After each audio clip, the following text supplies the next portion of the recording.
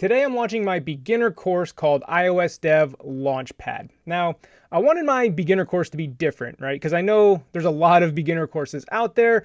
And of course, we're gonna do the basics of the Swift language. We're gonna learn all about Xcode. We're gonna build a couple beginner apps. Like, of course, we're going to do that. But my idea or my goal, my mindset, whatever you want to call it, for this course was to be like, imagine if you had a really good friend who was an experienced iOS developer, and you went up to them and you were like, "Hey, friend, I want to be an iOS developer too. Can you teach me? Can you show me the ropes?" So when I built this course, I built it through that lens.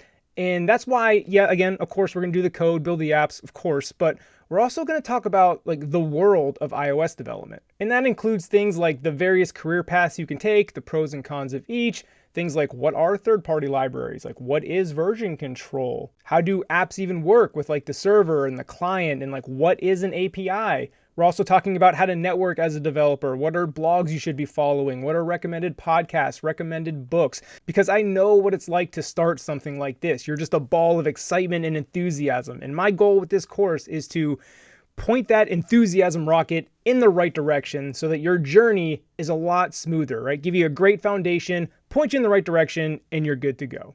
So that's the overall idea for the course. Now let's talk about some details in what you're going to be learning. First of all, who is this course for? I built this course in mind for the absolute beginner. Like, we start from the beginning, how to download Xcode. This is what a variable is. This is what the Swift language even is. Like, we start from the very beginning. That being said, if you're still early in your journey, like, there's almost 60 videos in this course. So I'm confident that even if you're past that absolute beginner, but you're still early, I'm confident you'll still get value from this course. But again, I designed it so that you could easily pass this off as somebody's very first steps into this world, right? Again, like, you have a friend that says, "Hey, I want to learn that too." Like, this is the content you give them. And because this is meant for absolute beginners or those that are very early in their journey, I keep things at a high level. This course is all about just exposing you to this world and building that foundation, because this is the first step among many.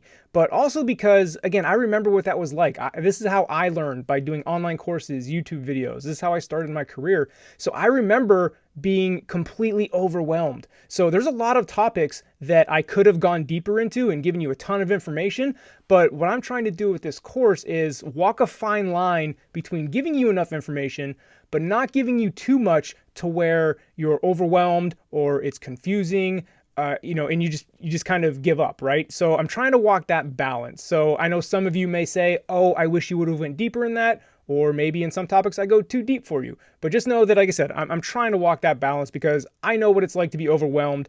And sometimes getting all the information is more confusing than helpful. Because like I said, this is step one on a long journey for you. Most people that start from scratch to get hired as a professional iOS developer, it can take anywhere from 6 months to 2 years and everything in between. So don't think that you're going to take this course and be ready. Like, this is not how it works, right? This is a long journey, at least 6 months of hardcore learning, likely even longer. So I just want to set those expectations. Another thing I wanted to be sure to include with this course is good service. So I've created a Slack channel that's for all my courses, right? But each course has their own individual room.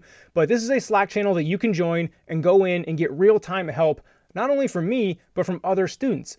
Like I said, that Slack channel is for all my courses. So you're not just going to get beginner developers in there, you're going to get more experienced developers in there as well. And what I've seen so far is that people have been very helpful in that Slack channel. And I'm very thankful for that, because as thousands of students come into these courses, I just can't answer everybody's questions. So we're trying to build a good community to help each other out in that Slack channel. So be sure to join that. So let's finish up going over the structure of the course. So for about the first 40 to 50% of it, we're going to be going over the basics of the Swift language. Then we move on into building a couple of, basic beginner apps. We're also going to break down one of these apps where we build it the first time using Storyboard and Interface Builder.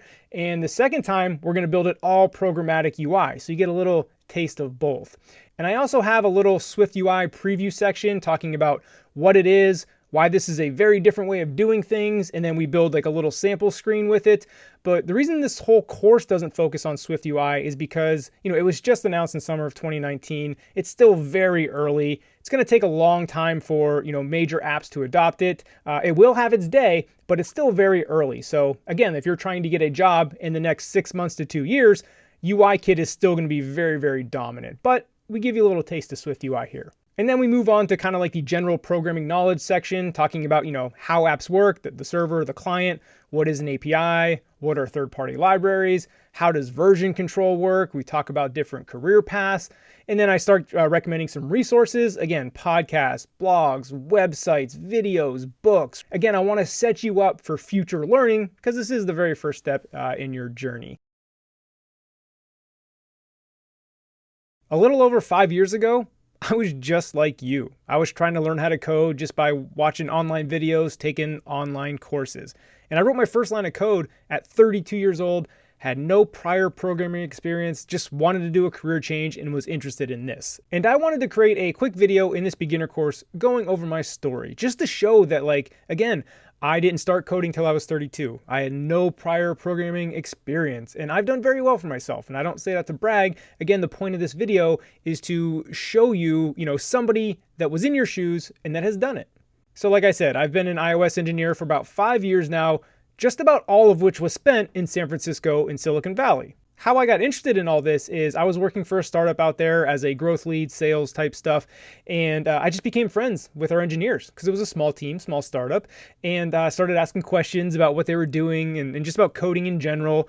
And to be honest with you, and I hope this doesn't come off as arrogant, but after getting to know them and seeing what they did, I was like, I'm just as smart as them. There's no reason I can't do that. So I started exploring, started Googling, doing online videos, YouTube, buying online courses. Again, I was exactly where you are right now. So when I started learning, it was early 2015. By summer of 2015, I did an iOS developer bootcamp. Now I know what you may be thinking. Well, bootcamp is great. That's what gave you that head start. But now that I've done the bootcamp and I've created tutorials, you just learn the very basics in the bootcamp. Everything I learned in the bootcamp is in super beginner online YouTube videos, right?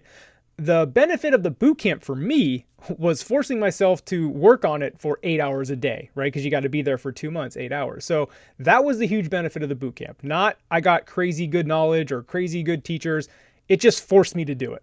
But my bootcamp was a good experience. I liked the people I graduated with. We ended up building an app called Fit Hero, which I really, really like. You're seeing some screens of that. Thought it was pretty cool. And about a month and a half after the bootcamp, I got hired at my first real iOS developer job. So now we're talking November 2015 at a company called Breathometer. They were on Shark Tank. They were the first company to get all 5 sharks to invest. I think they got $1 million investment. This was back in 2013. That was a pretty big deal for the time. But I got that job not for my developer skills, and I'll tell a quick story.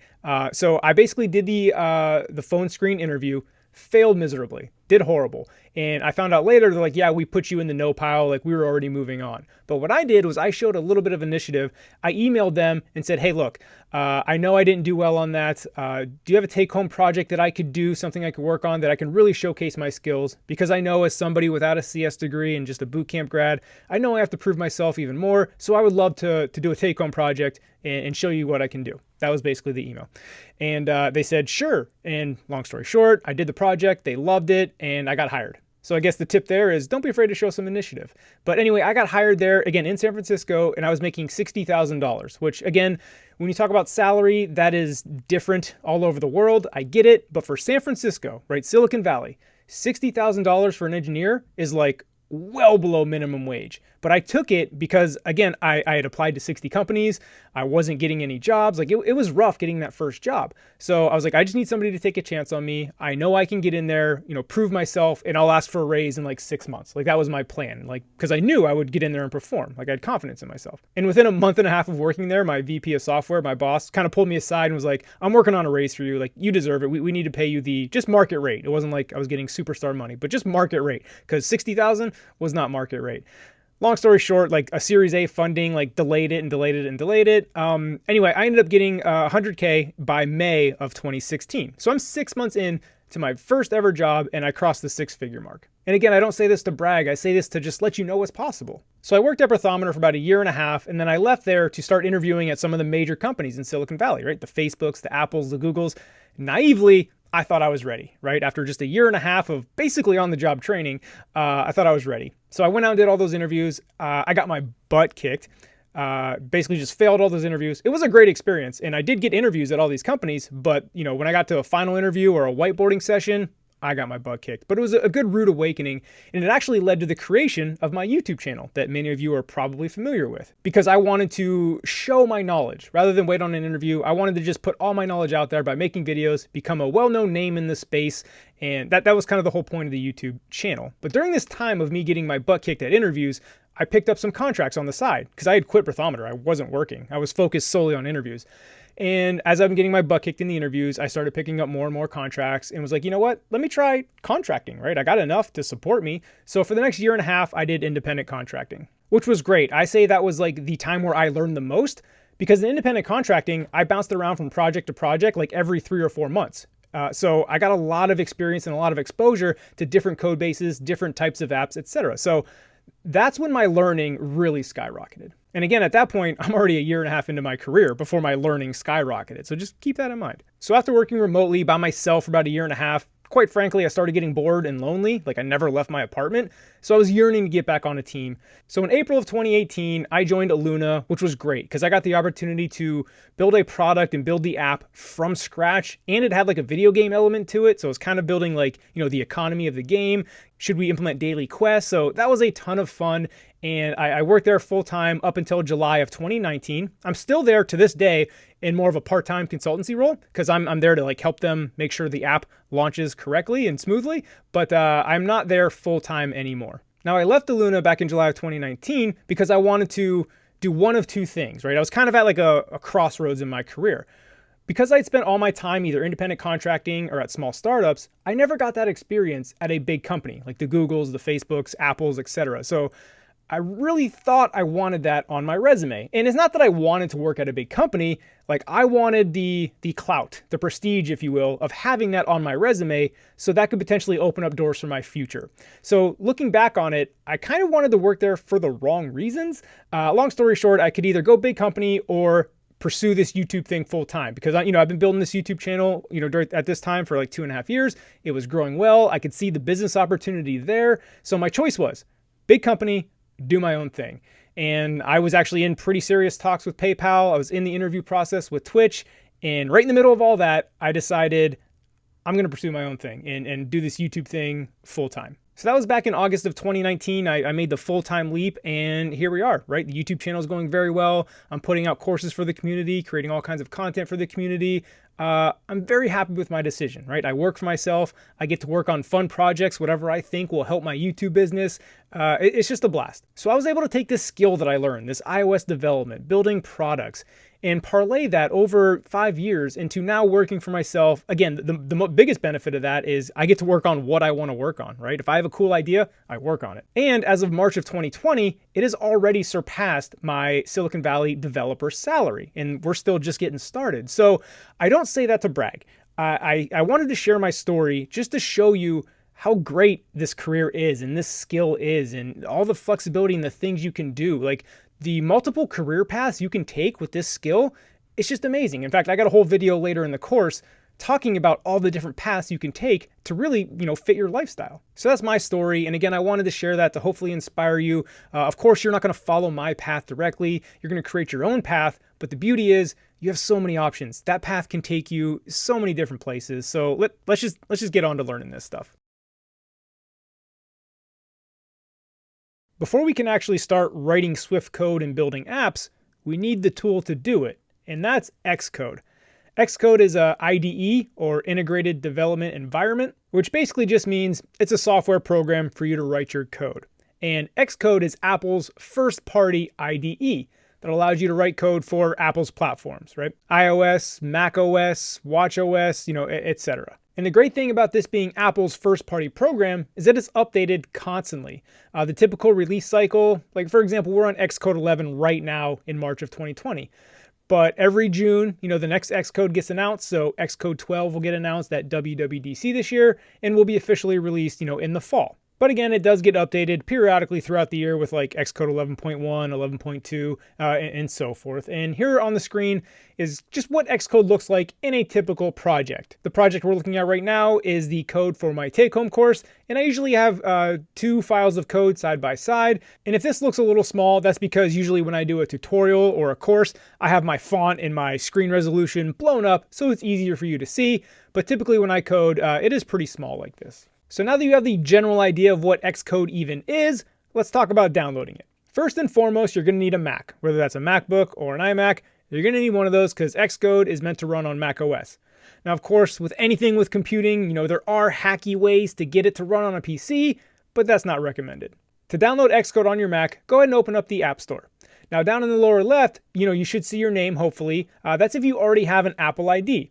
Now, again, if you already have an iPhone and a Mac, you probably have set up your Apple ID a long time ago, but just in case you haven't, go ahead and click sign in, and you have to create your own Apple ID there. If you're already signed in, you're good to go. In the upper left here, type in Xcode into the search, and you'll see it pop up. Click on Xcode to open up the detail page to, see a little bit more about it. Now, as you can see down here, it is 7.8 gigabytes download, so it is a very large file. So make sure you have enough space for it, and make sure you got about a half hour to download it, depending on your download speeds. After it's finished downloading, you should see it in your applications folder. Go ahead and double click on it to open it up, and you'll see this quick little menu screen. Now, as you can see, there's 2 paths we can take. We can create a new project or create a new playground. We'll start with a project. So opening up a project is a full-fledged, app, whether that's an iPhone app, Mac OS app, watch app, whatever. That's a full-blown app. Now, however, you may we just want to play around in some code. As a matter of fact, that's what we're going to do in much of the first half of this course when I'm just explaining the basics. That's where you would open up a playground. Playground's aptly named, right? It's for you to just go in there, play around for a little bit. Think of it as kind of like a scratch pad for your code if you just want to try something out. But it can go above and beyond that. Like you can even prototype UI in a playground, and then once you got the UI tweaked the way you want it, you can just copy and paste that code into your project. So playgrounds are insanely valuable. So like I said, in this course, we're going to start with playgrounds, but once we start building apps later on, we are going to shift into projects where Xcode gets a little more complicated. And don't worry, when that time comes, I have some separate videos giving a tour of Xcode, how to use it. We'll dive into more detail on Xcode then, but I don't want to teach it to you now and have you forget it by the time we actually use it. So we'll push that off till later. But there's one thing I want to show you right now because it will affect the playground is your Xcode theme. Many of you that just opened up Xcode for the first time, you're looking at my Xcode, which has a black background, bright colors. Yours may have a white background, and you're like, wait a minute, how do I customize that? How do I get my Xcode to look like yours? Let me show you. So back in the main Xcode menu, go ahead and hit create a new Xcode project. Now see, you'll get a bunch of options here, right? WatchOS, tvOS, etc. Just open up iOS. This is just a test app. We're not really getting into it. You can call it test. We're going to delete this later. You can fill out the rest of this based on my information that I have here. Make sure you have Swift selected and Storyboard selected, not SwiftUI. More on that later. Again, I'm skimming over this because we're just opening up a quick test project. We will go more in depth later on in the course. So hit next and then save it to wherever you like. I'm going to save it to my desktop. We'll replace it. I already have a test one because I do this a lot. Maybe you don't. So what I want to show you here, again, is Xcode and then preferences. So actually, let me get some code up here. Let me go to View Controller to get some code on the screen, and then Xcode, Preferences. And you see here, I already have it selected. Fonts and colors. If you don't, that's where you want to go. And then you can see this theme here on the left. You probably have it on Basic, which is a blinding white. Like only psychopaths use light mode, like use dark mode. Jokes, of course. But you can see a bunch of different themes, like Civic. I'm just going to, page down through these so you can see all the different themes you can choose. So pick whichever one you like. Again, I was joking. Maybe you do like the light background. Maybe you like this yellow background. But I choose midnight. And then once you choose your theme, you can actually pick each individual aspect of that theme and customize that even further, down to the font and the color. For example, this comments by default is this same green that you see here. I like my comments, as you can see over here on the left, I like my comments to kind of fade into the background. I don't like them to be, overbearing because I like my code to actually pop. Just my personal preference. So what I did was I clicked on comments, and then you can click next to the font here. You can see the color wheel will pop up, and then you can pick whatever color you want. So keep an eye on my comments here in the upper left. Like, look, I have them blue. We'll have it dark. Right? They can be blue, they can be green, yellow, red. You can make it whatever you want. Again, I I like them to just be gray so they fade into the background and not be too overbearing. So again, if you want to play with your theme to get it to look right or look like mine, this is how it's done. Have a ball, customize it the way you like, but this will affect your playgrounds that we'll get into in the next videos. Let's take a second to talk about UIKit versus SwiftUI. So UIKit is what we've used to build our user interfaces in iOS development pretty much since it came out.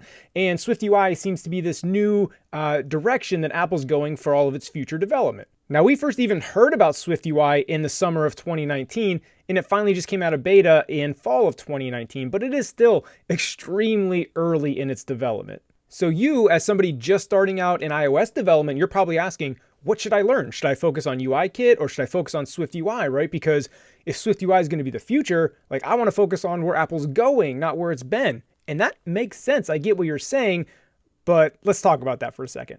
The bottom line is with SwiftUI, again, it's super early in its development. It's not going to be relevant in the job market for a couple years. And by relevant, I'm not saying there's going to be no SwiftUI jobs. I'm saying that like a large chunk of jobs will be SwiftUI. And I think that's still 2, 3, 4 years away. And the typical time frame it takes for someone like you who's just learning iOS development to get that very first job, that can take 6 months to 18 months to even 2 years, right? Like that's the typical time frame. So this course is coming out in March of 2020. I would say 2 years from now, SwiftUI will just be starting to kind of hit its stride. But let's think about this for a second. The App Store has been out for 10 years.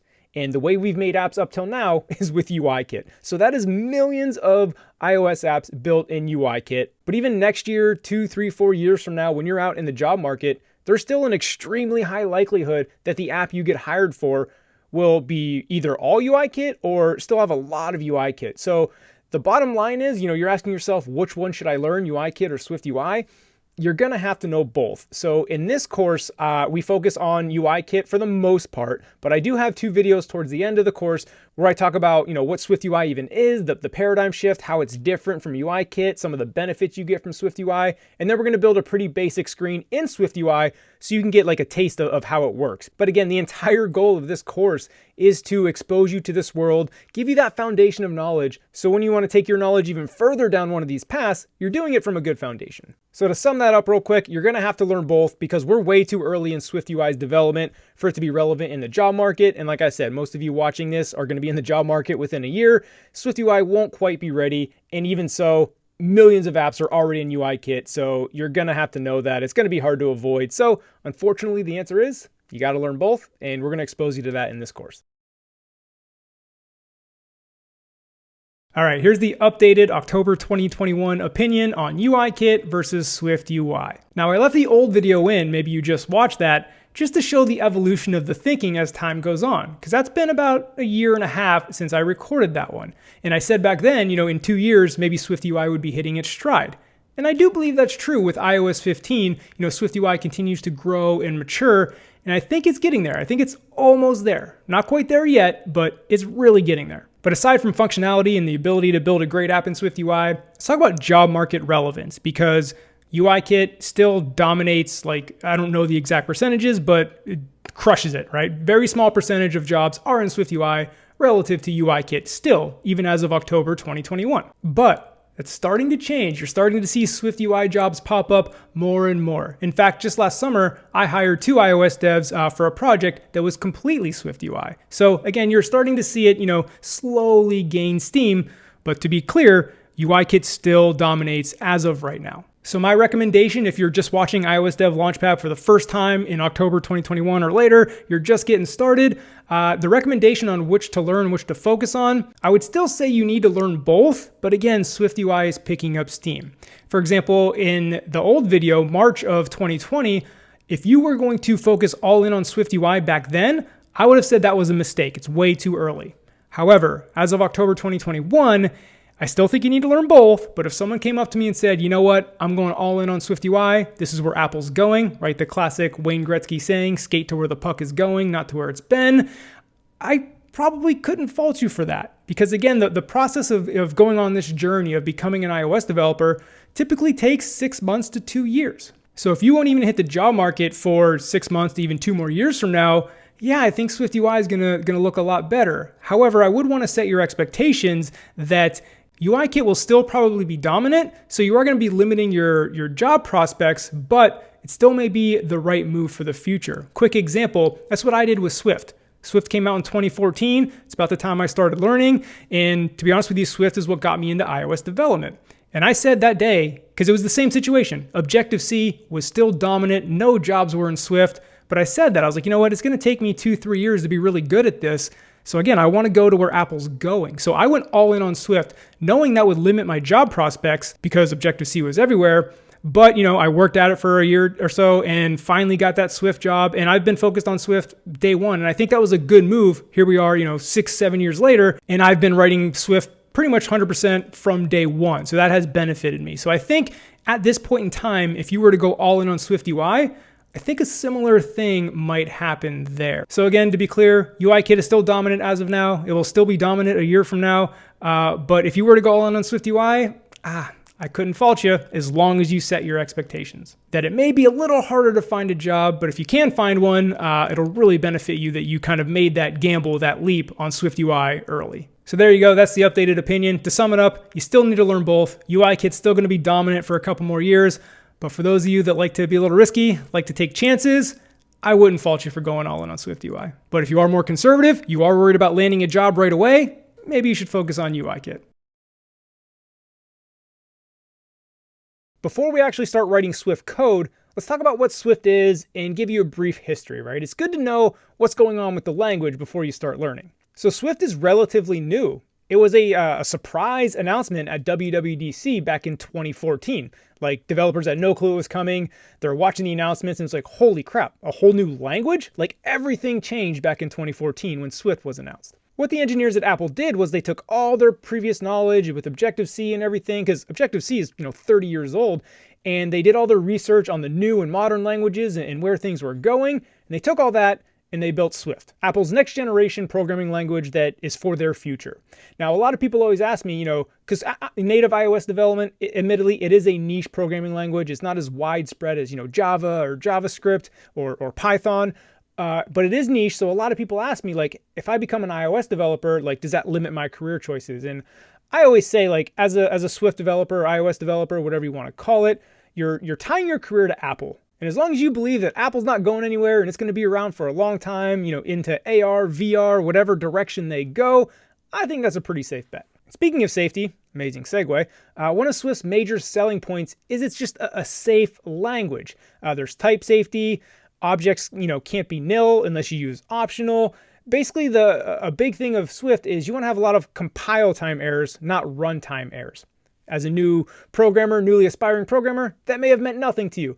Basically, what that means is Swift tends to give you errors at the time of writing your code or when the code compiles in Xcode, whereas runtime errors are you don't know about the error until the app crashes, and then you got to debug. So you're going to see a lot of compile time errors before you can even build your app with Swift. Let's run through Swift's very brief history. Again, it was announced in 2014, just to let you know kind of how Swift has evolved over the past couple years. Now, Swift had some massive changes and very rapidly in its early days. And the reason you should know this as a new beginning Swift developer is because if you look for a blog post or maybe a Stack Overflow answer or some resource that is old and hasn't been updated since, 2015, 2016, that can get you in a lot of trouble. Because again, through 2014, 15, 16, 17, Swift has changed a lot. But the good news is that change is starting to slow and Swift is slowly starting to mature. All right, back to the beginning. Like I said before, it was a surprise announcement in 2014.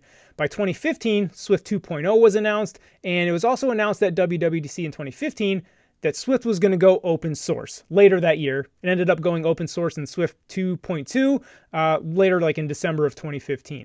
Now, open source was a big deal because that meant the iOS developer community as a whole could contribute to Swift language itself. If you ever want to look into this, go to swift.org. You can see the forums and see the discussions on proposals that are going to be implemented into Swift. Now, don't get me wrong, this is like heavy language implementation details. Most of it's even over my head. But if you are interested in like how the language gets built or, what new things are coming to the language, that's the spot to go look. Now, going open source was a big deal. But in 2016, Swift 3 came out, and that was a huge deal. That was dubbed the Great Renaming. Basically what happened between Swift 2 and Swift 3 was a ton of breaking changes in Swift's API. So it was a nightmare converting a Swift 2 codebase to a Swift 3 codebase because so much broke and so much changed. However, Swift 2 to Swift 3 was kind of like just ripping off the Band-Aid, right? It was a ton of pain right there, but Swift 3 to Swift 4, Swift 4 to Swift 5, and upcoming Swift 5 to Swift 6 have been a breeze compared to that. So they kind of got all the pain out of the way going from Swift 2 to Swift 3. So again, when you're looking at old resources or old blog posts, if it was done in Swift 2, stay away from it. But like I said, after that major Swift 3 pain, it's been smooth sailing since then. Swift 4 came out in 2017, but Swift 4 kind of was the last major number release at WWDC. Up until Swift 4, again, every dub, which was June of every year, we would get a new Swift 3, Swift 4.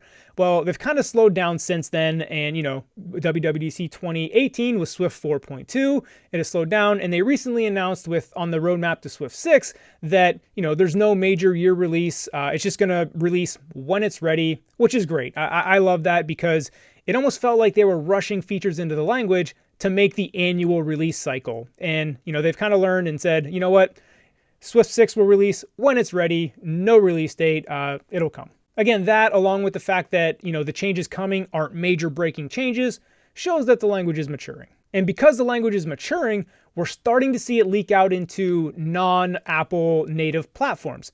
For example, machine learning at Google via TensorFlow, that is done in Swift now. That's in part to Chris Latner, who is one of the main developers behind creating and launching Swift at Apple.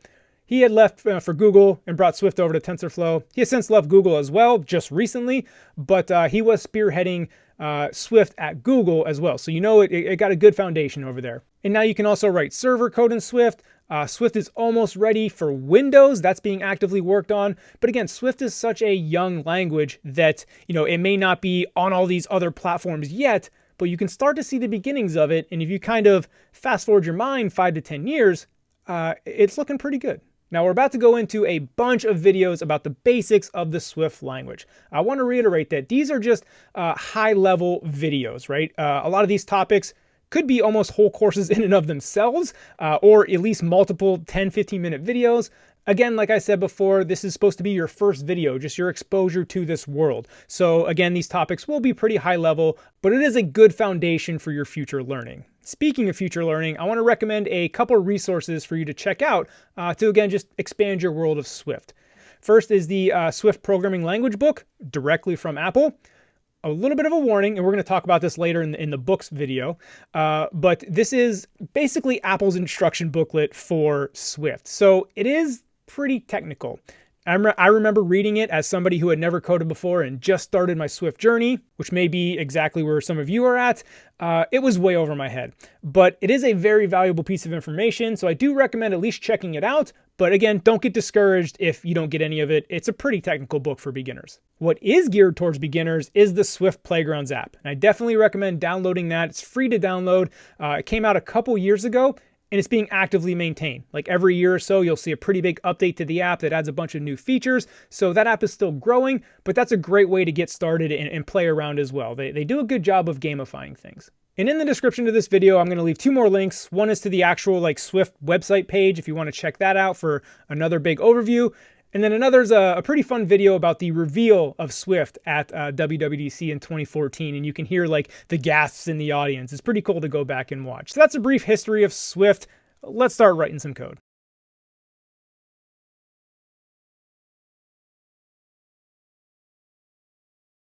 Let's talk about a foundational concept in Swift, and that is types. What is a type? It's what type something is. Great explanation, I know. Let me show you and that'll make more sense. In this example, we're talking about the type int, which is short for integer, which is a whole number. Now it can be negative, but an example of that is, let's say you have a high score in a video game. So we're going to create a variable called high score. It is of type int and it equals 0, right? We're not very good at the game.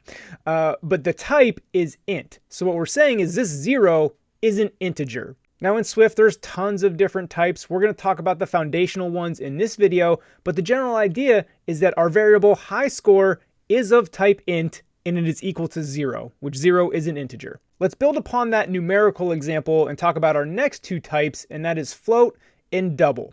Whereas if integer was a whole number, float and doubles are decimals. Now the main difference you need to know between float and double is the amount of decimal places, or the precision. A double has a precision of at least 15 decimal places, so pretty long, whereas a float has a precision of at least 6 decimal places. So as you can tell, a double is more precise than a float. And now with these floats and doubles, you don't have to use all these decimal places. That's just their capabilities. As you'll see in this example of a percentage complete, like we want 76%, so we'll just do 0.76, right? You don't have to use all those decimals. 0.76 gets the message across. But to reiterate, here we have our variable called percentage complete, and that is of type double, and it equals 0.76. Moving away from our numerical examples, we have string.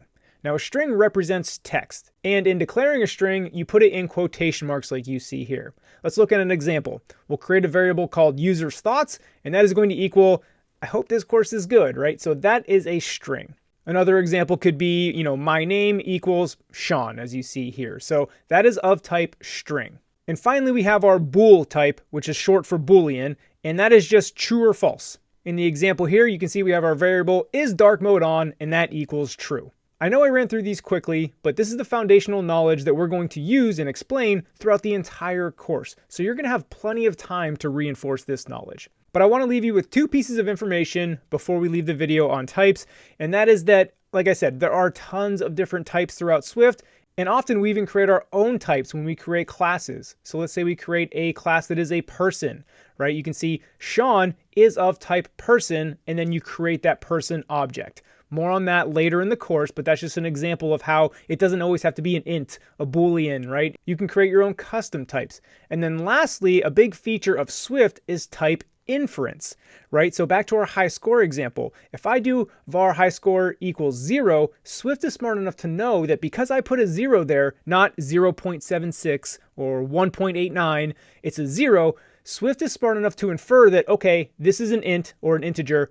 We don't need to declare the type. And I would say 95% of the time, type inference will work perfectly fine. There's a small subset of time where you will have to manually declare your type. But again, type inference works most of the time. So in future lessons or videos, if you don't see me declare the type after my variable, again, var my name is of type string equals Sean. If I just remove the is of type string, that's type inference at work. So hopefully that avoids confusion. But again, that's the basic knowledge of types. We're going to use this all throughout the course, so you'll have plenty of practice with it. Variables and constants. We got a little bit of a sneak peek in this in the previous video when I was showing you how to use types and I was declaring variables. So you may have a little bit of an idea, but let's dive into that a little further. What variables and constants do is they capture a value so you can use that value throughout your code base. Right back to the previous example talking about integers when we said var high score of type int equals 0, we're capturing the value of 0 and now it's in a variable called high score. Now we can use high score throughout our code base. So again, the fundamental knowledge is variables and constants capture a value. Now, what's the difference between a variable and a constant? Well, a variable has the ability to be mutated or changed, whereas a constant cannot be mutated or changed. And there's some pros and cons to both, right? So if you make something a constant, it's a little bit of a safety feature to where you can't accidentally change it when you don't mean to. Xcode will yell at you. And then also there's a little bit of a performance optimization because Xcode, if something can be changed, it has to allot for that possibility. Whereas with a constant, you say, no, this is the value. It is not changing. Xcode can optimize that and your code can run faster. Now in this first lesson, I'm going to show you how to open up a playground and set everything up. But on future lessons, we're just going to skip this step. So here, get started with a playground. Click on that. Let's start with a blank one. So hit next. And I'm going to name it beg-variables. And I'm prefixing all my stuff with beg because that's how I'm organizing my files all around the beginner course. You can name it whatever you like. And I'm saving that to my desktop for now. And let's make Xcode fill up the whole screen for you. There we go. And your playgrounds will automatically start with a variable that says hello playground. That's a string. Remember we talked about this in the previous video. So just a real quick example. This is a variable called str that is type inference to be type string because Xcode knows this is a string. All your playgrounds automatically start with that. Let's delete this. Don't get ahead of me, Xcode. All right, so let's talk about variables versus constants. Let's continue with that high score example. So var high score equals 0. And again, type inference on the end. I don't have to say it. So now I can actually change high score. So I can say high score equals 55, right? I can update my high score. I did really good on the game, updated my high score. The reason I can change that is because we declared it with a var, so it's a variable. Now, if I made this a let, which is a constant, so if you want to declare a constant instead of var, you do let. Now, if I run it, you'll see it's going to say, cannot assign to value, high score is a let constant. So, but like I said, if it's a let, Xcode will say, no, you can't change this. If it's a var, you can change it. And real quick, just to avoid any potential confusion, when developers are discussing code, and you may hear me say this throughout the course, is oftentimes they'll just call these all variables, whether it's a let or a var. You may not distinguish between the two, right? Oftentimes you just say, create a variable for that and do this with it. And that's because when discussing code, you may not know all the specific implementation details, if it needs to be a let or a var. So if I say, hey, we're going to declare a variable here, I'm not always saying it has to be var, right? It could be let. So variable is kind of like the overarching, way to refer to it. And then deeper, the difference between let and var depends on your implementation details. So again, to avoid any future confusion, if I call something a variable, but I make it a let, that's why. But again, the textbook answer, right? So somebody could come up and correct you because technically they would be correct. You should call it a constant or a variable. But again, oftentimes in just common conversation, we just call them variables. So hopefully that avoids future confusion. All right, let's change this back to var and let's give 2 more examples to just really drive this point home. So something like a name of a person, right? You don't want to change that. So you would do something like let my name equals, and this is a string here, Sean. So now I can't just do my name equals, Joe, right? It'll yell at me, right? Because my name is a let. Cannot assign value my name. It is a let constant. But something, let's delete this, more along the lines of, var current active users, right? That's something that is always fluctuating. We'll say that equals 124. Now I can change and update that, right? Like say I get a huge spike in traffic on my app. I can, say, okay, we need to set current active users equal to 1,458, right? And that can be changed because that is a var. And to reinforce the core concept of variables and constants, they capture a value. So you can use that value, for example, this current active users value, I can use that throughout my code base. For example, if current active users is less than 4, print out traffic is way down, right? I can do stuff like that based on the value that's captured in this variable. Now let's talk about arrays. An array is a container or a list of objects. Here on the screen is a visual aid to hopefully help you understand the concept of an array. For example, this would be an array called fruits. As you can see, there's various different fruits in this list. Now, one key thing to know about arrays is that this list is numbered, but as you noticed, it's 0 indexed. What that means is the count starts at 0. So the first item is not 1, it's 0, right? As you can see, 0, 1, 2, 3, 4, 5, not 1, 2, 3, 4, 5. Real quick, take a second to let that sink in because I guarantee you're going to have an error because you forgot this at some point early in your career. So this is very important. It's a fundamental thing to know about arrays. Now, of course, arrays don't always have to be fruit, right? We can have an array of integers, right? Let's say we want to call this ages, and this represents the age of everybody currently taking this course. Another thing to know about arrays is that they're always in order.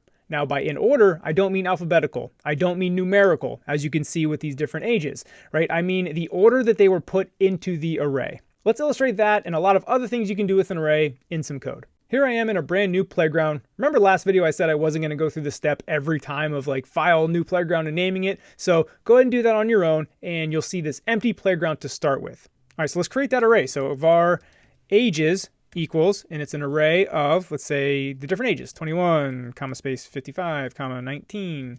I'm just going to put in like 8 of these real quick, just random numbers, and whatever, 71, that's it. I think there's, 8 of these in here? Cool. Now, real quick, we just declared this array, and what I talked about was the order that I put them in. So, I put in 21 first, then 55, then 19. That's what I meant, that they will always be in order. Again, not numerical order. And again, back to type inference, ages knows that it is an array of ints because I've put all ints in here. Now, however, let's cut these. I'm going to do Command X to get rid of them because I'm going to paste them back in, so I don't have to type them again. Now I have an empty array, but you'll see Xcode is saying empty collection literal requires an explicit type. when I had all integers in there, Xcode knew, all right, ages is an array of ints, but I don't have anything in there, so it doesn't know. When you want an empty array, which is actually quite common, very often you'll declare an empty array, but if you do that, you have to give it a type, and you have to put the type in the brackets to let it know it's an array. So this is saying ages is an array of type ints. So that way, even if you declare an empty array, Xcode knows, hey, I'm expecting an array of ints. And then later on, if you try to put in a string or a Boolean, Xcode's gonna be like, no, can't do that. This is an array of ints. But let's put those ages back in there, and we can delete our type declaration because we don't need that. We'll use the type inference. Now let's talk about some of the features of an array and how you can use it. So first up, we can always get the count of an array by doing ages.count. And this gives you the number of items in the array. So if I hit this little play button on the left to run it, you'll see on the right, we printed out 8. So that means there's 8 items in this array, and you can count it for yourself. There are in fact 8 ages in there. Another common thing you want to do with arrays is access the elements that are in there. For example, you can do ages.first, and this will return the first item in this array, 21. You can see it print out 21 here. 21 is the first age. Same thing, you can do ages.last. Same thing. Now it's going to give me 71, right? As you can see right there, because that is the last element of the array. Now, real quick, a little sneak peek into optionals. You'll notice ages.last was an optional. This question mark means it's an optional. We're going to dive into that later. I'm not going to get into that now because we're just starting out. But the reason it returns an optional is because ages could be an empty array. And if you have an empty array, what's the last object in an empty array? Like nothing. So you don't want the app to crash. So that means it returns an optional, which means it can be nil. Again, if that was confusing, you don't know what I'm talking about, we're going to discuss that in a later video. But I wanted to explain to you what this little question mark meant. That basically meant that like this can be nil. This can have no value. And again, in the case of an empty array, there's no last object in an empty array. All right, more accessing items in the array. So we did first, we did last. What if you want one in between? Well, you can do ages, and this is called subscripting. We do brackets and then put in a 0. This is where you put in the index number. So ages at index 0 is going to be 21. So it's going to be the same as first because we did index 0. You see it prints off 21 there. But you can also do, the fourth one if you want for 3. Remember, 0 indexed. So the fourth item is going to be 3 because it goes 0, 1, 2, 3. So now the fourth item is 47. See, it prints off 47. So that is how you can access individual elements in the array. And again, this goes back to the array being ordered. It's always going to be in the order you put it in. That way you can reliably say, give me the item at index 3, and it's always going to be the same. If it was not ordered, item at index 3, it would be different every time. So that is why the array is ordered. Now, aside from accessing items in the array, we can actually manipulate our array. Let's say we got a new student and we wanted to add a new age to the end of it. So I can do ages.append, and you can see new element int. And this is type safety in action, right? Because ages is an array of ints, it's not going to let me put anything other than an int in there. Again, this is the whole safety aspect of the Swift language. So let's say we want to put 99 in there for our new student. Now, a way to print out stuff is to print ages. And if I run it down here in the console at the bottom, it's going to print out my ages. And now you can see 99 is now appended. So the thing when you append stuff is you're appending it to the end of the array. So that's why 99 went there. And let's say you didn't want to append it to the end, you wanted to put it at a specific spot, you can do ages.insert, and you can see new element, which is an int, again, type safety. So let's say we want to put 44 at, and now we're putting an index, right? We want to put it at index, let's say 0. We want to put it at the beginning. So insert 44 at index 0 right at the beginning. Now if I run it, we're going to print ages down here. And now you can see 21 is no longer at the beginning, 44 is at the beginning. And the last 3 things I want to show you is how we can sort our array, how we can reverse our array, and how we can shuffle it, right? So let's do that. So ages.sort, and you can see if we print it, now we're going to get this array in numerical order, right? 19, 21, 22, 37. So sorting an array is as simple as that. And we can do the same thing to reverse our array. So if we do ages.reverse, there you go, and we run it. Now, we didn't do sort anymore, so it's going to reverse what's actually in there on line 3. Or actually, no, we added the 44. So 44 is at the end, 21, 55. You can see it's in reverse order from what we have up here. And then as you may be following along here, we can do shuffle as well. Shuffle. And that will shuffle up all the numbers in the array. So you see we got the array down there, and now it's all shuffled. So those are some basic things you can do with an array. Now, arrays are used so much throughout code and building apps. A very common thing that you may see on a day-to-day basis is maybe your Twitter feed, right? Your Twitter feed that you're scrolling through is an array of tweets. It's just a list of tweets that show up on your screen. And same thing with your Instagram feed. Your Instagram feed is an array of posts that show up on your screen. So arrays are used everywhere. It's a very foundational knowledge. Hope you got that. As always, ask questions in the comments or on the Slack channel. On to the next video.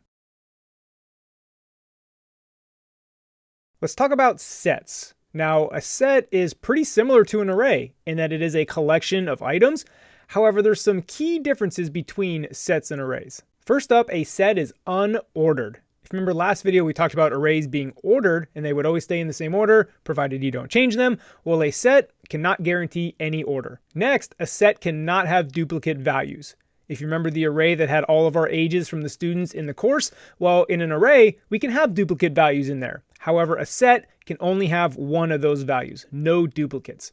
So you may be thinking, a set is not ordered, I can't have duplicates, like why would I want to use a set? Well, one big advantage to a set over an array is performance and speed. Sets have faster insertion, removal, and lookup. And to illustrate all these points, let's dive into some code. Here I am in an empty playground. Go ahead and create that on your own. To start, we're going to recreate that array, not a set, our array of ages, because we're going to use this as comparison to help really illustrate the differences in a set.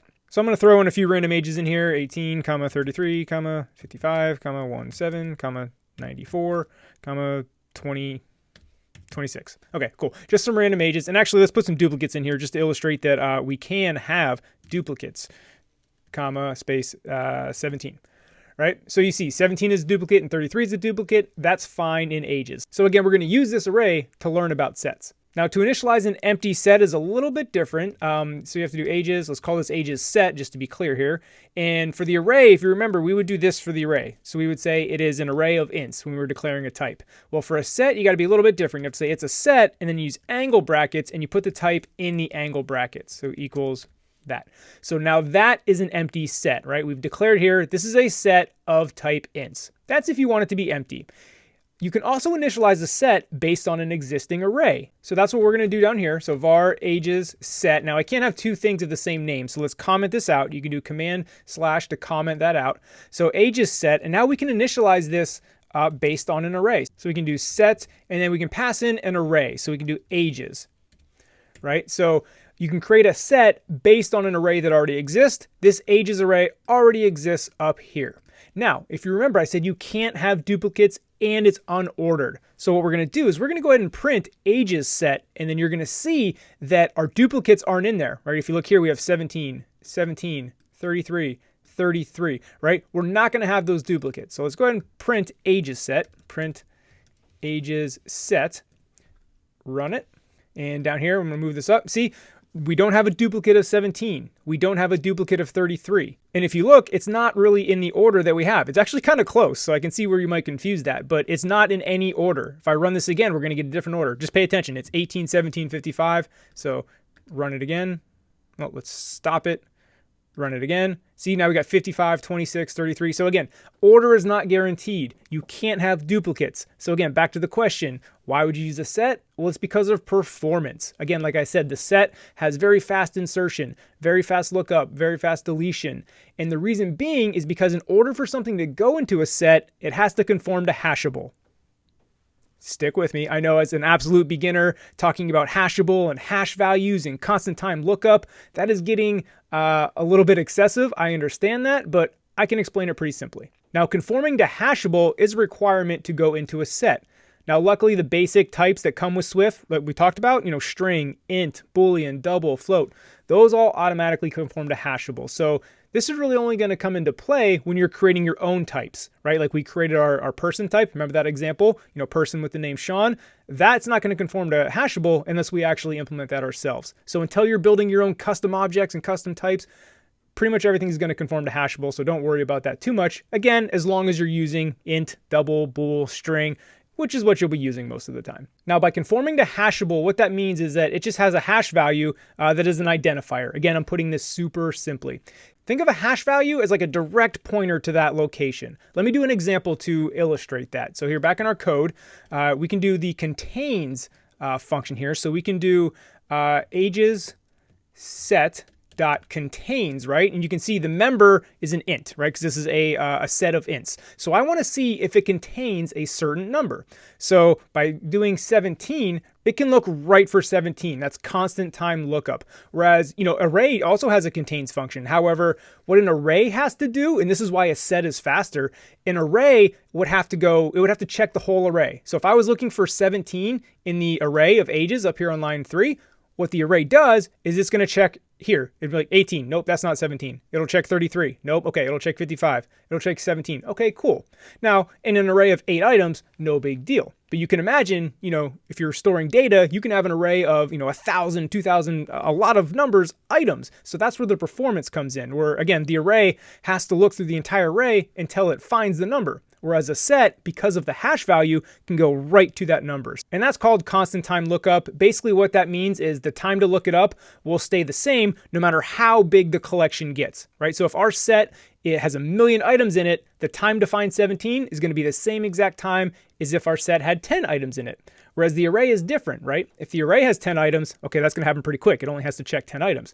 If the array has 1 million items, now it's not going to be as quick because it has to check through 1 million items. So hopefully you're starting to see the performance of a set. But again, it's a trade-off, right?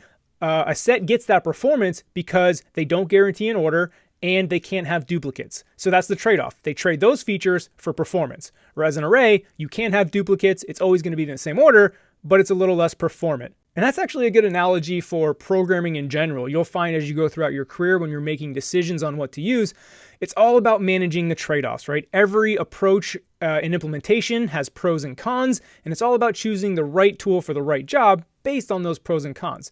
So let's run this, and you should see it'll print true here over on the right. Yep, true, because it does contain 17. Now, if I want to say, does it contain 100, which we know it doesn't, or 101, my finger slipped, it'll come back and print false, because it does not have 100 in there. So that's how you can see if your set contains a value. Now let's talk about inserting a value into our set. If you remember on our array, we use .append, and that tacked it onto the end of it because it keeps the order the same. However, sets don't have an append, right? We just insert it into the set. It's kind of like throwing it into a bucket. Like, we don't care about the order, mix it up, who cares? We're just throwing it into that bucket. And again, that's the whole, very fast insertion or deletion. I don't have to pick where exactly I want to put it. We're just putting it in the bucket with everything else. And to do that, you can do ages set.insert new member. And you can see let's insert that 101 that we put up there. And because the code runs down the line here, let's cut this and put this up here. So that way we're inserting 101 into our set, and then we're going to check to see if it contains it. And now you can see down in the printout, I got confused because we didn't have a 101 down here in the printout. That's because I printed it before we added it. Again, the order you put things in matters. So hopefully that's another little bonus lesson that I didn't intend on. But now we're going to print ages set down here. Now 101 should pop up in the set. There it is. So it got inserted. And then let's check our contains 101. That is true. So again, to reiterate, the main differences between sets and arrays, even though they're very similar because they're a collection of items, is that sets are unordered, arrays are ordered. Arrays can have duplicates, sets can't have duplicates, and sets have faster, insertion, removal, lookups because of the hash value requirement. And again, it gets that performance boost because of the trade-off of no duplicate values and not having to worry about order. So that wraps up the basics of a set. On to the next collection type, and that is dictionaries. Our third collection type that we're going to discuss is a dictionary. And just like a set and an array, it is a collection of items, except this collection of items has labels, kind of, right? They're called key value pairs. And if you think about a dictionary, like what the title is, right? In a dictionary, you have the word and then you have the definition, right? So think of the word as being the key and the definition as being the value in the key value pair. Let's dive into some code for an example. Now again, here we are, blank playground. Go ahead and create that for yourself. But we're going to create a dictionary called devices. So let devices. And our dictionary is going to be of type, and you'll see how we declare it here. It's going to be a type string, because the string is going to be the key, and the value is also going to be a string. This could be an int, or it could be whatever you want, a bool, depending on what type of dictionary. But because I'm having the names of my devices, like my computer, my phone, this is also going to be a string. So you have to declare what type your value is. Your key is almost always going to be a string. It's kind of the standard. Now, there's some situations where maybe not, but 99% of the time, your key and the key value pair is going to be a string. So that is going to equal, right now, there's going to be an empty dictionary. So you do the square brackets and then the colon in the middle, because again, the colon separates the key and the value, right? The key is on the left of the colon, values on the right of the colon. So let's put some values in here. And as you can imagine, if I listed out 5 values, this is starting to look weird. So we're going to go ahead and put this on next lines here. So for the first key, let's do, what is my phone? And the value of the phone is going to be iPhone X. Yes, I call it an X, and I still have the X. I'm waiting to upgrade. And then these are comma separated. So now the next key is, I don't know, say my laptop. The laptop, and then you shouldn't have a space after the key. This is a little style preference. So laptop colon, and that is a 2016 MacBook Pro. And then we can do, you know, what is my tablet? I'm only gonna do 4 of these. Tablet and colon, so that's the key, and the values is the 2018 iPad Pro.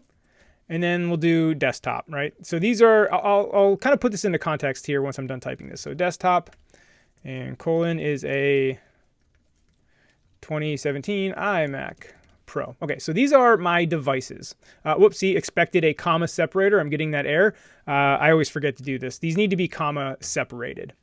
So this is my dictionary. And like I said, it's a key value pair. So you can see the key, phone, laptop, tablet, desktop, and then the value is whatever the value is. Now to put this into context, let's say we had a developer object. We're going to get into classes and objects later, but you can imagine like an object. Say the object is developer. Well, your developer has a name, maybe your developer has a job title, and then your developer may have a dictionary of devices attached to it. So you know what devices your developer has. Again, that'll all make sense when we get into the classes and objects part of the course, but that's a little preview. You can kind of get your mind going in that direction. Now to access values in our dictionary, we need to look it up through the key. So let's do devices, and in the square brackets, you just pass in the key of what you want. So let's say we want our laptop. So if I run this, we'll see on the right over here, see 2016 MacBook Pro, because I accessed the laptop. So by passing in the key, I can get the value.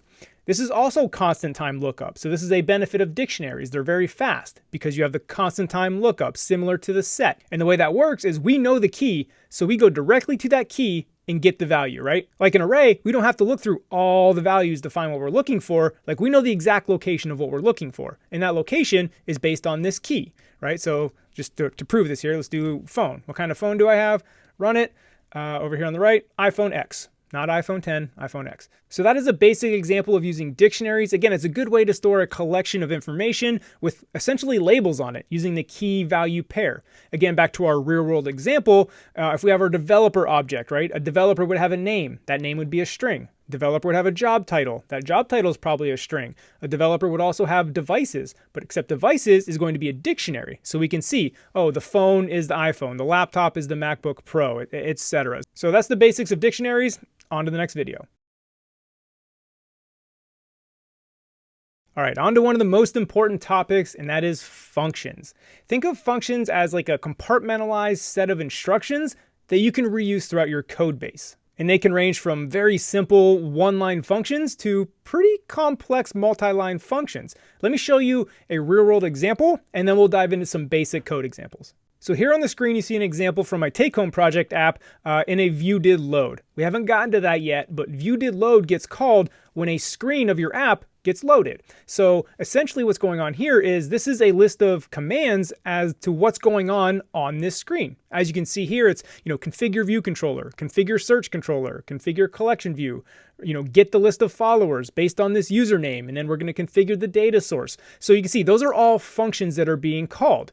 But that's just where we're actually using the functions. That's not where we defined the function. Let me show you one of these functions definitions. Here's where we actually wrote the function configure view controller. And you can see in this function, again, it's a compartmentalized set of instructions, right? So how we're configuring our view controller is you can see we're setting the background color to system background. That's just white or black based on dark mode. We're configuring our navigation controller to show large titles. I understand a lot of this is probably a different language to you, but I'm just showing you an example. We're creating an add button. If you ever used an app that has like a little plus button at the top, That's what we're adding here. And then we're putting that add button into our bar button. I'll show you a picture of the screen here to show you what's actually going on. But the point is, you can see, you can have all your logic inside this function where it's defined, and then now you can use configure view controller wherever you want in your code. Here we happen to use it, in view.did_load. When our screen first views, that's how we're configuring the view controller, and you can see we're calling it in view.did_load. So again, to reinforce that, it is a compartmentalized, reusable chunk of code, right? So you can see how we define it and then how we use it once it's defined. All right, so that was a real example from an actual app, so don't worry if a lot of that went over your head. We're going to dive into some basic examples that will hopefully connect the dots for you. All right, so let's start off super simple. In order to declare a function, you have to put the keyword func in front of it, short for function.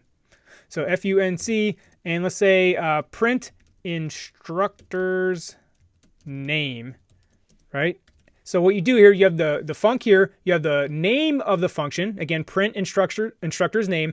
Now the name of the function should always be a verb, right? It shouldn't be a noun. Like you wouldn't want to do just instructor's name, right? That's a noun.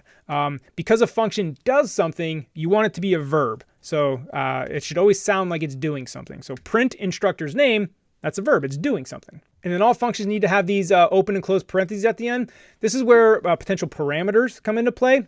More on that in a future example. For now, we don't have any parameters. And then you do an open curly brace and a closed curly brace. This defines the scope of a function. So the scope of the function is basically everything that's inside this function. And what's inside this function is what's going to be between these two curly braces. In this super basic example, we're just going to do print and put a string in there, Sean Allen, right? Now just defining this function doesn't automatically run it, right? I'm going to run my playground, nothing happens. You have to call your functions. Remember, just like the example I showed you, we defined the function and then we used it. So when you define it, you're just setting it up, right? You got to actually use it. So we need to call print instructor's name. Right? So you can see there's my function. So now when I run it, this is actually going to get called. So that means print will actually execute, right? You have to call your function in order for all the code you put in there to execute. So run it. Now you see Sean Allen in the lower left. So that's the super basic example. There's no parameters. There's no return types. We're going to build on this to show you that. So let's delete this for now. And let's modify our function so it takes in a parameter. Now, like I said, a parameter goes inside these parentheses. So, right, we hard-coded Sean Allen. So anytime we called print instructor's name, it's always going to be Sean Allen. What if we wanted to pass in a name? That way our function could be flexible and reusable. We have to tell it what name to print out. So here we can do, let's get rid of name here in the function. And now we need to label our parameter. So let's call it name. And it's going to take in a string. So let me explain what's going on here. So again, we have the keyword func to define our function. We have the name of it, print instructors, and then name is the label of our parameter. And the parameter it takes in is going to be a string. You have to give it a type, right? A name is not an int. It's not a Boolean. It's a string, right? So that's the type we're going to pass in. So now instead of printing Sean Allen and telling it what to print, we're just going to say print name, right? Because name was the label of the parameter. So we're going to print whatever name we put in. And the name we put in is going to be down here when we call it. So now let's do print instructor's name. Now it's saying, okay, in order to call this function, you have to tell me what name to use. So now, and like I said, I can't put in 5, right? It's going to tell me, hey, no, we expect a string because, again, we declared the type up here as a string. Again, this is Swift's type safety in action. So now we have to pass in a string. So now let's do Joe. Right? It's not Sean anymore, just to show you that it's not going to print Sean. So now when I run it down here, you're going to see it printed Joe. So now our function up here is not always programmed to say Sean Allen. Now it can say whatever name we tell it to be. And that's in general how you want your functions to be. You want your functions to be super generic so they can be reused in any situation, right? You can imagine we could have print instructor's name for Sean, for Joe. We could have 5 functions printing out specific names, but now we just have one function where we tell it what name to print out. And again, name is the parameter, and you have to give it a type of a string. And then again, down here in the scope, so this parameter label gets used within the scope of the function. So within the scope of this function, we have it here. So name is going to equal whatever we pass in. As you can see, it prints Joe. So we're printing stuff, and that's all fine and good to just illustrate the point. But let's use an actual kind of real situation, because oftentimes you're not just going to print stuff. You're going to need things. So let's create another function called add, and then we're going to do first number, and then that is an int. Remember, every parameter you have to give a type. So we're going to add two ints together. So add first number int, and then we're going to go to second number. Let's talk about this in a second. So second number is int. And here that is going to return. So this arrow means it's going to return something. It is going to return an int. And let me explain that. And then we do open and closed. So let me run through this function signature. That's what this is called, by the way. This is called a function signature. And you see Xcode's yelling at me. I'm missing a return in a function expected to return an int. So what return means is it's going to do calculations and it's going to spit out a value, right? So you can kind of see what's going on here. We're going to pass in a first number, pass in a second number. We're going to write code to add them together, and then we're going to spit out the value. This is kind of like a little factory, right? It takes in two numbers, spits out the sum. So when you want a function to return, you create this arrow, which is the hyphen and then a greater than sign. And then you have to give it a type that you're going to return, right? Like I can't return a string here because an int plus an int's not going to equal a string. And what Xcode's telling me again is that I don't have the return function. So it's just letting me know that I have to specify that, hey, I'm returning something. So I'm going to return 5 right now. Just to get rid of the error, we're not actually going to return 5 because we got to do some math first. So in here, what we can do is let sum equals first number, because I'm passing in a number, plus second number. And then we want to return the sum, right? We want to spit out the sum outside of our factory here. Now, let me talk about this to right here. This is called an argument label. This helps your function be more readable. Let me show you. So now when I call this function down here, I can do add, and you can see first number to second number. So it just reads nicely. So if I wanted to add 18 to 126, right? Add first number 18 to 126. It's more readable, and that's the benefit of Swift. Is it's nice to read, right? If you've seen other languages, it can be brutal. And what that did up here was the argument label is what shows up. This is called the call site.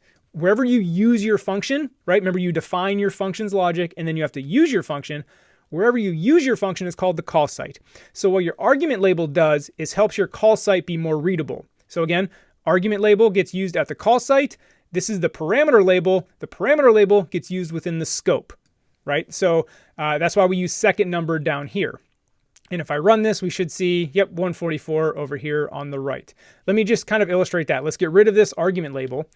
And this one won't read too bad, but you can see add first number, 14, 100, right? Add first number, second number. It doesn't read as well as add first number to, and then a number, right? So again, this makes sense, but it's not as human readable. And in Swift, you strive for that human readability in your code. Trust me, when you read a code base that reads nicely, you're really going to appreciate it. So anytime you see two words up here, remember the first one is the argument label, which gets used at the call site. Let me get rid of this here. Add first number to, 55 to 114. So the argument label gets used at the call site. The parameter label, which is the second one, gets used within the scope. I know this is very confusing for beginners starting out. They'll see multiple labels up here. They don't know what that label means. And again, I could have named this anything I want. I could have named this giraffe, right? If I wanted to. And then now here at the call site, I'm going to get add first number int giraffe int. Obviously that makes no sense, but I'm just illustrating that it doesn't have to be like to, for, or on, because that's often what they are, but they can be whatever you want to name them, so it makes sense. All right, let's go back to to here. I don't want to use ridiculous examples to confuse you too much, but hopefully that drove the point home. 77 to 55, right? Run it. So you can see, let's run through this function again just to show you all the parts to, again, really drive the point home. Function add, that's the function name. Our first parameter is first number, and you may notice that this one only has one label while this one has two. By default, your parameter name will be used as your argument label at the call site if you don't explicitly use one. Like right here, we're using two, so that's why it shows up. But we didn't use an argument label, so the parameter name shows up down here at the call site. But anyway, parameter label, you have to pass in a type. Remember, we're adding two ints together, passing in another type for the second parameter, and then we're returning, because again, remember, this is a factory. It's taking in two numbers, spitting out another number. This is returning is what it spits out. It returns an int, so you can see, here's where we do our basic arithmetic, first number plus second number, and then you have to return the sum. So again, this is you actually spitting out what you want to spit out of this function. And let me finish this video by showing you a relatively complex function. Again, I do not expect you to get this, but I want to show you kind of what it's like in the real world and how you can use functions inside of functions. So here on the screen, this is what happens when you actually tap the add button, right? We're adding a user to the favorites. So you can see we're calling show loading view. That is another function. So you can use functions inside of functions, right? Because when we add button tap, we want to show the loading view, and then we're getting the user's info. This is a network call. This is hitting up a server, downloading the information. Again, don't worry about that. But you can see then we dismiss loading view, which is another function. And then we're using a switch statement on results, more on that in a bit, which has more functions in it, add user to favorites, present alert on main thread. That's another function. So again, don't be intimidated by this. I just kind of wanted to show it to you like in action, in the real world, so you have an idea of how all this can come together. Again, don't be intimidated. But anyway, on to the next video.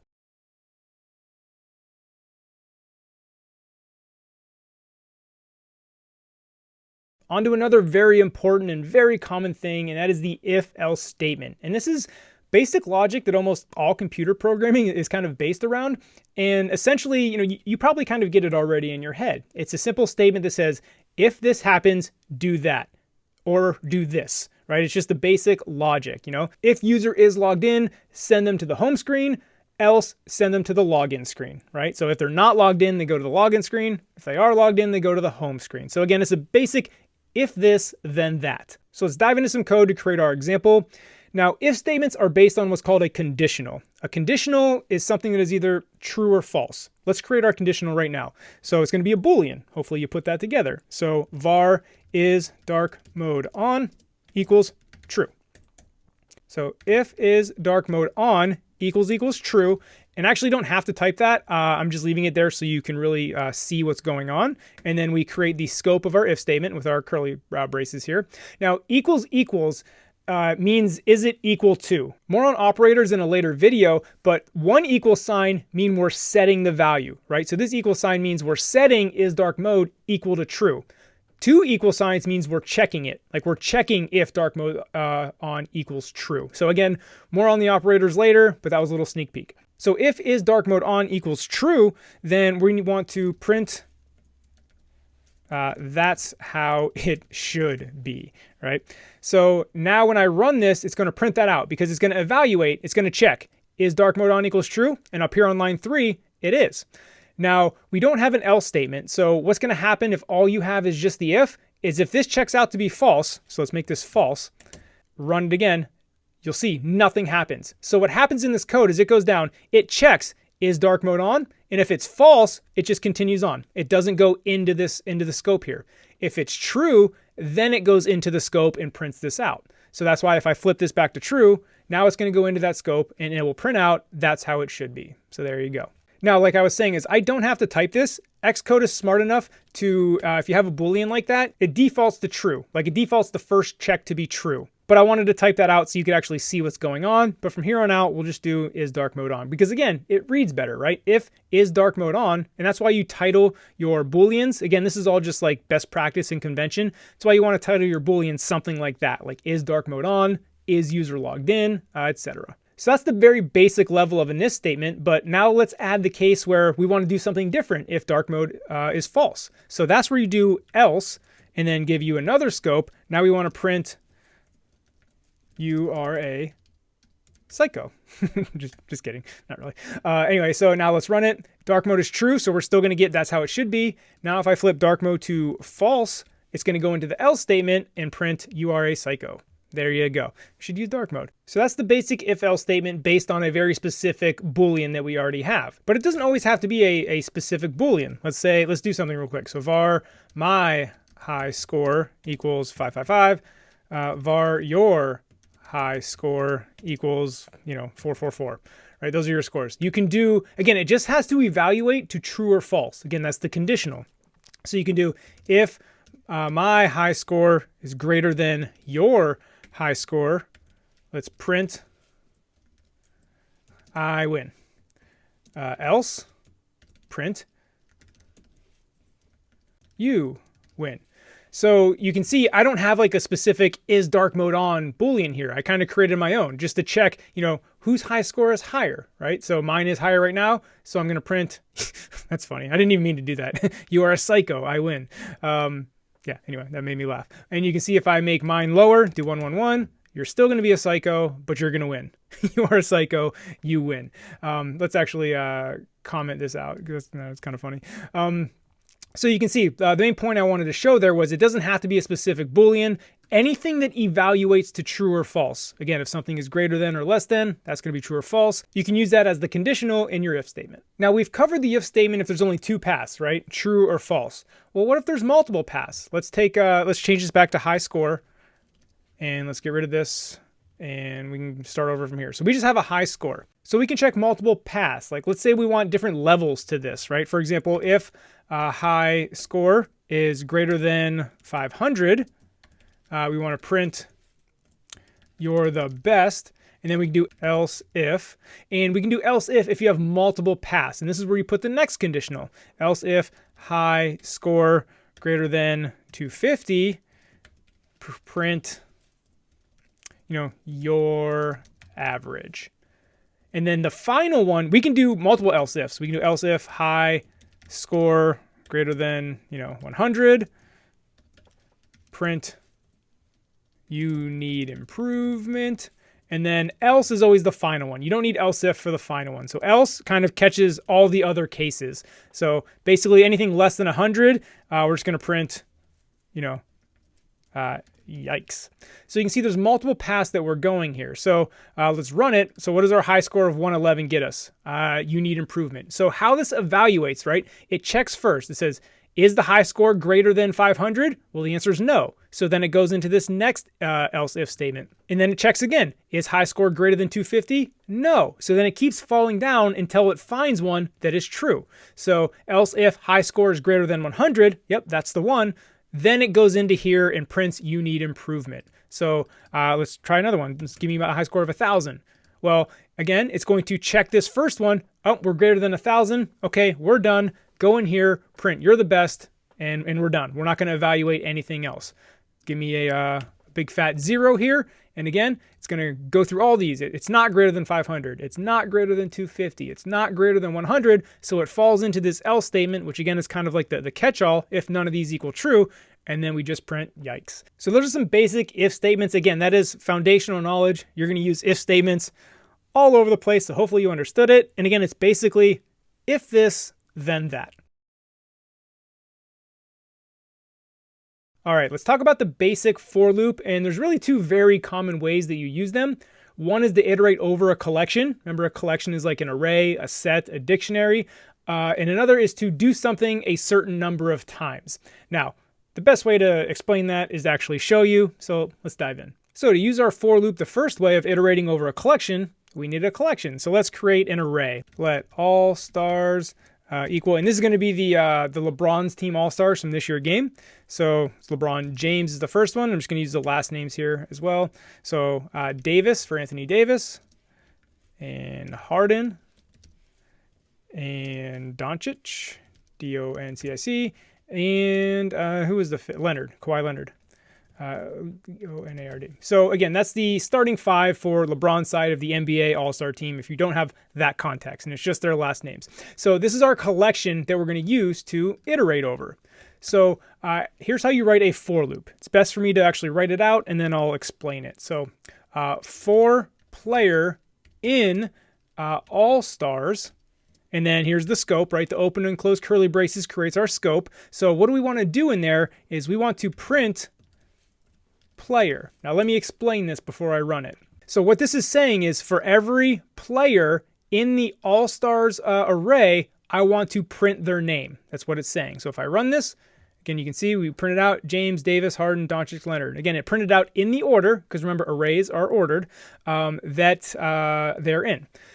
Now this player can be anything I want. Right? I named it player because that makes the most sense. And again, back to Swift being readable, the way you write your code, you say for player in all-stars, like kind of makes sense, right? You may also see a lot of people do like for item in whatever the name of the array is. And then, you want to print each item. That's fine, but item is generic. Like I said, I think player makes more sense. But you could, again, if you wanted to call this a giraffe, you could. I don't know why I keep going back to this giraffe example. But my point is, because I know I've gotten a lot of confusion before from other beginners, is they thought this had to be named something specifically. And I want to really emphasize that this needs to be named whatever you want to name it, so it makes the most sense for your code base. And in this code base, player makes the most sense. So again, for whatever item, and then this is every item. So right, so what happens is this executes, as you can see over here, 5 times. So that's the beauty of Playgrounds. It'll tell you how many times it executes. So what happens is the first time it goes through, player is equal to James, right? Makes sense. So the first time through, it prints James. The second time through, now player is equal to Davis, because we're iterating through the array. We're going through each item. And the third time through, Harden is the player. So that's how this for loop actually works. And you can even expand on this basic one. Like let's say we wanted to check for Harden on the specific case. So we can say where player is equal to Harden, right? So again, the way this reads, I know this is kind of a really long line of code. For player in all stars, so this means this for loop is going to, again, go through this entire list, but it's going to check where the player is equal to Harden. So the only time this code is going to execute is when it's looking through this array. If player is equal to Harden, then it is going to print the player. So the only player I should print is Harden, because that's the only time it shows up. So let's run it. Print Harden. So that's a little bit more of an advanced for loop, but it's such an easy example to show. And I just like how readable Swift's for loops are, right? For player in all stars where player is equal to Harden. Like that makes sense even to non-programmers, I would think. So again, that's a little bit more of an advanced one. The basic for loop is to just iterate over it like I explained earlier. Now that's the first example of iterating over an existing collection, in our case it was an array, and executing some code based on that. The second common example is doing something a certain number of times. So let's do that real quick. Let's get rid of this print statement here because I don't want to print that out for confusion. So what I can do is I can do for I in, and here we can create a range. So 0 less than 25. And let me explain ranges real quick. So that it makes sense. So you can do a range. So I could have done 0 to 25, but that's going to give me 26 numbers. Because again, this is how many times it happens. And so if we're starting at 0, that is actually going to run 26 times because the ... will go from start to finish. If you do ... and then the arrow like up until, that will go 0 through 24, which gives me 25 times, right? If we're counting 0. We're gonna have more on ranges later in the course, but sneak peek. It's really tough to like do things in perfect order. It's almost impossible, right? To like, make sure I didn't show this section until I showed ranges, right? Because it's just a tangled web. Anyway, so what this is gonna do is print I. And actually, let me minimize this real quick. You see the error I'm getting from Xcode? Immutable value of I was never used. Consider replacing it with an underscore. Remember that. We're going to do that in the next example. But similar to player up here, I can name this I whatever I want. It's just very common in best practice and convention that whenever you're dealing with a count of something, I is pretty much the standard here. But again, you can name that whatever you think makes the most sense. So when I print I, what's going to happen is it's going to print 0 through 24 because I is what I'm printing. And I is the counter essentially of how many times it's executing. Remember this for loop up here in the NBA All-Stars that executed 5 times because All-Stars only has 5 objects in it. Well, here I'm saying run this for loop 25 times. That's what this 0 through 1 less than 25 is. So when I print I, it's going to print 0 through 24. So that's the 25 items. So let's run it. So there you can see there's 0 through 24. So again, the for loop executed 25 times, printing I each time. Again, that's how many times it's iterating through it. And then over here on the right, you can see it went through 25 times. Now that's the super basic example. Let's actually do something that you might want to do in real life. So let's say we wanted to create an array of random numbers. So var random ints. And again, we want to declare that as an empty array of int. Remember I said you're going to be doing empty arrays a lot, like it's pretty common. So this is an example of when we're using that. Let me just uncomment this to that yellow error is annoying me. So here we have our empty array of random ints. Well, here in our for loop, we want to put a random number in there each time. So let's do let random number equals, and this is something we don't actually cover in the course, but int has a random function on it, int.random. and we want to pass in the range. We want to do 0, 1, 2, 3, 100. So remember this back to ranges. So I want any number between 0 and 100 to go into my random integers array, and it's going to run 25 times. So our random int array is going to be filled with 25 numbers. So, but first we need to append back to our array thing. So random ints, which is this array up here on line 9, dot append. The new element I want to append is the random number we just created up here on line 12. So random number.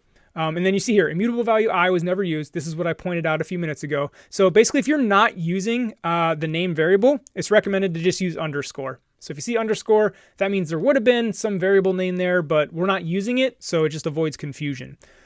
So again, this is going to execute 25 times. Each time it goes through, I'm creating a random number. That's what's going on here, 0 through 100. And then now that I have that random number in my variable here, or constant, right? It's a let. Now I take my random ints array and I append this random number that I created right here. So what's going to happen if I come down here and print random ints, we should see an array of 25 random numbers. And again, this is something you may actually want to do for an app. Well, after it prints off my starting 5, you can see 50, 84, 48, right? They're just random numbers, 0 through 100, thrown into an array. And we did that real quick using this for loop to create 25 random numbers and then throw them into that array. So that's the basic for loops. Now, the topic of loops, there are more, like a while loop, a repeat while loop. Don't worry about those now because those are more niche. I mean, they're used, but this for loop is used 95% of the time. So this is the basic fundamentals I want to show, but I will put a link in the description to my video on all the types of loops if you want further information on that. All right, see you in the next video. Next up, we have enums. Some people call it enum. It's because it's short for enumeration. I call it enum. But anyway, an enum is a group of values that are related. Here on the screen, you can see some common examples are, directions, north, east, south, west, right? That all makes sense to be grouped together. Sometimes you have, days of the week, Monday, Tuesday, Wednesday, etc., right? That makes sense to be grouped together. We're going to use an example based on phones, right? iPhone, Google Pixel, etc. So the basics of an enum, again, are a group of values that are related that you put together in an enum. And in this video, I'm going to show you some examples of how to use them so you can see how powerful they are. So here in the brand new playground, again, go ahead and create that on your own. To create an enum, you just do enum, and then you call it something. So we're going to call this phone, and then open bracket, close bracket to create the scope. Now each enum has a case. So you do case iPhone 11 Pro, case iPhone SE, case Pixel. I don't even know what number the Pixel's on. I think 4. We don't mess with that, right? And then case Nokia. Now, I listed all these out with, which each line has a case. You can, however, I'm going to cut this so I can paste it back. You can do iPhone SE. You can do comma separated to put it all on one line if you like. I'm not going to type out the rest of the phones, but I could have listed those out all on one line. So if you see an enum declared like that, it's the same exact thing as having them all out on one line like this. Now I'm going to leave it like this because as somebody just learning enums, I think it's better to visualize it as like separate cases when they're all on separate lines. So now I'm going to show you 2 examples of using enums, and you can see how they can make your code a lot more readable and clean. And to do that, we're going to create a function. So that function is going to be func get Sean's opinion, and then on. And remember, this is the argument label. And then our parameter label is going to be phone. And then the type this takes in, remember we talked about, it could be an int or a string. Well, now we have our own custom one called a phone up here on line 3. So this is going to take in a phone. That's what we're going to pass in. Again, open and close parentheses to declare the scope of our function. So again, our function is get Sean's opinion on phone, and we're going to pass in one of these phones. You're going to see how we use this in a second. Actually, you know what? Let's go ahead and write it right now. So in order to use this, I can do get Sean's opinion on phone. Again, back to how readable Swift can be. And the phone I pass in is one of these cases. And you can see I can do dot, and then I can get the options in my enum, right? It can either be an iPhone 11 Pro, iPhone SE, Nokia, Pixel, etc. But I only get these 4 options because, again, I've declared this enum with only 4 cases. And that's why enums are a group of, related values. Again, back to the other examples, north, east, west, south for directions, or days of the week, etc. So we want to pass in the iPhone 11 Pro. Now, if I run this, nothing's going to happen, right? Because we haven't written any code in our function right here. So let's go ahead and do that. And I know I keep going back to this, but I just love how you can make Swift so readable. Like, right, get Sean's opinion on iPhone 11 Pro.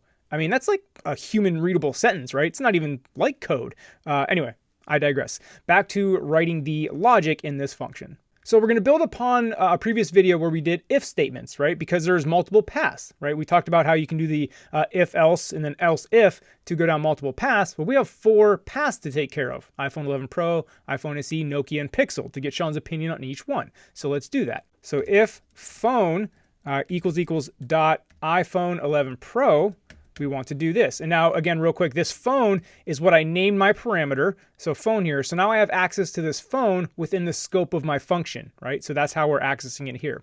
And I like to go back and reinforce and repeat stuff from previous videos just to really drive the point home. Because like I said, I know in the original videos for some of these, I went over them very quickly, but that's because we're going to use them throughout the course. And again, you're going to get plenty of chances to really utilize these skills. So if phone is equal to, remember the double equal sign, iPhone 11 Pro, we want to print,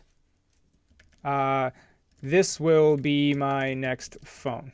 It won't be because I'll wait for the iPhone 12, but whatever. And then now multiple paths with the if statement. This is a review from a previous video. So else if phone equals dot iPhone SE, we want to print out something else. And I'm just going to copy and paste this print statement because I don't have to type it every time. And now we will say, I dislike this phone size. It makes design hard. That little small phone size. But so some of you who have maybe seen Swift before may be saying like, this should be a switch statement. You are correct, but I don't want to get ahead of myself, and I want to reinforce the if, else if, get practice at that. In the next video, we're going to talk about switch statements and how you can clean this up. More on that in a bit. All right, so the next path we want to handle is else if phone equals dot pixel, and I'm going to say hardware is great. Android is, ew, don't like Android. And then else, again, can be the catch-all, and put the print statement in there. And this is like that old Nokia phone, right? Is can't be broken. Classic, that old Nokia phone. So again, how this function reads is it's going to get Sean's opinion. We're going to pass in a phone using the enum, right? And the enum makes it nice and clean. So I can just do dot iPhone 11 Pro. Remember before we were passing in strings and we had to type in the string? The danger with a string is that if you make one small typo, your code's going to break, right? And so if you're typing strings all over the place, that's very fragile. We call it stringly typed. That's not an official Swift term. That's kind of just some slang. But you want to avoid stringly typed stuff because, again, one small typo, everything breaks. So putting things like this in enum will make it so you get the autocomplete, like you saw here, to where I can just type in, or I get the autocomplete here. So we're gonna try the Nokia first. So let's run this. And we're passing in Nokia here on the phone thing. And then you see it goes through our if statement like we did in the previous video. And it determines that I'm on the Nokia phone. So it prints out can't be broken, classic. And let's just test one more. Let's pass in the iPhone SE, run it again. And you see, I dislike this phone size. It makes design hard. So you can see, again, the power of enums really cleans up your code, makes it nice and readable. And it's also easy to understand, right? You have your list of phones up here. Now, if you look at this function, it's kind of sloppy, kind of messy. Like I said, we can fix it with a switch statement, but we can actually make it even cleaner by using raw values on our enum. So up here in our enum, we can actually give it a type. So right now it's just generic, right? A phone. We can say a phone has a string raw value. So now I can say the case for the iPhone 11 Pro is going to equal, and it's because we declared it a string, I can take this string and put it up here. So now the case of iPhone 11 Pro has a raw value attached to it, and that raw value is a string, and that string is this will be my next phone. So let's go ahead and do that for the rest of them, and you'll see how it's going to clean up our function very nice here. So do this, v, copy equals v, copy equals Command V. Okay, cool. So all of our strings are up there as and if you don't know me, you'll know I like to do this. I like to line up my equal signs to make my code look neat. You don't have to do that. That's a stylistic choice. But now this kind of if-else statement, and I'm teaching you this as a beginner because it is foundational knowledge. But the honest truth is, if you find yourself with a very long if statement, if-else, 99% of the time, there's going to be a better way to write that. And that's kind of what I'm illustrating right here. So usually if you see this is kind of sloppy code. It's usually the sign of a beginner. So we're going to clean this up. So instead of having the if statement and checking, we know we have a phone, right? So I can just do print and then phone dot raw value. Enums have a raw value, right? So this right here, remember we said this phone has a raw value that is a string. And then on each of the cases, I gave each case a string for a raw value. So now instead of having that crazy if statement down here, we can just print phone.raw value and it's going to print the string. So to prove that, let's not do the iPhone SE, let's do the Pixel and run it. Hardware is great, Android is ew. So you can see because Pixel was passed in, this is essentially saying pixel.raw value, and pixel.raw value is hardware is great, Android is ew. So that's basic enums. Enums are actually a pretty deep topic. There's a lot more you can do with enums, associated values. Enums can have functions attached to them. Again, beginner course. This is how you're going to use enums the vast majority of the time. So just start here with enums. Again, we have the different cases. You can pass in the case of the function. It makes the code nice and clean and very readable. And then also we can assign raw values to them. So again, when we pass in the case iPhone 11 Pro, it has that string attached to it. And then we can access that string by saying phone.raw value, as you saw in this latest example. All right, that wraps up enums. We're going to move on to switch statements, which don't have to be paired with enums, but oftentimes they are. So let's move on to that video. In the last video, we had that sloppy big if-else statement. In this video, we're going to talk about switch statements and how we can clean those up. And like I mentioned last time, switch statements are often paired with an enum, but they don't always have to be. Let's dive into an example to show you how to use this. So here we are in our previous playground. Hopefully this looks familiar. It's from the last video where we have our enum of a phone. I took away the raw values because we're going to showcase the switch statements. What we're going to do here is replace this if else stuff with a switch statement. So what I'm going to do so I can copy and paste to save all the typing time is make some space down here. And we're going to create our switch here. I'm going to end up deleting that bottom part later, but I just wanted to make space so you can see it. So to create a switch statement, and again, it's basically just a cleaner way to write this and it's more readable. So let's do that. So switch, and then I'll hit enter to get the basic switch statement. We'll kind of go through this. So the value here is we want to switch off of our phone. We want to handle all the cases of a phone. So our value is the phone. That's what we're going to check and evaluate. So now what a switch statement does, as you can see, is it handles the various cases. Again, this is why it's often paired with an enum, as you see here. We're going to do the next example where it's not paired with an enum, but again, this is common. So the first case, iPhone, and because we are switching off of a phone, that's our value, it knows that it is of type phone, and it knows that it has 4 cases. So that's why it is giving me these cases here. So we're going to do iPhone 11 Pro first. And now the code, this is what you want to execute whenever it's this case. So in this case, we're going to copy and paste this print statement because it's the same thing. Paste that there. And that's our case for iPhone 11 Pro. And then now we just add the rest of the cases. So case .iPhone SE, colon at the end. On the next line, we put the code. Again, we're just going to copy and paste this string. So like I said, it's very, very similar to this big long if-else statement. It's just cleaner and more readable, as you're going to see. So case.pixel, colon, and then on the next line is whatever code you want to execute. Now we're only doing a print statement, but this could be a whole batch of code. And then our last case is the .Nokia, colon, next line, and then the last print statement here. Now with switch statements, they have to handle every single case. Now when you declare your own enum, I only have 4 cases, right? So there's not some random case. So we don't need this default because we have all cases handled. You'll see an error sometimes that says, switch must be exhaustive. That means you have to handle all cases. So in this case, we have 4 explicit phones, but let's say we didn't. Actually, you know what? I'm going to save that for the next example because we're actually not going to be able to exhaust all cases. So put a pin in that. But let's put these up here. Let's delete some space here. Again, you can see that the if statement and the switch are very similar, but look how cleaner the switch is. You can be like, hey, when it's iPhone 11 Pro, do this. When it's the iPhone SE, do this. When it's the Pixel, do this. Whereas it's just a little more cleaner. So we're going to delete that, clean this up a bit, and then now we'll run it. So get Sean's opinion on iPhone SE. What it does is it passes in the phone. The switch statement says, okay, I got a phone. Which one is it? It's the iPhone SE. Okay, cool. Execute this code in the iPhone SE case, which in this case is a print statement that says, I dislike this phone size. It makes design hard. So that's how you use a switch statement paired with an enum.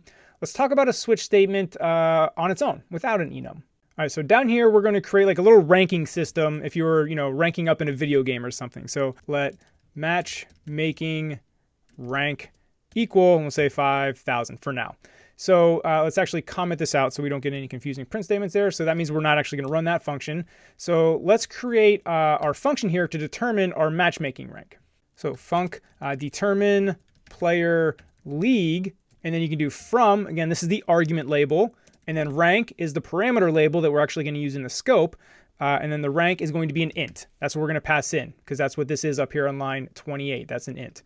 Get our open and close curly braces for the scope of our function. And now we do a switch statement based on the rank that we're passing in an int. Now here we're not paired with an enum, but we can still do switch. And we want to switch off of rank, which again is our parameter label that is an int. You can see it shows the type int.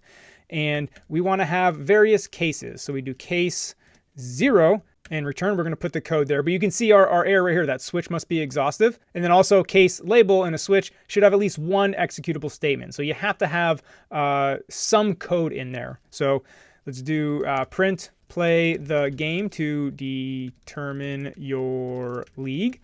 So basically this is what happens when our matchmaking rank is 0, like we haven't played a game yet, right? So now we do case. Here's where ranges come into play as well. So from score 1 ... up into less than 50, that's our next case. Now we can do print you are in bronze league. And then continuing this, we can do case 50 ... up until 100. And let's just copy and paste this to save some time. Copy, paste, you are in silver, and you can see where this is going. I'm only going to do up to gold, and then the default case. We'll talk about that.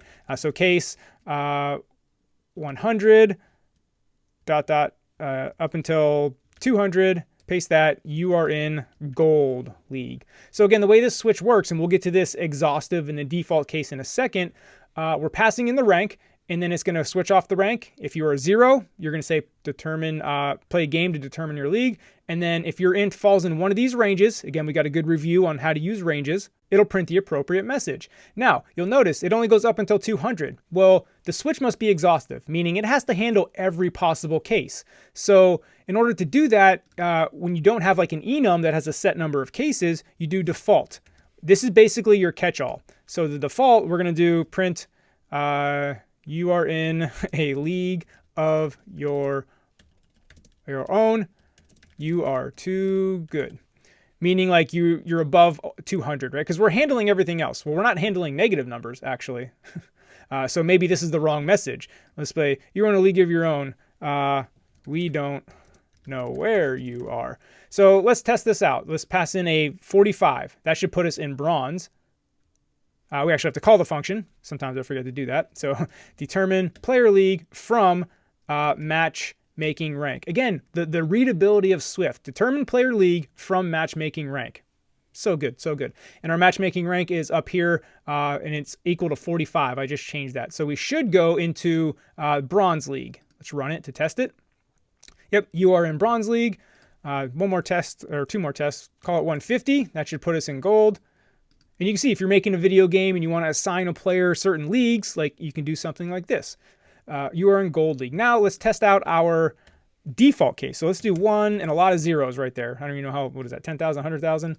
It says, you are in a league of your own. We don't know where you are. That's because it went into our default case, which was kind of our catch-all. And again, negative numbers, right? You wouldn't think matchmaking could have negative numbers, but this is kind of a point of programming is handling the edge cases, right? So run it again. It's going to say, again, you are in a league of your own. We don't know where you are because, again, it doesn't fall into any of our cases. So the default is the catch-all. So that's the basics of switch statement. And again, to put it super simply, if you just remember this, it's just a neater, cleaner way to write a big, long if, else, if statement, right? That we saw up here previously with this switch statement, right? This just looks a lot cleaner. It's more straightforward, easier to read. So utilize the switch statement if you see yourself having that big if, else, mess you got going on there. All right, on to the next video.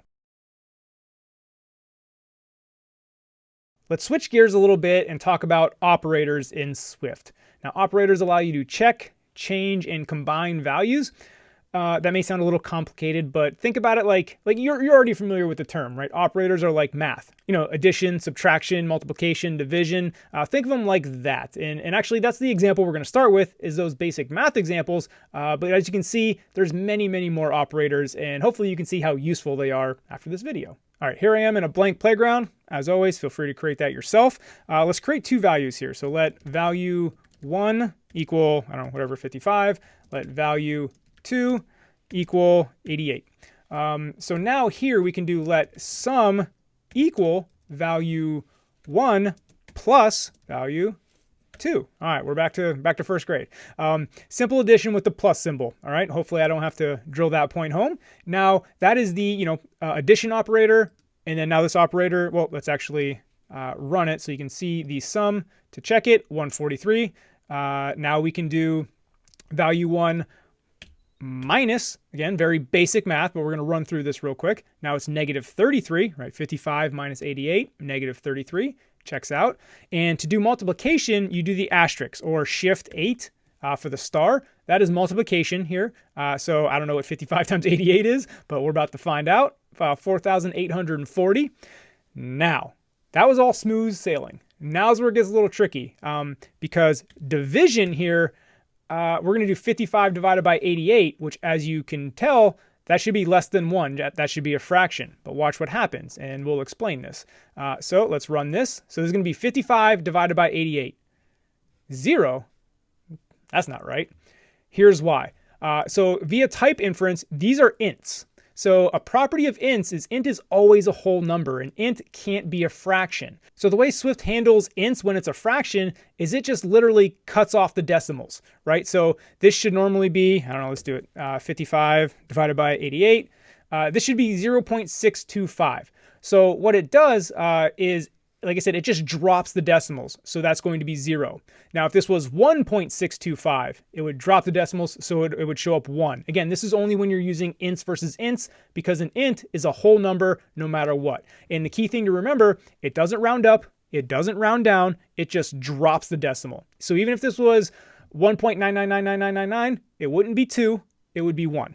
Drops the decimals. So when you're dealing with ints, just remember that when it comes time to use division. So if you're using division and you want percentages, you have to make these floats or doubles, whichever one you choose. Now they have to be the same, right? I can't divide a double in a float, right? You're gonna see Xcode's gonna yell at me.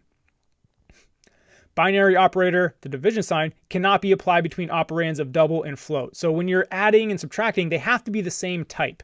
So if I go back and make this a double, now it's the same type. I'm not going to get that error. And then we get that 0.625 number that you saw me do in Spotlight. So again, math was simple up until we got to division. Key thing to remember, an int is always going to be a whole number, and it's not going to round up or down. It's just going to drop the decimals. So I bet that'll still get you in trouble, even though I kind of reiterated that. Happens to all of us.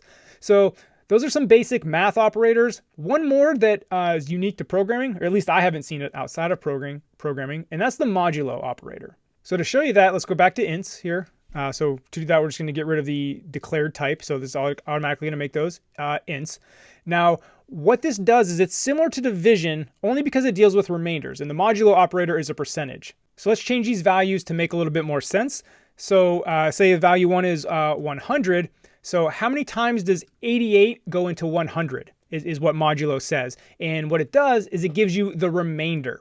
So 88 goes into 100 one time, but it also has a remainder of 12, right? So because 100 minus 88 is 99. If you remember back to very early elementary school math, you would say 1 with a remainder of 12 is how many times 88 goes into 100. So let's run it, and the modulo here will equal 12, as you can see. So it's similar to division, except you're only getting the remainder, right? That's all it spits out. So I make it 1,000 and make this whatever 881.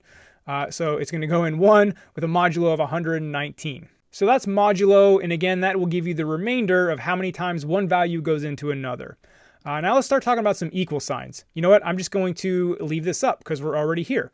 So, and I've mentioned this in a previous video, how one equal sign is considered an assignment operator, right? We're assigning 1,000 to value 1. We're assigning 881 to value 2. Here we're assigning, you know, sum. Apologies, sum was probably the wrong variable name for the, you know, multiplication and all that stuff. But sum is, we're assigning the modulo, which is 119, to the variable sum because of one equal sign, right? We've done this a lot. Now, compare that to two equal signs. That is where you're saying, is this equal to that? So we're going to basically say value 1 equals value 2. And right, those are not equal, as you can see on line 3 and 4. So if we run this, we're going to get a false, right? So that evaluates the false because they're not equal. Now let's make them equal and run that again. Now we get a true because they are equal. Let's get rid of this to avoid confusion. So before we use this in our if statement, right? So let's do that. If value 1 equals value 2, print they are equal. Run it, and there you go. We've done this before. Hopefully this is review. They are equal, so it happens. Now let's talk about the bang operator or an exclamation point. So instead of equals, if we put an exclamation point here, what this is saying is if value 1 is not equal to value 2, now we want to say they are not equal, but this isn't going to run. This isn't going to execute because they are equal, right? 1,000 equals 1,000, so we're going to see nothing print down here. But if we change this, you know, 1,010, it is going to go into the scope. They are not equal because this means not equal to. Now another version of the bang here is back to our var is dark mode on equals true, right? That equals true. So another thing we can do here is, remember we did this before, value is dark mode on. This is going to evaluate to true automatically. I don't have to do equals true here, right? Xcode is smart enough to handle the Boolean that it defaults to true. So now if I put the bang operator in front of that, that is now saying if dark mode is on equals false. So we're going to say it's so bright in here because is dark mode on equals false. That means it's not dark mode. So it's so bright. So is dark mode equals true. So that means this is not going to execute, right? Because we want this to be false. That's what the bang operator tells us. Now when I flip this to false, now it should execute because it is false. So it's so bright in here. Okay, that's what's known as the bang operator. It's meant for it like not being equal to. Now, one thing we're going to get to in a future video is optionals. And one way to unwrap optionals is to put an exclamation point at the end, right? So don't get too confused. The bang operator at the beginning is what flips the conditional, you know, or the Boolean to false. The bang operator at the end is for unwrapping optionals. So just want to clear that up. And again, more on unwrapping optionals later. Now let's go back to the example we had of value 1 equals value 2. And then also real quick while we're here, you can do the greater than. If value 1 is greater than value 2, do something. You can do less than. You can also do the less than or equal to. That works. Or you can also do the greater than or equal to. Whoops. Right, and that means if it's bigger or equal to, then execute. Again, those are basic math principles that hopefully you learned when you were just a child. But now let's talk about the or and operator, and I'll show you that. So this is a way to combine conditionals, right? So we would say if value 1 is equal to value 2, and you can do and is dark mode on equals true. So this is a way to handle like two scenarios. So we only want to execute this code say dark mode yes and they are equal. So this code is only going to execute if both of these conditions equal true. So if these are equal values and is dark mode on has to be true. See, we have is dark mode on is false right now. So if we run it, it's not going to execute anything as you see down here because is dark mode on is false. Again, both, when you use the and, they both have to be true. So run it. And now it's, oops, I forgot to make these equal. 1, 2. So there you go. See, now you see they both have to execute as I accidentally showed. Now they're both true. So dark mode, yes, and they are equal. So that is the and operator, and that is by 2 of the ampersands. Now the or operator is another thing you use in your if statements or conditionals as 2 vertical pipes, and that means either one of these can be true, right? And was they both had to be true, or just any one or the other. It doesn't matter if it's only is dark mode on is true, and this is not true. Like just one of them has to satisfy the condition and the code will execute. So here's a good example. We're going to make these not equal, but is dark mode on is true and the code will still execute. So you see down here, yep, dark mode, yes, and they are equal. Now 2 more things before we finish up the operators. Let's get rid of this code here. Let's just get rid of this altogether. You know what? Let's just really clean up here. Let's do var counter equals 0. Right, there's my int that equals 0. Now we can increment this. We can do counter plus equals 1. So that is basically adding 1 to whatever the current value of the counter is. So let's run it. You can see over here on the right, we get the 1.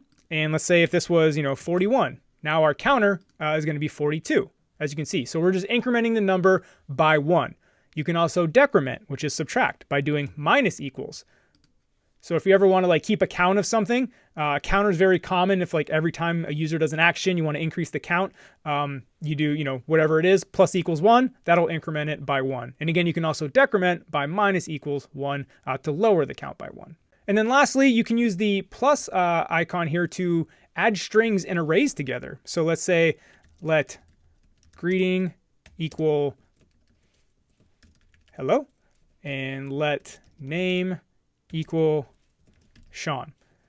So I can do print, and then the message is greeting plus name. So we're adding 2 strings together, and you'll see the greeting that gets printed will be hello, Sean. I forgot to add a space, right? So you just put it together. Little unintentional lesson here. So I can do a space there. That's the space, and then another plus. So you can really keep adding these together. So now it's going to be the greeting plus space plus name. And then you'll see now it's going to equal hello, Sean. So again, you can add strings together. You can even do it with arrays. Say we have let ages young equal, 3, 6, 9.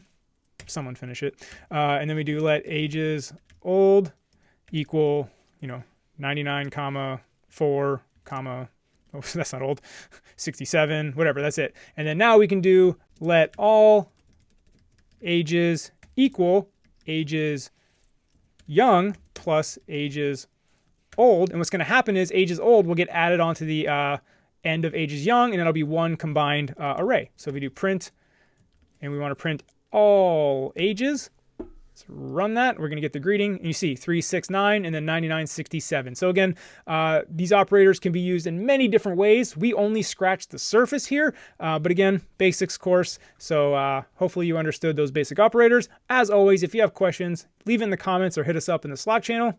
See you in the next video. All right, we're on to our first tricky topic, and a topic that hangs up a lot of beginner developers, and that is optionals. Declaring something as an optional means you're giving it the ability to handle the absence of value. Before I give you the basic explanation, let's dive right into this playground to talk about an example that we saw in a previous video. So here in this new playground, you can create your new playground and copy this if you like. Remember we had our ages array? And let's say we want to get the oldest age of all of our students, right? That was all in the array. So let oldest age equal, and remember we did this. We did ages dot last. Do you remember this? And I said this question mark means ages dot last is an optional. And the reason it's an optional, remember, because ages could be an empty array. And there's no last item in an empty array, right? So that's why it can either be a value, which in our case would be 71, as that's the oldest age in there, or it could be nil, the absence of value, if the array is empty. So that's what the optional does, is it gives you the ability to either handle the value or handle nil. So let me hit return here and let's run it, and you'll see we get the 71 over here. Right, that is our oldest age, 71, because we sorted the array here, ages.sort. Now let me give that empty array example. I'll do Command X so I don't have to type them again. And then I have to give this a type now because it's an empty array and it needs to know. So we put int in the square brackets to let it know it's an array of ints.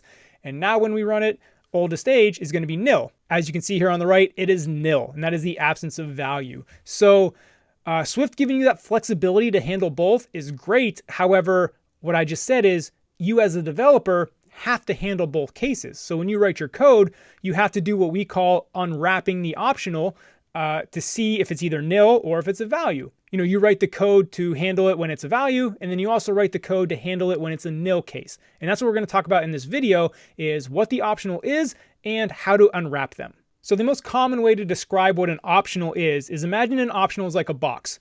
You don't know what's in that box. It's a closed box, right? The box could have the value in it, in this case the number 71, or it could have nil.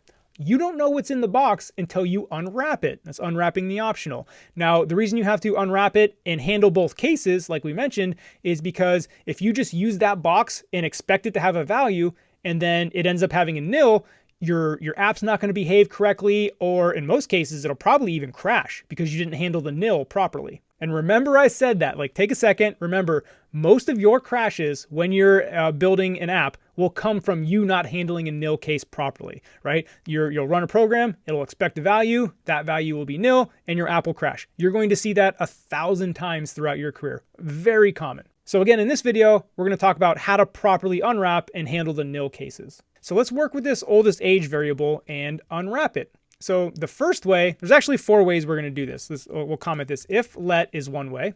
Nil, I'm going to spell this wrong for sure. Coalescing. I for sure spelled that wrong probably.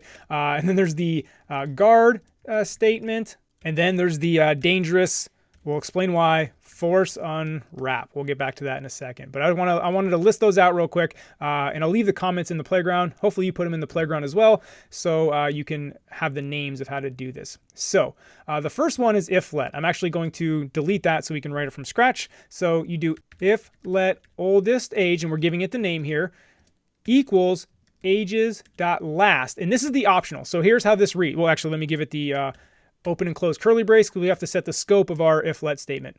So we're saying is if ages.last has a value, right? If it's not nil, if we open up that box and it actually has the value in it, then give that value a name oldest aged. We're storing it in a variable. And now we have access to that variable within this scope. So now we would do print the oldest age is, and then here's what's called string interpolation. You do the / and then the parentheses, and then here you can pass in the variable oldest age, because that's an int, right? An int is not a string, so in order to put something into a string like an int, you have to use string interpolation. And then now we do the else statement for if it's nil. Now we want to do print there is no oldest age, you must have no students, meaning the array is empty. So again, right now the array is empty. Let me run through this again before I run it.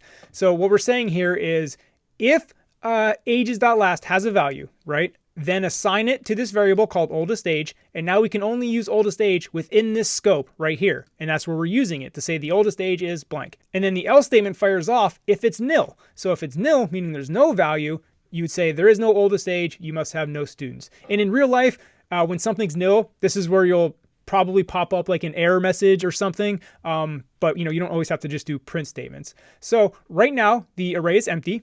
So let's run it and we should go into our nil case, right? Yep, there is no oldest age, you must have no students. Let me do a Command V here to paste back in our ages. And now let's run it, because now we do ages.last is going to have a value. It's going to be 71. Now let's run it. And the oldest age is 71. So again, we unwrap the optional. Depending on what's in the box, a value or nil, we handle both cases properly. So that's the if let statement. That's kind of a little bit verbose.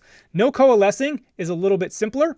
So here we can do let oldest age equal ages.last. And here is where we can give it a default value. So we can do question mark, and then now we have to give it an int. So here's where, in this case, it might not be useful because I have to give it an age. So let's say, I want to do 999, which is obviously not a real age, I think, unless you're Yoda. So what this is saying here is, okay, let's create this variable, oldest age. If ages.last has a value, right, we unwrap the optional. If there's a value in there, cool, that's what oldest age is. If there's nil, we give it a default value of, in this case, 999. Now to use a guard statement, we have to be in a function because a guard statement has to return, has to have an early exit. That will make sense when I actually show it to you. So let's write a quick function, func get oldest age, right? And here we can do guard let oldest age equal ages dot last. Looking very familiar so far. And here's where it differs. Else, and then you have to return if it's nil. So what guard does is it gives you what's called an early exit if it is nil. And oftentimes you may see this on one line like that, just to avoid confusion. I'll put it on this second line just so you know that that's what's happening, because when I explain it here. And a big benefit of using a guard statement is oftentimes it can clean up code. I like to call it like a line in the sand, like you're drawing a line here, because what happens is nothing will get executed after this guard statement. Like let's say you had a bunch of, a lot of code down here in this function. Well, basically what the guard statement does is, if ages.last has a value, go ahead and assign it to oldest age. And if not, return. Like stop the function. That's why I call it a line in the sand. Nothing happens below. Like nothing will happen below this return if oldest age is nil. Because oftentimes when you're writing functions, like if the value you're trying to use a lot is nil, like you don't want to execute all that code because you need that value. So again, this gives you an early exit out of the function should you get nil. And then oftentimes in this return block here, this is where you would show like an error alert saying, hey, we didn't get the value, sorry. But for now, we're just returning, getting out of the function. But the difference between if let and guard let is, remember, if let gave you access to this oldest age variable only within this scope right here.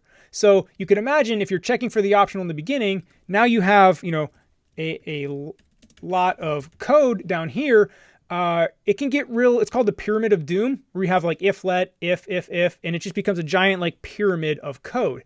So guard avoids that, again, by checking for the value up front.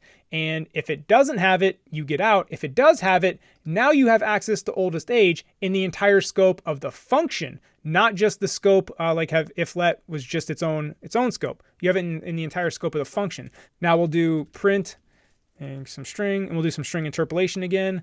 Oldest age is the oldest age. So 71 is the oldest age.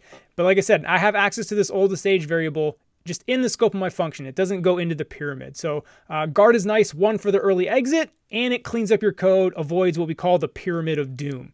So now let's run this real quick, and you'll see it now prints off. Yep, I forgot to call the function, as always. Always happens. It's going to happen to you a ton of time too.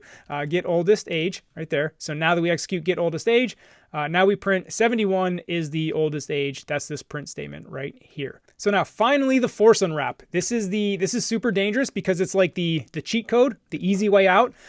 So you would just do let oldest age equal ages.last and just put an exclamation point on there, go the bang. And basically what this is saying, and this is why this is a little bit reckless and very frowned upon. Some developers will say, never force unwrap an optional in any of the code bases, right? I'm of the opinion that sometimes it makes sense, but definitely by far, like the rule of thumb is to not use force unwrapping. Because what that does is, remember that box that either has the value or a nil? You're basically saying, I don't care what's in this box, use it. And this is where your crashes are going to come, guaranteed, because you're going to say, don't even look in the box, I don't care, just use it. And then it's going to try to use it, and it's going to be nil and crash. Like this line right here, this force unwrapping, trust me, you will see hundreds, thousands of errors in your code based on trying to do this. And again, because what happens is you say, use the box, I don't care what's in it, nil is in it, and then crash, crash, crash, crash, crash. So, but that is a way to unwrap optionals, and you will see it used. Like it's not going to be that uncommon, but just know that there's danger when doing it. So that's some basic ways to handle an optional. And again, just to really drive the point home, an optional in Swift gives you the ability to handle the absence of value, which again is like that box. It can either have the value in it or it can be nil, and you have to handle both cases gracefully. Or if you force unwrap, you say, I don't care, just use it. And that'll lead to some trouble. But anyway, as always, questions in the comments or in the Slack. Check you in the next video.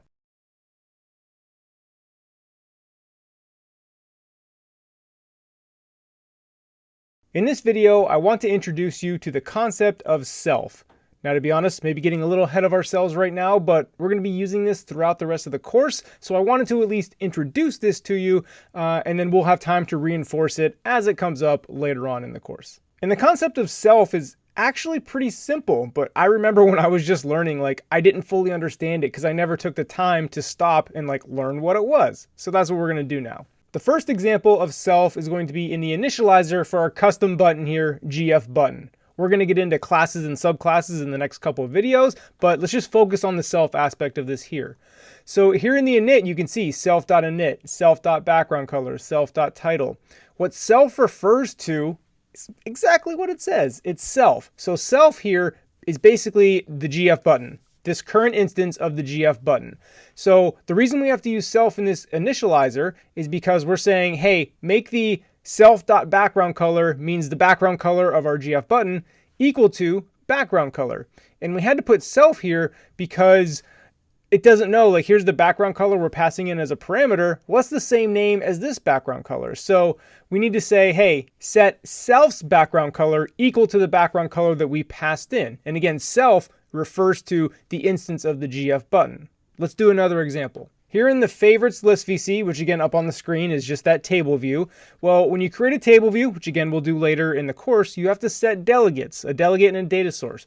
So you can see the table view.delegate equals self. Table view.dataSource equals self. And again, self refers to what class we're in. We're in our favorites list VC, which is a subclass of GF data loading VC, which is actually a subclass of UI view controller. Again, more on classes and inheritance in the future video. We're focusing on self right now. So again, basically this saying table view.delegate equals our instance of favorites list VC, which is the screen that shows the table view. That basically connects the table view to the view controller. So that's what self means. Self is, again, whatever instance of the class you're in, favorites list VC. So again, just an introduction to the concept, because like I said, I never fully understood what self meant when I was first starting out. And it's so simple when you think about it. Again, just to drive the point home, self is just kind of a shorthand way of saying this current instance of the object or the class that I'm in. So in this case, it's the favorites list VC is what self is equal to. All right, so you got a little tease of like classes and subclasses. Let's go ahead and talk about that in the next video.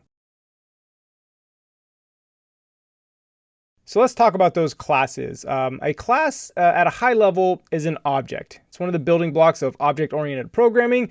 And it's an object that can have properties and functions attached to it. Let's actually build one to show you what I'm talking about. We're going to use a version of that developer example we had before. So to declare a class, you type class, and then let's call it developer. And now we need to give it properties. Remember the developer had var name, which is of type string. It had var job title, so it's another string. And let's say var years experience, which was going to be an int.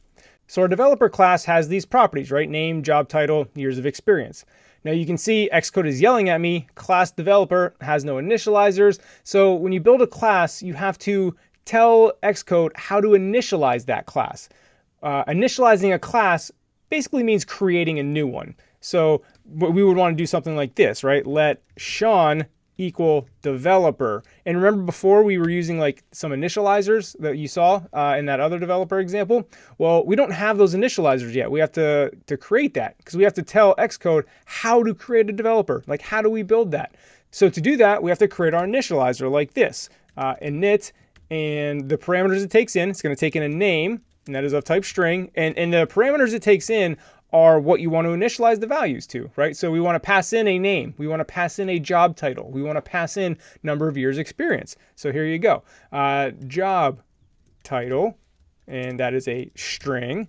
And now years exp, which is a integer, right? So now this function, just like before, we have to set the values that we pass into this initializer, right? Because we're going to pass in a string for the name. We're going to pass in a string for the job title. We're going to pass in, an int for the year's experience. We have to set those to our developers properties. So here we need self.name. Remember before how we have to distinguish between this name that we're passing in and the developer's name that we're setting. So what we're saying right here is, hey, take this name that we pass in, this string, and set it equal to my developer's self. We're essentially naming our developer, like our developer's being born and we're giving it a name. So very similar stuff here. Self.jobTitle equals job title, and self.years exp equals years exp. And again, the ones in white are the whatever we're passing in. The ones in green are the actual developer's properties that we're setting. I know I've repeated myself a bunch there, but this confuses a lot of people. So I really wanted to, again, drive that point home. I know I've said that 1,000 times too. I like to line up my equal signs. I think it looks nice. You don't have to do that. So anyway, we have our initializer now. So now when we create our Sean object here, so let Sean equal developer, and we do our open parentheses, you see we get our initializer that auto-completed. Like that's what we just created up there on line 8. So if I hit return, now it'll tell me, okay, pass in a string. So my name is Sean, my job title is iOS engineer, years of experience, 5. Right? So now I have this object called Sean that is a developer. And now Sean has all these properties. So, right, so if I do, let's see, Sean.name, Sean.jobtitle, Sean.yearsexp, and then I run it, you're going to see over here on the right, look, the value of Sean.name is Sean.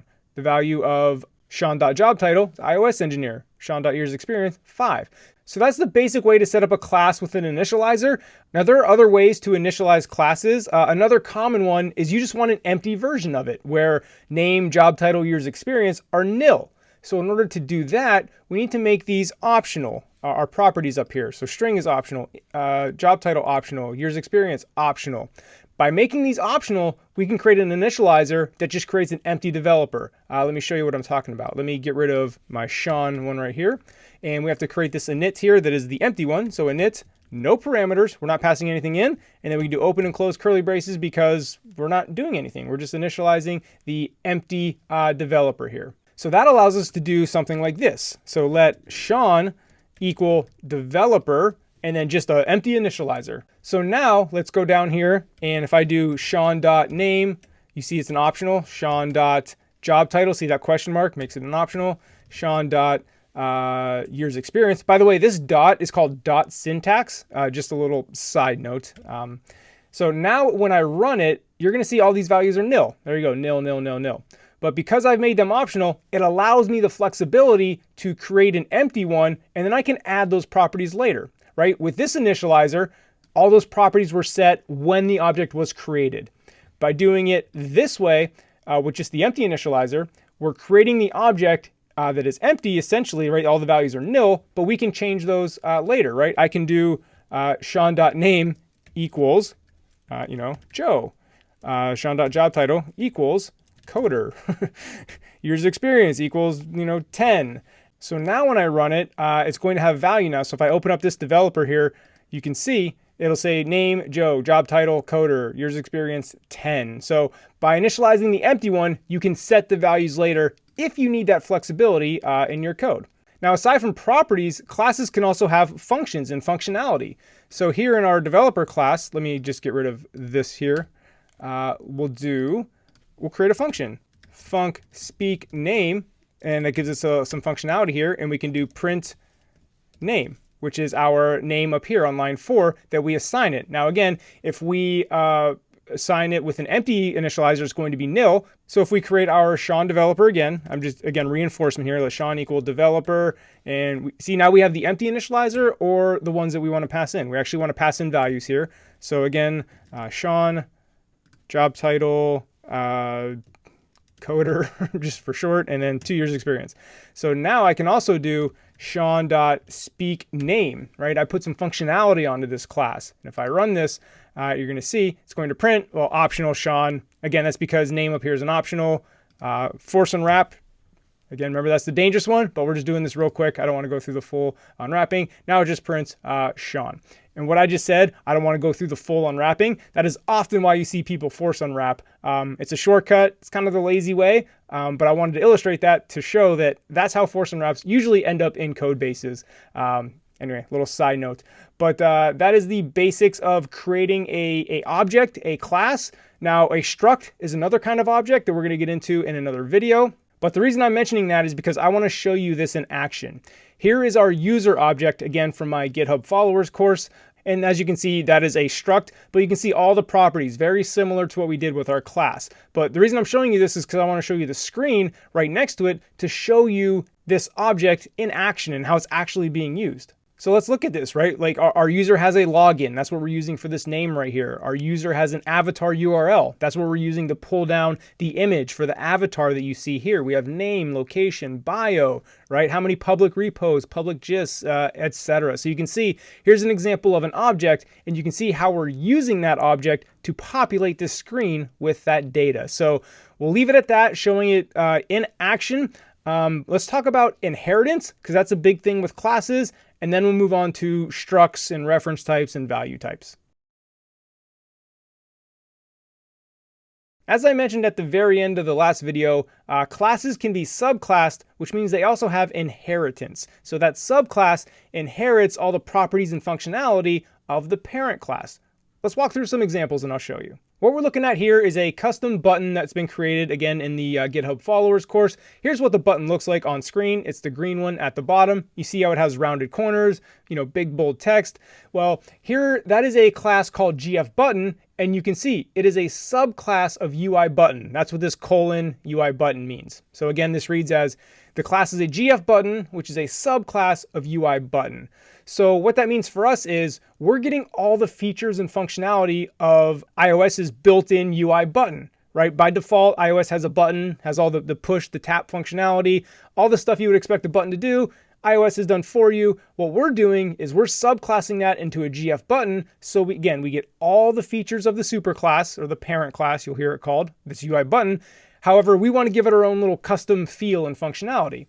So down here, that's what we're doing. You can see I have a configure function where I'm giving it a corner radius, which is the rounded corners of 10. You can see I'm making the font a specific font type. I'm setting the title color to white, and then we're doing some auto layout stuff, more on that in a bit. And then you can see we gave it a function as well, where I can call on my GF button, I can call set background color and title. So this allows me to quickly change the background color to whatever I want, and also pass in a title, whether I want it to be get followers or, go to the repo, whatever I want the button title to be, I can quickly pass that in.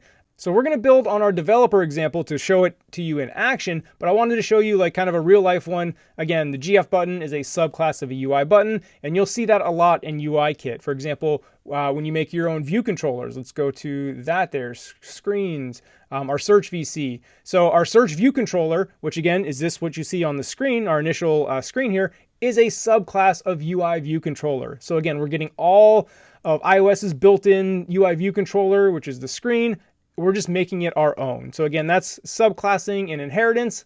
Let's build our own version. We're going to create a subclass of our developer, but let's clean up a little bit from our previous playground here. Let's get rid of, no, we'll keep speak name. We'll get rid of this initializer because we're not going to initialize an empty one. I'm just making space here.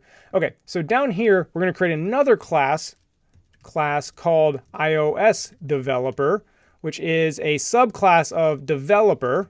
Right? So what we're saying here is give me all this functionality up here and properties. So my iOS developer is automatically going to have a name, a job title, years experience. My iOS developer is going to be able to speak its name. Like it's going to get that automatically. However, we want to add like our own special things to our an iOS developer. So maybe we want to add a property called favorite framework, and that would be a string. It's optional. And then maybe we want to speak that favorite framework. So func speak favorite framework, and that will do print favorite framework. And then you see it is an optional. So it could potentially print nil or it could print the framework. And you know what? Let's actually do a little exercise in the unwrapping. Remember I said last time I'm going to be lazy and force unwrap it? Let's actually do it for real to show you an example here. So what we could do here is if let favorite framework, this is us creating a new variable, equals favorite framework. You see this is the optional one because it says that. Then we do this. We will print, I'm going to cut and paste this here, print favorite framework, and you see it switched to white. So that means it's this one. Remember, because this is the variable we set that we can use within scope. So what we're saying here by unwrapping that optional is if favorite framework, if this favorite framework has a value, set it equal to this variable, favorite framework, and then now use this favorite framework to print that. Else, so this is when it's nil, we're going to print I don't have a favorite framework. Right, so that is how you should actually unwrap the optional there. So now you can kind of see why sometimes developers get lazy. They don't want to go through that. Don't be lazy. So now let's create Sean as an iOS developer. So let's do that. Let Sean equal iOS developer, and now the initializer. See, I get the initializer, right? We didn't set an initializer in our iOS developer subclass. I get this initializer up here from developer because, again, we're inheriting all those features and functionality. That's the power of inheritance. So iOS developer, let's do this here. Name is Sean. Job title, iOS engineer. Years experience, 5. But now we will do Sean dot, well, no, let's do Sean dot speak favorite framework. We haven't set the favorite framework yet. So let's run this, and it should say, I don't have a favorite framework. That's because up here, favorite framework was nil, because we never set it. Again, that's the power of being an optional. You can see why it's called optional, because you have the option to have it or like not have that value. So now let's actually give it a value. So Sean, well, above speak your favorite framework, so we set it and then speak it. So Sean dot favorite framework equals, this is a string, right? We'll call it ARKit. That's not really true. I don't have experience with ARKit yet, but hey, it's the first one I thought of. So now when we run it, Sean, speak favorite framework, you see it speaks ARKit. And again, back up here to reinforce the concept of optionals, because we unwrapped the optional and it had a value, we used it here and we printed that favorite framework. Now you'll notice up here, speak name. Our iOS developer has this speak name functionality, but we can also do what's called override. So this is where, so override speak name. So now this is where you can say like, yes, I know I have this speak name functionality as a subclass, but I want to do something a little different with that speak name. So this is where you override that speak name function. So you can do, I would do like print, let's do name. And again, we're going to force unwrap because we're going to be lazy. And we'll say dash iOS name dash job title. So we want our speak name to also speak our job title because we're proud to be an iOS developer or iOS engineer there. And again, we're going to force unwrap that too. Dangerous, living dangerously. So now down here, we've created Sean as an iOS developer. If I do Sean dot speak name, it's not, before if I wouldn't have overrid that function, it would have just spoke my name. But because we overrode the function and gave it new functionality, now we're going to speak the name dash job title. So down here, Sean dash iOS engineer down here, as you can see. So that is overriding your inheritance, right? It's kind of like if your mom and dad gave you blue eyes and you're like, no, I don't want blue eyes, I want brown eyes, and you override it is essentially what you're doing here. So again, to reiterate, our iOS developer class is a subclass of developer, and because of inheritance, we inherit all this functionality of our developer to kind of create our own little custom version of it. Again, back to the GF button example here. We get all the functionality of a regular UI button. We just added our own little flair to it, giving it the rounded corners and different font, etc. So again, that is the concept of inheritance. The concept of a struct is actually quite similar to that of a class in that it's an object. It can have properties, it can have functions. Remember we talked about that user struct from the GitHub followers course. You see that has properties as well. Now structs are a lot more lightweight and performant than classes. And the reason why is because they are value types.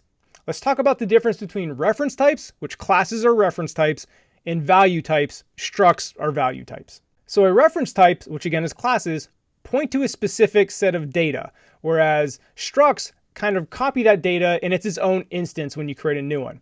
I understand. That probably didn't make any sense. I have a good analogy that I've used that will hopefully clear it up for you. So think of a reference type, which again is a class, like a Google Sheet that you're sharing with people, right? Like I create a Google Sheet, I put my information in it, and I share it with you. Now, if you change that sheet, you're also changing what I see as well, right? You're changing the initial source of truth.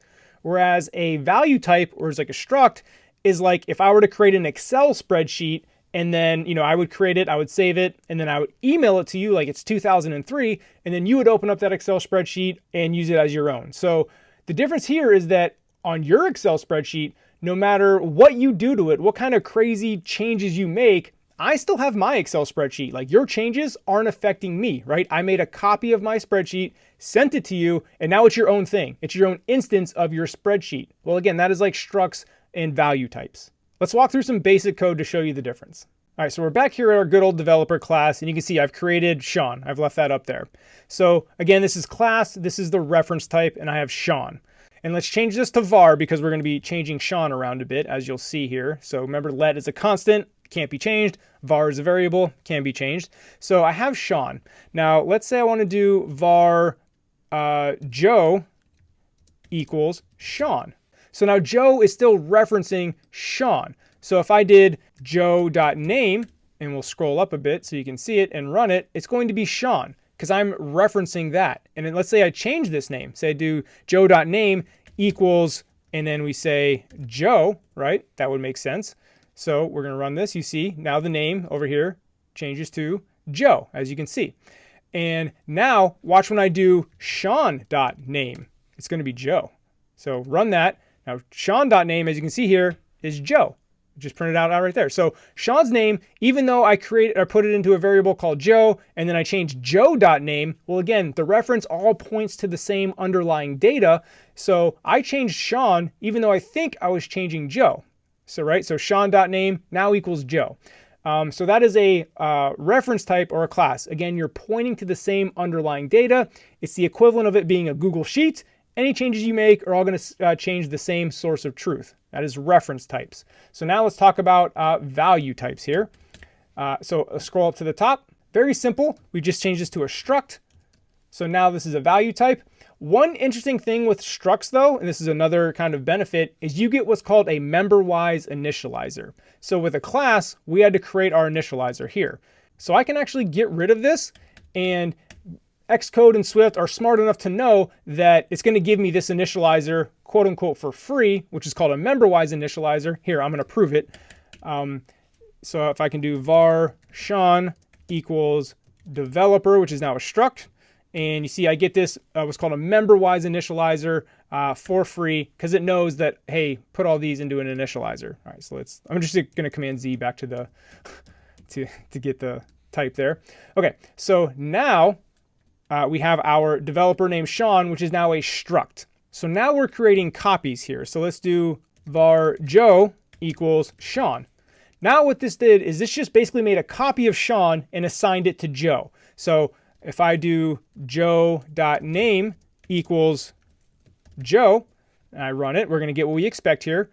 Joe's name, as you can see, is going to be Joe, iOS engineer, 5 years experience. Again, we expect that. We changed Joe. However, Sean's name is not going to change. So Sean.name, remember last time it changed it to Joe because we did a reference type. Well, Sean.name is still Sean. Again, just like the Excel spreadsheet example, when I created this Joe variable here of a developer, I basically created a copy of Sean and assigned it to Joe, but I did not do anything to the original Sean variable up here. Whereas again, the reference type was all pointing to the same data. We were changing that. So hopefully now you have an understanding of reference type versus value type. This is actually one of the most common job interview questions for your first iOS developer job. So if you're not quite sure, you didn't quite follow, again, hit up the comments, hit up the Slack channel. Happy to help, but this is 100% you're going to get asked this in a job interview if you decide to go that route. You can't avoid it. Again, reference type versus value type, key knowledge. Hope you learned it. Up next, let's talk about extensions real quick. So an extension is really cool. It's a way to add like custom functionality to an existing type.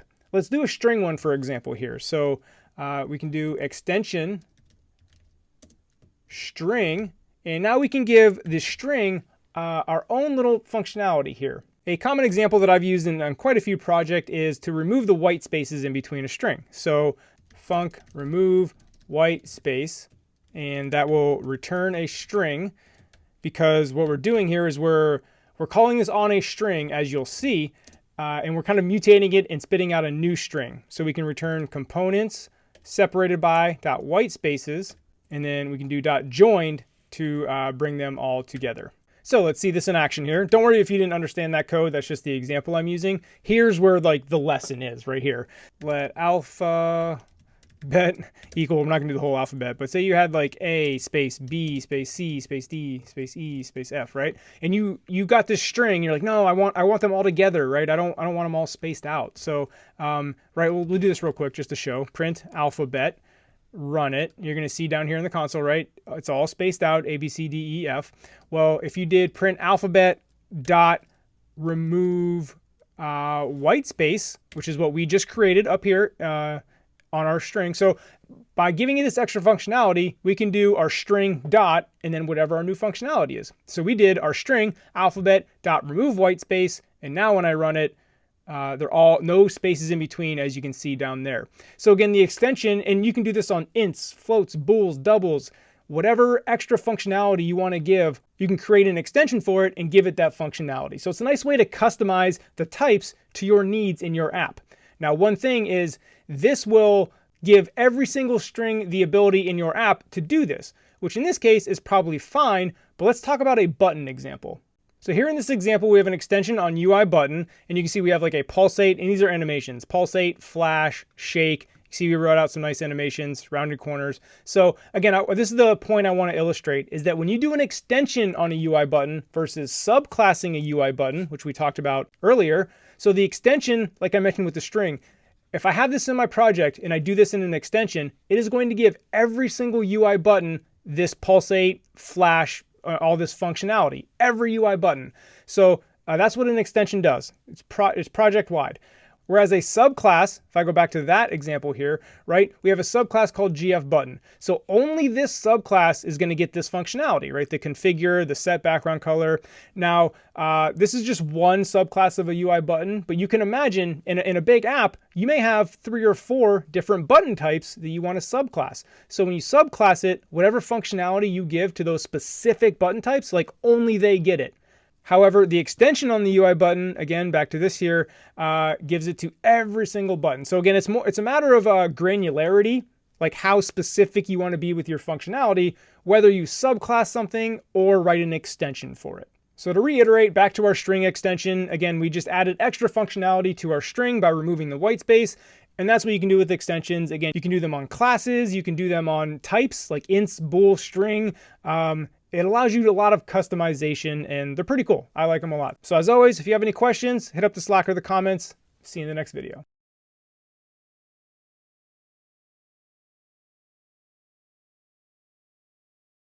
What is the Apple Developer Program, and do you need it? That's what we're going to dive into in this video. Here I am at developer.apple.com.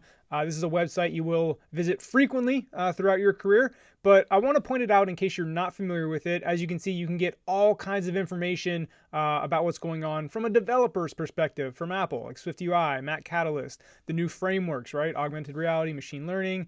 As you can see, I'm going to scroll down to the bottom here, Developer Program. This is what we're going to talk about here. So I'm going to click on that, and let's talk about what it is. So essentially, it's $99 a year. So it does come with a cost for you to be part of the Apple Developer Program. Let's talk about what you get for that. And that'll lead into, like, do you need to spend that money yet? So here, you can publish your apps worldwide. So in order to publish an app on the App Store, you have to have this developer account. And keep scrolling, the latest SDK betas. If you want access to all the betas that come out so you can work on the upcoming features before they're released to the public, you'll need this developer account so you can download the betas. For example, at WWDC, they'll announce, iOS 14 here in 2020. So you'll get access to iOS 14, 3-ish months before the public does. That way you can build all the new features into your apps so it's ready by launch day. And also test your apps with TestFlight. So TestFlight is Apple's program. They actually acquired it. So you can beta test your app. As you can see, you can beta test it with up to 10,000 external users. So if you want access to TestFlight, you got to have this developer account, and then access to your app's analytics once you launch your app. So basically, to answer the question is, do you need to pay that $99 a year for this Apple developer account? Well, the answer is hopefully, eventually, yes, but right now, probably not. And why I say hopefully yes is because if you launch an app on the App Store, you're going to have that account.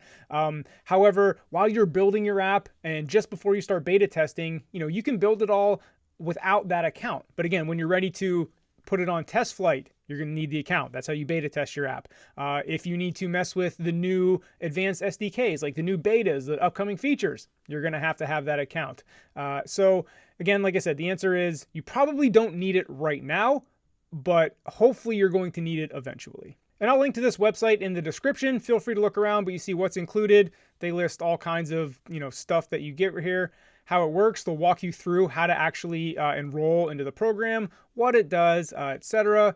And obviously this enroll button right here, you can go ahead and enroll as an individual, or if you are like a company, you can enroll as an organization. I believe the organization fee is a lot more. I think last I checked, it was like $400 a year if you're enrolling as an organization, to where you can have multiple developers under you. Most likely you're going to enroll as an individual, but again, it'll walk you through the whole enrollment process. Again, start your enrollment. Link will be in the description. But to reiterate, Apple Developer Program, $99 a year. You probably don't need it right now, but if you want to release an app or access the betas, you're going to have to fork over that $99 a year to Apple. So if you have any questions about the developer program, again, comments, Slack channel. See you in the next video. In this video, we'll be going through a very high-level tour of Xcode, like the project. So far, we've been using Xcode in playgrounds. Those are pretty simple. We're about to shift over into using Xcode for our projects, where we actually build apps. So before we do that, I want to give a high-level tour of the program. And this is just a super high-level overview. One, because we're going to be using Xcode throughout the rest of the course pretty much, so you'll be picking stuff up along the way, and I'll be pointing stuff out as we use it, rather than just data dumping everything up front. Also, Xcode is a ridiculously huge program. I mean, ask developers who've been doing this 5-10 years. They're still constantly learning new things you can do in Xcode. It's just so big. Not to mention that it's constantly being updated with new features and new ways of doing things every year. There are improvements, don't get me wrong, but new things keep coming. So don't be overwhelmed. Xcode is something you're going to learn and evolve with throughout your entire career. So again, this video right here is just the super high-level overview. The more you use it, which we'll be doing throughout the rest of the course, the more you'll learn it. So let's start off with this left pane over here that, as you can see, has our folder structures. Again, the playgrounds, we didn't really have a folder structure. Well, you can see my folders here. I have like managers, models, custom views. Here are my screens, and they each have the folders, that has the code in it. So file organization, again, we'll work on this as we build our apps. I'll kind of show you how to do that. But that holds this. But this left pane can do so much more. Up here in the top, you can see there's a lot of options, like 9 or 10 of them. The two most common ones by far that you're going to use are this folder hierarchy and then this search button or the search icon here. And here you can search your project. So like, when did we use table, if I spell it right, table view, hit return. Anytime you use the table view, you can see here. So it's a nice quick way to search your whole project. And then if you click on it, boom, click on it, it'll take you right to that one. Let's say I want to go to this one. Oh, there we go. And then you see all the table view sections are highlighted. So again, the folder hierarchy on the left and then the search are by far the most you're going to use. This one will show all your errors and warnings, and then the rest are for like debugging and breakpoints. We'll get into breakpoints a little bit later, but don't worry about a lot of this other stuff. They're for like advanced debugging, source control. As a super beginner, again, I would focus on the folder hierarchy and the searching. Those are the two that you're going to use the most. And again, to reiterate, super high level overview. This program is huge. It's impossible to teach you everything. And real quick, if some of you are working just on a small laptop screen and not a big desktop, you can make room here. So here in the upper right, you see the left pane is highlighted. Watch what happens when I click that. It hides it. Cool, now I have a lot more room. Same thing with the right pane, which we'll get into. Now I have a lot more room. Same thing, your debug console at the bottom. You can show and hide that. So if you need room on your laptop, there are ways to manipulate the UI so you can maximize your room here. But we're going to bring back the left panel again. Now let's talk about the editor, which is what you see in the middle, the code here, right? So actually, let me go back to the search because it's highlighting all my table view stuff, which is annoying me. Okay, there we go. So back to the folders. So the editor, and this is how I usually work. I usually have two files side by side. It's how I usually work. You don't have to. So here there's an X. You can see the editors are kind of separated. So you can close this one out and just have one screen if you like. And the way to add another one is this little plus button right here that you see. So add an editor on the right. You see, you click on that, boom, there's another editor. You know what? You want to get crazy? Let's add another one. How crazy do you want to get? I don't know. Let's add 4. So if you had a ridiculous ultra wide monitor, you could have 4 files, right next to each other, and that would actually be a nice productivity boost. I can't say that I haven't done that. And now, so let's close this out to make it not look ridiculous. Remember, I have my resolution on the screen blown up huge. So let's say you don't want it side by side. I don't know, maybe you like to work vertically. If you hold Option, watch this icon, you see the icon rotate, so you can add an editor below. So you can go top and bottom if you want with your editors, or side by side. And any mix of the two, right? You can have side by side on the top, middle on the bottom. So you can get real creative based on how you want to lay out your editors, but I want to show you that you can do that, again, because it matters, right? If you're on a small laptop screen, you may have one way of working versus if you're on a big external monitor. And I will point out, investing in an external monitor, if you are just working on a laptop, it doesn't have to be some crazy 4K, ultra-wide, expensive thing, but just a 27-inch monitor, trust me, your productivity will go up, life will be just so much better. I have such a hard time working on just a laptop when I'm working on a serious project. So something to consider. I'm not telling you to go out and spend all your money, but trust me, it is a major relief to be working on a large monitor when working in Xcode. And also another thing that's fun here, the icon to the left here, there's some options you can do, but we want to show the mini map.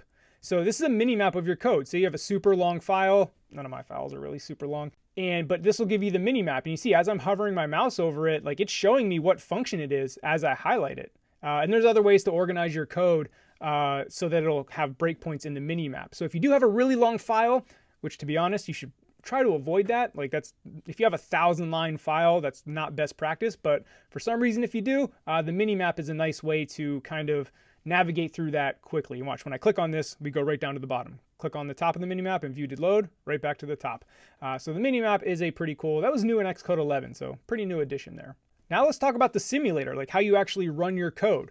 So up here in the upper left, you'll see I have a generic iOS device because I haven't selected a simulator, where you can see I can choose iPhone 11, iPhone 11 Pro, iPhone 11 Pro Max. I can run it on the iPad, etc. And if I scroll up a little bit, I have my phone plugged in via a lightning cable. So now I have access to my phone that I can run the app actually on my device. We're going to do the simulator just so you can actually see it on the screen. Can't see the screen of my device. But now, once you select your simulator and you click on that, whatever phone you want to run it on, if you're testing different screen sizes, now you hit this play button and that runs your app. And you see in the top, you'll see this progress bar. Depending on how big the app is, sometimes this takes a really long time. But anyway, the simulator will pull up here in a second. Here you go, here's the simulator as you can see. And it's going to run the GitHub Followers app, my take-home project course. So there we go, there's the simulator. You can use your app just like it was an iPhone here. So SALEN0400 to get my GitHub followers, pull those in, there you go. And the cool thing about the simulator is you can test various different environments. So let's actually move this over here so you can see the iPhone as I change it. This little button right here is called the environmental overrides. So if I want to go to, we'll turn interface style, boom, dark mode, click that, light mode, dark mode, light mode. So if you want to test your app in light and dark mode, and if we go to, let's pick a follower here, now you can also test your dynamic type. So you can see, as we scroll, you can see the type of our dynamic type based on a setting is changing live on our simulator. So this is a way for you to test various different aspects of your app, and then all these options down here. I won't spend too much time going through this, but environmental overrides are a great way to test your app in various different environments, so to speak. So to stop your simulator, hit that stop button, and then your simulator will be up. We're going to close it because we're pretty much done with that. Now I'm going to show you how to use a breakpoint, which is a basic debugging. Let's get our debug console out of here. Let's go to our user info screen.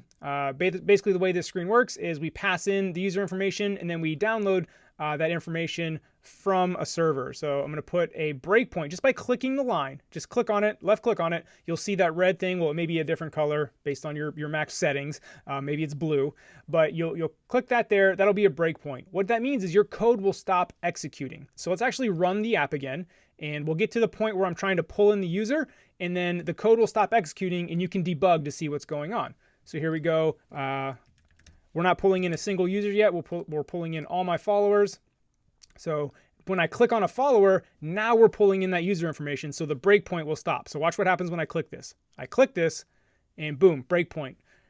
Because what happened was I passed in the user info that I clicked, and on that screen, we're pulling up all the information about the user.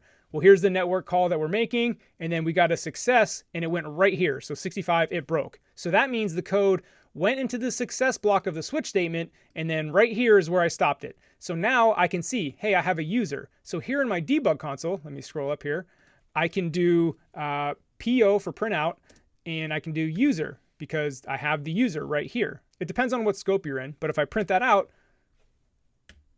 now I can see all the information about my user right here, right? There's the login. There's the avatar URL that we're pulling in. There's the location, United States, right? There's his bio, senior consultant, how many repos, right? All the information about that user struct that you may have seen in previous videos is right here live. So breakpoints are a way to stop your program so you can like debug and see what's going on. Oftentimes how you would debug is what would happen is that would execute and like maybe the user information didn't fill correctly or something was wrong. I would breakpoint it here and be like, okay, what user am I getting back? And I would be able to dive in and try to figure out what was going wrong with my program. So that's the basic concept of a breakpoint to help you debug. And now, like I said, I've paused my program in order to like rerun it because I looked at this. Okay, everything's cool. Now you hit this play button right here, and that will run your app again. So now we're back to running, and the app's running like normal. But while you're stopped, the app is not running. It's kind of like paused. So there you go. That is the basic breakpoint. So stop the simulator, get rid of the breakpoint. Always make sure to delete your breakpoints too, because sometimes you'll forget to leave them in, and then you'll be testing your app, and it'll just stop, and it'll scare you. You'll think something's broken, but you'll be like, oh, I forgot to delete my breakpoint. Now, this GitHub Followers app that I've been showing you, we did this 100% programmatically in the course, so we don't have storyboards in this project. Let me switch to a different project to show you storyboards here. So open recent, open up Aluna, and here we are in Aluna. So if I open that up, you can see I go to storyboards. You can see we have multiple storyboards, as you can see here. If you've worked with Xcode before, maybe you're used to working with one storyboard. We're going to talk about why you might not want to do that. So let me open up a storyboard here. Wow, that's big. Minimize. So you can see here is our like our login screen for Aluna, and you can see the paths here, right? Because we have a reset password screen. We have an email verification screen for reasons that have to do with the product. So anyway, you can see this is an example of a storyboard where you can see you can lay out your view controllers, which, to put it simply, they don't have to be full screens, but most of the time they're full screens. So in storyboard, you can lay out your view controller. You see you can kind of make segues, that's what these little lines are called, to attach each view controller. It's a very visual way to lay out your app. And I have the different sections of this app broken out. You can see here's the patient storyboard. This is probably going to be huge too. Yep. So this is our onboarding, right? Where the patient is giving us like their medical information. By the way, this app has to do with like asthma for children. So there's like what kind of inhaler do you use and all that stuff. But this is like our onboarding section. So as you can see, a lot of beginners like storyboard because they can visually see their app. However, there is a bit of a debate that I have a whole video on, programmatic versus storyboard, but I'm showing you the storyboard here, and I'm just showing you what it is, because in the next video where I talk about all the components of UIKit, we're actually going to be using storyboard. So you're going to get more exposure to that in that video. And real quick, let's actually zoom in here, right, on these buttons that you see. About sharing your location. You see they're just blue buttons. Well, remember how we had that custom GF button that was a subclass of UI button back in the classes video? What I'm trying to say is storyboards don't always have to look exactly like they do in the app. For example, this, you'll see when I click on this, I'm going to open up the right panel, more on this in a later video. Well, you can see this is a class of AL button, right? So that is a custom button that we have that will, round the corners, give it a background color, change the font. But on the storyboard, all you see is this blue button. So don't worry if you didn't follow that. The main point I wanted to show you was that, just because you see a blue button here on the storyboard doesn't necessarily mean that's what's actually gonna, show up in code. So again, the main point is what's on the storyboard may not be an exact representation of what's on your phone. Now, like I said, this project is an example where we use, multiple different storyboards. My rule of thumb, as you can see, we're kind of breaking it here sometimes, is that your storyboard should only have 3 to 4 or 5 view controllers on it at one time. And the reason being that just separates things out and makes it easier to work on, especially if you're on a team. You can't have this nightmare that you see here that if it's just one storyboard, like look at this, your whole app is on one main.storyboard, it becomes a nightmare to deal with. And again, especially if you're working on teams. So anyway, one big takeaway, use multiple storyboards and keep them small if you choose to use storyboards. And again, we're going to dive more into storyboards in future videos when we build our apps, so we will definitely get more practice using them. Again, just an overview video. The last part I want to point out about Xcode is this project settings part. So this, don't worry too much. This is going to be confusing. This still confuses a lot of like even advanced developers, but this is where you have your, well, this section is pretty straightforward, but you can see other sections will be tricky. This is where you have like your display name on the app, what version number, what build number, if you want to have it for the iPhone, the iPad, or the Mac, portrait mode, you can disable landscape left or right? If you only want your app vertical, you can disable that. So this is like the basic settings, but as you can see, you get signings and capabilities, build settings, right? This is where you get really into the weeds. Again, don't worry about like understanding all these build settings and build rules. Again, a lot of even experienced developers shudder when they have to deal with something on this screen, right? It can be a real nightmare. But anyway, I wanted to point out that section to you. But that wraps up the overview of Xcode. Again, we're going to be using this pretty much the rest of the course as we build our apps. So we're going to get a lot more experience with it. Just wanted to show you the main components. On to the next video. Today I'm going to show you some of the highlights of what's new in Xcode 12. Now I say highlights because anytime we get a brand new Xcode, there's a ton of little things that they add. For that, I'm going to link to the release notes. Go ahead and scroll through that. It's very long. Have a ball. But for this video, we're going to focus on what I feel are some of the more common things that people are going to deal with on a day-to-day basis. First, let's talk about this new look and feel of the design. Now, right away, I am on macOS Big Sur. I am risking it a little bit on the first beta. A question I got a lot on Twitter is, do I need to have macOS Big Sur in order to download the Xcode 12 beta? The answer is no. You can still be on macOS Catalina and download the Xcode 12 beta. You won't get this redesign, but you'll still be able to get all the features. So if you look here, the play button, the stop button, the icons got redesigned. Over here on the right, we have the inspectors. They're more spaced out. They got redesigned. The sidebar here, one thing that helps, especially for me and maybe people that, poor vision, I guess, is when I'm doing these videos, I got to like blow my screen up so you can see it, on your phone or on your computer or whatever. Now, when you're doing your font and your code, you can do Command plus and Command minus. That's been around for a while. So that's easy to adjust. However, the navigator here on the left, you can never adjust that size, even though I have like my largest font based on my display settings. Now you can change that. So if you go to Xcode, Preferences, here in general, you can see navigator size. Right now I have it set to small. You can set it to whatever the system is. So you can see that made it a little bigger. Now I can also set it to large, and if you watch it, it's going to get a little bigger. So see, it's not like a crazy drastic change between small, medium, and large. Like, to be honest with you, I kind of wish it was more drastic. Like going from small to large doesn't, I mean, it feels different, but it's not a crazy drastic change. But anyway, that's nice. If you ever felt your navigator was way too small, you can now adjust the size of that. I'm going to leave it on large for you watching at home. And speaking of sizing issues, those of you that work on laptops, if you go full screen, right, you have these inspectors on the right and the left, and if you're in SwiftUI, you got the preview. Like, I'm on my iMac 27-inch screen, so things are spacious, but on a 13-inch MacBook Pro, like, things are tight. So oftentimes, you may click these icons on the left to get rid of the navigator and get rid of the inspectors just to have more room to work. Well, the cool thing in Xcode 12 is now, if you have your inspector hidden, just slide your cursor to the left and it slides out. You can navigate, you can search, you can do all this stuff here that you normally could if that navigator was always showing. And then you go and it slides away.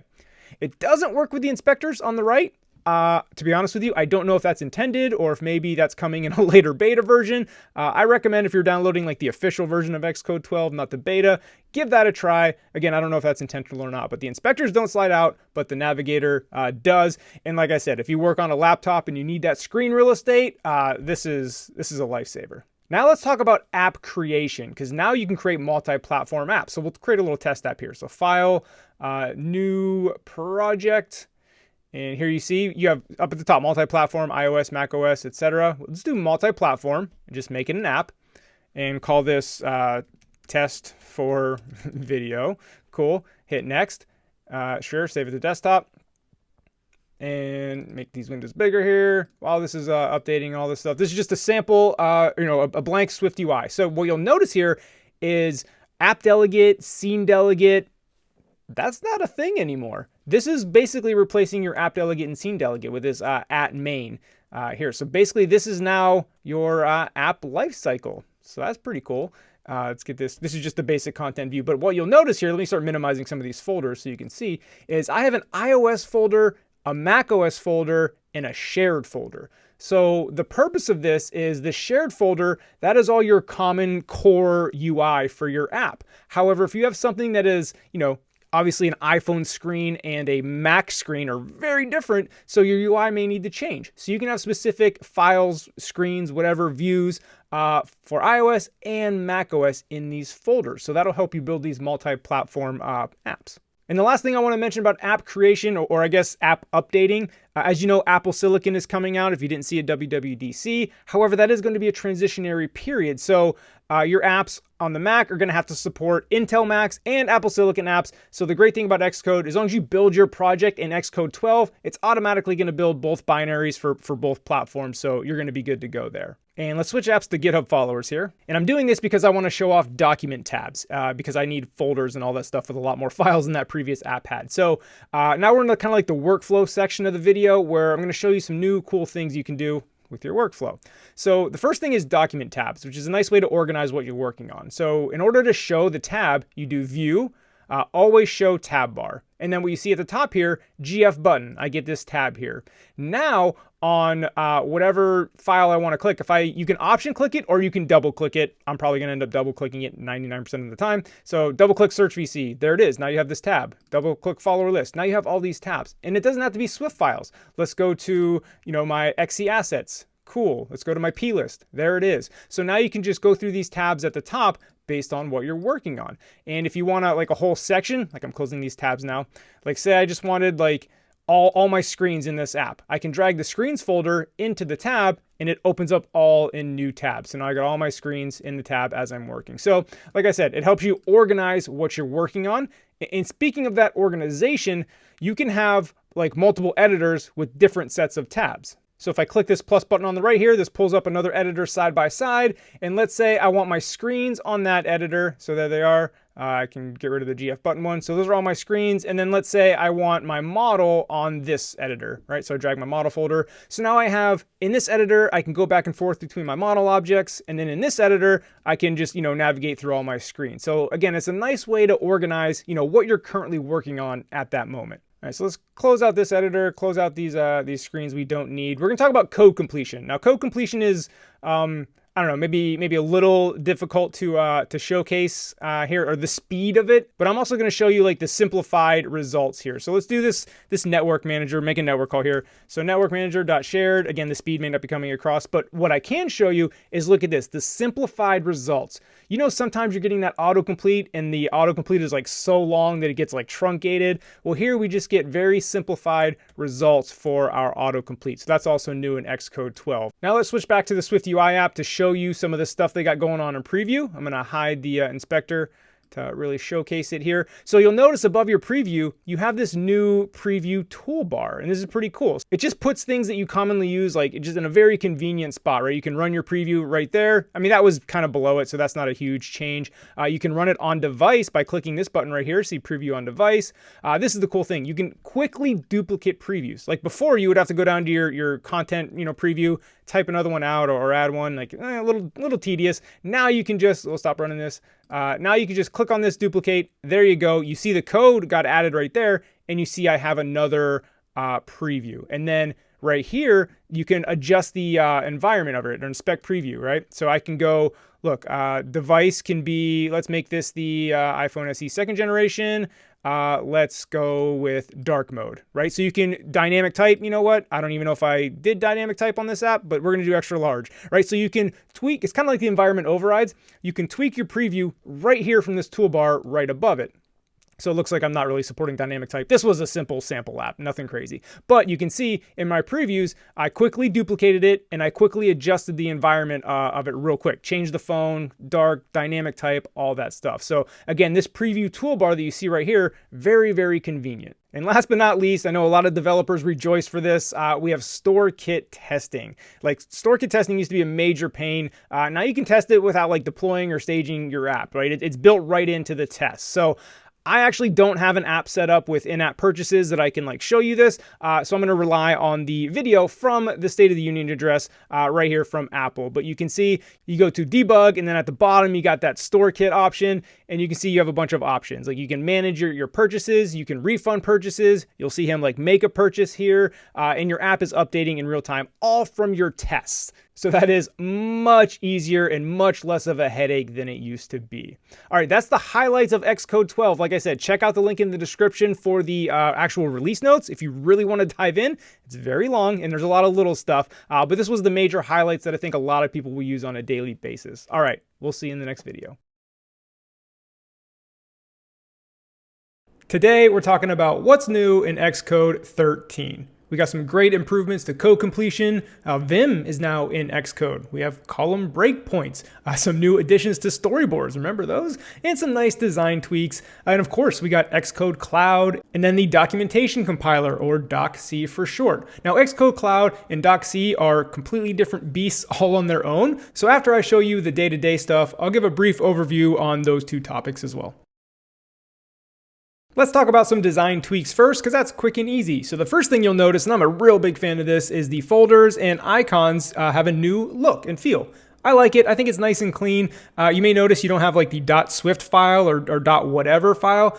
You can bring that back if you want. I like the cleanliness of it. That's just me. But if you do want to bring back those file extensions, you go to Xcode, Preferences, in general, and then you'll see here file extensions, hide all or show all. Again, I'm going to keep mine hidden. I like the cleanness of it. You notice this top bar got a nice little addition too. You don't have to select your simulator or whatever right here. That is now moved over here, iPhone 12 Pro, right? This is where you can select that and then your schemes and all that stuff. And then there's no more long horizontal loading bar. You get the circular spinner. So some nice little design tweaks that, in my opinion, really clean it up. I'm a fan. Now let's talk about some of those auto-completion improvements I was talking about. And my favorite, that's what we're going to start off with, is the switch statement. So in most cases, your switch statement will automatically fill for you, right? We're getting a placeholder image here based on an image dimension, which can be, square or a banner. Well, I'm just going to retype this switch statement below so you can see it, right? So I type switch and then dimension, and you see in the autocomplete, there's a little curly brace version of it. Well, if I hit that one, it's going to automatically fill in all of my cases. So that's nice. What I used to do is I would type that out and then, right, I wouldn't type this and I would, wait for Xcode to yell at me, switch must be exhaustive. Then I would click this and then I would fix that and it would fill in. So I love this because it saves me like 2 to 3 seconds every time I type a switch statement. Big fan here. However, it doesn't, I don't know if this is a beta 1 issue, and that's a quick disclaimer I should say, is that I am in beta 1, so things may not be working perfectly, things may improve, things may get added, but we are in beta 1. The most common use case for me on a switch statement is switching off a result. Right, so you see here, we are batch saving records. We get back a result with a network call, right? You get success or failure, and then you act accordingly. Well, again, I don't know if this is beta 1, or I don't know if this is, not part of the functionality. But here, if I type switch and then result, like I don't get that auto completion of the success and failure case. So just wanted to point that out. It seems to work great for your own enums that you've created that you want to switch off of. But for something like the result case, it's not quite working yet. Again, don't know if that's going to come in a future beta, but wanted to point that out. But overall, love this change. Another quality of life improvement is that Xcode will be able to recognize what frameworks you need to import and then import them automatically. So here in the DubDubGrub app, we're converting a CK asset from CloudKit to a UI image. Cool, but you see here, we return a UI image here. So we need UIKit in our extension, okay? But let's comment this out, pretend we don't have this, comment out the whole function. Cool, we don't have it. Now I'm going to retype that function here, and you'll see it pop in. Well, let me scroll down so you can see the imports. Func convert to, I'm going to say image. I'm just going to type this out real quick. Not the full signature here, UI image. And you can see when I have the UI image autocomplete, there's a little warning. This class is defined in UIKit. choosing this completion will import the module. Great, that's what I want. So if I hit return for the completion, give me my curly braces, you'll notice UIKit got imported right away. And if we change this UI image to, text, of course, I'm just experimenting, right? Don't worry about the function signature making sense. But you see, if I click this text right here, the SwiftUI text is what I'm looking for. This struct is defined in SwiftUI. Choosing this completion will import the module. Great, that's what I want. And then now you see I have SwiftUI up at the top. I think this is great because I know many times I have tried to type something and I'm like, why don't I get the autocomplete? And it's like, oh, I forgot to import SwiftUI or import UIKit. And here, this does this for you. So big fan of that change. Next up, we have more auto-completion stuff with guardlet and iflet, right? When you're unwrapping optionals, a lot of times that will autocomplete now as well. So here's an example of a remote image loader. By the way, this is getting replaced by async image in SwiftUI. Super pumped about that. So all this code will be gone eventually, but we're using this example here, right? Where we make a network manager call to download the image, we get back an optional UI image. So before we use that UI image, right, we have to basically make sure we have it. So we unwrap the optional. Well, if I just comment out this line here, and you'll see when I type guardlet UI image, I get the autocomplete for the rest of it, right? Before that didn't happen, right? Hit return. Now I get the autocomplete for my guard statement. Now, similar to the switch statement examples I showed, if the example is simple like this, there's only one, works great. If it's a little more complex, it doesn't seem to be working that great. Again, I may be trying to do more than it's intended to do, or it could be a beta 1 thing, but I just wanted to point that out. And of course, you can have more complex guardlet statements, but again, for the simple ones, it works great. And again, a welcome addition. And for the last of the auto-completion improvements, we have the singular version of for loops. So you see here, I pass in an array called moves. So if I do for move in moves, right, normally you have to type all that out. Well, it will recognize the singular version and auto-complete that for you, right? So if I did for move, right, you see for move in moves, there you go, it knows, and it completes my for loop. And I saw Paul Hudson playing around with this and thought it was pretty cool. It'll show something like for goose in geese, right? It'll recognize that goose is the singular version of geese. So in some cases, it is able to recognize that, and I thought that was pretty cool. Next, let's talk about column breakpoints, right? So we're used to the line breakpoint, right? You see, I just put it on 103. It will stop, before or after it runs this line, wherever you put it, right? But it's the whole line. Well, you'll notice, especially when you're using some higher order functions like compact map or map, or even combine, where you can chain this stuff together. Well, just the line we're not gonna be able to debug that because we wanna be able to stop this, somewhere mid-chain. So to do that, right, let's say moves.compactMap, before I filter that, I want to make sure my moves.compactMap is what I'm expecting. And by the way, this is from my tic-tac-toe tutorial where I basically take all the moves, get rid of all the nils, and we're filtering, all the human players or all the computer players, which we're passing in here. So that's what's going on here. That way I can see what moves the human has made, check for the win conditions, all that stuff, just so you have some semblance of what's going on with this code. But let's talk about this column breakpoint. So if I right-click filter, go to show code actions, and then set column breakpoint. And then you see this little vertical breakpoint, right? I'll click off filter so you can see it.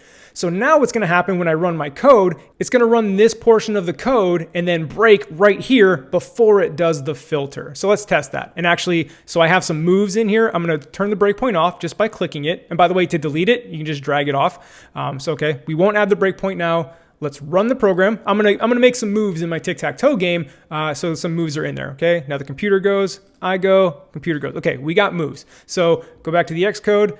Now put the breakpoint on the filter. So right-click, show code actions, column breakpoint, there we go. And then back to the simulator here. We'll move this over. Now I'm gonna make a move where I block circle right there. Okay, the breakpoint broke right there. So I have moves.compactMap, that has happened, but the filter hasn't happened yet. So say I had a bug and I wanted to check my moves.compactMap. So I can do PO moves.compactMap, $0, hit return. Here we go, so this prints out my moves here. So I can see before I filtered, right, I've gotten rid of all the nils. That's what compact map does, by the way. It gets rid of all the nils. So I'm left with just my moves, and you can see I have human moves, human move, computer move, computer move. So this is before I filter it. So again, column breakpoint stops a line if you have something chained, so you can break before something happens in the chain and then inspect, debug, do what you gotta do. So column breakpoints, again, another very welcomed addition.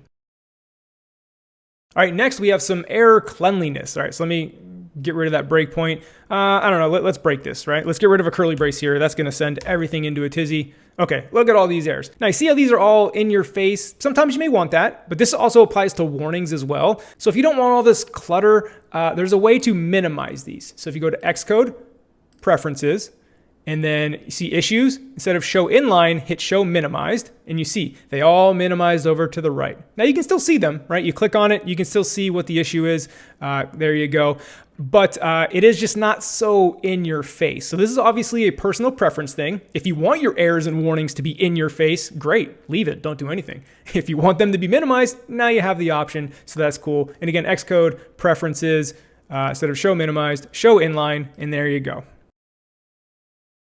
Next up, Vim is now in Xcode. I'll show you how to enable that. So Xcode, Preferences, Text Editing, it's a little buried, Editing, and then enable Vim key bindings. And then you'll notice on the bottom, you see kind of the little shortcuts you get down there to teach you how to use it. Now, if you're not familiar with Vim, Vim is like a completely different way to navigate via just keyboard keystrokes. Very steep learning curve. I tried it once a couple years ago, gave up very quickly. So I'm not a Vim user, but I know many developers swear by it and they say once you learn it, you can never go back. I'll take your word for it. But anyway, if you are a Vim person, that is how you enable it. Now you can use Vim in Xcode. A little bit of a warning from what I've seen on Twitter anyway, is that it's not 100% there, like maybe 90% of the functionality is there. And I don't know if that's just, again, beta 1, maybe it'll improve over the betas, or maybe this is something in every Xcode release, we'll see a release note that says Vim improvements, added this to Vim, because this is the initial launch of it, if you will. So again, if you're a Vim user, now you can use that in Xcode by, again, Xcode, Preferences, Text Editing, Enable Vim key bindings. I am going to turn those off because that is not for me. Now some quick updates to SwiftUI previews. We got landscape mode in previews. You can tap this little button right there and you can see what your app looks like in landscape. And we did not account for landscape in the tic-tac-toe app, obviously, but that's a nice way to test it very quickly. And then you click this back, you can see it's gonna keep rotating it to the right. See, now we're upside down, the notch is on the bottom. Click it 2 more times. There's probably a quicker way to do that, but that's what we're doing right now. And then lastly, on the right pane, you'll see we have access to the accessibility indicator right now. But you can see here, upgrade to macOS 12. I can't upgrade to macOS 12 on my main machine. I can't take that risk, but I will try to get a screenshot of this on the video so you can see it. But essentially, it's a nice way to inspect all of your elements to see what you have and what you're missing for accessibility reasons. So it's a nice quick look to get your act together in supporting accessibility on this. Moving on to these storyboard improvements, remember those, right? First off, you see the nice little storyboard icon over there. Again, all the icons changed, it's pretty cool. Down here at the bottom in the canvas, you see we can get iPhone 11, and you can see we can go to the iPads, iPhones, we can switch back, iPhone 12 Pro. So nice little UI there to switch phones very quickly. And then we also have an accessibility pane here, right? Where we can click this and view dynamic type. Okay, so our storyboard doesn't quite have that, so let's change that real quick. Because again, this is my super beginner app. We're teaching them how to build an app. We're not even touching dynamic type and accessibility yet. This is the very first steps. So let's go to our rules here. Change the label here, right? We're hard coding the font. So let's change the text to, instead of system, let's do body. Should be all we need for right now. So get rid of this for the show. So basically what you're seeing here in the square, the rules, the value of each card represents, that is now body. So that will now support dynamic type. But what you can test now in the accessibility pane here, turn it on. Now, as I drag my dynamic type, watch the rules thing, right? So you can see extra large, XXL, XXL. Okay, obviously we're not supporting dynamic type very well. It completely messes up the whole screen. But you can quickly see how this works. Again, super extra small. What does your UI look like? And you can just drag the whole way. So that's really cool to test your storyboard apps for accessibility. And there's other accessibility things, right? Like bold text. There you go. Button shapes. I'll move this over here. You can see it has the underline on the button, on-off label. I don't think you can see the other ones. But anyway, you can just test your accessibility right in Storyboard. And a good one is the dynamic type, seeing that in real time. Very nice. Now let's talk about buttons on Storyboard, because buttons got completely revamped in a very good way, in my opinion, because I've written many a button subclass to try to get that default Apple look. Those can all go away now because they're built right into the new UI button API and button API in Swift. That's also built into Storyboard. So let's take this stop button. Let me get my right pane out here. So we'll click on the stop button, and you can see on the right pane over here all the stuff. I'm going to actually make this look like a default button, because before you had to change the background color right to the color you wanted. So let's get rid of that. And let's go up and make the text color default, right? I want this to look like just the default button. There we go. And real quick, you can see in code here on the UI button, I had to make the corner radius 8 to get the rounded corners, right? I had to do a lot to get that look. So back to the storyboard, there's a new property here in the inspector called style. And you see I can do plain, plain will look like that, gray. And you see you get that grayed out style, see on the button there. And then, okay, back to the button. This is the one I like, and I think I'm going to use in a lot of my apps, is this tinted one, right? So you get that tinted with the dark color. That's good for visually impaired people, because sometimes two different colors don't contrast nicely, but this guarantees your contrast ratio pretty much. So back to the button, and then you can do the classic Apple button, this is the button that I always kind of built myself, was this filled button. And then also you can see there's other things you can do. So of course that's the color, right? So foreground and background, you can change the colors. We'll make it green. So green and white, and then the foreground we'll make blue, just for example purposes. And then now that's the filled, right? Now if I go to tinted, you can see we get the tinted green with the blue. So you can customize this a bit on your own. But the last thing I'm going to show you is the corner style. Remember I said I had to do corner radius in code. Now we get basically small, medium, large corner radius. We'll do large corner radius. I'll zoom in here so you can really see that. So that's large corner radius. And then if I click on the button, capsule, again, this is another very common style that you used to have to write some code to get. Now you can just get that right away. So the point is here, UI button got a complete overhaul, and it's built into Storyboard to where you can just, click some buttons over here on the right to get your button to look how you want. Now let's talk about Xcode Cloud. Well, first of all, Xcode Cloud does require a beta invite, which I don't have access to. But even if I did have access to it, it would be very hard to demonstrate because Xcode Cloud is very focused on teams.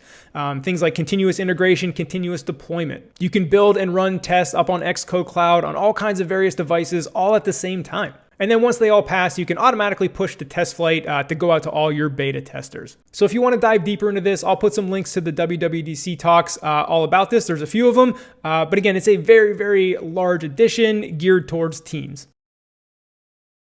And finally, we have the documentation compiler, or docc for short. To put it simply, this is a way for you to nicely document your code, whether it's your app or a framework you're building that other developers are going to use, to interact just like Apple's code does. For example, here I am in my CloudKit manager, right? If I was like, hey, what's a CK query? And I option click on it and I get this little quick look. Docc allows you to do this for your own code. And again, you can hit open in documentation, and there you go. Your documentation would show up here as well. It also allows for articles and interactive tutorials similar to Apple's own SwiftUI tutorials to be built for your code base as well. So again, I'll link to the WWDC talks in the description, but this is another big addition because we've all been there, right? We've all tried to use a third-party framework. Documentation is not that great, so hopefully a lot of people adopt this and we can get rid of those struggles trying to deal with a third-party framework. So those are the highlights of what's new in Xcode 13. Of course, there's much, much more.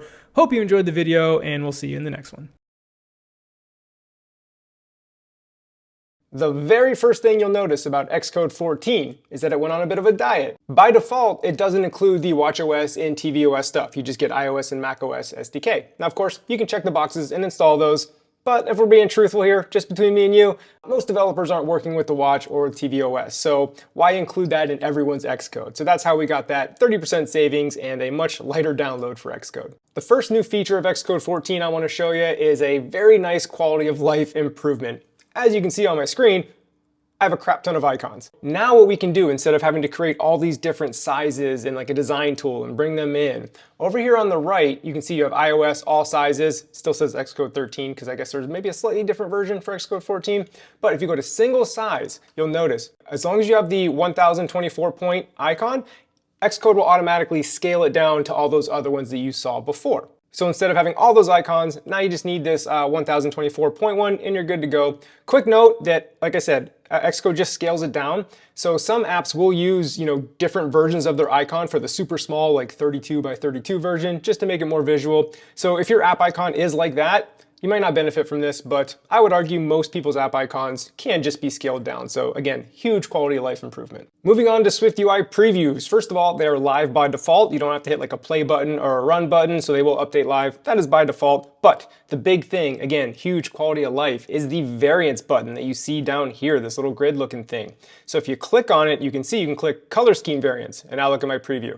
Right, you get the light and dark mode side by side, just like that. And you can click on one of them to make it bigger. There's a little back button up here to go back. Click the light one if you want to really dive in. Cool, so I can see light and dark mode. Orientation variants. Nice, I can see portrait, landscape left. Well, if I make it bigger here, or I can zoom out of my preview. Either way, cool, I can see landscape right. Again, orientations, just like that. Now the really cool one, dynamic type variants. You're gonna see, we're gonna get a bunch. So you can see how your view will look with all the different dynamic type settings, just like this. Now, of course, before, you could add modifiers to your previews to show the different variants and have a bunch of different previews up there. This is just so much nicer. In the click of a button, you can see all the variants and see what kind of work you have to do for these super duper large sizes. Now for some code editor improvements here. So I'll make my preview smaller now because that's not important. The first quick and easy thing I want to show you, as you can see, we're in a settings view. I'll make my code a little bigger so you can see it. By the way, I know there's many improvements I can make to this settings screen in the code. That's not what this video is about. So keep your comments to yourself. I know there's issues. Anyway, we're in the settings view, but as you can see, we get the sticky headers. So bam, settings view stuck to the top. And here's where it's good because, right, my var body sum view, there's a lot of stuff going on in it. So you can see, I know that now I'm in var body sum view. As I'm scrolling down, I'm still in var body sum view because there's a lot going on. Still going. And then now we see we have a sign out of Google function here. So now that pins to the top. So that is sticky headers, a nice way to know where you're at in your file. Another nice thing, if you do Command-Shift-L to open up your library, and over here on the right, you see SF symbols, this little star here.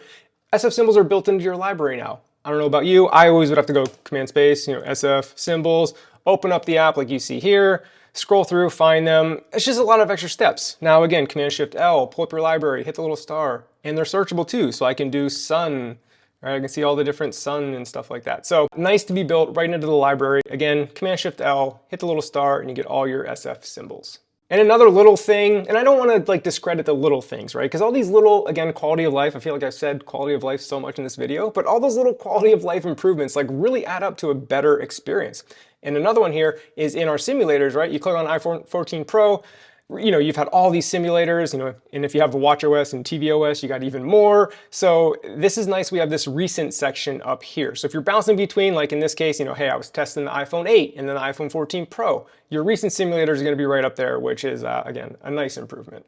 And we can now see test flight feedback right in Xcode. So if I go to Windows, Organizer. Now this is over here, well, feedback, I already have it highlighted. Spoilers, we used to be able to see crashes, all this stuff. Now I can go to feedback and I can see, I'll make this bigger here, all my test flight feedback right in here in Xcode. And you see if I click on something over here on the right, I can email Jason Mitchell. But yeah, you can see all of your test flight feedback right from here with screenshots, email the user. Normally you'd have to go to App Store Connect and in test flight and dig for that. Now it's all right here. You also have the hangs, that is new. Now I don't have any hangs here. Well, hang logs are not available for macOS. So I'm on the macOS version. If I go to Creator View, iOS, I don't think there's any hang log detected. I'm sure Creator View does have hangs, but here's a screenshot from the WWDC video of what it would look like with hangs that you can diagnose. Again, this is all new in the organizer right here in Xcode. Okay, we'll close that and back to the code here. We're gonna talk about some autocomplete stuff here. So I made some room, as you can see. So now we get a lot of boilerplate code done for us, like member-wise initializers or codable conformants. So let's say we have a video object. This is just a real quick dummy object. Var title, which is a string. Var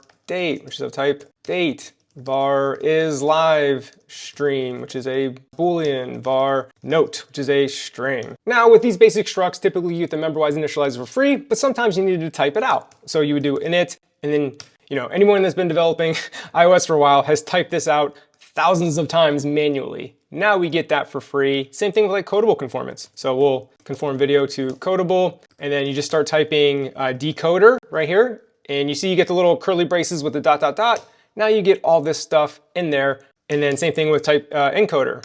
Bam. And then now you also, when you do both of them, you get the coding keys. So like I said, there's just a lot of boilerplate stuff that, again, if you've been coding for a while, you've typed this out manually plenty of time. The last thing I want to talk about in this section is the auto-completion of parameters. Let me get rid of all this codable stuff just to declutter the screen and not be so confusing.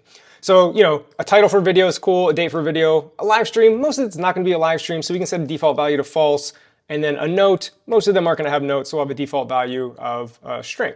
So now let's say we had a function here, again, dummy code here, func create, and in here we're going to create a video. So let video equal, and then we'll initialize a video here. Now you can see down here in this one, is live stream and note is kind of grayed out and italicized. So if I just hit return, because those have default values, bam, I just get title and date. But if I go back here, what if I did want those values? There's a couple ways to do this. So video, and then if I hold option, you'll see they light up and I'll get them all. So if I hold option, hit it, get them all, cool. Now, another way to do this real quick, and this is really gonna come in handy in SwiftUI, which I'll show you in a second, but if you do video, cool, is live stream and note are optional, but if I start typing is live stream, you see that will light up, and if I start typing note, that will light up as well, so now I'll get them all. Now, that may seem like a contrived example when you're initializing those, but let me get rid of all this and go back to SwiftUI, and this is where this is gonna be such a lifesaver. So, back up here onto this list here for the settings view. I'm gonna code fold it so you don't get distracted by all the messiness going on in there. So look, on this list, right, a common thing we do in SwiftUI is .frame. Of course, if you're dealing with like min width, max width, there's a whole bunch of them, but this is where it's nice where you can type it like I said. So if I did frame, again, you can hold option to get all of them. Most likely you're not gonna want all of them. But if you just start typing, you know, min, max, you see min width and max width lit up. I can hit return, min width, max width. I know if you've been dealing with SwiftUI for a while, you've had to type that out manually because you didn't want all those parameters. So that is nice. And then an even quicker one, right? So say I just want to have the width of a frame. So frame, I don't want width and height. So just start typing width, bam, frame width, and you got your frame. So like I said, SwiftUI modifiers with a ton of optional parameters. You know this is very common in SwiftUI. This typing out which parameters you want, you don't have to type it all out. You just have to type a letter of it. So you see I just typed a W and then maybe another W. So now I'm getting how it's going through. The third W. So I got min width, ideal width, max width. So there's different letter combinations you can type to get what you want. You'll have to experiment with that, trial and error with that. But that is going to be such a time saver for SwiftUI. And then the last thing I want to show you is the build timeline. So you can diagnose, you know, why is my build taking so long? You can really check it out in a visual manner. So before I do that, I'm going to do a Command-Shift-K. May even just be Command-K, I don't know, whatever. Clean my build folder, product, perform action, build with timing summary. So you click that, it'll build. Over here on the right, we'll click this to see our latest build. So you see 917 build is currently working. Once that is done building, I will show you the timeline summary. Okay, so the build at 9:17 a.m. is done. We click on it. I'm gonna collapse all this stuff real quick just so you can get the summary here. So this is like the build, right? Building all the targets, building all the packages and stuff like that. Minimizing these so you can help or see it. Okay, so that's like the overall summary. Now, I don't see my build timeline right now. It may show up by default for you, but if you right click, show in timeline. Okay, put this on the right. Depending on your monitor setup, maybe you want it below, maybe you want it on the right. I guess this is big enough I can have it on the right. When I was testing this on my laptop, I just had to put it below. But you can see the timeline, and it is in milliseconds right now. If you hold option and kind of scroll on your mouse wheel, you can kind of zoom in and zoom out as I'm doing it here. So instead of milliseconds here, let's do, you know, by the second, right? Or you can keep zooming in maybe every 5 seconds, right? That'll really put up the summary of your build. But you can look and see like what is taking so long to build, or, you know, if something is egregious, something is really out of whack. Like sometimes your asset catalog can be like super duper long. But anyway, you can see the build of your timeline to, again, diagnose any issues you have and optimize your build times. Those are the highlights of Xcode 14 that I thought you would use, you know, on a day-to-day basis. Of course, there are tons more changes. I'll link to the release notes in the description. Check those out if you want. We'll see you in the next video. Before we start playing with storyboards and building our own apps, let's talk about what auto layout is. As you're familiar with, there's tons of different screen sizes, right? The iPhone SE, the iPhone 11 Pro, iPads, various different iPads, right? There's a lot of screen sizes developers have to handle, and that's what auto layout does. It's a constraint-based system that really makes our lives easier when adapting to all these screen sizes. And without auto layout, we would have to create unique layouts for each different screen size. Like look at this diagram of all the different screen sizes. We would have to be like, hey, on the iPhone SE or 5 screen size, this button should be, 10 points from the bottom. But on the iPhone 8, which has a much bigger screen, it should be 30 points from the bottom. But on the iPhone 11 Pro, which is even bigger screen, it should be 80 points from the bottom. And that's only one vertical layout of one element. Like imagine your whole UI being different per screen, so it looks good on each screen. Well, thankfully, we don't have to do that. And again, auto layout is the system that allows that. Now, you may notice when I was describing that, I said points and not pixels. And that's because the various different screens in the iPhone, iPad family have different resolutions. So again, to make our developer lives easier, instead of trying to remember like, okay, this screen is a 3x resolution, whereas this one's a 2x, so now my layout has to be different. Like, we just deal in points, and as you can see on this diagram that breaks down, the height in points, the width in points for each screen. By just dealing in one measurement, if you will, called points, that again makes our lives so much easier. We don't have to worry about different resolutions. That gets handled for us. So like I said, auto layout is a constraints-based system that helps us lay out for all the different screen sizes. What that means is, let's say I have a label and I want to constrain it so that it stretches so that it is 30 points from the left of the screen gap and then 30 points from the right of the screen gap, right? We want some padding on each size. Well, the width of that label is going to be different based on if it's the iPhone SE, which is pretty skinny, or the iPhone 11 Pro, which is actually a pretty wide phone, right? So that label will stretch so that it's always going to have a 30 padding on the left and a 30-point padding on the right. So that is a quick example of how auto layout adapts, or if you say, hey, center this vertically on the screen. Again, whatever the screen size is, it's going to center vertically. We don't have to say, the specific point coordinate where that should be.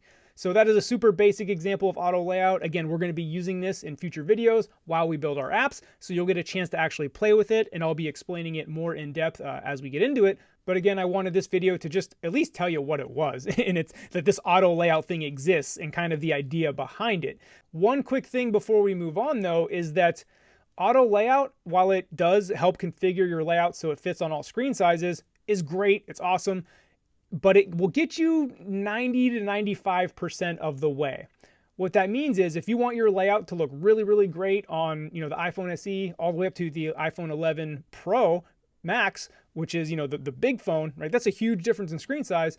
Again, auto layout will get you almost all the way, but you're probably going to have to tweak manually to get your layout looking exactly like you want it to look. And I just say that so you know in your head, auto layout doesn't do everything for you, right? It'll do almost all of the work, but you're likely going to have to dive in and manually tweak certain screen sizes to get it to look exactly how you want. So just keep that in mind. It's not the end all be all. It's going to do 100% of the work for you.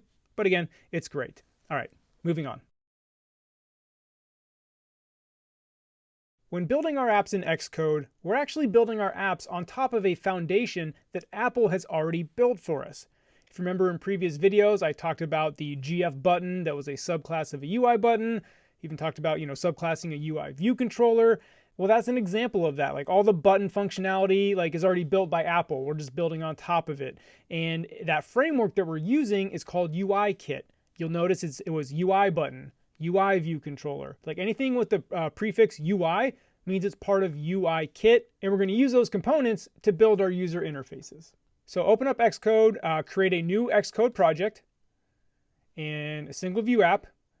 Not sure if you've deleted your previous test one that we used, but we can call this UIKit intro, if you want to call it that. Again, team, make it your own. Organization name, make it your own. Language, Swift. User interface, Storyboard. So we could do SwiftUI, more on that later. Right now we're going to make sure you click Storyboard, and then we don't want to do Objective-C, we want to do Swift. And we're not worried about unit tests or core data or anything like that. So hit next, that will create this project. Save it to wherever you'd like to save it. I'm just putting mine on my desktop, and let's make this screen fill up here. So now click on main.storyboard here on the left. Here we are. Here's our first view controller. This arrow right here means it's the initial screen on the view controller. So this is what shows up first. Now to put it super simply, a UI view controller controls views on your screen to display. And most of the time, a view controller is an entire screen. You can create reusable child view controllers. That's more of an advanced topic. Just know that that is possible. But for the sake of this course, very beginner, our view controllers are going to be entire screens. So I'm going to make some room real quick. We're going to drag this to the left so I have a lot of room on my storyboard here. So I just have a blank view controller, right? If we run this app, not on my iPhone X, just run it on an iPhone 11 Pro, you'll see when it runs, we just have a blank white screen. There you go. Nothing's on there. It's blank. We're going to fix that as we add stuff to it, but go ahead and close that. Stop it. Oops, I closed it first. That's new in Xcode 11.4. I messed that up. I hit that little red dot up there and So if you don't see that, let me run it again. This is kind of off the cuff because Xcode 11.4 just came out like 2 days ago. So now we have this toolbar above our simulator. We used to not have that prior to Xcode 11.4. So I guess, and I'm not used to using it yet. When you're running your app, if you click this X, it'll like crash your app like that. So make sure you hit this stop button first before you hit that red dot. Again, new in Xcode 11.4, brand new.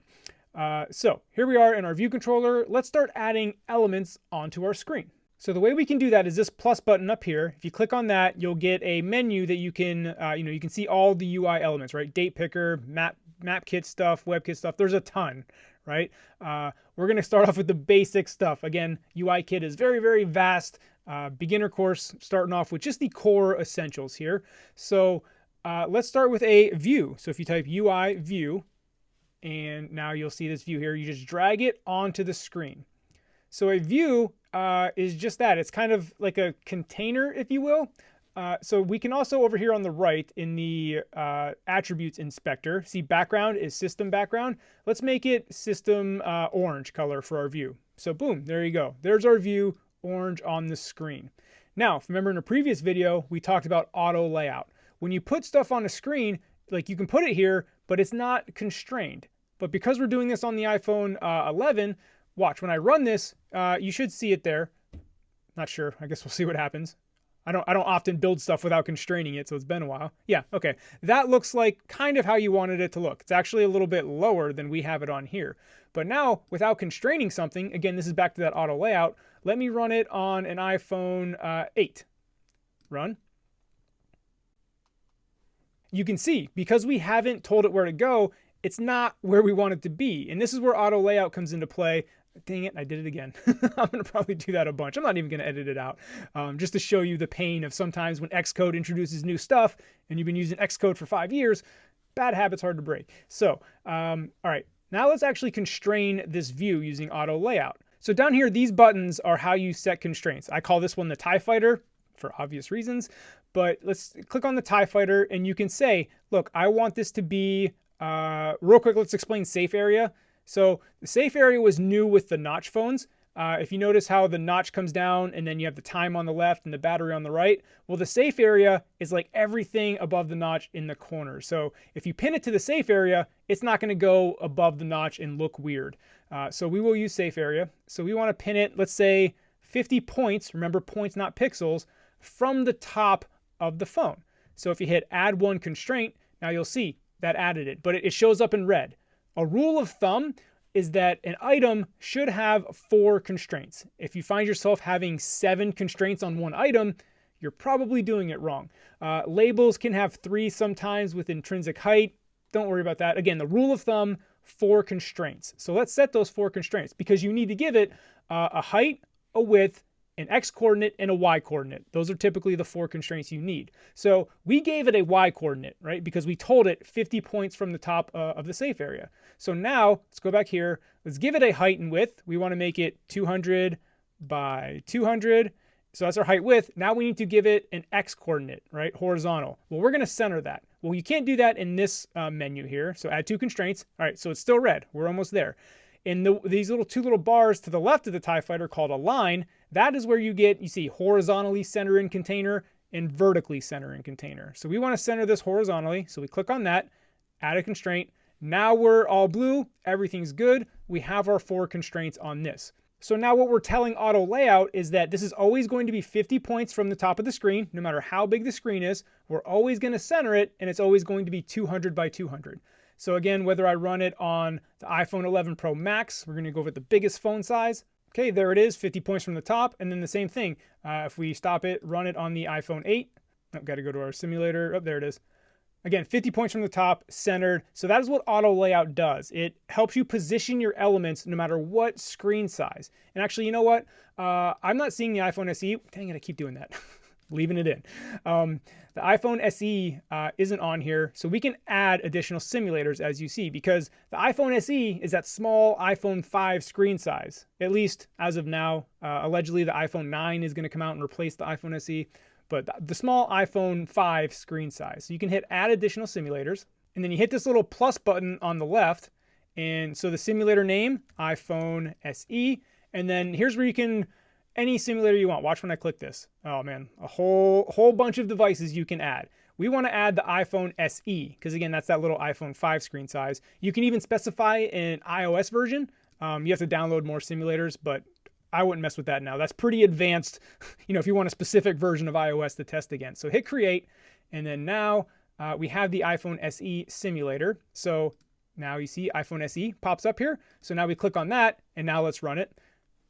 This is a way to test, UI on various different screen sizes. So here you see the small iPhone SE. Well, it's not small, it's actually huge. Let's make it how it would actually look next to the old iPhone 11 Pro. But you see, we're 50 points from the top, centered horizontally 200 by 200. And I can run this app here, and you can see. So that is what auto layout does. Again, you tell it how to position itself, and it works on all the screen sizes. Now, that was a super easy example. We're going to continue adding elements onto the screen to show you other ways to use it. So let's go ahead and stop our simulators and back to main.storyboard. So that is a UI view. A UI view can just be this, a shape, but you can also like put stuff into a UI view. Let's actually grab a label. So you can either hit this plus button, or what I've gotten used to doing is do Command Shift L, and that'll pull this up, Command Shift L. So let's put a label. Except now we're going to put the label inside the UI view. So again, you can have a view that holds other views. And by the way, UI button, UI label are all subclasses of UI view. So now we can actually constrain this label within this UI view. And over here on the left, you see your view hierarchy. So you can see if I minimize my, this is the overall, a view controller comes with a big UI view that covers up the whole screen. But you see we added this UI view here. And you see within that UI view, we have a label. Well, that label's not actually in the UI view. Drag it up here. Now the label is in the UI view. So you can use this view hierarchy on the left to, put stuff within each other to, build your UI. But now that we have this label within the view, we can constrain it inside the view. So let's say we wanted our view, click the TIE Fighter, to be pinned to the left of the container view of the view. So 0, 0, and we hit add two constraints. You're going to see it stretch out, right? It's stretched out to fit the to the edges of the view. And let's say we wanted it to be pinned to the top. Let's say 0 again to the top of the view. Add one constraint. You see it move up. And remember I said labels don't need a height. They have intrinsic content size, based on how big the label is. And then over here on the right, the identity inspector here, attributes inspector, we can name this, orange, right? We're just naming our square here. So we just constrain this to the upper right within this view to show you how you can have, views inside of views. But, that kind of looks weird, upper right. Let's say we wanted that centered. Well, we already have constraints set. So the answer isn't to just set more constraints. The answer is to hit this ruler button to the right of the inspector here, size inspector.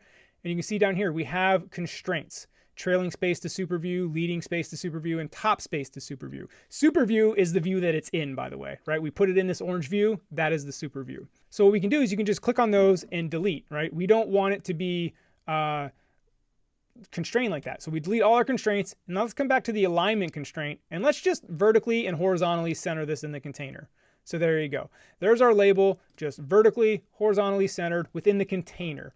Now, if it was outside of this orange view, the container would be the view on the screen. So it would be in the center of the screen. But because we're inside the orange view, the label orange is centered in there. So now let's explore some other UI elements here. Command Shift L. Let's talk about the text field. So if you want to enter text, grab a text field, pull it here, and now you can see we get this, it's not very wide. Well, if you remember the example I gave from auto layout where I said we want a padding of 30 on the left and 30 on the right, that's how we do that. So click on the TIE Fighter. We don't want to constrain a margin. That'll give us default margins. We don't want to do that. We want to add our own. So safe area, cool. Do not 0, 30. And then same thing over here, 30 for the right, hit add two constraints. And now you see that text field stretch. So there's always a padding of 30. And then let's actually pin this. So we want the top of the text field to be pinned to the bottom of the orange view, which again is this view right here. I know that's confusing because there's two views, but you can see current distance is 71. It's closer. You can also do constraints like this. Let's not add that. If you click on the element, you can control and drag to that view. And then now you can get some constraints here. So we want vertical spacing. So bam, now at vertical space. So there's a couple different ways to set constraints, the TIE Fighter view, and then also, again, control, drag to whatever you want to constrain it to. But now let's take a look at this in action. You can see it on the iPhone 11, right? It stretches out to the edges of the screen with 30 padding. Again, let's run it on the iPhone SE because that's not as wide as the iPhone 11. And you can see it still gives us that 30 padding on the right and the left, but it's a much skinnier text field, as you can see, because again, the screen is wider. So you can see how auto layout helps us adapt our UI elements, again, to the various different screen sizes. And for practice, let's add one more element here. Let's add a UI button. So again, label, button, segmented control, slider, switch. There's so much here in UIKit. Image view, that holds images. Collection view, table view, I'll talk about that in a second. Again, a lot to do in UIKit. We're going just the fundamentals here. So now a button. A button does, again, what you would think a button does. Whatever action you want to attach to the button being tapped, that's what you do. Let's actually pin this one to the bottom here. So again, I'm going to open up my little TIE Fighter and not constrain a margin. So to the bottom here, we want the bottom of the safe area. Let's do 40 points from the bottom.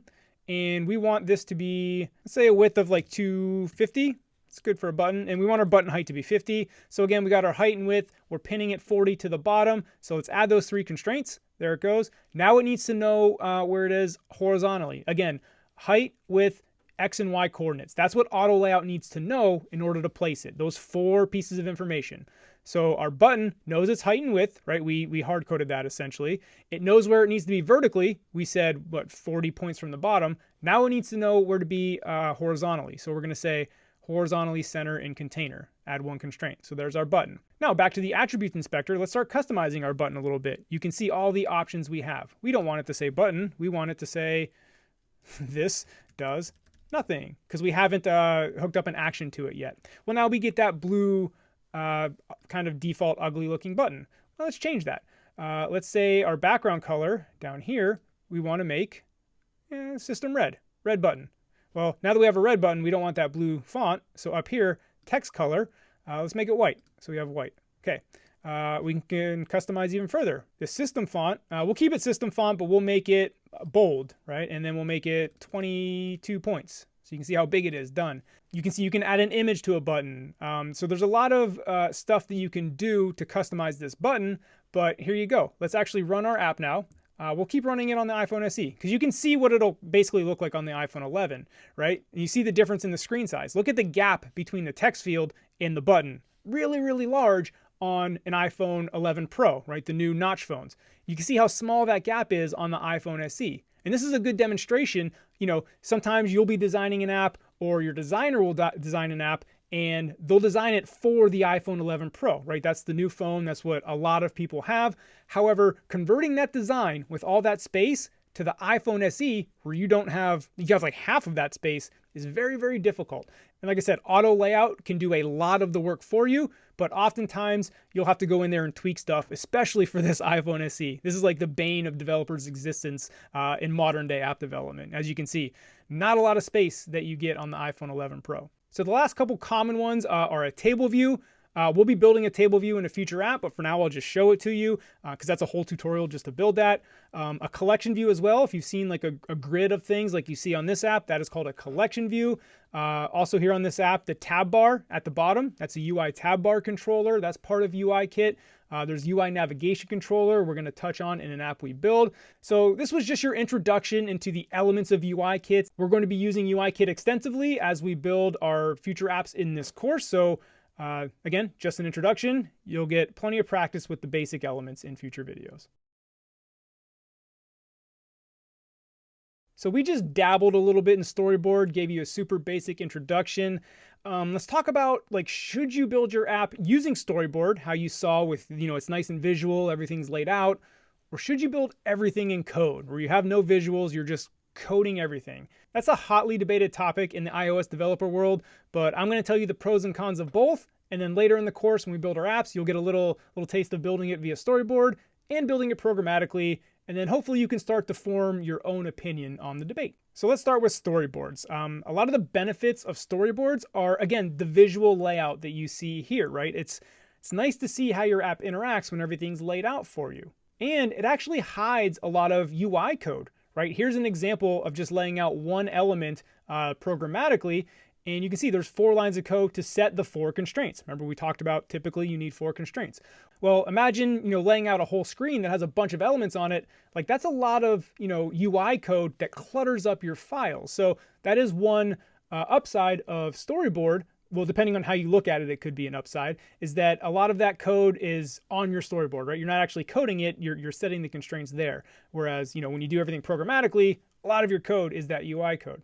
Now, the reason why I said, depending on your point of view, if that's good or bad, some developers think that when you do all that in Storyboard, you're really like hiding it. Like it's hard to decipher what's going on in the storyboard. You have to click into a lot of things. Whereas seeing it in code, even though yes, it is a lot of like cluttered code, but you can see exactly what's going on right away. It's not hidden. So again, you can start to see why there's a debate, right? People have preferences. Another bad thing with storyboards is when you're using them on a team, especially a large team. Like the larger the team, the more difficult it is to work with storyboards. Now remember the Luna example I showed you, we had multiple storyboards, right? So that is a good way to handle this problem. Because what happens if you have one giant storyboard, like you saw that nightmare on the screen? Well, one thing, that's just a nightmare to deal with.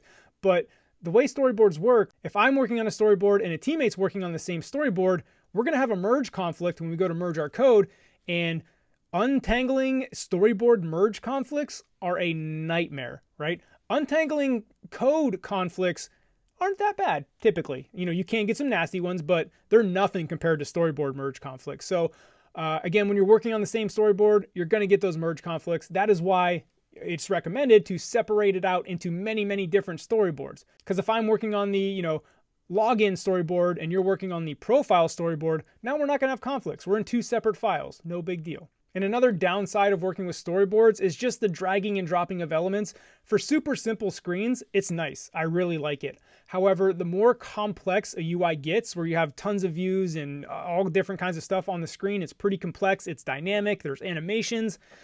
Storyboard becomes a bit brutal to deal with, to be honest with you. So my opinion is, like, if a screen is super simple, then I tend to prefer storyboard. The more complex it gets, the more I start to prefer to do it in code. So that leads me to some advantages of doing it code. Like I've said before, it's very easy to debug things, right? Everything is right there in code. It's not kind of hidden away in the storyboard.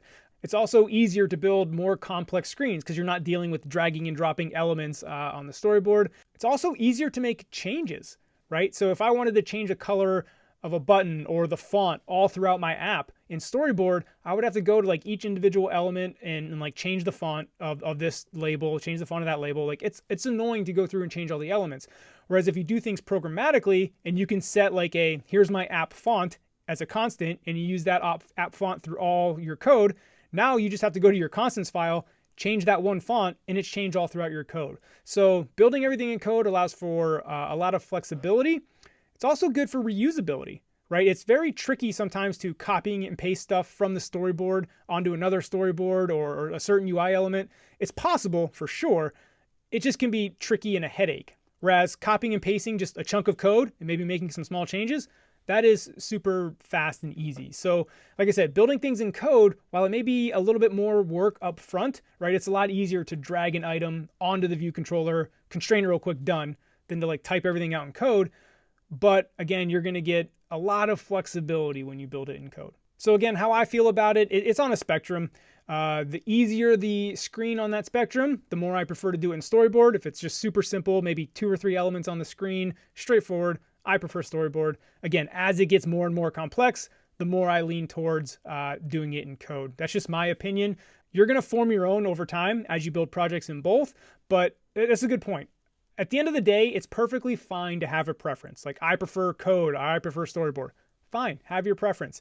Although a lot of people on the internet are going to tell you you're wrong no matter what preference you choose. That's the internet. But I do think it's very valuable for a developer to know how to do both.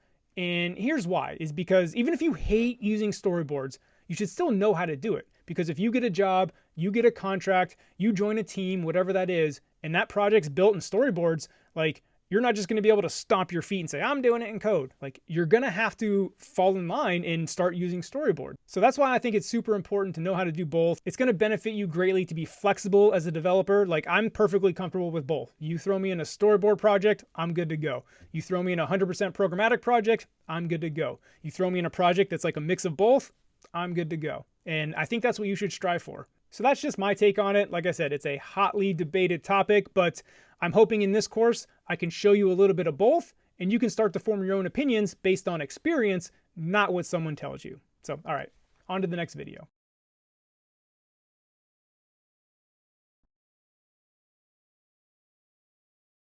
Now that we've learned the basics of the Swift language, let's talk about FizzBuzz.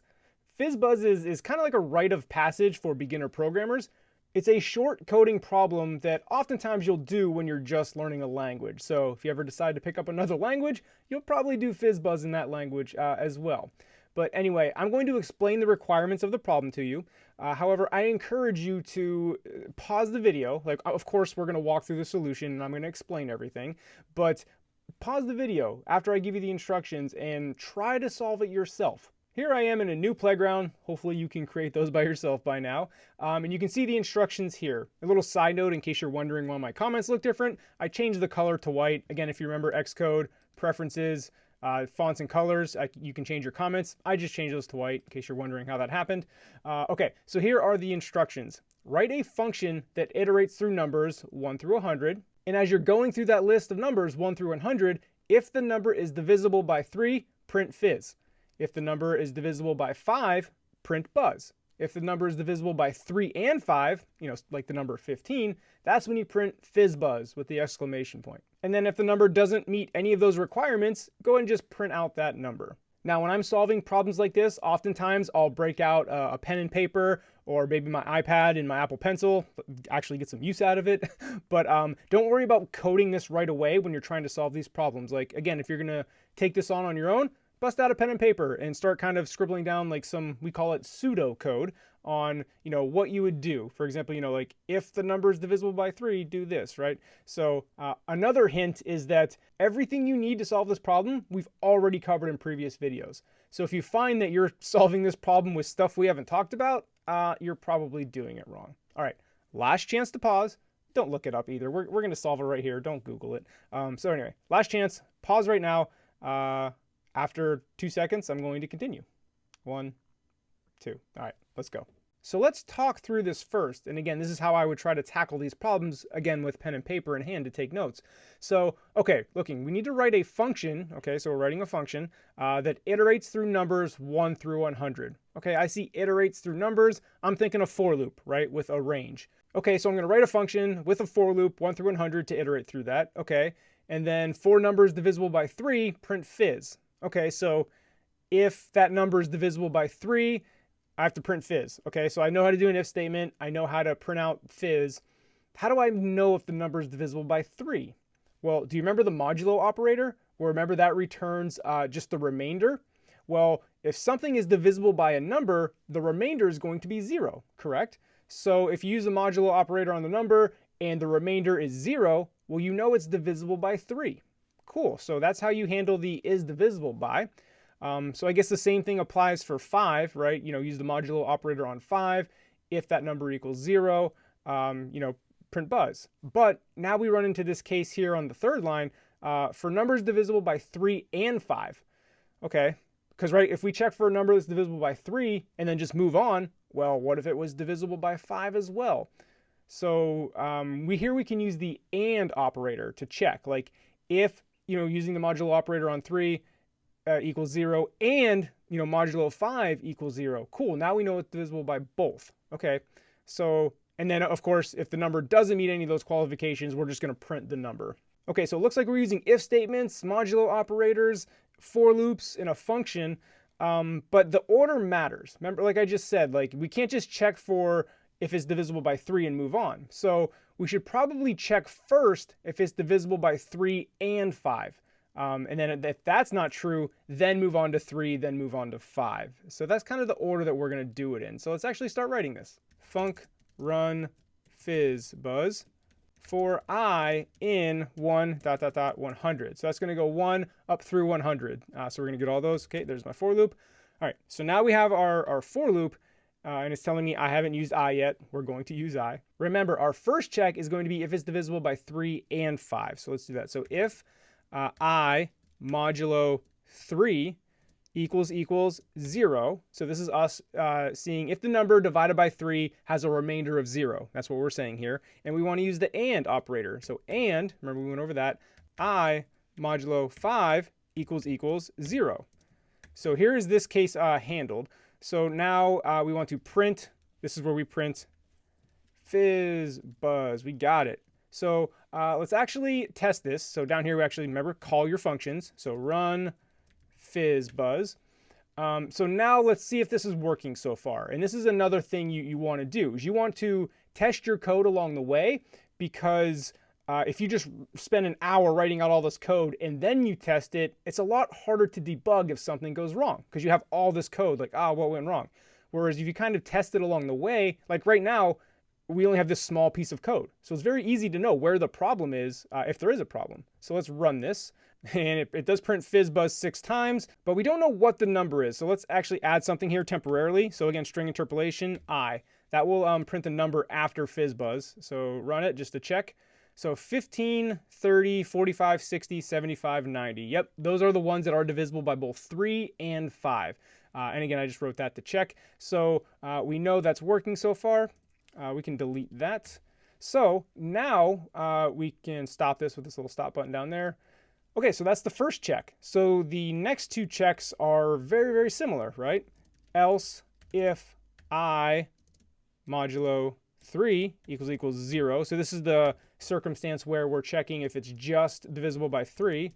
So this is where we want to print fizz. And now we do else if I modulo 5 equals 0, print buzz. And you know what? Let's actually keep that in here just to check, right? So again, string interpolation,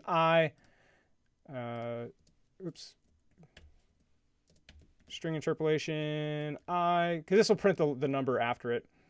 And then again, string interpolation, just to check. I know that's not part of the instructions, but this will show you that it's actually working like we showed before. And then else, right, if it doesn't meet any of the requirements, being divisible by both 3 and 5, divisible by 3, divisible by 5, we want to print just I. So there's our quick function. Again, let's run through it just to really reiterate. We do a for loop going numbers 1 through 100. If it's divisible by both 3 and 5, that's what we check first. We're going into this. We're printing FizzBuzz. If it's divisible by just 3, we're printing fizz. If it's divisible by just 5, we're printing buzz. If none of that triggers, we're just going to print the number. So now let's run FizzBuzz here, and we'll make this real big so you can see it, right? Scroll up to the top right. 1, 2, fizz for 3, 4, buzz for 5, fizz for 6, right? And I'm not going to go down through the whole line, but you can see our FizzBuzz is working, and then we get our first FizzBuzz at 15, which again makes sense. So, and you can see we go all the way through 100, doing fizz and buzz if it's divisible by 3 or 5 respectively, and then both. So again, FizzBuzz is a classic rite of passage. You're probably going to see this a lot throughout your programming career when you're just learning other languages, should you decide to explore those. But as always, if you have questions on how we came up with the solution or concerns, leave a comment or hit up the Slack channel. See you in the next video. All right, we're about to build our very first beginner app. We're going to keep it simple, don't worry, but in this video, I'm going to show the overview of what the app is going to be and some of the topics we're going to learn throughout the next couple of videos. The functionality is actually very simple. As you see on the screen, we're going to have a table view that populates with 50 random colors. And then when you tap on one of the cells, we're going to pass the data of what that color is to the next screen and change the background color of that screen to the color we selected. Looks super simple, right? But we're actually covering a decent number of topics in this app. For example, we're talking about UI table views. That's a big thing for developers, right? There's table views all throughout apps. That's probably the most common thing you're going to build. We're also talking about UI navigation controllers, for loops, arrays, passing data from one view controller to another. Like that's another big skill. And then also generating random numbers, which we've kind of touched on already. And we're going to create an extension on UI color that will spit out a random color for us. So again, the functionality looks pretty simple, but we're actually covering a lot of topics. All right, let's get right to it. Of course, to start this app, we got to open up a new Xcode project. So pull up Xcode, create new Xcode project, single view application, next. Hopefully you've done this before by now. Product name, we're going to call this random colors. And again, team is whatever your team is, organization name, etc. Swift and storyboard, hit next. And save it to, I'm going to save it to my desktop. You can save it to wherever you like.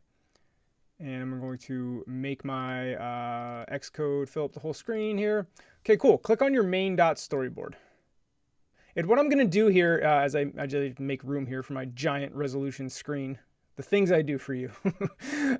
So you see we get a view controller from the start. We get a view controller file. It's our initial entry point here, as you can see in this arrow. So they do give you a basic setup. I'm actually going to tear all this down and build it back up from scratch because I think that is better for you to understand how this all comes together.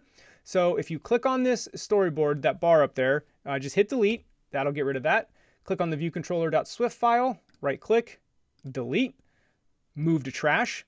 That is gone. Cool. Now you can see we have this empty storyboard here. So what I want to do is hit the plus button. Or you can do Command Shift L if you remember, but you can hit the plus button, view controller. There we go. Okay, all my sizing of my screens are all messed up. You go away. Whoa, yep, okay. There we go. So here's my one view controller on the screen. You see I no longer have that initial entry. We'll come back to that in a second. But the way the storyboard works is all the view controllers on the screen have to be connected to a file. Remember, we had that view controller file. They were automatically connected. Again, I'm going to show you how that works. So in your random colors folder, do Command N to get a new file. Cocoa Touch class. Sometimes we'll do Swift file, which is just an empty Swift file, and we have to type everything ourselves. We're going to do Cocoa Touch class, so that'll fill in some of the boilerplate code for us. I'm going to name this colors table VC. Now I'm doing VC short for view controller. Some people will type out view controller every time. As you can see, that just becomes a really long name. I think it's also redundant. I just do VC. That's a personal style choice. Name it whatever you like. You can see subclass of UI view controller. That's what we want. We don't want to create the zip file, and then the language is Swift. So hit next and create it in your random colors file. Now, I just like to move these up so they're all next to each other. So now, back on the main.storyboard, I need to connect this view controller to this color table VC file. The way to do that, make sure you have the view controller selected. Again, I just click on this bar up here. In the identity inspector, which looks like an identity card, you see class. Right now, it's just a UI view controller. Well, we need to make this a colors table VC. Hit return. That'll do that. So now this file over here, colors table VC, is connected to this view controller on the storyboard. And you're going to have to do that for all the view controllers that you add. So now we have the view controller that is going to become our table view that has random colors in it. That won't happen for another video or so, but we need to set up the foundation. And the foundation of this app is the navigation, right? We want to be able to tap on a random color and show another screen that has the background color of our selected color. So to get that navigation, we need a UI navigation controller. So to do that, again, make sure you have your view controller selected. You can do editor, scroll down to embed in navigation controller, and you'll see we're going to get these two up here. So you see we have the navigation controller on the left and our colors table VC on the right. Just so we can distinguish, let's click on our colors table VC. Make sure you click on this little circle or that's highlighted. In the attributes inspector, I'm sorry, we have to click on the view, not the overall VC, the view, right? Because we're going to change the background color of this view. So as you can see, we get background color. So let's make this system pink just to show that we have it. And you see now we have a nav bar in our view controller up top. We didn't have that before, but because we're in a navigation controller, now we have that. And if you double click into it, you can also do this programmatically. We'll address that later. Let's just call this colors and hit return. So now we've titled our screen colors. And before we run it, there's one more thing we have to do. Remember that is initial view controller, right? Xcode needs to know what view controller to show first, right? Because right now we just have these two things on the screen. Xcode doesn't know what to show first. So we need to show the navigation controller first because the navigation controller is a container that holds all of our view controllers. I'll dive into that in a second. So click on your navigation controller, and then over here in the attributes inspector, you can see down here is initial view controller. So by clicking this, you see we get this arrow here. So this is telling Xcode, hey, this is the first thing you need to show. So let's actually run this so you can see that in action. Not on Sean's iPhone X, just run it on the iPhone 11 Pro. Run it. And here we are, you can see we have the colors app with the nav bar up top. So you can see the navigation controller is a container that holds this. Let's actually build the next screen before I dive into how the navigation controller works. That way I can actually show it to you on the simulator and it'll make more sense when you can see it in action. So let's stop this and zoom out a little bit. Well, you may not have to. Again, my resolution is just huge. So we need to add another view controller onto this screen. Because remember, this pink screen is going to be our table view that we're going to tap on and show the next screen. So let's do Command-Shift-L, type in view controller, hit return, should put one on the screen, or double click on that, or drag it. Jeez. So now we have this other view controller. Again, the same process. We have to attach this to a file. So in our random colors folder, do Command-N for a new file, Cocoa Touch class, hit next. We want to name this the colors detail VC, and it is a subclass of UI view controller, Swift. Next, save it into your project. Here we have the code. Again, I like to just drag this up so they're there. In the future, as a project gets bigger, you'll create a folder structure. We're not going to dive into that now. But back to our storyboard, now we need to attach this new view controller that we've added to that file. So again, the identity inspector, the class is just blank right now. Let's name it a colors detail VC. Make sure you hit return. Again, if you don't hit return, it's not going to connect it. I've made that mistake before. I'm sure you will too in the future. Hit return. There we go. Now this view controller right here is a colors detail VC. But you'll notice we don't have a navigation bar up at the top. That's because it's not in our navigation controller. Right now, this colors detail VC is just a random view controller floating in the abyss, right? We got to put it into our navigation hierarchy. So what this is called right here, this is a segue. And you can see our navigation controller has a segue to this colors view controller. And this is a special segue, as you can see over here. It is a root view controller. So remember, a navigation controller is just a container. And again, I'm going to explain this more in a bit. So since it's just a container, you have to tell it its initial thing that it's holding, or else you won't see anything. And right now it's holding this pink view controller. That's the root view controller. So now let's add another view controller onto the stack, because again, a navigation controller holds a stack of view controllers. I'm kind of getting ahead of myself with the explanation, but let's connect this. So if you click on this pink view controller, hold Control and drag to this next one, and then let go of the mouse, you'll see segues that you can create. So you can create a show, present modally. So present modally is when it slides up from the bottom. We're going to be doing that in a future app. That is not part of your navigation controller when it slides up from the bottom. It's kind of like a temporary context that shows, and then you swipe it down, and then you're back to what you were doing. Do a show segue, that will put it in the stack of view controllers that the navigation controller is holding. So now we have this segue from the pink view controller that we have here, our colors table VC, to our colors detail VC. Now we need something to trigger that segue. And real quick, if you click on the segue, we have to name this. So let's go to the attributes inspector, because what we're going to do is we're going to say, hey, fire off the segue named this. So Xcode knows what segue to use. So here in the attributes inspector, having your segue clicked, name it. We're going to say to colors detail VC. Hit return. Again, make sure you hit return. So now we've named our segue so we know how to access it. So now we just have to have an action to trigger that segue. When the app is fully built, that's what's going to happen when we tap on a cell. However, we don't have our table view set up, so we need to add a temporary button just to fire this off. We're going to be deleting this later, but I want to show you how the navigation works before we build out the table view. So hit the plus button. Here we have a button. Go ahead and drag the button onto the screen. Just going to put it in the center. I'll zoom in here. I'm not going to worry about crazy constraints. So here in the alignment, I'm going to do horizontally and vertically in container. Hit add to constraints. So now we're going to introduce you to outlets here. So in order for items on the screen to be able to be used in the code, you have to create what's called an outlet or an action. So here we're going to connect this button to our code. So I'm going to move it over here. And in our colors table VC, because remember, that's the code that's attached to this view controller. So here's our color tables VC. Whoops, back to the main.storyboard. If you hold Option and click on the colors table VC, it'll pull up your assistant editor, right? So here we can have the storyboard on the left and then our code on the right for this screen. So now if I click on the button, if you hold Control and drag, you can create, you see insert action outlet. We want to insert an action. So you see the connection is already in action. The object is colors. That's the title of the screen we're on. So we want to name this temp button tapped, right? That's what happened. That's the name of our action. Whenever our temporary button is tapped, this is the name of the function pretty much. The type is a UI button, and touch up inside is the default, and sender is the default. That's fine. So hit connect, and now you see we have this code over here, temp button tapped. So whenever our button is tapped, this is the code that's going to execute. So we created an IB action, as you see right here, to connect our interface builder, that's what IB stands for, to our code. And again, whenever the button gets tapped, this is the code that's going to execute in here. So let's execute that code. I'm going to slide this over so it's on one line and looks nice. All the view controllers have a perform segue with identifier function. So if you start typing perform, start typing segue, you're going to get the autocomplete. There it is, the top one.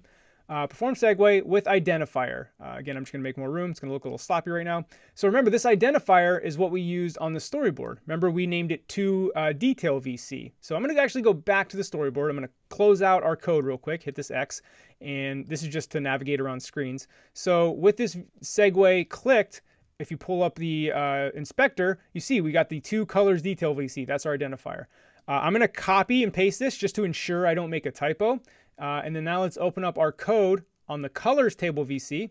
And now we want to paste that identifier in, right? Because we're saying, hey, perform this VC, and it's a string. So you got to put the quotations around it. And then sender, nil. We don't have a specific sender right now. This is how you can like pass information. We're not going to do that quite yet. So as this reads, whenever our button is tapped on the screen, we're going to perform the segue with identifier to colors detail VC. And again, that is this segue right here that we have clicked is going to be performed. So again, that's what that code does.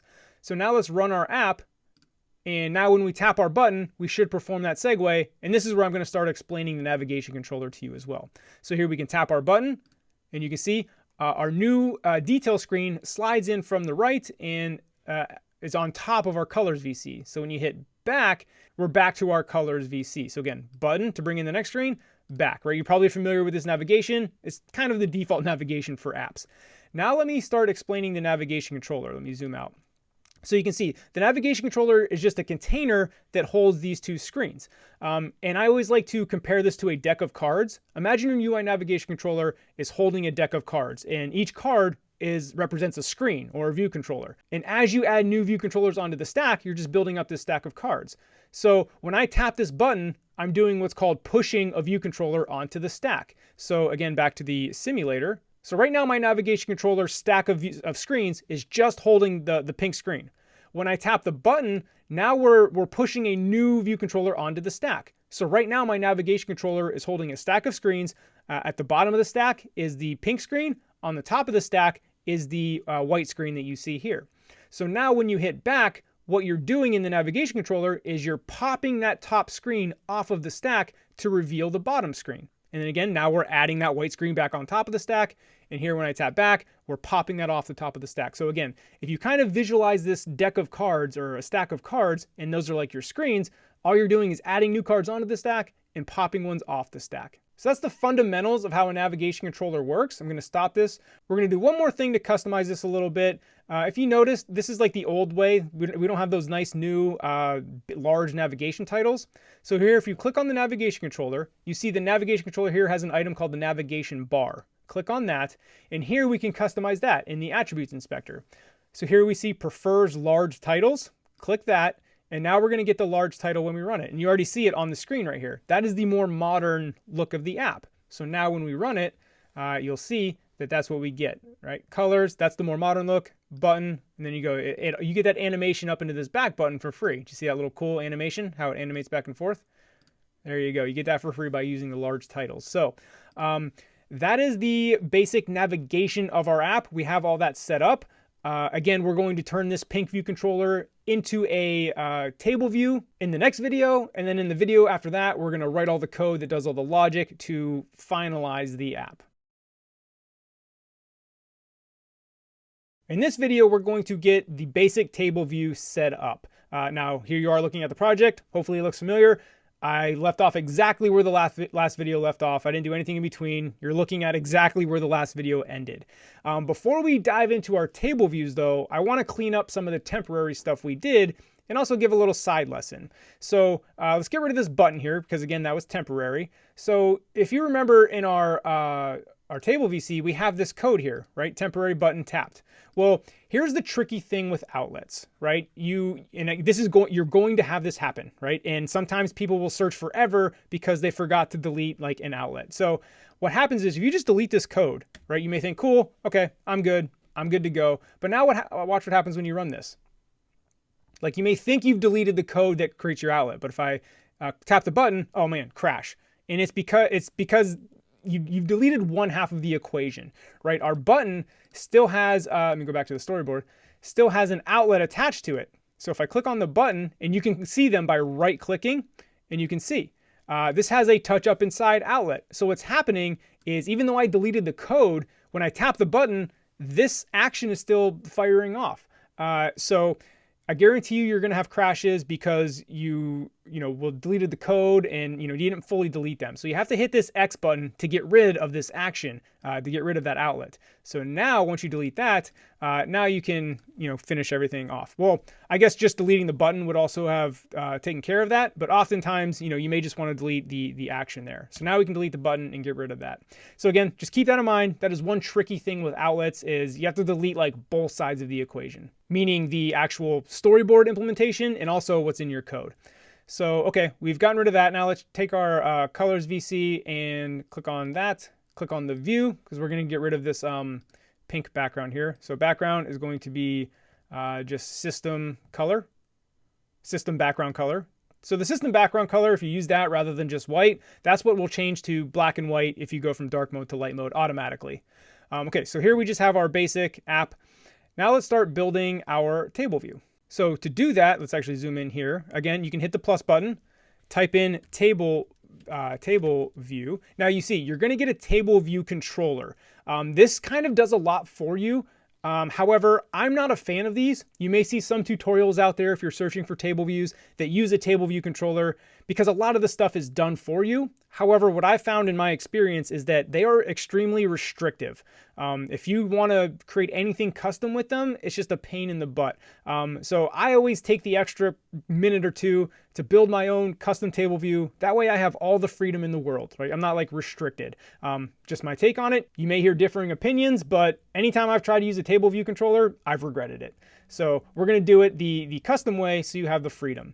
So here we want to take this table view, drag it onto here.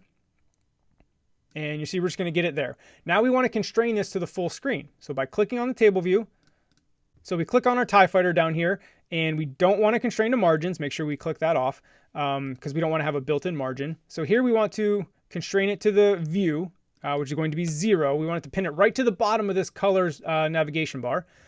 Same thing here, view, 0. And again, we're not messing with the safe area, so make sure you hit view, 0, because on the bottom, the safe area would be right above the home button indicator, and our table view would just stop right above the home button indicator. And we want it to look like it fills up the whole screen. You'll see what I mean once we have this built, and I'll try to remember to point that out. So once you have all 4 of those constraints, no constraint to margin is clicked, hit add 4 constraints, and you can see it filled up the whole view. That's what we want. And then with our table view selected, hit prototype cells equal to 1, just puts a cell on there. And then now the key thing to remember with table views, oftentimes people will forget, you need to set the data source and delegate. Let me talk through those and we'll come back and explain it. So the way to set those delegates here is by clicking on the table view, and I kind of like to do it from here, from the navigation screen here. So control, drag it to this circle to this view controller. What we're doing here is we're setting the colors table VC as the delegate and data source to this screen. So we're connecting the two. So if you let go of your mouse button here, you're going to see outlets. You can do data source and delegate. And I believe if you hold shift, you can click on both. Maybe not. I know there's a shortcut to this. I don't do this very often. So you can see the dot next to it. That means we've set our delegate. And now if you click on data source, let's just hold control, drag to double check. Yep, we have our data source and delegate. Cool. So if your table view is not working, oftentimes it's because you forgot to set your data source and delegate. Let's go back to the table VC code and show you how these two things come into play. So click on the colors table view. Now here, let's delete this code. So our colors table view VC has to conform to those now. So now you do UI table view delegate, you see there, and then UI table view data source. There it is. So by adhering to these two, now we've connected our table view, but we're getting an error that says it does not conform. So if you click on these, you're going to see we want to add the protocol stubs, fix. If I'm going too fast, I'm going to come back and explain this. It's just tough to explain it before I show it. Okay, so that added this to the top. We don't want that in that order. So Command X, you want view to load to be at the top because that's like the first thing that happens in your view controller. And as a matter of fact, now that you see this structure, I'm going to introduce what I like to do. So this is like conforming to delegates here at the top. If I'm conforming to a delegate, I like to write an extension on my class, and this is purely for code organization. So I like to do extension colors table VC, and then here I want to conform to these two. So we'll do Command X, Command V. We're doing the same thing we just did. We're just organizing it a little more. This is all this is. This is code organization. So now I want to cut these table view functions that we just got and put them in here. So this way you'll see all my normal code for my view controller, which you'll see will play out later in videos, is up here in this view controller. Everything that has to do with the table view is down here in my extension that conforms to the UITableView delegate and data source. Okay, so what are the delegate and data sources? Let's start with the data source here. So the number of rows in section. Our table view needs to know how many rows to show, right? We know it's going to be 50.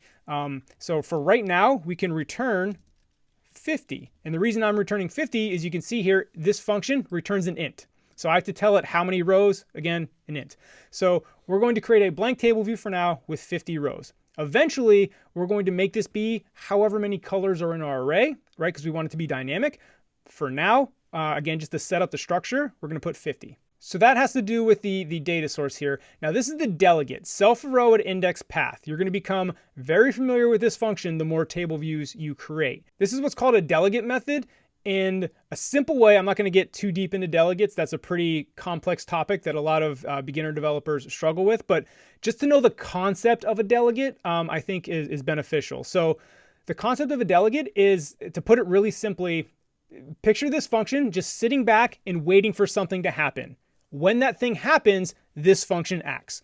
Remember how we used to have to always call our functions? Remember, if I wrote run FizzBuzz, I would have to actually call run FizzBuzz to get that function to run. Well, delegate methods are automatic. You don't have to actually call them to run them. Remember, they're waiting for an action, and when that action happens, they run automatically. Delegate methods. Again, that's a much deeper topic. Trying to give you a big picture overview. So the way this delegate method works is self-row at index path.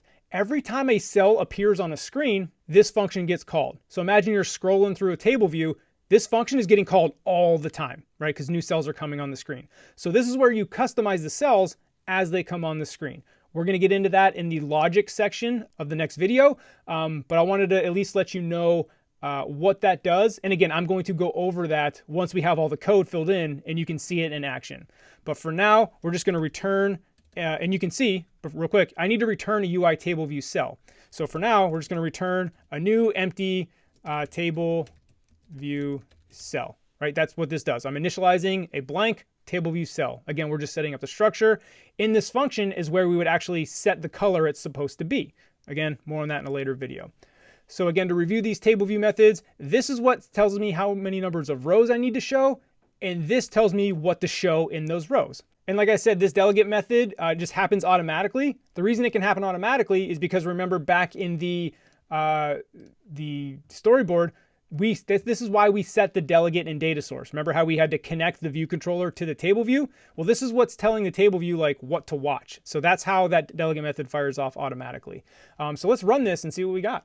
So here, as you can see, we have the empty table view. We got our colors. You can see the table view bars. And if I slide up, you can see we're scrolling through 50 different rows. Right now, they're all blank. We got to fill it in with colors. But this is just setting up the general structure of our table view. And now, actually, let's go back. And because right now, when we tap on a cell, nothing happens, right? We're selecting it, but nothing happens. So let's close this. And let's go back to our colors table VC. And again, another delegate method that we can implement is, if you just start typing did select, you'll see did select row at index path. be careful. There is a one that's called did deselect. Don't want that. That's another error that a lot of people make sometimes. So did select row at index path. And now here's where we want to, again, just like we did with our button. Remember I said we were going to replace that button with when you actually tapped on the row. We're going to do perform segue with identifier. It was to detail to color. I'm living dangerously right now, and I'm kind of hoping it crashes. I'm going from memory on what we named this, to colors detail VC. I hope that's right. But if I'm wrong, it's going to crash. And this is the danger of kind of like using the strings, and why I always went back and copied and pasted in the name of the segue that we're firing off. So again, when we tap on a row, we're going to fire off that to details VC. So now let's run it and see if we got our navigation working. So again, here's all of our cells, right? I'm scrolling up and down. Let me tap on a cell. Nope, didn't crash. That means I got the name right. And you see, now we pushed the detail VC onto the stack, and eventually this is going to be whatever color we selected. But again, we're just building the basic foundation in the navigation of our app. So again, we got the basic structure of our table view down. Tap on a row, there you go. Now we just need to fill in the logic on, generating random colors to fill each cell. And then when we tap on that cell, we want to pass whatever color we tapped over to this view controller so it knows what color to set its background color to. All right, let's move on. In this video, we're going to start writing all the logic to populate the random colors in our table view. And again, my project has left off exactly where the last video left off, so you didn't miss anything. Here we are in the colors table VC. So let's think about what we need, right? We're going to need 50 random colors. That's what we got to populate it with. Now, table views always take an array, right? So remember, an array is a list of items. So we're going to need an array of random colors, and our table view is going to populate based on that array. So let's create that array first. And just keep that in mind. Table views and collection views, they need an array of something to show, right? For example, here on the screen, you see a list of my followers on GitHub. Well, in order to populate that collection view, I need an array of followers, right? So that's why table views and collection views are always going to need an array. So let's create that array. So var colors, and that's going to be an array of UI color, and that's going to equal right now an empty array. So to populate that array, we need to create 50 random colors. So to do that, we need a for loop that iterates 50 times, creating a different random color each time, and then appending that color to our colors array. Okay, so let's do that here. Let's create a function, func create random colors.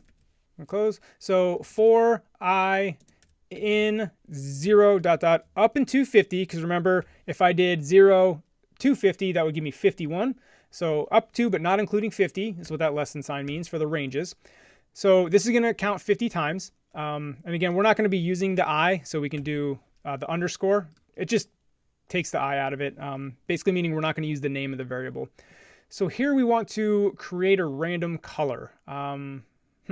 Okay, how would we create random colors? Well, rather than writing that here in our for loop, let's actually break it out again to keep the code nice and compartmentalized, and also to help you learn, because you can see how all the chunks of code come together.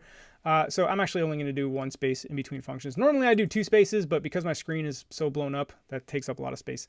So let's do func create random color, and we want this to return a UI color, right? Because again, this is kind of like a little factory. So real quick, return UI color. That's just a blank one. That's temporary, so Xcode doesn't yell at me with an error. But this is going to be like a factory that we're going to run it, and it's going to spit out a random color. And again, that's why we're spitting out UI color. So here, let's say let random color equals, and here's how you initialize a UI color. So UI color, and you can see we can do, there's many different ways to do it with like hue, display P3, named. I like to do the red RGB, basically. So we need a red value, which is a CG float, green. And the CG float value is a value from 0 to 1, right? Like all zeros is black, I believe. All ones are white. Yeah, I think I got that right. We want a random color. So what we want is a random float from 0 to 1.0, right? It could be 0.76, right? And they combine those numbers. So what I can do is CG float, and we've done this with the int, right? Dot random, and we want a range of 0 up into 1.0. We want to include 1.0, or just 1. So that is going to give us a random float for the red. And let's actually put this, you can do this with functions, by the way. You can separate them by parameters so it lists them out, because how that was a pretty long one. So now let's actually do this multiple times here. This is going to give us alpha is opacity. So if you have alpha of 0, you're not going to be able to see it. If you have alpha of 0.5, it's going to be like faded out. You're going to be able to see through it halfway. Or 1 is full opacity. We want 1. So here we're creating a random color, right? cgfloat.random. And then now we want to return that random color. Random color. And again, if you have any questions about this function, feel free to leave a comment in the Slack. Again, we just needed a value for red, green, and blue, and that value has to be from 0 to 1. So again, 0.25, 0.48, right? So we're just creating a random value from 0 to 1. So it could be anything random, and then we're going to combine those to get our random color. So this create random color function is what spits out that random color. So now what I can do is up here in our for loop, I can do colors.append, right? Because we want to add a new color every time this for loop goes. And we're adding it to this colors array up here on 13. So we need to pass in a UI color. You can see that's what I need to pass in. Well, here, this create random color function spits out a UI color, returns one. So I can do create random color in this function up here. Tighten this up a little bit.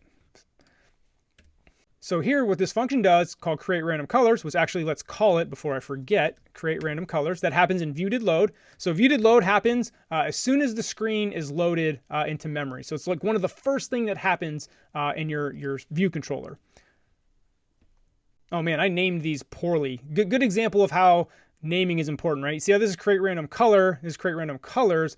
Let's call this add random colors, just to really like, whoops. Differentiate them. Because see, I put in the wrong function there. That's what happened there. So in view.did_load, we're adding random colors. So that's what's happening here. And then every time this for loop goes, we're going to call create random color, which is going to fire this off, which is going to generate the random colors.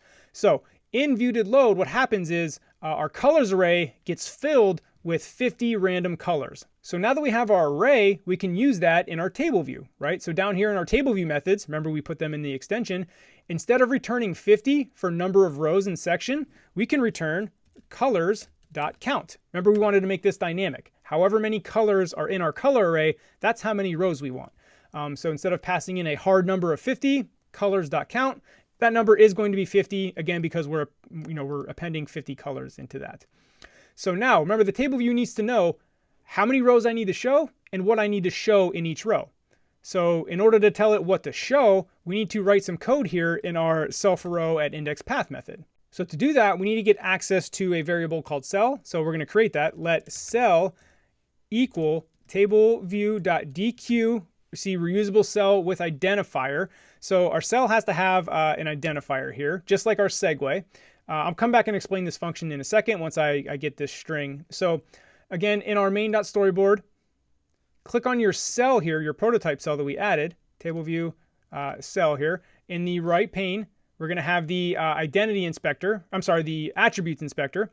And you see the table view cell, we have an identifier. This is the reuse identifier. Again, more on that in a second.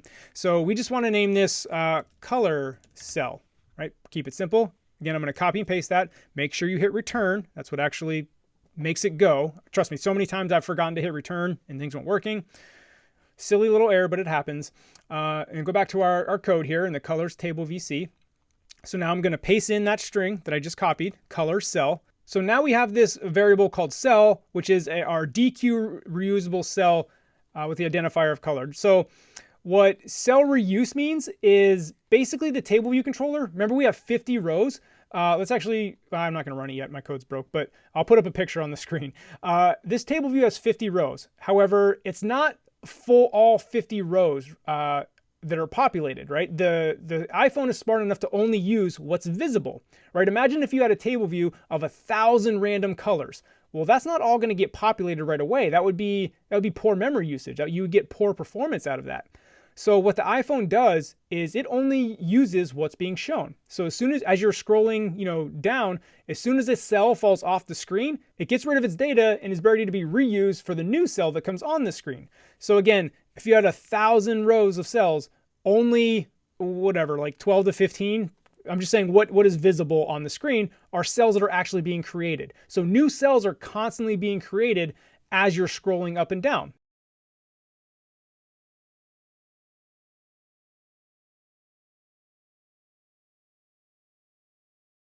That's why this self-row at index path function that we're looking at here fires off all the time. So that is what is a reusable cell. That is a little bit more of an advanced topic, right? I just kind of gave a little overview. I mean, it's not super advanced, right? Like developers should know that. But again, this course is like your very first exposure to this world. Might be a little advanced for that, but yeah, you may have to do a little bit more research on reusable cells. But that's what we're doing here, is we're getting that reusable cell. So now we need to get a color to tell this cell like what color it is. So let's say let color equal, and we're going to do colors. This is how, remember, we can access a certain location in the array. So here's where we would pass in an int. Remember I showed you this, like if I put in 0 here, this would be the first available color in our array. If I did 1, this would be the second color. 2, this would be the third color, and so forth. Because remember, arrays are 0 indexed. So all we're doing right here is instead of passing in the actual int, like hard coding 48.5, no, we want to make this dynamic. And by making it dynamic, we pass in index path dot row. So the index path we're getting is right here. This is part of the delegate method, right? Xcode knows this automatically. So even though the iPhone is not creating 1,000 cells like we just talked about, we still do have all the index paths, right? And the index path relates to the number of cells we have. For example, index path.row, when index path.row is 0, that's our very first item in the colors array. So what we're doing here by passing in index path.row is whatever row we're on, send that number. If we're on row 47, index path.row will equal 47. If we're on row 4, index path row will equal 4, and that's how we'll know what color to pull out of the array. Again, if we're on row 4, remember this method is being called constantly, all the time as you're scrolling. So if the one time it gets called, again, we're on row 4, it's the same thing as it being like this, right? And we're going to pull that color at that index out of the array. So hopefully that made sense. Again, feel free to ask questions in the comments, row, in the comments or the Slack channel, because this is a confusing part. But once you understand this, you're really going to understand table views. So again, feel free to ask questions. Happy to explain this further. So now we have our color that we want. So now we can do cell.background color equals color, the color that we just pulled out right here. And in fact, if you wanted to, like, I broke that out so you could see what was going on. If you wanted to write this code, smaller, you could just do background color equals colors.indexpath.row and not even have this line of code. And that's probably how I would write it, if I was writing a real code base. But I wanted to break the steps out so you could see what was happening. So now instead of returning just a blank normal table view cell, we want to return cell. Remember, this is the cell that we created up here on line 49, and then we told it what background color to be, and then now we are returning that cell. So I'm going to tighten that up right here. So now when we run this, we should be getting, oh, it's an optional. So, okay, good call there, Xcode, forgot to do that. So here, this returns an optional. Like, let me actually retype this and slowly so you can see it. So I can do tableview.dq reusable cell with identifier. You can see right here that cell isn't optional in case it doesn't exist. So if you want to be, again, the easy thing to do is just to do bang because we know it's going to exist. Remember, that's the lazy way of force unwrapping the optionals. And you're going to see developers do that. You're going to see that in code bases, but we're going to do it the right way real quick here. So what we should do is guard let, this is how we're going to unwrap the optional, cell equals tableview.dq reusable cell with identifier string. And then that string we're going to pass in, again, was color cell. Hoping I don't make a typo here. And then else, so this is what happens if this is nil. This is the power of the guard statement. A little bit of a review here. We can return just a blank UITableView cell, and it'll just give a blank one, but it won't crash. The guard statement allows us that early exit, right? That return. So again, if for some reason our cell with identifier color cell is nil, like say in our storyboard, we accidentally delete that cell, this will still, the app's not going to crash, which is what it would have done. It will just return blank table view cells. Still not the experience you want, but your app's not just going to crash randomly and you have no idea what happens. So again, the way the guard statement works is now that we've declared cell, we have access to cell out here. like we already used, and I don't have to, make it an optional. And now Xcode's not going to tell me to unwrap the optional because we unwrapped cell up here. So a little optional review there. So let's run this, and we should get random colors in our array.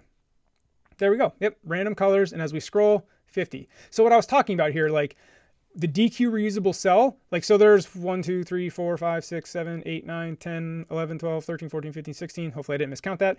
16 cells, right? So this self-row index path function, right, was called 16 times in the beginning. And then as I'm scrolling, it's constantly getting called. It's getting called. It's getting called. And we're setting the background color to that cell. But again, we're not creating 1,000 cells. We're only creating the cells we need. And that's for performance reasons. And again, back to the, remember our constraint, we wanted to constrain the bottom not to the safe area. We wanted it to fill up the whole bottom view. I just think that looks nicer how we're filling up the whole view.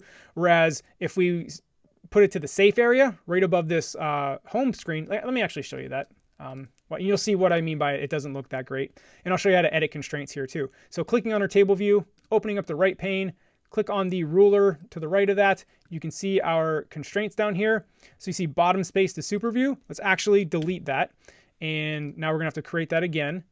So let's do bottom space.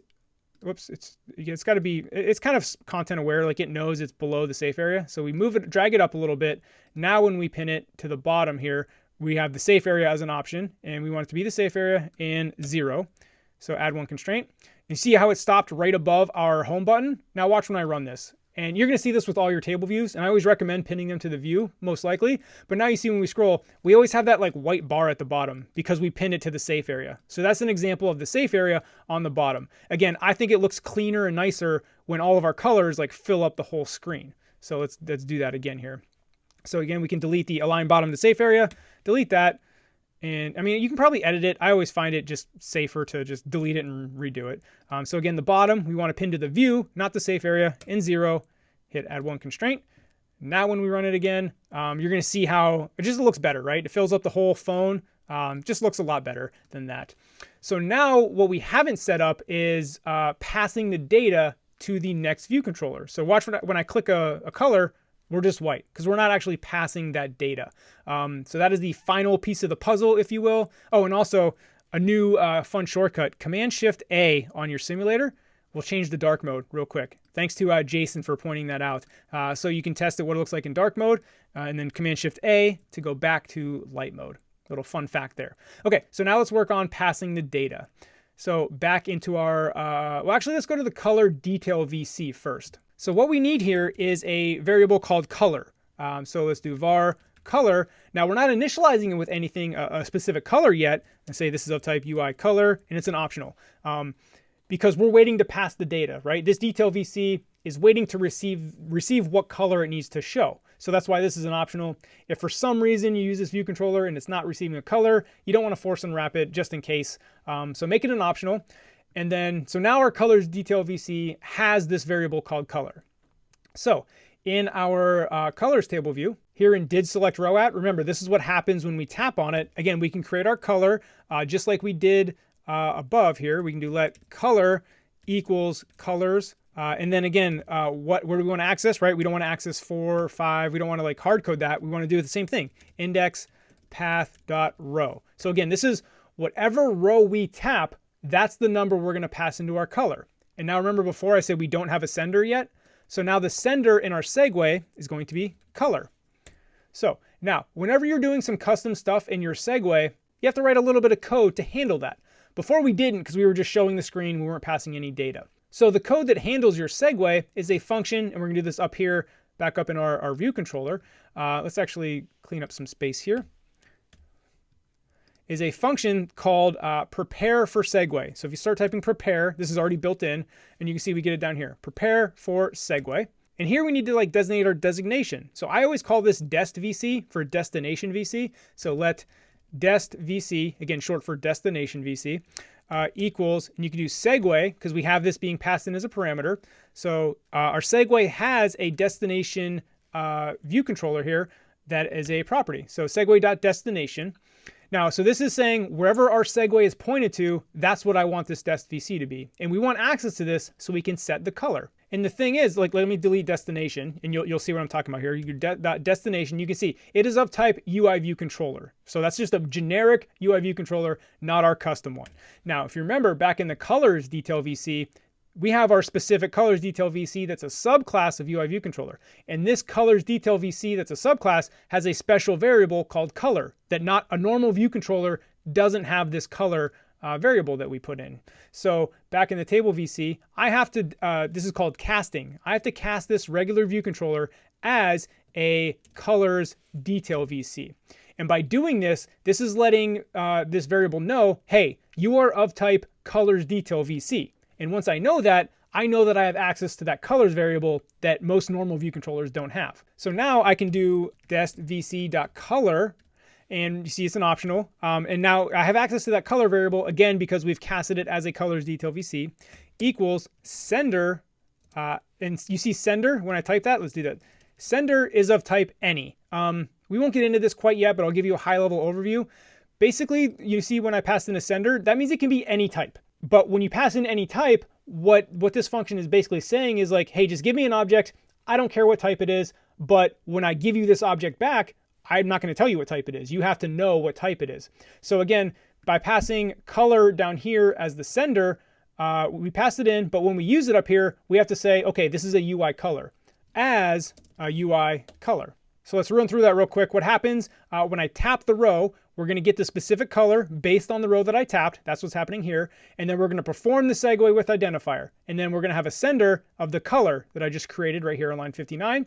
So that also kind of triggers this prepare for segue. So we're creating a destination view controller. We have to cast that regular view controller as a colors detail VC so we can get access to the special properties of the colors detail VC, which in this case is just color. And then we are setting the color here on this destination VC as the sender that we passed in, the random color that we tapped. Now, if we go to our color detail VC, we're going to have this color passed, but we have to use that color, right? This is passing the data. We pass the color from the table view screen to our detail screen, and that is going to be captured in this variable called color. So now what we need to do is use that color. So we need to unwrap because this is an optional. So we can do we'll do nil coalescing right now just to show you the various ways to unwrap an optional. So we can do view.background color equals color, that the variable right here, but you're going to see it's an optional. So we need to give it a default value. Remember, this is nil coalescing. So this is saying if color has a value, use the color we pass in. However, if it's nil, we're going to use a default value, and we're just going to say UI color dot, let's call it blue. And actually, believe we don't even need to do the UI color. We can just do dot blue because background color knows it's a UI color here. So let's get rid of this, these comments, this boilerplate code here. So again, to review, we've used guardlet here to unwrap this optional, and I've used nil coalescing here to unwrap the optional. You could have done it, with iflet. You could have done it with guardlet. I know you're probably thinking right now, well, when do I use which type of unwrapping? There's really no like hard and fast rules. It's kind of like use the right tool for the right job. And unfortunately, you're not really going to know that until you get more experience. But this is a quick and easy way to unwrap this optional here where we want to give it a default value, right? Okay, so let's run this and see what we get. So again, here's our random colors. Very bluey greeny here at the top. Okay, cool. So let's pick, let's pick this purple right here. Bam, we passed the purple here, and now we have this back button with colors. So back, here we are, back here, back to the top, tap on this green, the very first one, and now we pass that color green and set it to the background color. Now, one thing I'm not sure if you noticed, but this may throw you off, right? Let's run it again. So you see we have this color at the top. It's like a maroon brown, I don't know, it looks weird. If you click on it, it turns gray, right? And we go back, oh, now it's gray. Why is that? Now let's click on this green one. Now let's click on the black one right here. That turned gray. Now let's go black. It's gray. That is because we have a selection highlighted, meaning whenever we tap the cell, it highlights that cell. So what we can do here is in the main storyboard, and if you click on the cell, you can do selection where it's blue. I don't know why it's clicked on blue when it's showing up gray, but you can do none. So that means when you tap on the cell, it's not going to turn a specific color. So now let's stop this and run it. Now when we tap on a cell, it's not going to change color. So let's tap on this orange one at the top. You tap on it, you notice it didn't change color, whereas before it was changing to gray. Let's test it again here on this purple one. Purple, back to purple, it didn't go gray. And again, you've probably seen this in other apps where you tap on a cell and it like turns gray to show you that it's selected. So that is one potential confusing thing with our colors app. Because our entire cell is a color, we're kind of changing the color of the cell. So one quick little fix. Another thing I want to talk about before we finish this video, and this is the last thing, is a little bit of refactoring. And I want to talk about this throughout the apps to give you a little taste of it. So what we can refactor here is this create random color, right? This is a function that the view controller doesn't need to know about this. We can make an extension on UI color, so we can do UI color.random, you know, like how we do UI color.blue.red. We can do .random. That way it spits out a random color, and we can get this function out of our view controller. And it also makes that code reusable no matter what view controller or screen we're on. Whereas by putting this code in the colors table VC, this code is only accessible in that VC. Well, getting a random color, I don't know, maybe we're doing a big time colors app. Maybe we want to use that throughout our app. So let's create a colors extension to add this functionality to UI color and not have it be contained to our colors table VC. So here in your folder, do Command N for new file. This time we are going to do a Swift file. Hit next. And I always name my extensions the type. So UI color plus ext for the extension. Hit create. Now you see we have colors plus ext. And here we need to import UIKit because it's UI color, remember? So import UIKit. And just so you know, UIKit also imports foundation. So if you have import foundation and import UIKit, that's redundant. So here we can do extension UI color, and here's where we can add some functionality. So let's go back to our table VVC, and we're just going to literally cut and paste. We got to make some changes. So Command X, space that out. So again, that cleans up our view controller, gets a lot of that code out of there. We'll come back to this error in a second. That'll be fixed. So go back to our color extension. Now let's paste this in here. This needs to be a static func, so every single UI color has this. And then we don't want to say create random color. We can be a little bit more simple. We can just name it .random. So when we use it, we can just do UI color.random. And that's it, right? So clean up some spacing here. So now we have a function on UI color that will generate a random color. So all we did was literally just take that code, refactored it out into a UI color extension. By making it static, that means every instance of UI color will get it, not a specific instance of it. So if we go to our colors table VC, now that we don't have this create random colors, I'm just going to rewrite this whole line so you can see what happens here. Colors dot append, and again for the type safety, right? It's expecting a UI color. So because it knows this is going to be a UI color, I can just do .random. Again, just like I could have done .blue or .red, right? We're kind of adding a new color to our repertoire, except it's a random color, .random. So there we go, colors append .random. And again, now you see we've cleaned up this view controller. We've refactored that code out into our UI color extension. And again, that spits out a random color here. So again, a little bit of refactoring. In the next video, you're going to see, more refactoring. But actually, you know what? One more thing. Refactoring is fun. I enjoy it. So back to, remember how I said these identifiers that are strings are a little bit dangerous? Because if you have a typo, if I just do two colors detail VC, right? I just deleted that A. That's all, right? Now let's run it just to show you. Now when I try to go to the next screen, bam, crash, right? Something as little as that will crash your app. So this is what we call stringly typed. Again, that's not an official term. It's kind of like some slang. So what we can do is we can create constants for these names, right? And you'll see here what we can do is we can create an enum. So another purpose of an enum is to kind of have constants called cells. And we'll create another enum called segues. So, we have a pretty simple screen where we're only dealing with one table view cell and we only have one segue coming from here. Oftentimes you will have one screen pointing to a couple different screens depending on the user's behavior. So you may have multiple segues. But what we can do here is we can create, again, a static let, call it color cell equal color cell. So we're just kind of putting that string into a name. And it may look like it's redundant, but you'll start to see the safety here. So static let to detail equal, and we'll get this to detail colors VC, right? And you can name it whatever you like here. So you're going to see the safety here in a bit. So you define your segues, your cells, and again, it's not uncommon to have a screen with multiple segues and multiple different cells, not uncommon. So now when I go to write in what identifier I want to use, instead of typing a string and risking a typo, I can do cells dot, and you see I get autocomplete, color cell, cells.color cell. Cool. Same thing down here with segues. Instead of, typing in my strings for the segues, I can do segues dot to detail. So now you can see you get the autocomplete. You're not going to risk a typo. And if you're using this color cell in like multiple places, you don't have to type it out each time. You got it in there in the constant. So that's another nice little refactoring bit that I like to use. So anyway, that wraps up this app. We're going to move on to our next app. We're going to build it first in Storyboard, and then you're going to get your first taste of no storyboard, 100% programmatic UI. Should be fun. Let's go.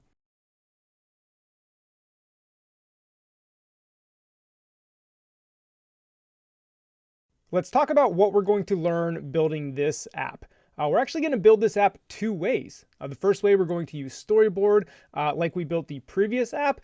So this will be a little bit of review, repetition. We're going to be building on our storyboard skills. But to me, that's just key. Right? Like programming is just like anything else. You can't just watch one video or build one sample and then you know it. Like repetition and practice is the key. I mean, I know table views like the back of my hand. It's because I've built like hundreds of them, right? And I like to compare it to basketball, right? If you're learning how to play basketball, you don't just go into the gym, shoot 10 jump shots, and then go home and say, oh, I learned for today. No, you have to practice, repetition. You have to be getting 1,000 shots a day up. So repetition is a key thing. You've probably heard me go on that rant before, but there it was again. The second way we're going to build the app is the new hotness, the new stuff, and that is building it programmatically. I've touched on in a previous video. There's a kind of a debate, storyboard versus programmatic. A lot of it comes down to preference, but there are some valuable pros and cons that we've already covered. However, in the next few videos, you're actually going to get to see firsthand programmatic UI and start to judge for yourself. All right, let's actually talk about the functionality of this app. And the cool thing about this app is it's an app you could actually potentially use. And that's always a fun thing when you're legitimately using an app you've built. Not sure if you've heard about like some workout programs where they require a deck of cards and then you pull that card, and if it's, the 7 of hearts, and that means hearts equals push-ups, and then you do 7 push-ups, right? And then you kind of cycle through the deck as you do your workout to give you some variety. And in this example, we're using, push-ups, sit-ups, burpees, jumping jacks, but you could replace that with anything you want to practice and use this app. So you kind of saw the functionality there. Basically, this card image here cycles through a whole deck of cards at random, and then you hit stop, kind of like you're playing a slot machine, right? You hit stop, and whatever card shows is what you do on the exercise. And then you can hit restart to restart the timer, and then when you tap rules, the rule sheet will slide up that'll show you, what equals what, right? Like a jack of hearts equals 11 sit-ups, and then you can customize that to whatever you want to practice. That's the overall functionality. Let's talk about what we're going to learn specifically. We're going to learn more about IBOutlets and actions, the navigation, right? Last app, we were in a navigation controller and you learned about that. This app, we're going to deal with those modal presentations that slide up from the bottom. And more practice with the UIKit elements, more buttons, UI image views, labels, and again, a little bit of refactoring once the project's complete. And then of course, programmatic UI. I keep stressing that because that is the big learning thing here for this app. Again, the storyboard is going to be more review and building on existing skills. Programmatic UI is going to be all new exposure. So let's get right into it. In this video, we're going to set up our project and lay out our UI on the storyboard. So of course, come into your computer, create a new Xcode project. Hopefully, you're getting pretty proficient at this now. Create a new Xcode project, single view application, hit next. I'm going to name this card workout.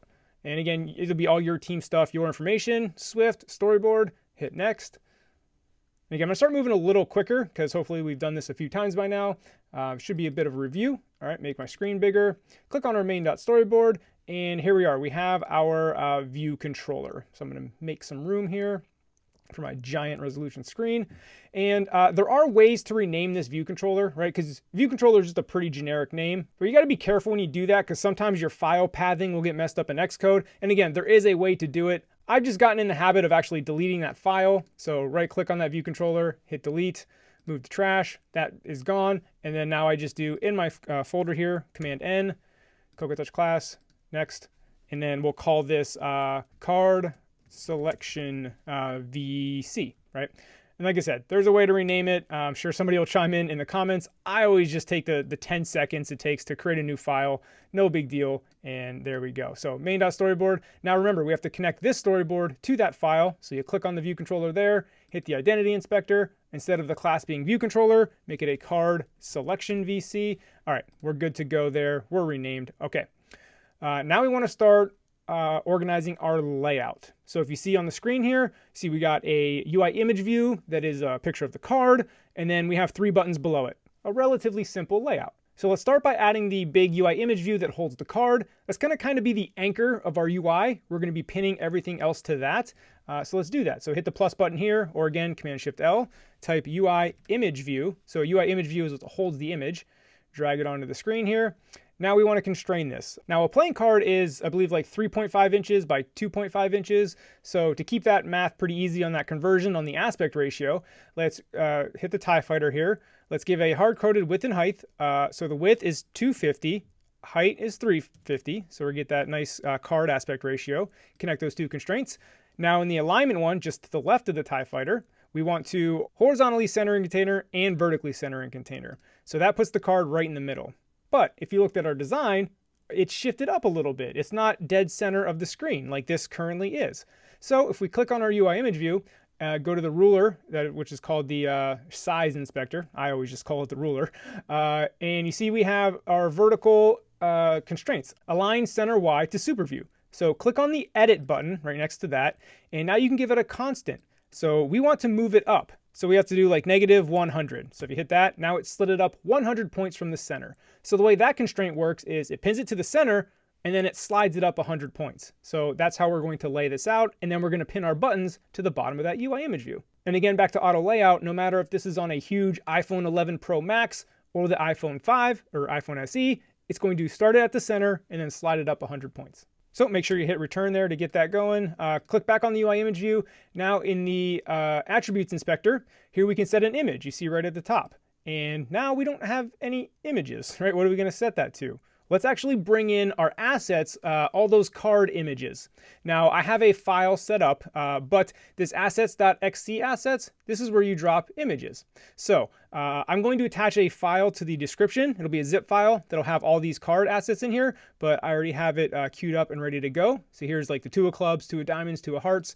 So I'm going to select all of these and drag it into my assets here. So this is how you bring in assets into your project. So now we have all of our card assets here. So back to the main.storyboard. If I click on this UI image view, now when I go to image in this dropdown, you see we have all of the cards we just dragged in. So we're going to let's just put the 10 of spades here temporarily just to fill it. More on actually populating these cards in a later video, but we want to just get our layout showing up on the screen. So if you haven't picked up on it yet, the overall process of this video is going to be lay out the UI, connect the UI, and then write all the logic in the code to get the app running. So we're working on just laying out the UI right now. Now pulling up our design again, you can see we have the card and then the 3 buttons below it, right? The stop, restart, and rules buttons. So let's add those buttons. Again, Command-Shift-L, grab the button right here. There we go. Now let's constrain this. So down here in the TIE Fighter, I want this width to be 260. Again, this is just based on design choices, hard coding the width there. I like the height of my buttons to be 50. According to the human interface guidelines, they must be at least 44 points tall and wide, because that's a big enough touch target for a human fingertip. So if you're making buttons that are, the width is less than 44 points or the height is less than 44 points, you're doing it wrong. So I like big, fat, meaty buttons, so I always go for 50. So now you can see, remember when we're setting constraints, we need 4 of them. We only have 2. We just have height and width. So we need to let it know where to be on the X coordinate. So here in the alignment tool, we're going to go horizontally center in container. Cool, add 1 constraint. And then the last one is vertically, right? So back on the TIE Fighter, you can see the top constraint, we want to pin it to the bottom of the 10 of spades. You can see here the UI image view, the little palm tree icon. So if you click on that, we're going to get 51. Let's actually make this, I don't know, a nice even number, 60. So add one constraint, and you can see it moved it down a little bit. So we have our button positioned. Now let's style it a little bit here. So again, on this button, you have the attributes inspector. We have the text color blue. Well, looking at our design, we want to make that white. However, if we make it white right now, we're not going to be able to see it. So I like to set the background color first, which is down here. The background color is going to be the system red color. There you go. Okay, now our button looks kind of, our text looks pretty clashy. So we want to make the text color white. There you go. Now the words don't really stand out, so here we can change the font and the font weight. We're going to keep it system font. However, we're going to drop it to bold, and we're going to make it like 19. Again, big, fat, meaty buttons that you can see. So you can play with fonts and sizes all you want if you like to customize it yourself, but that's what we're going to roll with right now. So here we have this button, right? An easy way to kind of copy and paste buttons, that way you don't have to go reformat that again. If you hold Option and then click and drag down on the button, now here you go, and then let go of the mouse button first before you let go of Option. Trust me, that'll get annoying for you. Here we can make a second button. So now we're still in the attributes inspector of this button.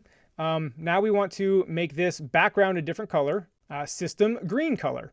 And we want to, well, we forgot to do this on the red button too. So go back to click on the red button. We want to change this wording here in the title to stop, exclamation point. There you go.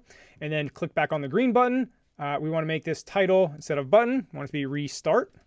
Okay, now you'll notice we have red constraints here. That means we haven't fully constrained it. And we can double check that by, again, clicking on that button, clicking on the ruler, scrolling down. You see we just have a height and width. And that's what carried over when we kind of copied and pasted it or duplicated it by holding Option. It'll bring over the height and width that we set. So again, now we just need to give it the X and Y coordinates. However, again, back to the design, we don't want this to be the same width. I mean, you could do 3 buttons top to bottom if you like.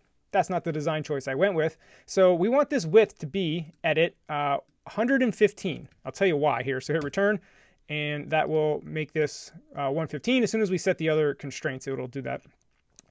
So let's do that real quick. Here's what we can do. We can hold Control and drag, and I'm showing you multiple different ways to set constraints to this object. And what we want to do is we want vertical spacing of that. And you can see over here now, top space equals 31. You see it down here. Well, now we can edit that, and I want 20 spacing in between. So you can set the constraint and then go ahead and edit the constant. So now we need to know where it is horizontally, like we centered this one. However, for this button, again, looking at the design, we just want it to line up with the left side of the red button. So if you, again, control drag up to the red button, let go. Now you can align leading. If you see that here, that's going to align their leading, which is the left. So leading is the left, trailing is the right. If you're in a left to right language, if you're in Arabic and it's right to left language, those are flipped, just so you know why it's leading and trailing. So now that's going to line those up to the left. And you see when I set the fourth constraint, it gave me that size of 115. Or I'm sorry, the width of 115. And the reason we did a width of 115 is because we want it to line up nicely, right? This red button is 260. So if I make this 115 and the other button 115, that'll give us a nice spacing in between, right? I didn't want to just divide 260 by 2 because then these two bottom buttons would be touching. There'd be no space in between them. So speaking of that other bottom button, hold Option, drag now to the right, and you can see Xcode will kind of snap to it and line it up for you. That's a nice little feature here. So now we're on this green restart button here, which is going to be our rules button. Okay, back to the attributes inspector. Instead of restart, we want this to say rules, hit return. And then the color, instead of green, we want this to be system blue color. So there you go. We're missing some constraints now. Again, back to the ruler button on the blue button. You can see we have our 115 width and our 50 height. That's 2 out of the 4 constraints we need.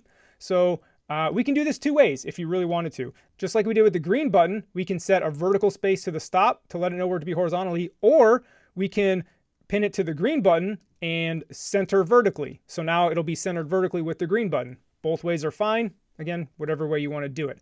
So now we need to know where to be, again, horizontally. So same thing. You could set a specific distance between the blue and the green, or you could align the trailing with the red. So again, there's a lot of options when it comes to how to constrain your layouts. But here we're going to go trailing, so that way it lines up with the right side of the red button. So now our app is constrained here. Let's run it and see what we got. iPhone 11 Pro, running it. And here we are. You see the simulator on the right. Put it side by side. Looking good. Let's test it real quick on the iPhone SE. And I'm not going to lie to you, I have not tested it on the iPhone SE yet, so it should be fine. But if it's not fine, we'll see. So here's the iPhone SE. We'll put it right here on this side, and we'll see. Should be fine though. And it might be tight. It might be tight. It's pretty tight. So what we can do here is, instead of moving the card up 100 points, maybe we only move the card up like 80 points or 70 points from the center vertically, right? Because you can see it's just clipping the top a little too much. So let's make that quick adjustment. Again, stop all the simulators. Back here, and this is what I was talking about. Remember how earlier I said auto layout will do 90% of the work, but sometimes you may have to make small tweaks per screen size? This one we can actually make a tweak and it'll work globally. Again, right, if we change this align center Y here, instead of minus 100, let's go minus 75, just to bring that down a little bit. And then what we can also do is the top of the red button, we have a lot of space in between. So if I scroll down here on the red button, you can see top space equals 60. Let's actually make that 50. There's a lot of extra space there. So now by doing this, by running it on the iPhone SE, that should compact that a little bit and be good to go. Yep, there you go. It's tight, but don't get me wrong. If you're designing for the big phones, you're going to accept a tight squeeze on the iPhone 5, just as long as it's usable and doesn't look horrible. But that was a case where I could make a change and it was going to be fine on all screens. But you can start to see how I may want to make a small tweak just for the iPhone 5 and not have it affect my other sizes. So again, that's where auto layout does 90% of the work, but you have to get in there to really dial in and fine tune if you want your layouts to look perfect on all screens. That wraps up this video on getting the basic layouts. In the next video, we're going to start hooking up our outlets and actions from our items on the screen to the code. As usual, here we are right where we left off. But like I said, in this video, we're going to start connecting our storyboard objects to our code. So here I'm going to minimize the right panel. Let's start making these a little smaller again. I'm going to open up our card selection VC, and then I'm going to hold Option and click on the main storyboard to, again, pull up the storyboard over here on the left. And here in our card selection VC, I'm going to get rid of these comments just to clean that up. Get rid of them. Okay, so the first thing we're going to do is create an outlet from our card image view. There's a difference between outlets and actions. What we did in the last video when we set up our temporary button was just a quick IB action. Let me actually set these up and we'll start talking about the differences between the two. So again, to create these outlets, click on the card image view, control, drag, and you can see insert outlet or collection. And real quick, let me get rid of that. You can do it from the object on the screen, but if you have a real cluttered and busy screen, you can also do it from your view hierarchy. So here you can see I have the 10 of spades image view selected. I can control drag from the view hierarchy and also create my outlet from here. We want to create it above view did load. So you can see this is going to be an outlet. And again, in a second, I'll explain the difference. So the name is going to be card image view. And it is a UI image view. Now you want to make your outlets strong. Xcode by default makes them weak. Flip them to strong. An Xcode engineer has said, no, they should all be strong. You followed him on Twitter and all that stuff. There was a debate. So change that to strong, hit connect. And again, make some space in between your view to load here. So real quick, a general flow of how your view controller should go, and you're going to start to see that, is your variable should be at the top, then your view to load view will appear, and then your functions. So you're going to see me put my variables and outlets at the top. So what an outlet does, well, let's back up because you're already familiar a little bit with an action. Remember what an action does was, hey, when I tapped a button, actually, you know what? Easier to explain if we actually have one. So let's pull our control drag from the stop button here, and we're going to create an action. So action, and then stop button tapped. That is a UI button. Again, touch up inside and sender. Those are the defaults. That's fine. Hit connect. So here, now we have an IB action. So now I can explain the difference. So the action, like you see here, is what happens when the actual button is tapped.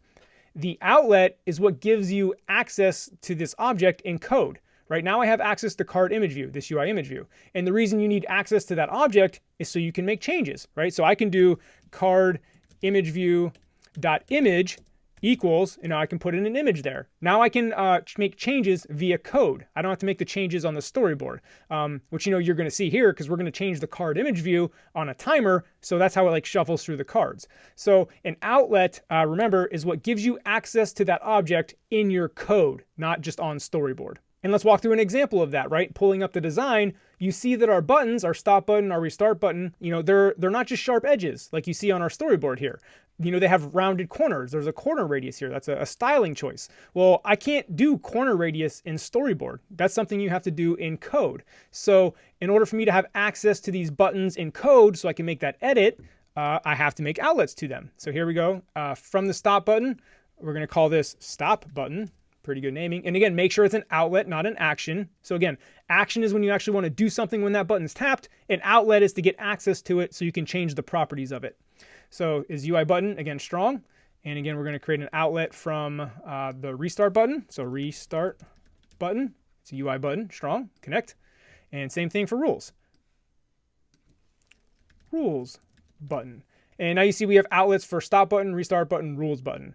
And let's give it that corner radius. So we can do stop button dot layer. This is a CA layer. When you're doing corner radiuses, you have to go down to the layer of the view.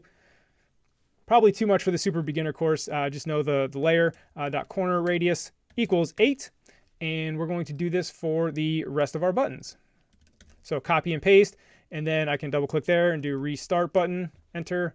Double click on the stop button, and then call it rules button, enter.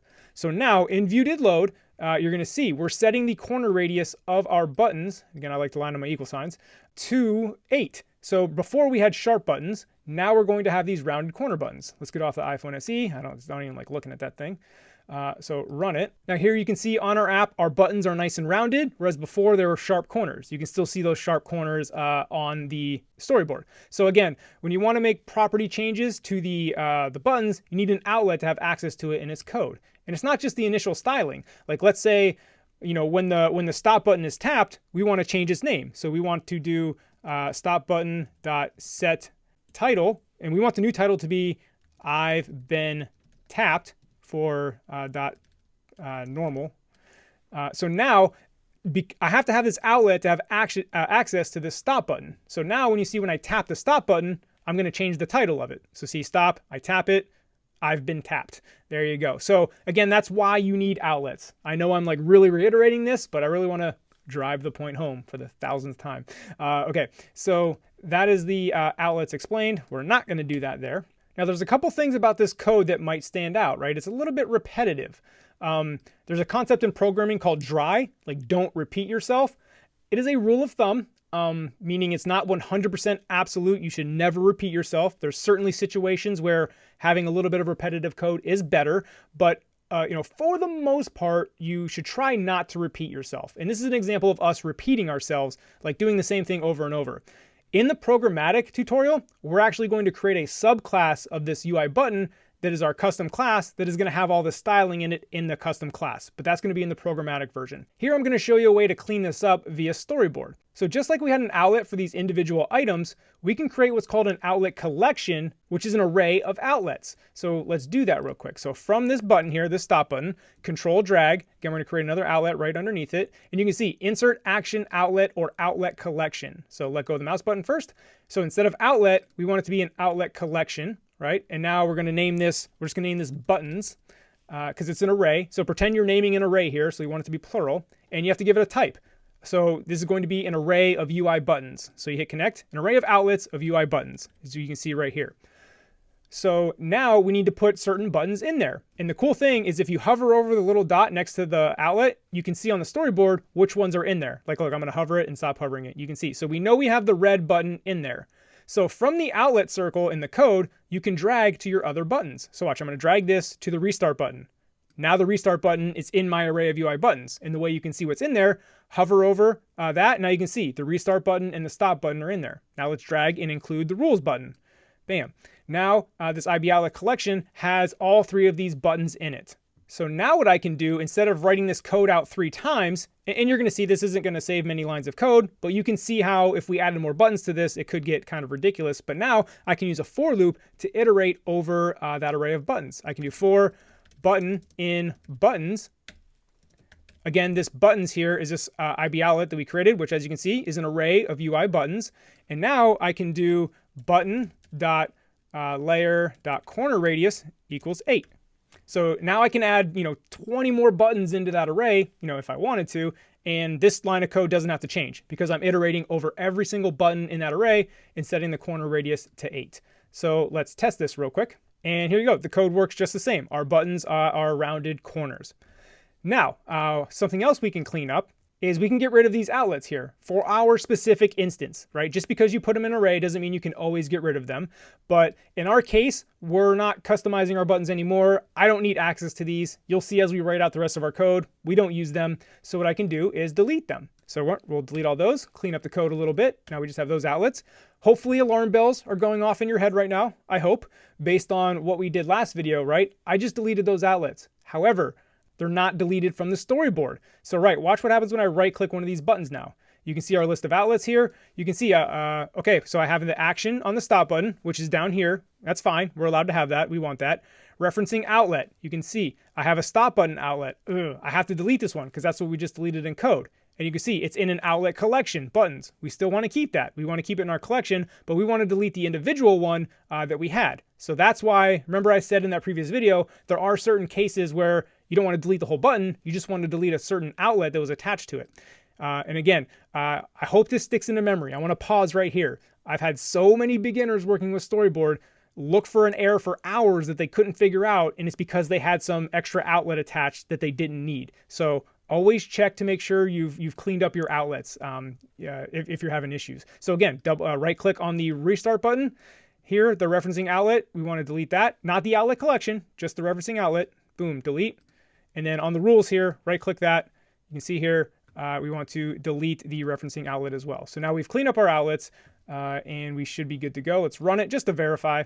And there we go, still working. So a little bit of cleanup and an introduction to the concept of outlet collections, which even experienced programmers don't always know existed. I've shown this in a video before, and I've had people say I've been working for 3 years on this. I had no clue that existed. So hopefully you got something out of that one. All right, so let's finish setting up our outlets here, outlets and actions.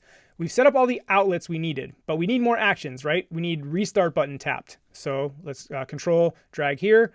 Let's create a restart button tapped. And again, that is of type UI button. Touch up inside is fine. Connect and make some space there. And now let's add our rules button tapped.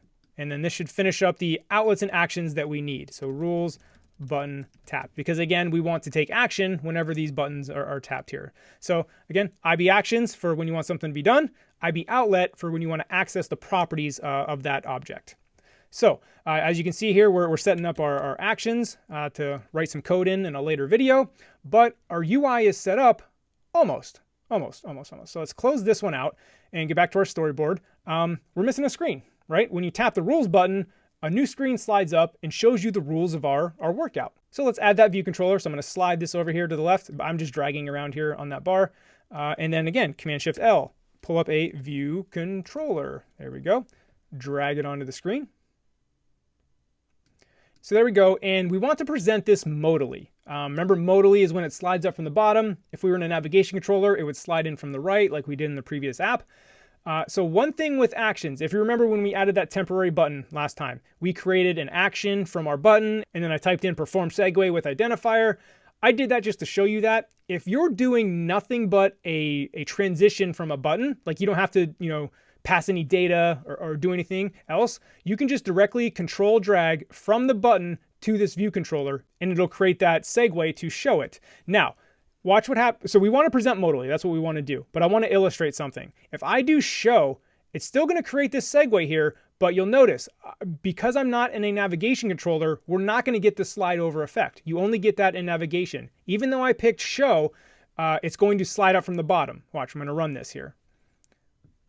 So hit rules, you see it slid up from the bottom. And then we get this nice iOS 13 card here. So we swipe it down, rules, swipe it down, rules, swipe it down. So let's close this, but I want to change this. I want to delete that segue, and we want it to be present modally just to avoid confusion, because if an experienced developer comes in here, they see a show segue, they're going to be thinking, navigation controller, but why not? So let's name it the proper name here and present modally. And then again, before in the previous app, we got the navigation bar at the top when we were in the nav bar. Now we're getting the card looking thing that's new in iOS 13. So let's run this again because I want to point something out because we're sticking to iOS 13 because this changed in iOS 13. So I tap rules and we get this card, right? I can dismiss this by sliding down, right? If you just drag and slide down, that's how you dismiss the modal pop-ups now in iOS 13. If for some reason you are doing this on like iOS 12, like you can't upgrade to iOS 13 and Xcode 11, what's going to happen, you're going to tap rules, and this is going to fill up the entire screen. And you're not going to have this swipe down gesture to get rid of it. So if you are in that situation, you're going to have to add a button to the screen to dismiss it. So you tap done or something like that, and then it dismisses.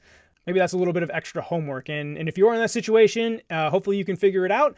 If you can't figure it out, of course, leave a comment, hit up the Slack channel. Happy to help. But I think that's a fun little challenge to give those of you that aren't on iOS 13.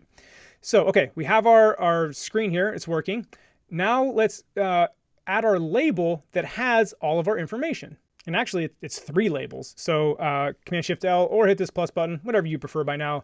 Drag a label onto the screen here. And now we need to constrain this. First, we're going to open up our right pane here. And then down here, our little TIE fighter, right? We want to not constrain the margins. Don't do that. We want to do 30 from the left, 30 from the right, and let's call it 70 from the top here. And we will pin it to the safe area. Actually, the safe area doesn't matter because we're in our little modal slide down, but hey, it's the same distance. See, view and safe area, distance is the same. We'll keep it the safe area. So hit add those 3 constraints. Now you could give it a height if you want, but again, labels have that intrinsic content size.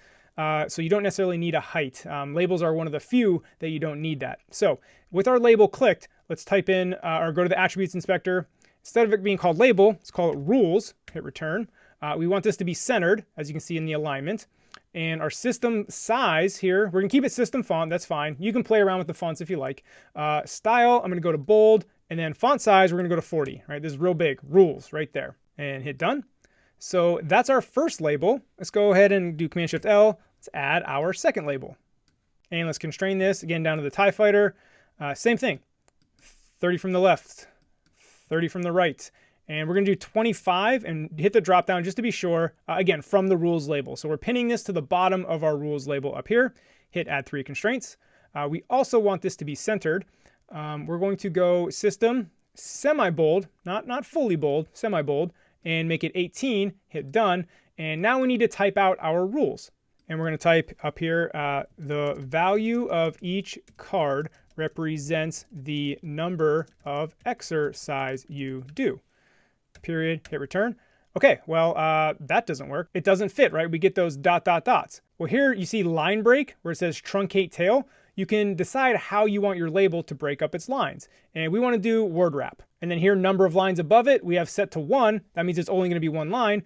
You can set the exact number of lines if you like, or if you pick 0, it'll automatically adapt to the number of lines you have. Now we're missing a line, like we need to know what the Jack, Queen, and King are. So up here in our text here, if you click on it, now when you just hit return, it like enters it, that's fine. But in here, if you hold Control and hit return, now you can have like line spaces in here. So we want 1 line space, and we want to say Jack equals 11, comma space, Queen equals 12, comma space, King equals 13, comma space, Ace equals 14. Now hit return to enter that, and now you can see our label has updated with our rules for our game. So that is our second label, and now we want to have, as you can see on our design, this third label that shows the emoji based on the suits on what exercise it represents. So again, plus button, another label right here, and this constraint is going to be a little different. We're not going to pin it to the edges. We're actually going to give it a hard-coded width, and it's going to be 200. And the reason is for design choices on how we want it to line up, because this label doesn't have to change on screen sizes. Like it's always going to be the same. So we can do a width of 200, horizontally centering container, and then we want to pin it to the top, the bottom of our previous label here. The label that says the value of each card represents, as you can see, and we want that to be 75. And again, how I came up with these numbers, I don't want it to seem like you should automatically know what these numbers are.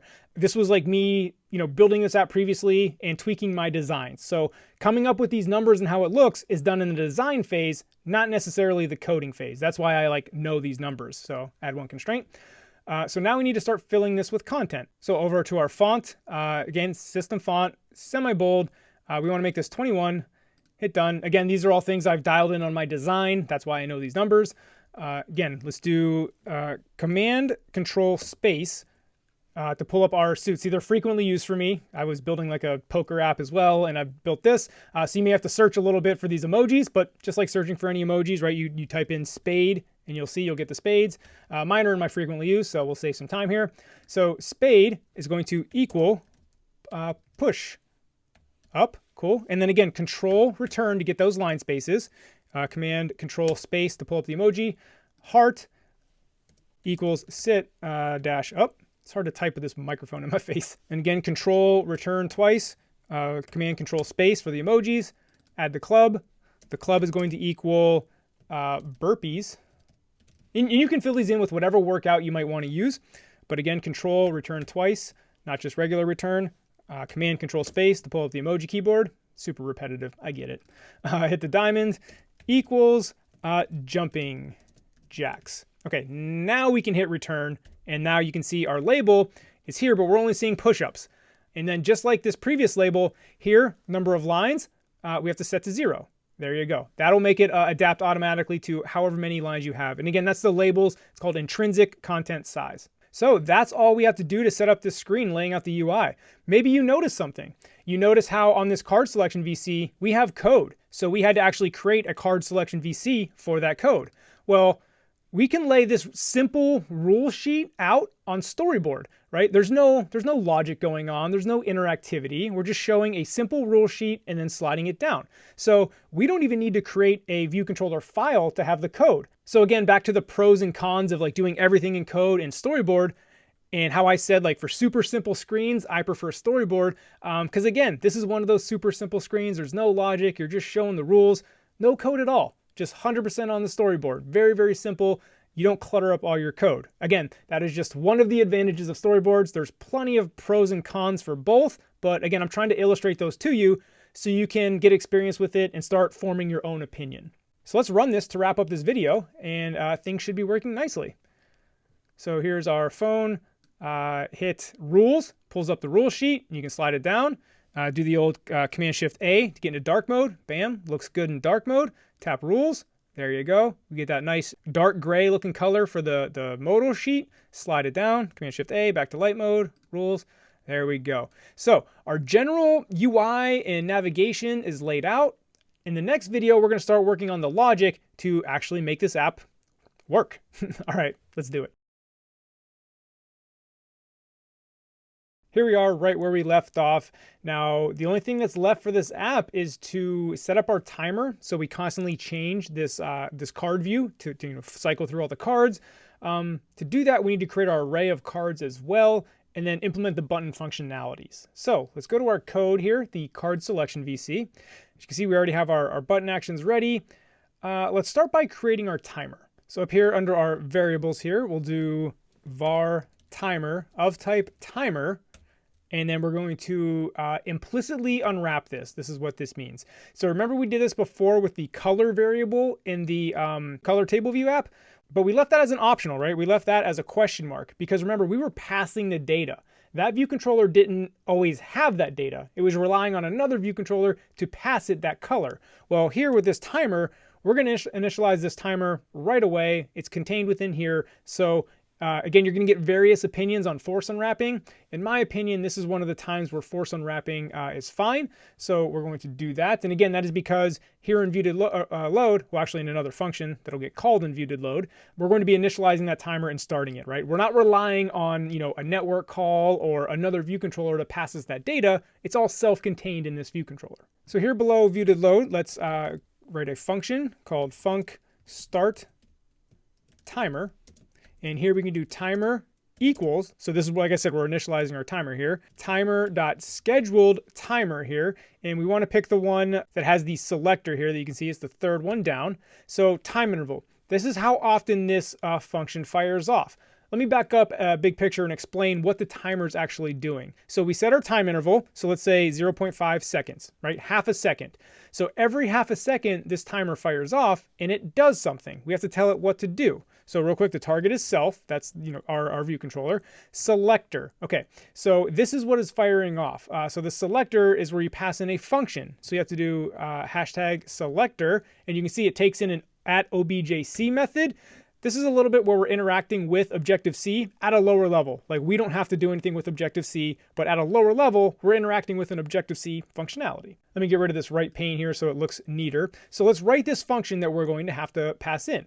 So at every half second, what function do we want to fire off? We want to change the card that is showing in our image view. So here we'll do func show random image, right? And then that's where we're going to rate that functionality. But remember, this function has to be at objc, right? That's what you see here, at objc method. So now if I pass that in, show random image, I don't know why it was a strike through. We'll do a Command B to make sure we get all of our autocomplete and everything. It's yelling at me because we haven't totally finished this. So let's do that. So this is nil for user info. We're not passing any info to our timer. And then repeats, this is big. You want to set that to true. You can see it takes in a Boolean. So make that true. Because again, we want to run this timer every half second. You can also create a timer that doesn't repeat. So you want to say maybe, hey, after 20 seconds on this screen, show an alert. That would be something that only runs once. Because we're constantly changing our image, we want this to run repeatedly. So that's why we're putting it to repeat. And do Command B so we get rid of that error. Yep, we got rid of it. So sometimes if an error is not disappearing after you fix it, do a quick Command B to build your project, and that'll build it, and you should get rid of any errors. So here we have our timer. Again, every half second, the function show random image is going to fire. Right now it's not doing anything, but we can test it. So print timer fired off. Right, and then make sure we actually call this start timer function here. So start timer. So let's run this to test it, and we should see in our console just a bunch of print statements firing off every half second. Yep, you can see it right here. Timer fired off, timer fired off, timer fired off. Okay, so our timer is working. Now we just need to, instead of printing something, we need to change the card image view. So we can do, card image view.image equals, well, we need the images. Remember, we brought all these in. I'm actually going to delete this line of code so I can get rid of this error. So Xcode's not yelling at me. So let's create an array of card images, right? So that way we can just pull a random element from the array. So let's go up here and do var cards, which is an array of UI image here. And that is going to equal an empty array. Right now it's empty because we'll populate its images for now, but I want to finish up this code right here. So we can do card image view.image equals cards.random element. So what this is going to do is it's going to pull out a random element from the array. Now, you'll notice this is an optional. Hopefully this is a review. Why is this an optional? Because our cards array could be empty, and you can't pull out a random element from an empty array. So we can hit return. Again, there's multiple ways to unwrap an optional. So what we're going to do is just give this a UI image named, and we're going to pass in a string, and we want the ace of spades. That's going to be like our default image should this thing break. Again, that way it doesn't crash if there's like an empty array. So back to my assets here, I can see the ace of spades right here. Well, I'll click everything. There you go. Ace of spades right there is just the string AS, right? So let's go back to our card selection and named AS. So this way, if the array is empty for some reason, which is empty right now, actually, let's do this. So this is going to constantly, remember the 10 of spades showed up in the beginning? Well, there you saw it switched to the ace of spades because that array is empty. And that's like our default, like don't crash our app, just show the ace of spades. Now, if you were really building a user product, maybe you'd want to like show a joker and say, hey, the cards are empty, something happened, like a fun little empty error state. Again, for now, we're just going to show the ace of spades as our default. So stop that. Our timer seems to be working, but we need to create our cards here, like an array of cards. So as you saw, right, there's 52 cards in a deck, right? So that's a lot. What I'm going to do, instead of creating that array here and really getting this all muddied up with this data, right? Because this array of cards is essentially data that we're going to use. I want to get that out of the view controller so it doesn't clutter up my code. So on the file of card workout, do Command N, do a new Swift file, just blank, hit next. We're going to name this card, hit create. So now we have a file called card that we're going to put up here, and this is kind of like a data model, if you will. And we need to import UIKit because we are going to be using UI image views here, or not image views, images. So here I can create a struct called card. And on this struct, I can have a variable. So I can do static var, and we'll explain why I did static here, and I'll show you in a second. But I can do all values, and that is going to equal, and I'm going to fill in this array here, and I'm going to do this on multiple lines because as you can see, this is going to be a lot. So we're going to do UI image. I always forget the second I in UI image. I always do that. UI image, same thing we did with the ace of spades, named, and we're going to do 2 of hearts, right? 2H. And again, if we go back to our assets, here you go. You see 2H, there's the 2 of hearts, and they're all named like that, right? Like, so the 4 of clubs is 4C. So that allows us to create this pretty quickly, actually. So 2H, and we're going to create our array. Well, I'm going to do this. I'm going to do copy, paste, paste, paste, paste, paste, paste, paste, paste. We'll see here. You'll see how quickly I can do this here. So this needs to be commas after all this. So watch. If I hold Option and drag down, now I get all these cursors. So I can just do comma. There you go. All that. Now you can see, again, hold Option. Well, that'll come later. I actually have to do this manually, I think. So 2 of hearts, 3 of hearts, 4 of hearts, 5 of hearts, 6 of hearts. You'll see I'm not going to have to do this for the whole deck. I can do some nice copying and paste and batch changing features here.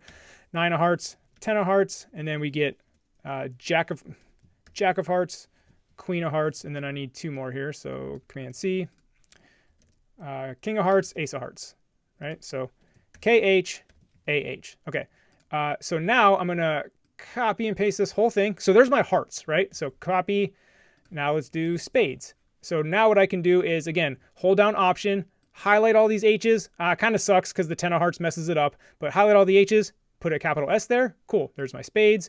Just change this 10, that's messing me up. And then Option, highlight those H's, make them spades. Boom. There's my spades. We're done. Rinse and repeat for clubs and diamonds. And you see I'm putting this extra space in here. This is just to visually separate, like, so I know, like, hey, these are all my hearts. These are all my spades. These are all my, well, they're going to be clubs. But that's just an optional way that you can add some space in there. So change that to a C for clubs. This is a C for clubs. Again, hold Option, highlight, C for clubs. Cool. Do the same thing for diamonds and we're done. So copy, paste, hold Option, highlight them all, D, change that to a D, and Option, all that. Oop, nope, slipped on the Option highlight there, D. So there we go. So there's my array of all 52 cards based image. I don't need the comma for the last one. And one thing you may have noticed, let me actually retype this last one. So, and it's AD, so Ace of Diamonds, UI image, named, and you see it's an optional. So all images are optional. That would be in case you for some reason deleted the images from your project. So again, this is where you're going to see force unwrapping used, right? Because we know these images are in our app, right? They're downloaded to our app, like they're in our project. We're not, if you were downloading these images from a server and you could have network issues, something could go wrong. Of course, you don't want these to be optional. But because these are like built into our app, they're assets within our app. Again, my opinion is this is the time when force unwrapping is okay. Now, of course, there are always caveats, right? If somebody were to come in and delete all these assets, then our app is going to start crashing. But yeah, that's what I think of that. So, because again, the proper way to do this would be to unwrap all these optionals. But we're going to hold Option just like we did before and do mass force unwrap here. One there again. And again, I want to be very clear that you will hear some developers that say that no force unwrapping ever, never do this. And technically, like I said, they're not by the textbook. You're not 100% wrong. Here's my take on it. And again, programming, what you'll find over your time in this space is that programming is highly opinionated. Oftentimes, I saw a tweet the other day that says, we have a million different ways that we can all write the same thing and get the same results. And every single one of those ways is wrong, according to somebody on the internet. So yeah, so again, I guarantee you there's people that disagree with what I'm doing right now, but my reasoning, and this is the thing, as long as you know why you're doing it and the consequences, then you can make an informed decision. Again, the reason I'm force unwrapping these is because I know these are in my project, right? I'm not downloading these images. They're going to be there unless somebody comes in and sabotages my project and deletes the image. So, but again, like I said, that's why they're technically correct to force unwrap these, or not, I'm sorry, to not force unwrap these, because it is possible for somebody to come in and delete the images. But you've seen what it takes to unwrap an optional. Imagine if we had to unwrap, all 52 of these, right? So again, everything is situational. So anyway, back to card selection. What I can do here in our cards array, instead of having an empty array, I can do card dot all values. And the reason I named it all values is because if you wanted to expand on this, like technically you could create an array of like just the hearts or just the spades, maybe just the face cards, right? If you were making a specific game, then you could do card.face cards, card.hearts, right? You could really, subsection this off. So I did card.allValues. Now our cards array has all those values that we just created. So scrolling down to our random image, now when the timer fires off every half second, our card image view.image is going to be a random element from that array. And if that array is empty or get nil, it's going to default to the ace of spades. So now when we run it, our card should change every half second. Right, there you go, half second, it's changing, and it's pulling out a random element from our cards array. Now, half second is a little slow, right? Like you can stop. You can pick what card you want. So let's speed this up a little bit. Let's do 0.1. And you can tweak this on your own, dial it into whatever timing you like. But so this is every 1/10 of a second is going to change. So now when we run it, now you can see going really, really fast. Like now I don't know what's coming. I just have to hit stop randomly. Well, we haven't implemented that yet, so we're just firing off forever. So let's stop the simulator and implement the stop and restart buttons. So stop this. So the way to stop a timer is actually relatively simple. It's one line. You do timer, which is what, this is the timer variable that we have up here on line 17 that we created and assigned a value here. So we have access to that timer. We say timer dot invalidate. That's what stops the timer. So when I hit the stop button, now it's going to do that. And now when I restart it, I want to do timer.invalidate. Wait, we want to stop the timer and then restart. That's what happens here. So start timer. So this way, whenever the restart button is, we're invalidating a timer just in case it's already running and starting a new one. Or if it's stopped, the timer invalidate doesn't fire off and we start the timer here. So rules button tapped, we actually don't need that, right? Remember we set that up before to where the button just goes in our storyboard. The button just shows it automatically. So I deleted that code. Let's make sure we delete the action here. I think I might have already done it. Nope, there's a touch up inside action here, right? Rules button tapped. Got to make sure you delete that when you delete that code. And again, we don't need that. We don't need that code when the button is tapped because we based it off this segue. If you remember, we just dragged from the rules right to that and did present modally in the previous video. So that is why we don't need that code anymore. So back to the card selection VC, we should be good to go. But before I run this and finish up the video, one quick note about timers. And again, timers can be more of an advanced topic. I just wanted to use them because it's a cool part of the app. But so the timer is always going to be running once you start it. So when you leave this screen, if you had multiple screens, you always want to make sure your timer's invalidated. So this is part of the view lifecycle method. Just like view did load is what you started with, you can do view will disappear. And so call super.view will disappear. You always want to call the super when you're overriding. Well, not always, but 99.8% of the time. That's the thing with programming, there's almost no absolutes. There's always some exception, but the vast majority of the time, you always want to call the super. And remember what that does is if you're overriding a function on the child, remember the subclass, I should say, you want to get all the functionality of the super class or the parent class and then add your own functionality. If you don't call super view will disappear, you're not going to get all the built-in function of the view controller that Apple has built for you. So that's why you want to be calling the super when you override a function. And then pass in the animated that is right here. We're just passing that through. So here in view will disappear, I also want to call timer.invalidate. So there you go. And real quick, at a high level, there are other view lifecycle methods. Again, so view will disappear. It kind of makes sense. This is what happens right before the view disappears.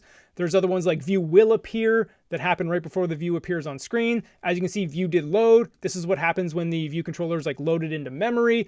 So there's various view lifecycle methods. I'm going to link to a video in my YouTube about that rather than diving in fully here because I explain it in depth quite well in that video. So we want to make sure our timer is always invalidated because again, if we don't invalidate that, it's always going to be running in the background and that's just bad memory usage here. So let's actually clean this up a little bit. I like 2 spaces there, 2 spaces, 2 spaces, 2 spaces, 2 spaces, 2 spaces. Okay, code looks good. Let's run this. Our app should be functional and ready for you to use and get swole and work out. Okay, so timer's running, cool. Stop. All right, 10 of hearts. So I would have to do 10 sit-ups, I believe. Not going to do that. Restart. There we go. We're back up again. Okay, cool. Stop. Done. And restart. And then now when we hit restart still, it still keeps firing off. So we're good to go. And if we ever wanted to see the rules, okay, cool. Those are the rules of our game. Swipe down. Still going on. Stop. 7 of hearts. Got to do 7 sit-ups. So again, if you want to use this app to practice anything, and then, okay, as always, I like doing this. Command-Shift-A, restart, We're still working even in dark mode. Gotta love it. Stop. All right, 8 jumping jacks, I believe. Yeah, rules. Diamonds are jumping jacks. There you go. So yeah, use this app, have fun with a workout or anything else you want to practice. But that wraps up the storyboard aspect of the app. Again, we are going to rebuild this, but all programmatically and do a little bit more refactoring, like I said, with the custom UI button that we're going to create. So again, a lot of this was hopefully review. Again, just repetition, doing drills, building up on our skills. But again, next video, all new stuff. Hope you're ready. Let's go. iOS 15 has introduced new buttons for us. Now, before you get all worried, this isn't like a complete revamp of a button and you got to learn everything new. To put it simply, in the real big picture, these new button configurations are essentially a way to give us Apple-style buttons out of the box so we don't have to recreate them. What do I mean by Apple-style buttons? We'll take a look on the screen. We have a plain style, gray style, tinted, and filled, right? You've seen these buttons in iOS. So essentially what these button configurations do are make it easy to get these styles, right? If you still want your own crazy custom button, you got to do that on your own. But if you want your app to feel like it belongs in the Apple ecosystem and use these styles, Apple now gives them to you kind of for free out of the box. In this video, we're going to convert the buttons you see here in our card app, right? The stop button, restart button, rules button, and we're going to play around with these new styles using these buttons. Now, there's a new WWDC 2021 video that goes into these buttons in depth, because again, we're going to keep it pretty surface level, pretty introductory, because this is the fundamentals course. But if you want to dive deeper, definitely check out that WWDC video. And there's another video I'll attach there all about the new stuff in Interface Builder, which again shows you how to use these buttons as well. Okay, so as you can see, I got my main storyboard selected. You can see the new icons in Xcode 13. I think those look pretty cool. Click on the stop button. And then over here on the right, you'll see the attributes inspector, which I think these might get some new icons. Again, I didn't include that in a whole separate new video, but some of these icons have changed, but they're still in the same spot. But we want the attributes inspector. And you see the main thing here is style, right? So right now it's default. So these are the styles I mentioned, right? Plain, gray, tinted, filled. So let's start with gray. So if I click on gray, you'll notice nothing really changed with my button down here. Here, I'm gonna zoom in on my buttons like even more so we can like make them real big and see them. Now, the reason being is because we still have our background color of system red. So if we get this to default, get that out of there, we'll no longer see that. So now we have gray, but you'll see our text is still white. See this foreground? That's a new attribute, it's white color. So we'll change this again back to default. Now, this is us adjusting our existing button. One thing I wanna show you, again, if you do Command-Shift-L to get your object library out here, right? You see we have gray button, tinted button, filled button. You can drop this in if you were starting from scratch again. So let's say you did want a gray button and we're starting from scratch. You just drop that in and you get that look, right? We only had to like go back and change that stuff because we had existing styles, we had an existing button. Just want to be clear on that. So back to our stop button, I'll click off of it. You'll notice we get a little bit of a corner radius, and that's part of the default style. So click on this button. So you see that's gray. And now that we have like all the default set, we can kind of change this around a little bit. So if I want to go to style tinted, right? So now that's the tinted blue, but now I can change the background color. Let's say we want like a red tinted. So system color red, and then the foreground color is also system color red. So again, the foreground color will change your text. The background color will change the background. But when we made them the same color, because this is the tinted style, it gives us that, light red background and dark foreground. Now this is good for contrast ratio, because if you use the same color, you're pretty much guaranteed a good contrast ratio for like visibility purposes. Or sometimes like, white letters on a yellow button, you can't really see that. So this ensures good contrast, or if you just like that look. And then again, back here, we'll go to filled. This is kind of the style we did have, except you see our foreground color is still red. Now we want to make that foreground color, well, you can make it whatever you want, but we're going to go with white to give us that back. So that is the general shape of it, but you'll notice, right, we have a little bit of a corner radius, whereas before on our rules and restart, we had to set that in code. I'll go to the code to see if you remember that, right? See where we have our outlet array of buttons here, and then we do our for loop. Hopefully you just kind of did this a little bit ago, so this is fresh in your mind, where we iterate through all those buttons and set our corner radius to 8. We do that in code, but it doesn't show up on our storyboard.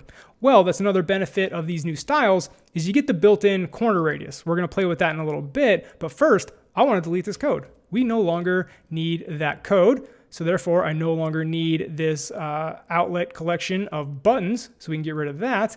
And then remember, go back to our storyboard, make sure you delete these outlets. So right click, you see this referencing outlet down at the bottom in the array of buttons. Get rid of that. We'll do that for all of these.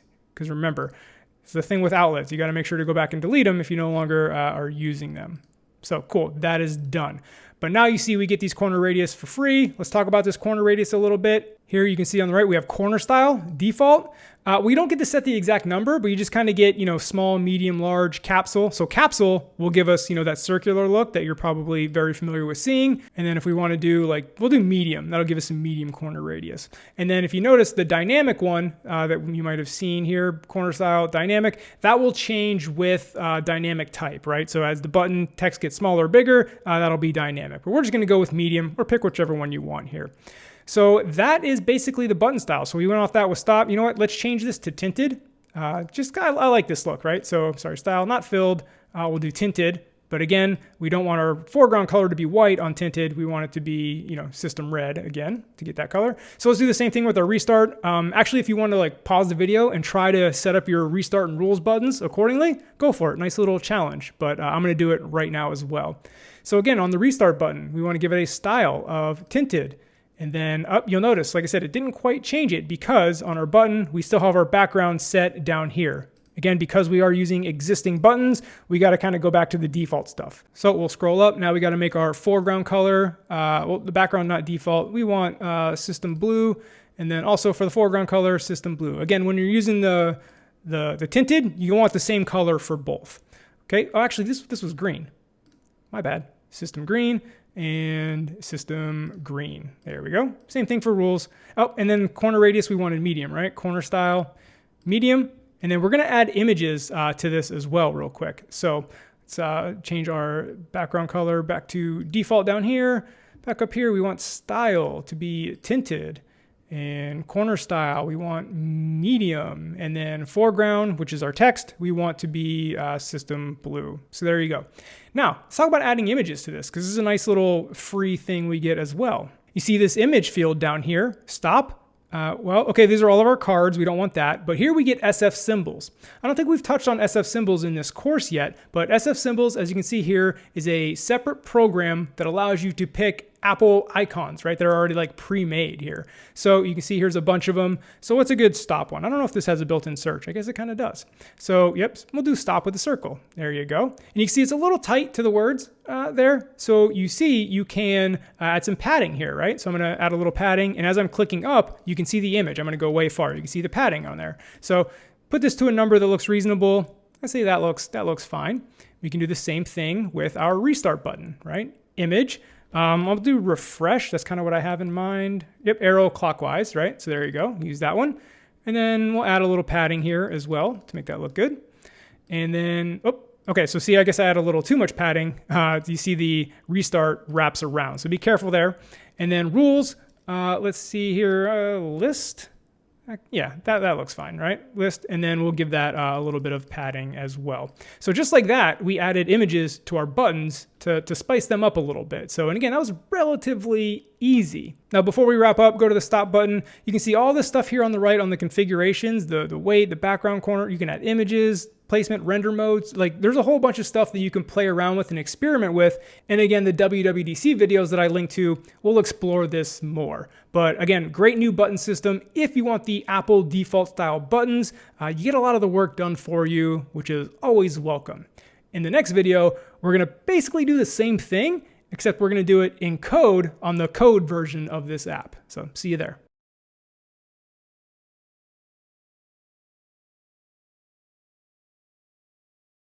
All right, let's begin the adventure into Programmatic UI. Oftentimes, this is kind of daunting for beginners, so we're going to take this step by step. But again, the whole purpose of doing this is so you can see how to build a project in Storyboard and see how it's also built in Programmatic UI, and then start to form your own opinion, in that debate.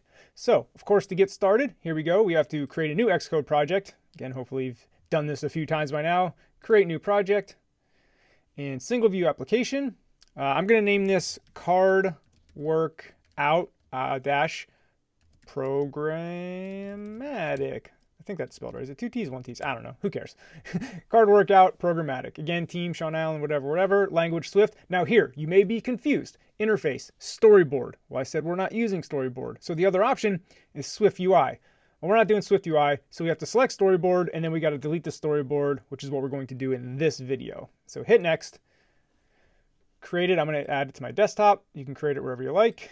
Again, I'm going to make my Xcode fit the full screen here. Let's start minimizing this to make some room. So here we are at the general settings, right? And this is where we're going to start removing the storyboard. So here you see main interface, main. This is going to take you to main storyboard. So delete that and then hit return. Make sure you hit return. Again, that's what actually enters it. Hit it twice for good measure. And then now let's click on main.storyboard and right click it, hit delete. We're getting rid of that thing, move the trash. Same thing with view controller. Remember that default view controller we get, delete, move the trash. We'll be creating our own. And then the last thing we have to do to like fully rid ourselves of the storyboard on this project is go into your P list right here. And it's best to just search for main. So if you do Command F on here, type main, hit return, there you go. And you see it pulled it up, storyboard name. And you can see how it was kind of buried in a bunch of different settings here. That's why it's easiest to search for it.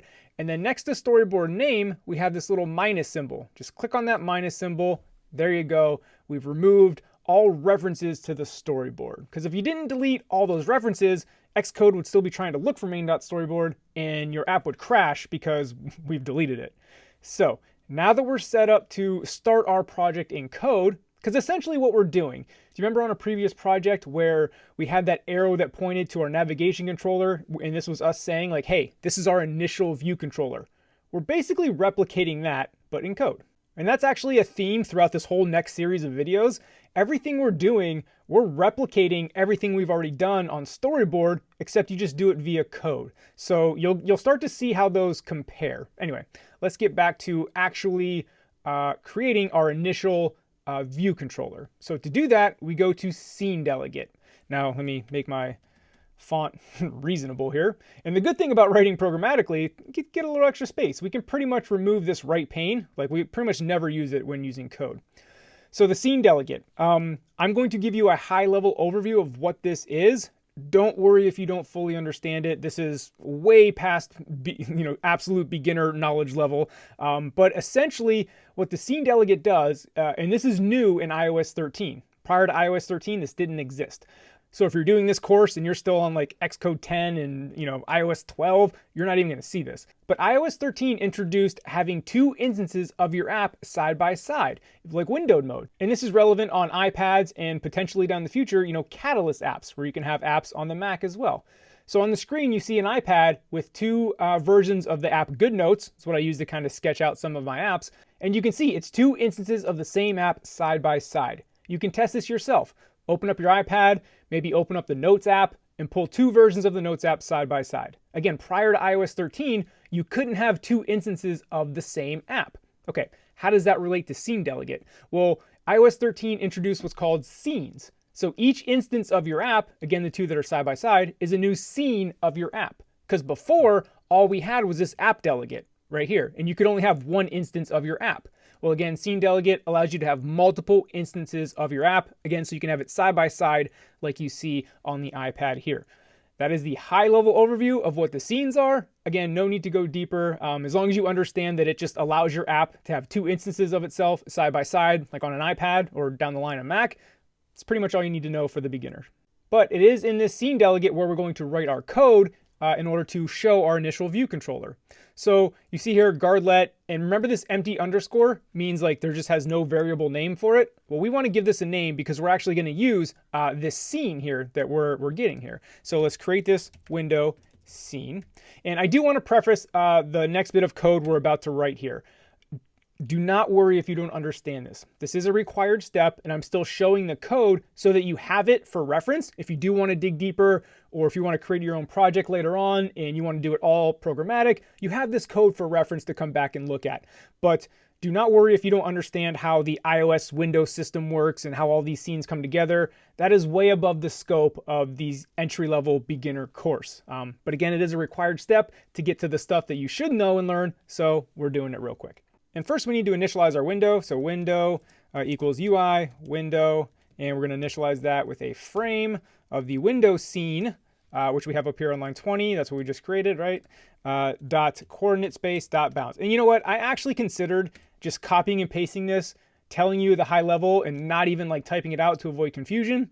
Because again, I do think this is unnecessary confusion. So again, I want to stress, do not worry if you don't get what's going on here. And by the way, this window is this window variable we get by default from the scene delegate. And then now we start configuring our window. So window.windowScene equals window scene. Again, we're setting the window scene equal to this window scene that we got up here. And then now this is what matters right here. This is what you should kind of pay attention to. So window, not window scene, window.rootViewController. So again, this is us saying like here, this is the initial view controller. Now, we don't have a view controller in our project, right? We deleted that. So let's create one real quick. So in our folder, do Command N, Cocoa Touch class. Again, we're going to create a view controller. Hit next. Remember, this is the card selection VC, right? We did that before from our previous project. Hit next. Create it. Now in our card selection VC, again, I always move it up here.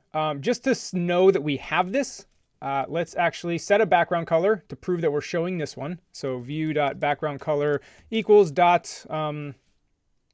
I've never done dot brown. It's probably look ugly, whatever. So dot brown, and back to the scene delegate. Now that we have that card selection VC, we can make that our root view controller. So card selection VC, and we'll initialize an empty one. And now the line that makes it all happen is window dot make key and visible. So now we're going to run this code in our scene, and now when we run our app, you should see the brown screen. So let's change this to iPhone 11 Pro, not my phone. Run it, and this should be the setup we need to show our card selection VC as the initial view controller. And here you go, we get this beautiful, beautiful view controller with this nice background. So this proves that we are showing our card selection VC because our background is brown. And this is the initial setup that we need to do to get rid of Storyboard and be done with it. Now I know what you may be thinking. Wow, that was a lot just to get our initial view controller showing up. And you're not wrong, right? When you do a Storyboard, you get all that by default. But again, you only have to do this once when you set up your project initially. And oftentimes when you're working on a project, you're working on it for months. So, it took us a few minutes to do this. It is a small price to pay, in my opinion, to get all the benefits of doing everything programmatically throughout your code base. And before we go, I do want to point something out about this root view controller, right? We made this the card selection VC. Now, remember, this is the root view controller. If you go back to our colors table view app, remember our root view controller was actually not a view controller at all. It was the navigation controller that held our view controllers. So if we were building our colors table view app, this wouldn't be an actual view controller. We would be making the root view controller our UI navigation controller, again, that held our view controllers. Same thing if you were doing a tab bar at the bottom, this would be a UI tab bar controller that holds your view controllers. So again, just some clarification, if you are using a UI navigation controller or a UI tab bar controller as your first screen, you want to make those your root view controllers. Just quick clarification. And again, one last time, please don't worry if you don't understand this, if all this was gibberish. I don't want you to get discouraged by that. This is above and beyond kind of the absolute beginner, like I've said a couple times before, but I really want to stress it. Moving on to the next videos will be a lot less high level, if you will, and more so beginner content. So again, don't get discouraged. Let's move on. In this video, we're going to create a custom subclass of a UI button to handle all the configurations of our buttons, right? As you see on the screen, we have the green button, they have rounded corners, the text is white, it's also bold and a certain font size. So we're going to configure all that into a custom button. Now, during this video, we're not going to get to see the fruits of our labor. We're not going to get to see our work in action. We'll see that in the next video when we start laying out our UI, and you can see how powerful having a custom subclass of a UI button is. So where we left off, as you see on the screen, I haven't changed a thing. This is right where the last video ended. So we need to create a file for our custom subclass of the UI button. So again, in the folder for card workout programmatic, do Command N for a new file, Cocoa Touch class. Now, we've been doing this for our view controllers. Now we need to make a subclass of UI button, right? Make sure you change that subclass of. So the class, we're going to call this CW button. Now, what does the CW mean? This is a convention that if you're making custom elements, like a custom label, custom view controller, it's convention to add a prefix with your project name. So in this case, CW stands for card workout. So this is a card workout button. And in a larger project, you may have different kind of buttons. So let's say you wanted a certain type of button that was during your onboarding or your login screen. So you may have like a CW authorization button. Maybe you have a CW game button. And the reason behind this naming convention is because if you're creating all these custom assets and you just name it button, like that's pretty generic. However, if you name it with the prefix of your project, in this case, CW button, like in the case of Facebook, they do FB button or FB whatever, right? So this will let you know that, hey, this is something we custom created in our project. It's not part of a library. It's not part of, a UIKit or something Apple developed. This is our custom thing. So again, adding that prefix lets every user of the code know that, hey, we made this. So name it CW button, hit next, create it. Now we have our empty button file. Go ahead and delete the comment here. And here we go. We have a fresh start. So let's write our configure function. I'm doing this a little bit out of order just to let you know. We have to have initializers, but I want to have our configure function done first before we write our initializers. More on the initializers in a second. So let's go func configure. So this is where we're going to basically configure the button, right? So for example, we wanted to do layer.cornerRadius, remember, equals 8. And it's the same thing we did via storyboard. And then now we want to set the title label.font, right, equals .system font. Remember, that's what we picked. And you can see we can do just of size, or we can do of size and weight. So if you remember, we did a font, I believe it was 19, and then the weight, if you hit dot, you can see all the font weights. Again, like I said before, we did all this stuff in storyboard. We're doing the same thing. We're just doing it in code and not in storyboard. So hopefully you can see the correlation between the two. So we did bold for the font weight. And then now we do set title color down here, the second one. So the color we wanted was white, right? Dot white. And for control state is dot normal. So you can do, watch, if I do just do dot normal, you can do, what color do you want if the button is disabled, if the button is highlighted. Again, that's detailed stuff. 98% of the time, you're going to just use .normal. Now we do something new. This is when you're doing your UI programmatic. So it's translates, it's a mouthful, translates auto resizing mask into constraint. You may hear it called TAMIC for short. I believe Paul Hudson started doing that. TAMIC as in like TAMIC, right? Translates auto resizing mask into constraints equals false. Essentially what this line means is use auto layout. And you'll see we're going to use this line a lot throughout the code base, so you'll get the hang of it. So here's our configure function. So now let's write our initializers for our custom UI button. And we're going to write 3 of these so I can explain them. So we're going to have the init with frame. So this overrides the UI button init. Remember we talked about a subclass can override its parent's class method. So we definitely want to call super.init here with the frame, and then we'll pass in the frame that we passed in. And then here, why we're overriding this init method is because we want to call configure. We want to add our own special configurations, right? So whenever we initialize a CW button, we're going to get all the normal UI button initialization. That's why we called super, right? That gives us everything Apple built within UI button. And then by overriding it, in the subclass, we add our special little sprinkles on top, if you will. And that's this configure method where we're setting the corner radius, we're setting the font to a certain font, we're setting the font color, etc. And then you see Xcode's yelling at me. Required initializer init must be provided for a subclass of UI button. So all your subclasses in code are pretty much going to have this. And essentially what this coder init is if you initialize this button via storyboard. Now, Xcode makes us put it in there, but we're just going to keep this fatal error that comes by default because we don't even have a storyboard. So in our project, it's impossible to initialize a CW button via storyboard, but that's what this initializer is for. Now, maybe you notice something is missing, right? Our CW buttons, yes, we have the corner radius. Yeah, we're making our label of a certain font. Our label's a certain color. But we're missing, like, what is the background color of our button? What is the title of the button say, right? Stop, reset, rules. Well, those are different in between buttons, right? So we can't put those in our configure because that means every button will have the same title or every button will have the same background.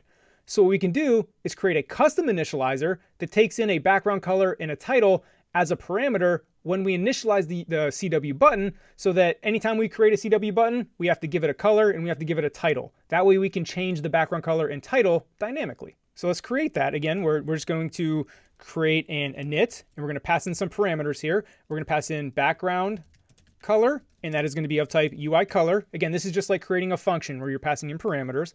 And we want to give it a title, which is of type string. So now, anytime we do an initializer, remember, we want to call the super. So super.init with frame. And then the frame we're going to pass in, just do .0. Essentially, this means like, so what a frame is just like you do the constraints, right? It needs to know a height, a width, and an X and Y coordinate. And actually, let me initialize a frame so you can see what I'm talking about. You'll see here, it takes in a CG rect. So rect is a frame. So do CG rect, and you can see the initializer, like I said here, X coordinate, Y coordinate, width, and height. So by doing doing frame.0, you're just putting in zeros all of there. This is kind of like a shortcut not to have a boilerplate. And the reason we can have 0 height, 0 width, 0 coordinates is because we're going to lay this button out using constraints in our view controller in a later video. So anyway, now let's start configuring this where we can do self.background color. Now again, remember we have to put the self in front of it because this background color that's blue is of the same name that this is, right? Like I could have just said color and not named it the same, and then I wouldn't have to do self. So I could just do background color equals color, right? But background color, I'm just going to Command Z back to what I had. Background color is more informative. Just know that if your parameter name is the same name as the actual property on the button, you have to put self in front of it. So that's why you see that. So now we're going to do equals background color, and you'll see this one will be white, which means it's the parameter. The one in blue means it's actually the property on the UI button, or CW button in our case. So now we're setting the background color equal to whatever color we're passing through. And now we can do set title down here, and it takes in a string. Well, we have this title here that we're passing in. So title, again, whatever we pass, and then for control state dot normal. So this is our custom initializer. Again, when we initialize the CW button, we'll have the choice to initialize just an empty one, or we'll have the option to initialize it with a background color and a title. And you're going to see that in action in our next video when we start laying out the UI for our card selection screen that you see here. So let's keep it moving. All right, as usual, right where we left off from the last video, in this video, we're going to lay out the card selection screen that you see here on the screen. Again, just like we did in Storyboard, except we're going to do it via code. So let's actually move this CW button up before I forget. Click on your card selection VC. Here we go. We have an empty screen. Let us not make this .brown. Let's do .system background. And remember, system background is what give you white in light mode and black in dark mode. That's why we do background color equals system background. So the first thing we want to do is start creating our elements, right? We have the UI image view and the 3 buttons, again, like you see here on the screen. So let's create those in code. We can do let card image view. Again, kind of similar to outlets, not quite, but you'll see the similarities. Card image view equals, and this is just an empty UI image view here. Remember, we dragged the image view onto the screen.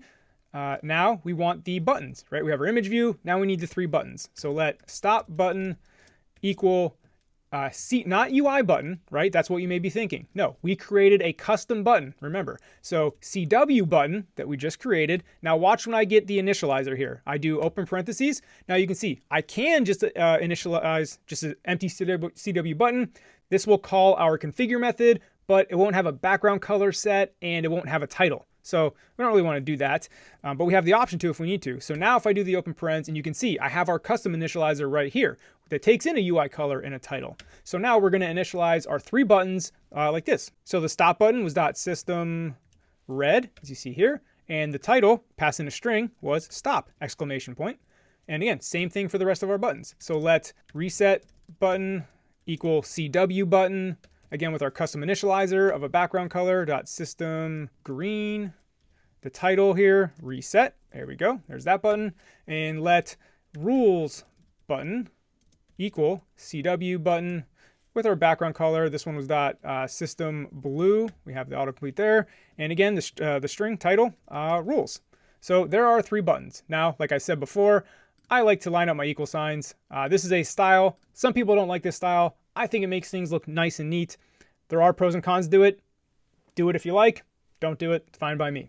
So now we have our objects created. The next step is to configure and lay out each object. So I'm going to break this out into separate functions. How you organize this code is very subjective. Some people will like it a certain way, some people like it another way. I'm going to break it out into extra steps just so it's easier to understand what's actually going on.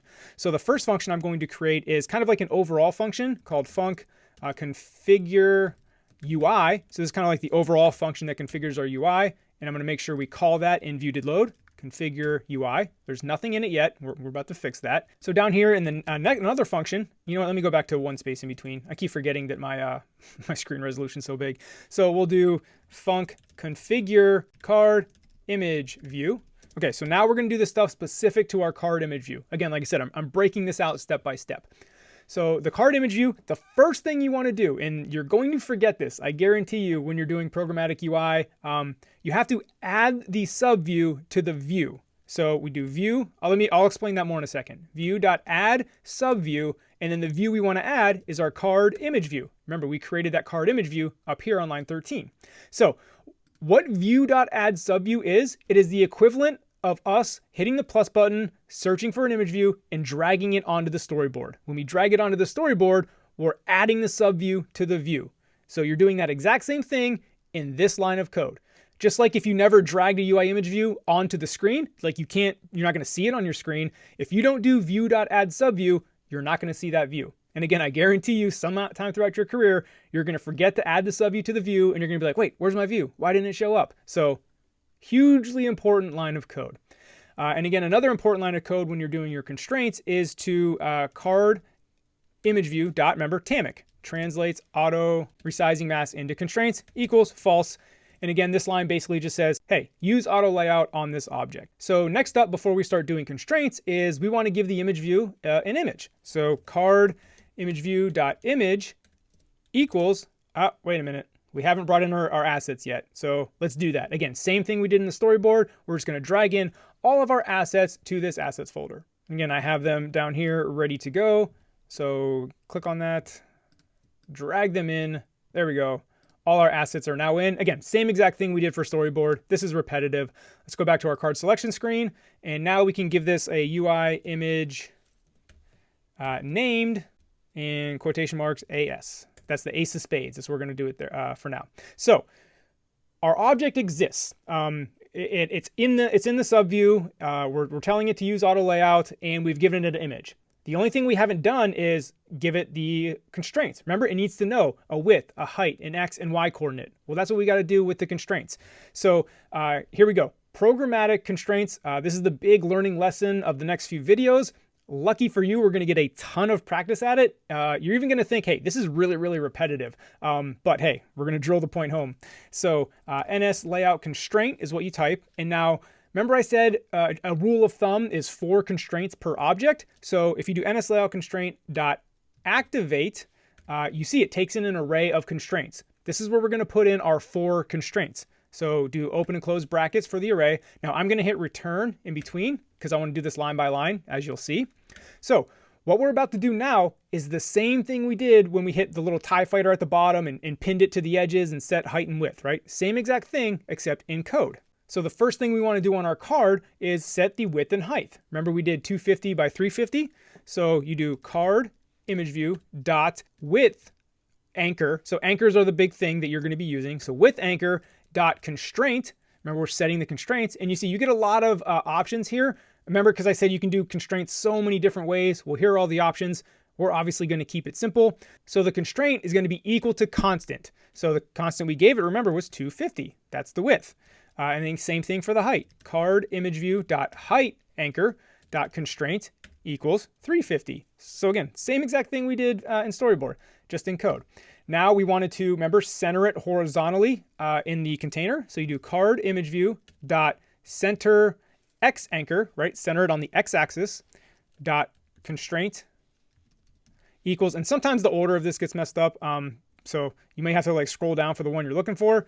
Constraint equal to, and we want to make this not equal to a constant, right? We're not putting a number in there. Remember, we said the view's center, right? So we want to do view dot center x anchor. So what this is saying is, remember how I said every view controller comes with a view that covers up the whole screen. That's what we're doing here. View.add subview, routing it to that view controller's main view.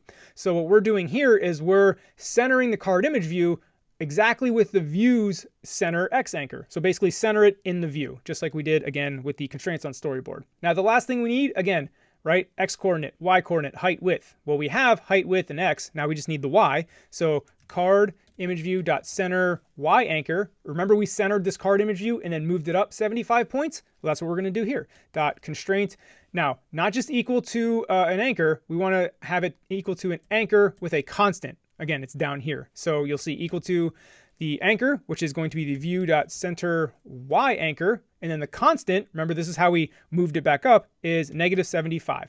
That's how we slid it up. So if that was a little bit confusing, don't worry. We're going to do that like 15 more times. So maybe not 15, a lot more times. So you're going to get plenty of practice at it. Definitely feel free to rewind the video and watch that again, but just know that we're going to be doing this a lot over the next couple videos. So now here in configure UI, let's call configure card image view. And then configure UI gets called and view did load. So when I run this, we should see our card placed where it's placed when we did it before. And here we are, there's our card. Am I in dark mode? Command Shift A. Okay, I must have been like left over in dark mode from a previous run. Okay, I thought I messed something up. So, okay, if that happens, do Command Shift A to go back to light mode. But anyway, there's our card exactly where we laid it out when we did it in Storyboard. Except when we stop this, you see these 4 lines of code is the equivalent to, you know, setting the height, setting the width, pinning it to the center, right? All that stuff we did, you know, from the TIE Fighter button, you just do it in code right here. Same thing. Now we configure the rest of our elements. So the next function, we'll slide up a little bit, func configure stop button. See here, and you'll start to see why doing it programmatically adds a lot of code to your view controllers that was just done on Storyboard. So again, back to the pros and cons. Anyway, what's the first thing you need to do when doing programmatic? View.add subview stop button. Again, this is the equivalent of dragging the button onto the storyboard, right? You have to do that before you can do anything. Now, what we don't have to do, remember in the card image view, we did translates auto resizing masking into constraints. We don't have to type that line of code here. Why? If you remember, back in CW button, we included that line in our configure, translates auto resizing mask into constraints. So every CW button is already going to have this set to false. So that way we don't have to write this code. Again, that's a way to be dry, right? Don't repeat yourself. Another benefit of creating, a subclass. All that code lives in CW button. We don't have to retype it. So all that leaves for us, at least for now, is setting the constraints. So again, ns layout constraint dot activate, and this takes an array of constraints. Very similar, right? Like I said, this is going to get repetitive, but again, repetition is key. So we do stop button dot width anchor. Remember, we set the dot constraint. We set the width equal to 260. Same thing we did in Storyboard, and we set the height to 50. So let's do that too. Stop button dot height anchor dot constraint equals 50. Cool, cool, cool. Now what else did we do? Right, we centered it on the x-axis. So stop button dot center x anchor dot constraint is equal to. Again, we want to pass in the layout anchor view dot center x anchor. And then now we need a y-axis. Well, we pinned it to the bottom of the card image view. Now, this is a key point when doing your layout programmatically, is that the order matters, right? Like, let me type this out and then explain that. So stop button dot top anchor. So the top of the stop button, we want to pin to, again, passing an anchor and a constant. We want to pin it to card image view dot bottom anchor. So we're pinning it to the bottom of the card image view. And I believe we did like 30. It's irrelevant. So anyway, the thing I wanted to point out was the order matters, right? I can't pin anything to the bottom of the card image view until the card image view is laid out, right? Because if the card image view doesn't know where it's at on the screen, I can't pin the stop button to the bottom of it. It looks like I'm getting yelled at because I don't have a comma there. So anyway, the order in which you lay it out matters. And if you remember when we laid this out via Storyboard, I said like we did the card image view first because that was kind of like our anchor of our UI. We were going to be pinning everything else to that. So again, that's why we configured the card image view first and then the stop button. And where the order comes into play, you can see we're going to call configure card image view and then we're going to call configure stop button. So right, so the card image view gets configured and then the stop button gets configured. So that ensures the order that we're looking at here. So now that we've called it, let's run this and we should see our stop button on our app. We don't. Crash. Well, not a crash, but some constraints are messed up. So let's see here. Okay, so usually when you see all this, right, this means you forgot to set auto resizing mask equals the false, tamic, right? Let's get rid of this. But remember, I did this in the CW button, right? Oh man, translates auto resizing mask constraints into false. But what I forgot to do in the last video, and again, just to show you how easily bugs can come up, I like to keep these mistakes in there so you don't think you have to be perfect as a programmer. Trust me, ask any programmer that's been doing this long. They make silly mistakes nonstop all day, every day. They say programming sometimes will make you feel like the smartest person alive and then also like the dumbest person alive. So the mistake I made was super simple, right? Remember in this initial initializer, right, our default one, I called configure method. Well, in this custom initializer method, look, I forgot to call configure. So it did call this initializer, but it didn't call the configure method to do all of our other stuff here, which includes translates auto resizing mask into constraints. So now by calling configure in this initializer, and remember, we're using this initializer up here, configure was never getting called is basically what I'm trying to say here. So now when we run it, it will call configure. We're going to translate the auto resizing mask into constraints. And as you can see, there's our stop button. So let's keep it moving. Keep going on with the rest of the buttons here. So do func configure reset button. And very similar stuff. Right? Most important thing, view.add subview reset button. And now we need to lay out the constraints. So ns layout constraint, again, repetitive, but you're going to get practice, right? And that's good. You're going to be good at it.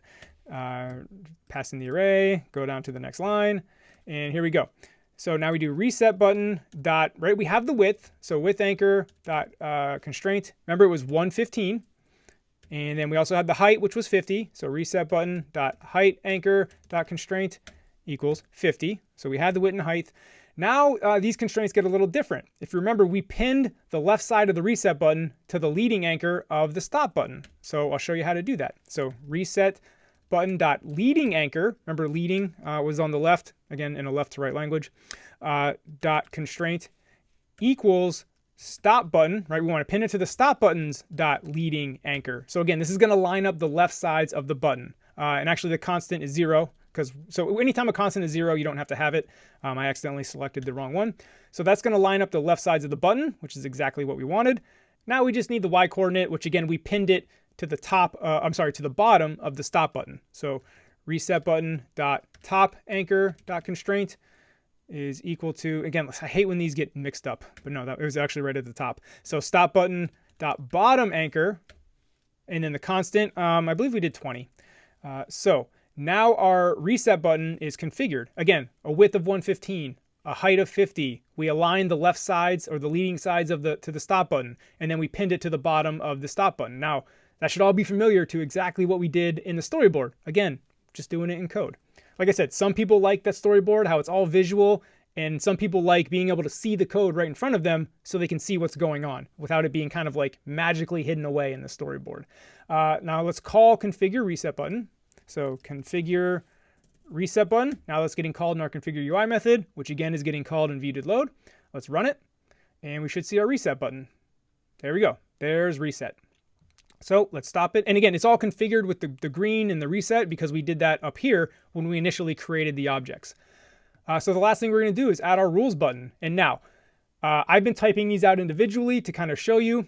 Oftentimes in the real world, I do a lot of copying and pasting when it comes to constraints because you'll see that's a lot of similar code here. So copy, paste. Now, copy paste errors are a thing. You're going to make a lot of them. So anytime you copy and paste like this, be very, very careful and double check. So instead of configure reset button, we want this to be configure rules button. Cool. And then view.add subview, double click on reset button, make that rules button.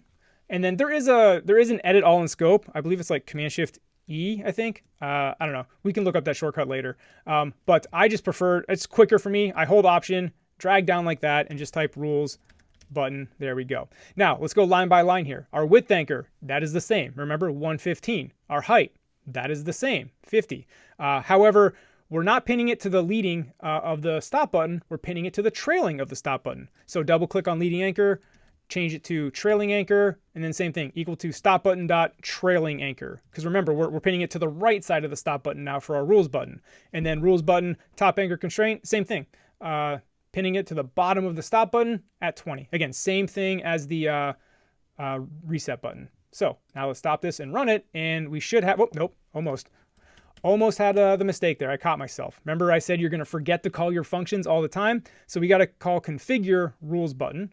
So again, configure rules button. And real quick, kind of how I like my functions to read is I compare it to a table of contents, right? Like I like people to come to see, okay, what's configure UI? Okay, I'm configuring card image view. I'm configuring the stop button. I'm configuring reset button. I'm configuring rules button. And if that's all they need to know, cool, they can move on to reading the rest of your code.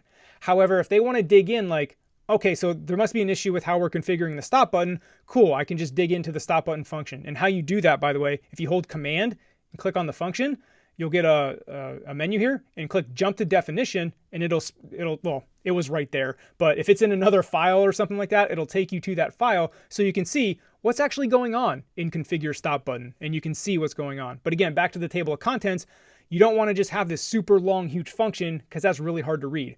Give them like the list of commands that are going on. And if the reader of the code wants to dig deeper, now they can by going into each function. All right, rant over. Let's run this and see what we got. We should be done here with this video. Yep, there it is. Stop, reset rules. Our UI is laid out programmatically, good to go. Again, picking right up where we left off from the last video. In this video, we're going to create our rules screen. And remember on Storyboard, like we didn't have to do any code at all. We could just configure it all on Storyboard. Well, that's not quite the case here. Let's start building that. Click on your card workout folder. Again, Command N. Cocoa Touch class. We need to create the view controller. So let's call this the rules VC for rules view controller. Now remember, it's not a subclass of UI button. Make sure you check that. I've done that 1,000 times where I forgot to do that and created the wrong thing. UI view controller. And I hate that it does that. It adds view controller to the end of it. Nope. We just want rules VC. Hit next. Hit create. Cool, here's our empty rules VC. And let's not forget to give it a background color, background view.background color equals .system background. There we go. And again, the system background, white and light mode, black and dark mode. Now, in order to see this screen, right, when we run our app, right, let's do this. We run the app. Okay, rules. Well, remember we created a segue in the storyboard? Well, we can't do that in code. Segues. The concept of a segue doesn't exist when you do everything in code. Like segues are only for interface builder, storyboard. You can still obviously transition to screens, but they're not called segues. Okay, so the concept of a segue is only in storyboard, does not exist when you do it in code. So hit stop. So we need to transition to that screen. So let's actually move this up before I forget and hit card selection VC. Now we need to add an action to our rules button. So scroll down to your rules button. The way we can add an action, like what happens when the button is tapped, is we can do rules button.add target. And you can see we get the parameters here. The target is self for the view controller. Action, remember hashtag selector. This is where we have to pass in an @objc method. So let's do hashtag selector. And now let's create that @objc method here. We'll do that at the bottom because this is a simple present. So we can do @objc func, and we'll say present rules VC. And here in this function, we'll do, every view controller has this function called present, which is how they present a view controller. So you can see present down here, and it takes in a view controller to present, and you can see animated and completion. Hit return. So the view controller we want to pass in is a rules VC here, and we can initialize an empty one. More on that in a second. Animated is true. That means we do want it to slide up. And then completion handler, we're not doing anything with that, so we can actually delete that parameter. Now, if we were passing data or configuring this rules VC, like right now we just configured this, but this is kind of similar to that prepare for segue. If we wanted to, we could do let rules VC equals, initialize an empty rules VC.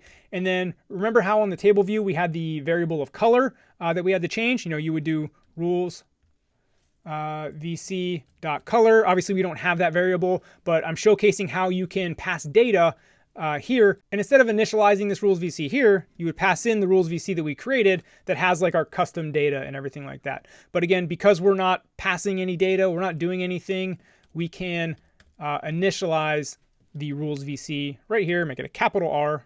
So it's the class. And there we go. So again, what this says, I hope that didn't confuse you. If it did, comments, Slack, happy to help. But we're presenting a brand new rules VC, and it's going to be animated. So let's call this up here in our target. Let's call present rules VC. and 4.touchUp inside. Remember when we created our action, we had to pick one of these and it was always touchUp inside, like that's the default. So there you go, touchUp inside. So now our rules button has a target that when we tap our rules button, it's going to fire off present rules VC, and present rules VC again presents the view controller. Remember, presenting is modally. If we were in a navigation controller, we wouldn't use present. We would use navigation controller dot push view controller, and we would pass that view controller in there, rules VC. We're not in a view controller, so this won't work. That is actually why view navigation controller is optional, right? Because we're not in a navigation controller, but every view controller does have that function. But again, we're presenting this one, so it's sliding up from the bottom. So let's run it. And here now when we tap rules, there we go. Our sheet slides up, and if in iOS 13, we can slide it down. Rules, slide it down. I don't know why the simulator is not animating it, but that's a simulator issue. So let's run it again. Rules, there we go, slid up and down. So now that we can actually see our rules sheet, let's go into our rules VC and start configuring it so when we test it, we can actually see it. Now, just like we did before, let's create 3 labels. So let title label equal, and again, it's just an empty UI label because we didn't create any custom labels for this. We potentially could have, like I thought about doing that, but I'll talk more about that once we have these all configured. So we're just going to use regular UI labels for this. So let rules label, I misspelled label up here, EL, equal UI label. And let exercise label equal UI label here. So we're just creating the objects, and we'll have to configure them and lay them out in constraints later on in other functions. So like I said, this is kind of preference. I'm not going to create that overall configure UI method. We're just going to configure them individually just to show you multiple different ways to do it. Use whatever you like best. So let's do func configure title label. And now let's call this here in view to load before I forget. Configure title label. Wow, I keep misspelling label. EL. EL. There we go. And then now we do our configuration for the title label. Now this is a little bit more in depth, but again, the first thing you always have to do, don't forget this, view.add subview title label. And then also title label dot translates auto resizing mask into constraints equals false. Now we start configuring the properties of our title label. Let's start with what it says first. So title label dot text is what it says. And if you remember, this just says rules. Pretty simple there. We also need like what font and what font size it is. So title label dot font equals dot system font of size. We also want weight. We want to remember this was bold.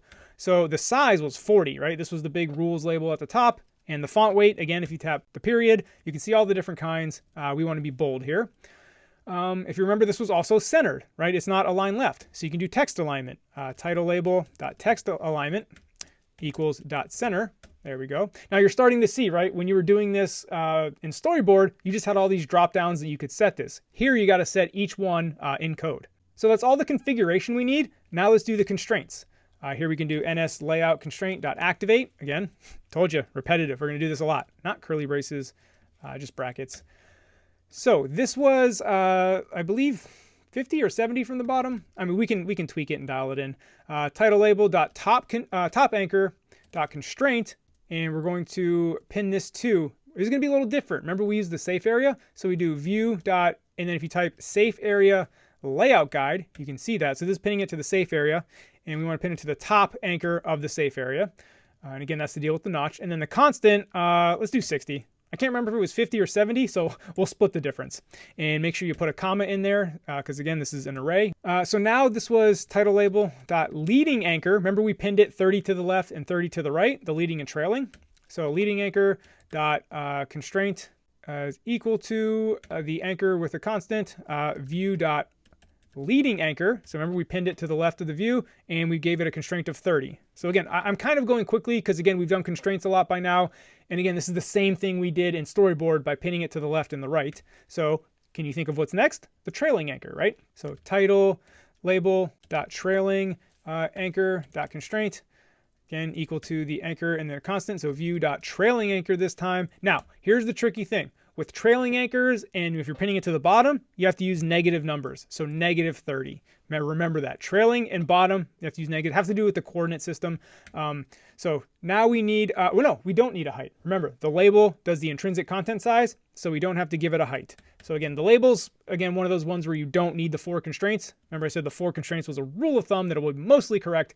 This is the case where it's not. So we have our title label. We've called it in view.load. If we run this, we should see our rules title label there. So run. Okay, let's tap the rules button. There we go. Perfect. Rules. Tap the rules button. Slides up. Rules. Cool. Now we need our, I called it the rules label because that actually tells the rules. And then we have our exercise label to do, which shows, what a heart, diamond, and spade represents. So let's start doing those. We just need to configure 2 more labels. So func configure rules label. Same thing, view.add subview rules label. Got to make sure we're dragging it onto the screen and dropping it. Again, set the tamic. You can start actually type tamic and it'll do it. Equals false. Remember, if you forget that line of code, your layout's going to be all messed up. And trust me, you will forget that line of code. Let's talk about the text now. So title label.text, and I'm using the title label as kind of like my structure here. I'm just going down the line to make sure I'm hitting what we need. So .text. Now this text is a little longer. The value of each card represents the number of exercise you do. And now here's how you do a line break. If you remember in Storyboard, we had to hold Control and hit Return to get the line break in our text. So you can do /n. To be honest, is that / or /? I get those mixed up, right? Because it depends on how you look at it, right? It's going down and forward to the angle, or it's leaning backwards. I get it mixed up. If it's a / and I called it /, my bad. It's a 30-year habit I've got. So /n, that'll give us 1 line break. We want to add 2 line breaks in there to give us a space. So now we can do and this is going to line wrap here. This is Jack equals 11, comma space, Queen equals 12, comma space, King equals 13, comma space, Ace equals 14. Scroll up a little bit there so you can see. So that is our text. Now we want to text a line, right? We align the center. So title label dot text alignment equals center dot center, not just center. So that's all we had here for oh no, we forgot font. Remember, that's what I said. I always look at my other labels to make sure I hit everything. So let's put font here. So title label dot font, and again that is going to equal dot system font of size and weight. This was size 19, if you remember, and the weight was dot semi-bold. It wasn't bold. Okay, so, but because this is 2 lines, remember we're missing that number of lines, right? If you just leave it default, number of lines is 1, and then it'll truncate the tail. So here we can do 2 things, right? Title label dot line break mode equals dot, remember this was by truncating tail or by word wrapping. We have to set this to word wrapping, so it'll wrap based on the word, and then also number of lines. Title label dot number of lines equals 0. Remember when we did 0, it'll automatically adjust. If you wanted to hard code it so it only shows 4 lines and then truncates the tail, like if somebody wrote a huge long paragraph, that's why you would do 4. But we want 0. We want this to adapt. Technically, we could hard code it to 2 because we know it's 2 lines, but we'll do 0 so it automatically adjusts. So that configures our rules label. Nope, we didn't do the constraints. So that configures like all the custom stuff we need to do. But now, again, repetition, ns layout constraint dot activate, and start passing in this array here. Again, title label dot top anchor dot constraint is equal to, this is the bottom of the the title label. So title label dot bottom anchor, and that constant I believe was like 25. I might be getting these wrong, but it's roughly the same. It's not going to make a difference. Title label, remember we did the same thing. Leading anchor was 30 and trailing anchor was 30. So dot constraint view dot leading anchor equals 30, comma. Oh, I keep doing title label. Wow, good catch, Sean. I wonder if anybody caught that. This is actually rules label. And Command C, Command V, double click Command V, double click Command V. Again, I could have held Option. I could have done rename all in scope. So many ways to change this. Again, I'm in this habit. I'm quick at it. I just do it that way. So, wow, I was doing title label the whole time. This is the rules label dot trailing anchor. Let me scroll up here. Dot constraint equal to view dot trailing anchor negative 30. Again, remember I said silly mistakes. Programmers do it all the time. Because you see, this is like repetitive, mind-numbing code. It's very easy to make mistakes like that. So rules label. Nope, we don't need a height. Again, intrinsic content size with the label. We don't need a height. So let me make sure I call configure rules label up here in view.load. Configure rules label. And let's run it. And we should have our rules label in place now below our title. Yep, rules, title. The value of each card represents the number of exercises you do. Again, Jack, Queen, King, Ace. Cool, cool, cool. The last thing we need is our exercise label that shows what a spade is, what a diamond represents, and all that stuff. So let's do that. Now, again, I'm going to use some copy and paste because, you know what, it's quicker. So again, be very, very careful when you do copy and paste. Make sure you go line by line. So this is no longer configure rules label. This is configure exercise label. Again, view.add_subview, not rules label, exercise label. And hold option, highlight these. Exercise label, hold option. Again, I know people are sitting there yelling at their screen. Use edit all in scope. I know. Bad habits die hard. Exercise label. Okay, so we just renamed all those. However, we're gonna have to go line by line to make sure we have what we need. So exercise label, Tamic, yes, we need that. Exercise label text, no, this is different. So let's delete this. So again, Command Control Space to pull up your emojis, my frequently used, spade space equals, push, ups, and then /n, again, to get that extra space, Command Shift space to get the heart, space equals, sit, ups, again, /n. There are ways, I believe it was introduced in Swift 5, to do multi-line strings. For something this simple, I just prefer to do this, but there are ways to do multi-line strings. Maybe you want to Google that. That was new in Swift 5. For something, again, something so simple and short like this, I just prefer this. So sit-ups, and now we need clubs. Space equals, this is burpees, and again, /n, and this is diamonds, and equals jumping jacks. Okay, so now the system font was 19, semi-bold. That was the same. Text alignment was not center. Text alignment was actually left. And to be honest with you, we can actually delete this line because left is the default. Line break mode by word wrapping. We're not word wrapping this. There's no line breaks on this label because we're hard coding things because we always know it's going to be the same size. Number of lines does need to be 0, again, because this is multi-lines. So now let's go to our constraints. The top anchor, we don't want to pin it to the bottom of the title label. We want to pin it to the bottom of the rules label and say 25, keep it consistent. Now, this label is not actually pinned 30 to the left and 30 to the right. Remember, we hard coded the width because we wanted to place it at a certain spot visually to the eye. But that was just all design. So let's actually delete these constraints and do the width anchor dot constraint equal to constant 200.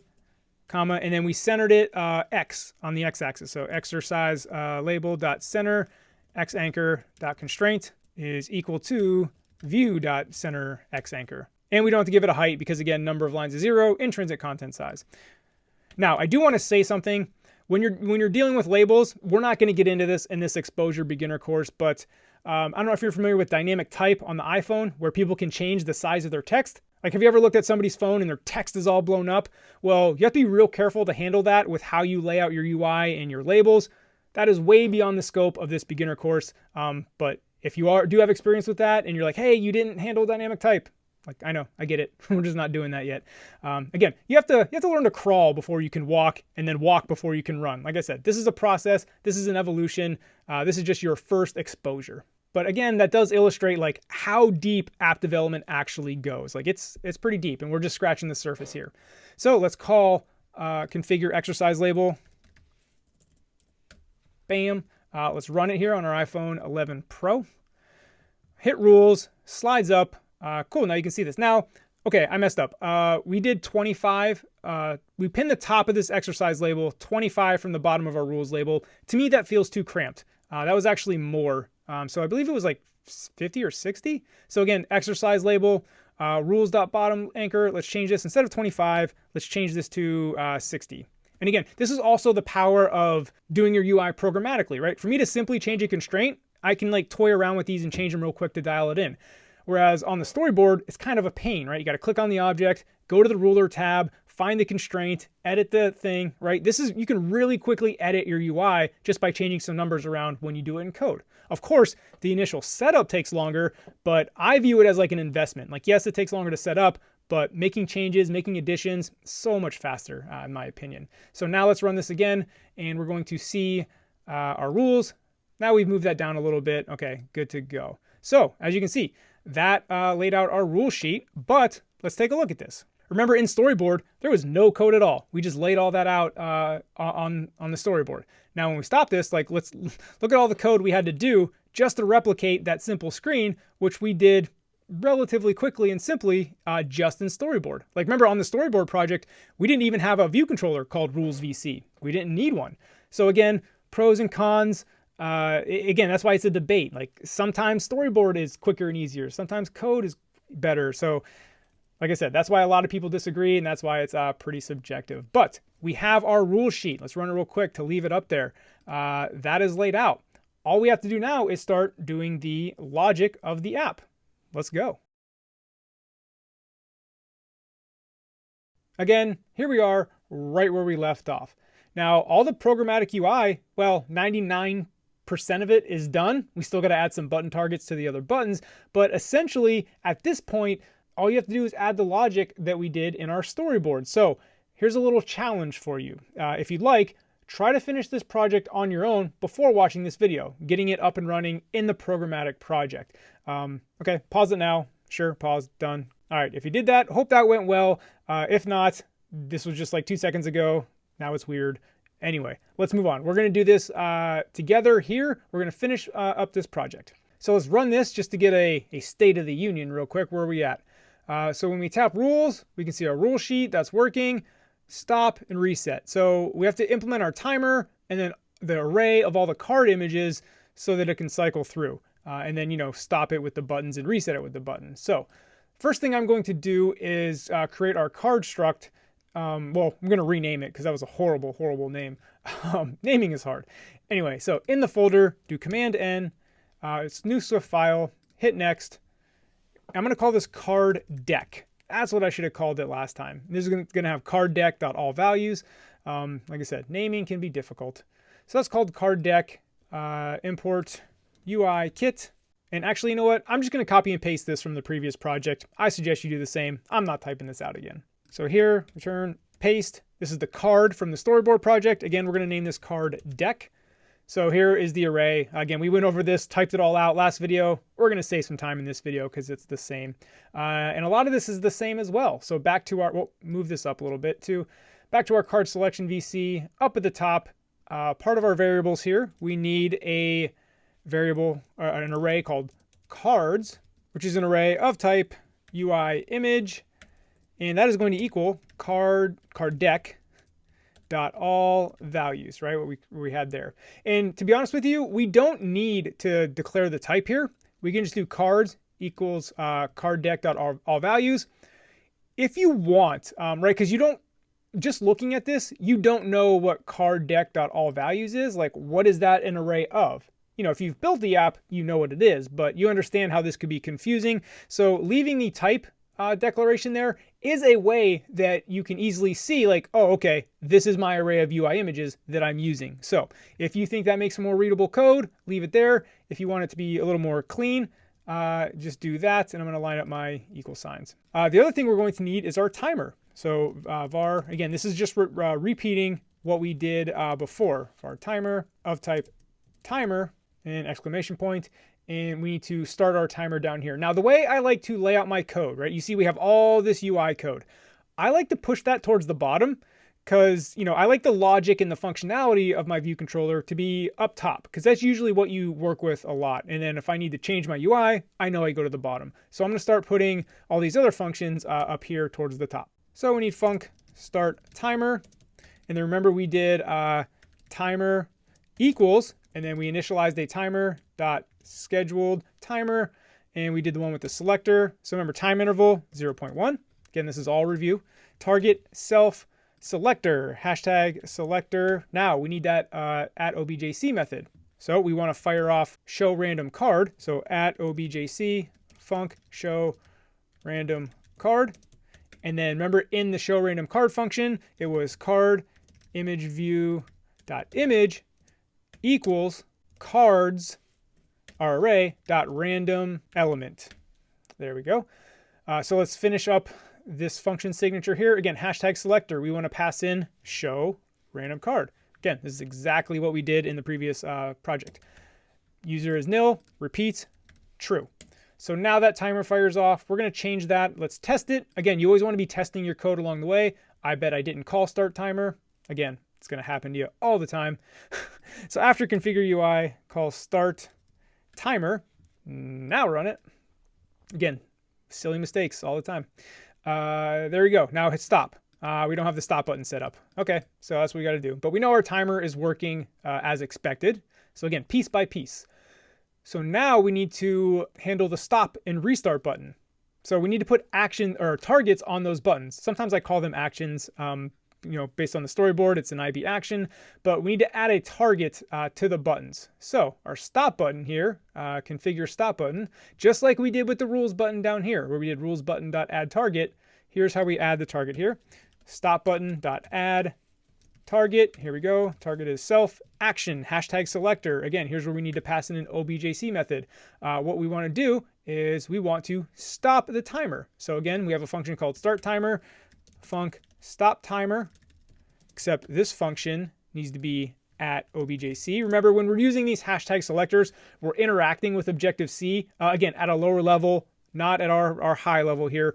So that's why we have to declare this as an at objc method. So stop timer, see if you remember, it was just timer.invalidate. Again, same exact thing. So for the stop button, we want to pass in stop timer that we just created up there, and for.touchUpInside, right? That's the default for the button. So what we did here, we added a target to the stop button that fires off start timer when the touch up inside, which is just a normal press. So now we need to handle the reset button. So here in the configure reset function, do reset button.add target self for the view controller, hashtag selector. Again, we need another at objc method. This method is going to stop the timer and then restart it. So let's create a method here right below stop timer. And again, I'm breaking these out. You could write some clever functions to combine these, but I'm just writing these out so you can see the steps of what is actually going on. So reset timer. So what happens in reset timer? Just like I said, first we stop the timer, so we can call that function. We can call stop timer. And then after we stop the timer, we restart it. So do start timer. There you go. So that is our reset timer function. And down here in the at objc method of the reset button, we can do reset timer. And then again, that is also for .touchUpInside, which again is the default tap, the normal button tap. So our buttons should be working now. Let's run it and test it out. Okay, it's cycling through. Stop. Cool. Stop works. Does reset work? Hit reset. Reset worked great. Hit reset again. Cool. It's stopping and restarting that timer. Stop. Reset. Cool. Stop. Rules. Nice. Let's do the old Command Shift A for dark mode. Looks good. Reset. Looking good in dark mode. Stop. Rules. Cool.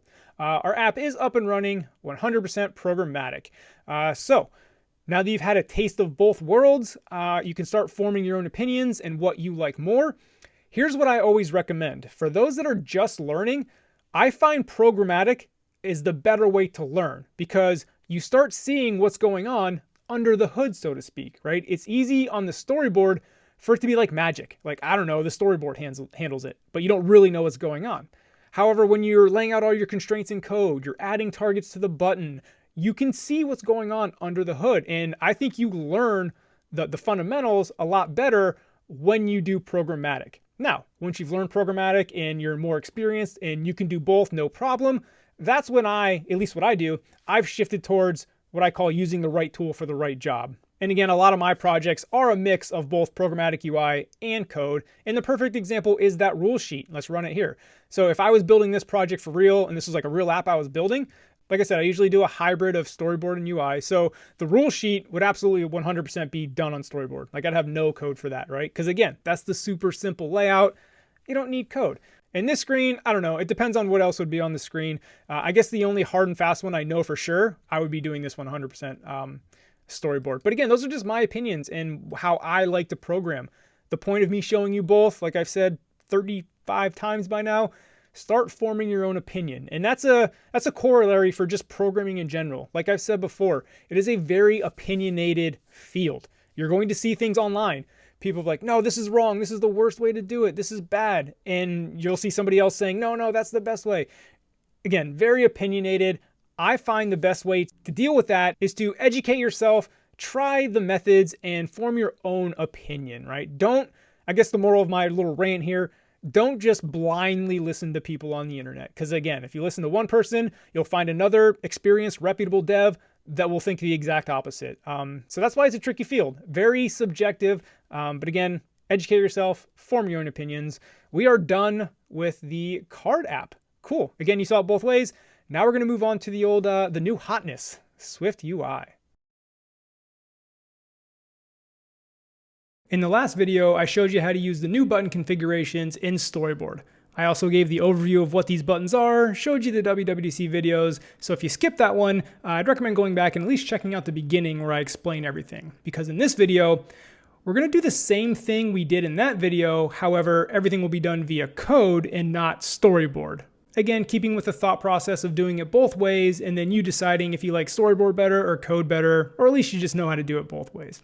Anyway, here we are in the card selection VC. So as you can see, we are initializing 3 CW buttons here, right? Again, this is the old code that we had. By the way, I didn't mention that. This is the existing card workout project in Programmatic UI, completely done, which you should have from the previous videos. Okay, so all the work is going to be done in this CW button class, which we created down here, if you remember, right? This is our custom button. So essentially what we're going to do is get rid of this configure method because we're not configuring it ourselves. We're using the new button configuration, and all that will be done in the initializer. So that's the big picture what we're going to do. Now let's start coding it up. So the first thing we want to do, let's just make some space. I'm going to be like deleting and commenting stuff out as we go. But the first thing we want to do in our initializer is decide which configuration it is. So we'll say configuration equals, and I'll do dot, and you can see these are the styles, right? Dot tinted, well, there's more styles here. Filled, gray, plain, right? That's what we worked with in Storyboard. I showcased what they are in the last video, so we'll just skip right to what we're doing, and that is the tinted configuration. So now here, we're going to do, configuration dot, and then you're going to see all the properties we got in the storyboard. I'll put a little screenshot of the right pane that we were working with in the last video.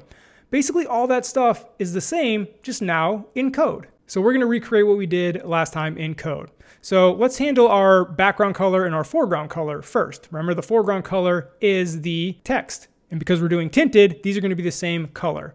So we want to set our base foreground color equal to, remember this initializer, we're passing in the background color. Well, because we're switching to tinted buttons, background color isn't really accurate, right? We just want to call this color, right? To be clear here. So color is what we're going to pass in, and I want to make this equal to color. And then the same thing down here, configuration dot base background color equals color. Because again, remember the background and the foreground are the same color in our tinted configuration. Good catch here.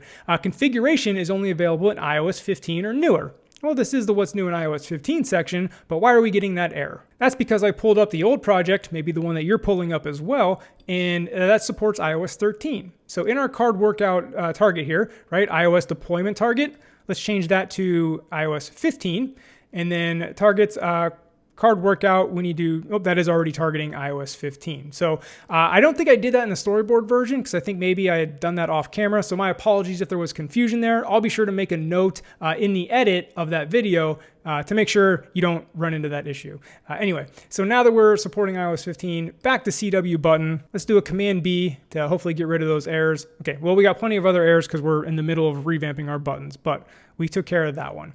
So we have the background color and the foreground color. Now let's take care of some of the other properties, right? We had the corner style property, right? Our corner radius. So configuration dot corner style equals, and then if I do dot, remember medium, capsule, dynamic, small, large, do whatever you like, but we're gonna go with medium.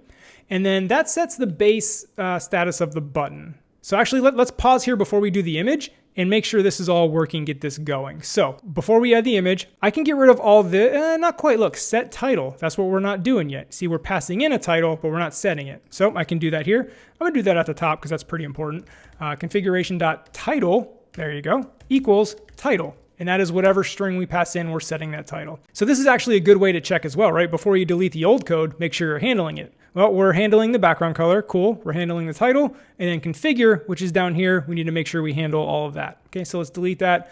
Let's take a look through the configure method. We're handling the corner radius, right, in our corner style. Cool, can delete that. Can delete the font, that is the default. Again, we're working with like default Apple style, right? That's the trade-off you make when you go with these configurations. Set title color, that's our foreground color, setting our font color. Translates auto or Tamic, whatever. We're still gonna need that, so I'm gonna bring that up into our initializer, and then I can delete this configure method altogether, which will remove it from up here as well. So we're simplifying our code because again, the trade-off is we don't have to set all this stuff ourselves. We're using these configurations to get the default Apple look of the tinted style. So we'll do a Command B and we have 6 errors. So that's going to be in our card selection VC. And you see here is because we changed the initializer of our CW button, right? It's not background color anymore. It's just color. So what I can do is change this to color, double click to copy, double click paste, paste. Do a Command B. Remember, all we did was just change that to color. Okay, that should work for now. And once we make sure we have no errors, cool. Again, this is just checking to make sure it works before we add our images. So I'm gonna run it. And here you go, our app is running. We haven't set our images yet, but you can see our buttons are now that default tint style. And they still work, right? Stop, reset, rules, cool. Okay, so everything's still working. Now we just want to add those images like we did in the storyboard version, right? Okay, so stop there. And it is always good practice to kind of like check to make sure your stuff is still working along the way rather than building forever. That way, if there's a bug, like you know where the bug is if you kind of run it to make sure things are working. So we know we got our button working with just color and title. Now let's add the image. Back to CW button. Again, it's just more configuration stuff, right? So configuration, I don't know why I put it on a separate line, but we can do image, right? And that is going to equal a UI image. And then the initializer on that is, this is new, I don't think we covered this before, system name, right? You're going to see one just called named. I think we did that before. We want system name. And what system name is, that gives us the SF symbol that I mentioned before. Now, in the storyboard, we just had the drop down and we got all that kind of for free. SF symbols was kind of built into storyboard. But for us to look at it, it's a separate program. You can just copy the string that I do. I'm going to link to my video, YouTube video on SF symbols that does a deep dive. I don't want to derail this path because all you really need is the string. But to find the string, we need to go into SF symbols. So here I am in SF symbols, right? Just like we did on storyboard, I'm going to search stop. Here we go, I got the stop in a circle here. So you see it's stop.circle. You can do Command-Shift-C to copy, Command-Shift-C, not just Command-C, Command-Shift-C to copy, and that'll give you stop.circle, or you can just remember stop.circle. I like to copy and paste just in case, so there you go. Or actually, you know what, I'm silly. We don't need to put that in here now. We just need to pass in an image name, right? Because these buttons are dynamic, right? Whatever image name we pass in, that's what we're gonna set. That would set all of my buttons to stop circle. So I need another parameter here. I need to pass in color, title, and then I'm gonna call it system image name. That way I know it's an SF symbol and I don't just pass in a random string. So now instead of stop circle here, I'll do system image name. So that way whatever image name we pass in, that's what the button will populate. And then I'll scroll up a little bit and then just like before, right, we needed to give our image some padding, right? So we did configuration dot image padding. There you go. And again, this is all doing the same stuff that we did in storyboard, just doing it in code. So now we'll just give it a 5. And you can tweak this number to get the padding you like. Remember how we were just tapping the arrows in storyboard, or you're just entering a number here. And then lastly, something we didn't cover in the storyboard, but I'll show you here. We can do image placement, right? And well, what is image placement? Dot, you see I can do trailing, leading, bottom, top. So before our image was to the left of the title, right? That would be leading, and I think that's the default. Well, you can make it, you can put the image on top, you can put the image on the bottom, trailing. We'll do trailing just to show you what it is. And now you should see we're gonna get some errors because we changed the initializer on our CW buttons, right? We're now passing in a system image name. So if I go to my card selection VC, yep, it's saying we're missing the argument system image name. So let's add that here, fix. Okay, so the red stop one, again, we'll paste this in now, stop.circle, right? Remember we looked that up. So reset, let's go back to SF symbols, and I will search for refresh, just like we did on the storyboard. No, Oh, there it goes. Took a second. And that was the arrow clockwise circle. I don't think we did the circle last time, but we'll stay consistent. So Command-Shift-C. Now you can see why I want to copy these because that's quite a long name. Alt-Tab back to Xcode. And then we'll add the parameter here, fix. And then the string we want to do is Command-V for arrow.clockwise.circle. And then we'll do the same thing for rules, which we had a list. I'm not sure if there's a circle version of list. We'll see here. List. No, there is no. We got different lists before. Who cares? I won't waste the time with this. But we'll do list.bullet. And again, we lost our circle consistency, but you can play around in SF symbols and find some symbols you like to style your buttons here. Command-V, list.bullet, do a Command-B. Okay, so now, again, our initializer on our CW button now takes in a system image name, which we passed in. And now when I run it, we're going to see the images on the trailing side, right? See how we set it up? Now they're to the right. You could put them on the top, you could put them on the bottom, you could put them on the left. So that's more customization on these buttons. So again, that's the new button configuration in code. Quick review here. Again, we just created a configuration. We did .tinted. Again, you could do .filled, .gray. You would have to change, your styling based on that. But based on our tinted styling, we set title, foreground color, back color, all those properties you saw on the right in the storyboard are here in code as well. So you could do it this way, whichever you prefer. And then as you saw, our app is running as expected with the new styles. So hope you enjoy the new buttons in iOS 15. I think it's a great way to get that default Apple look and we don't have to build it ourselves anymore.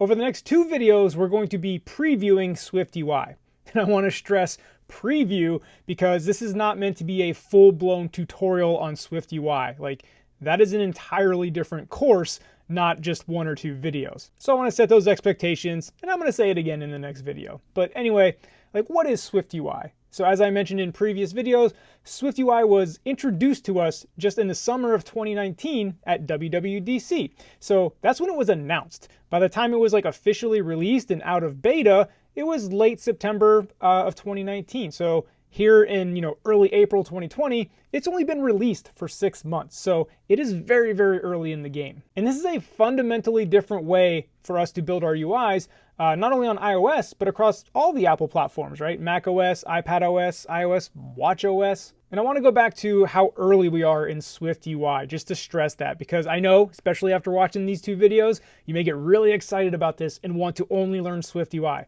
But just to reiterate what I said in the UIKit or SwiftUI, we're in a transitionary period that if you're trying to be an iOS developer in the next 2-3 years, you're gonna have to know both, again, because we are in that transition period. But before we go any further, I would recommend, especially since this course is for absolute beginners, learn one at a time.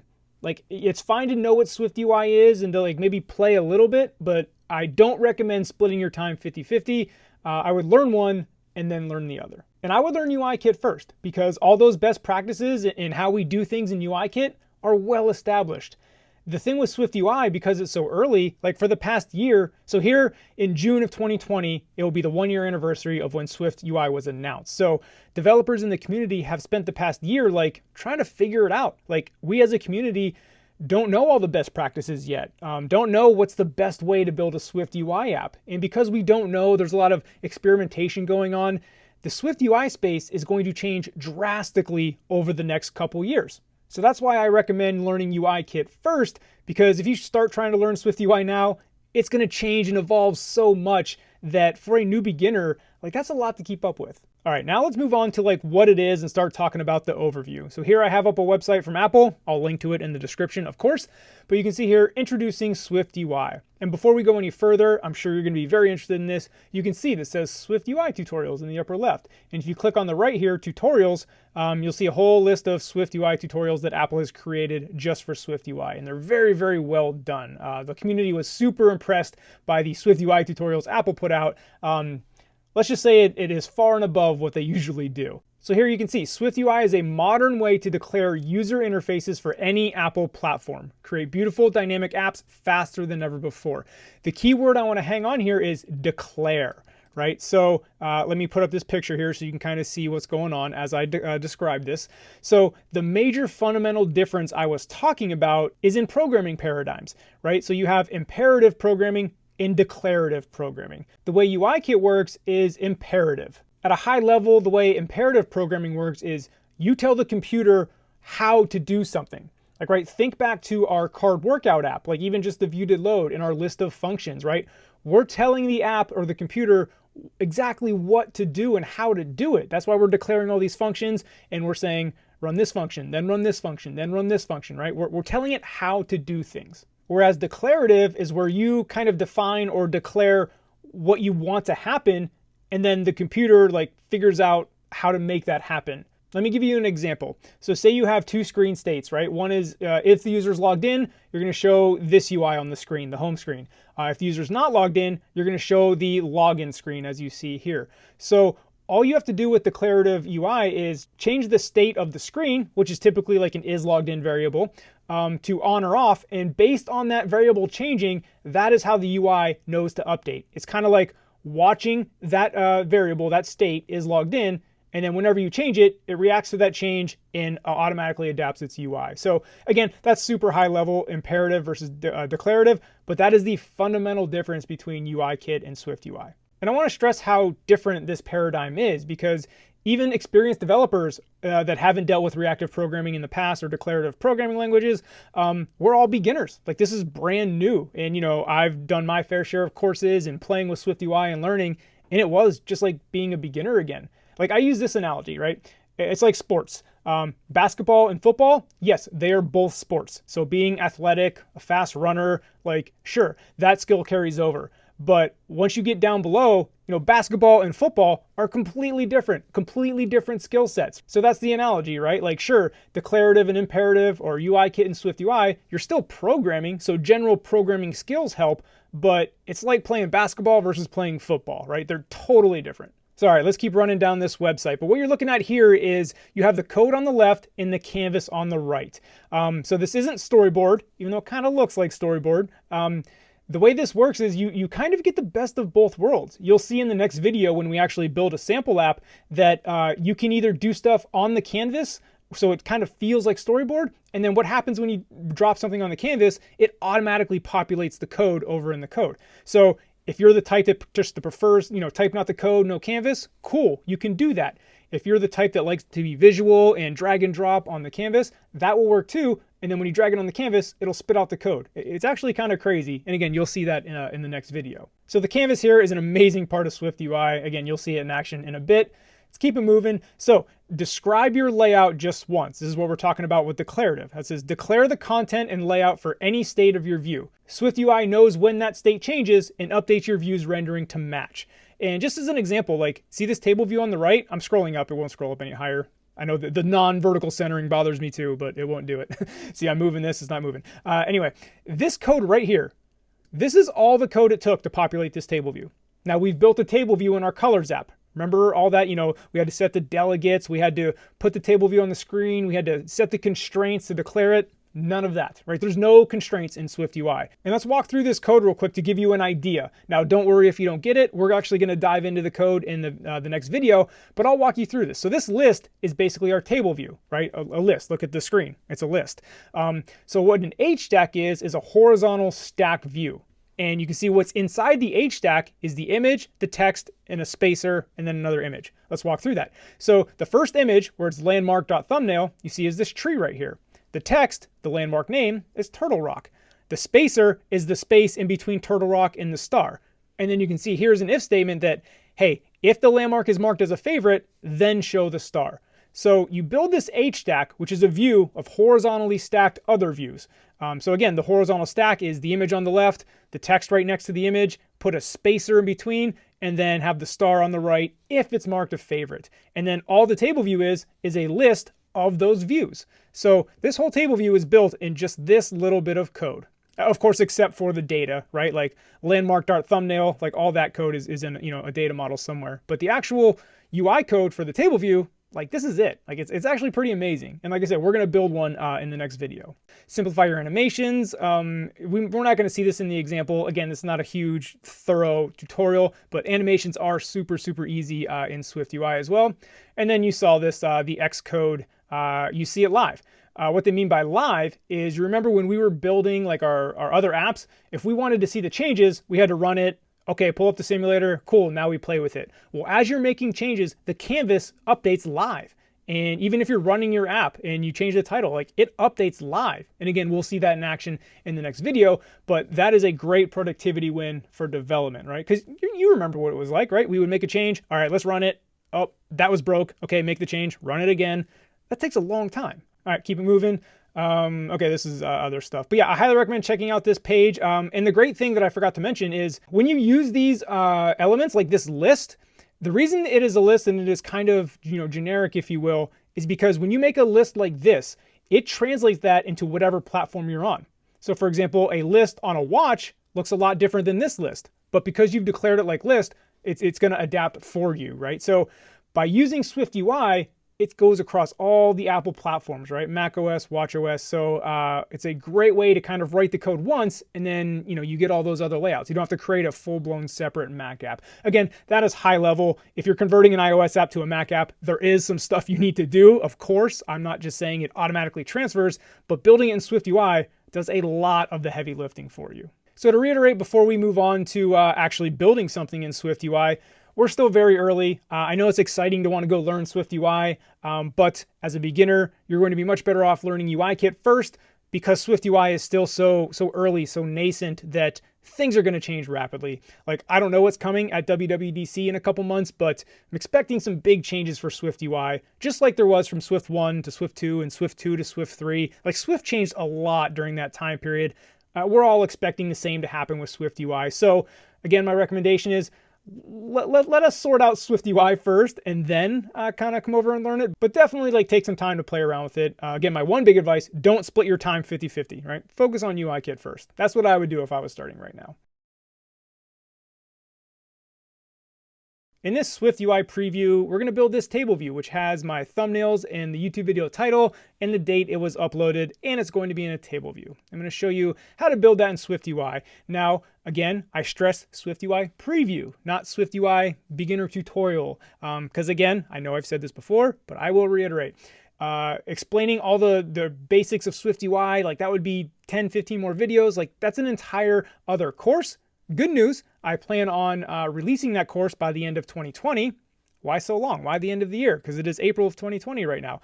Well, like I said in the previous video, I'm expecting big changes at WWDC this summer, and then it's got to go through beta and won't be officially released until fall of 2020. So that is why the end of the year, the SwiftUI course will come out. So if you're super interested in SwiftUI, stay tuned for that. But this is just a preview, because again, the whole point of this course was just to expose you to the whole world and show you what exists and give you the high level concepts, right? But you will be able to follow along and type along with me and have this end result.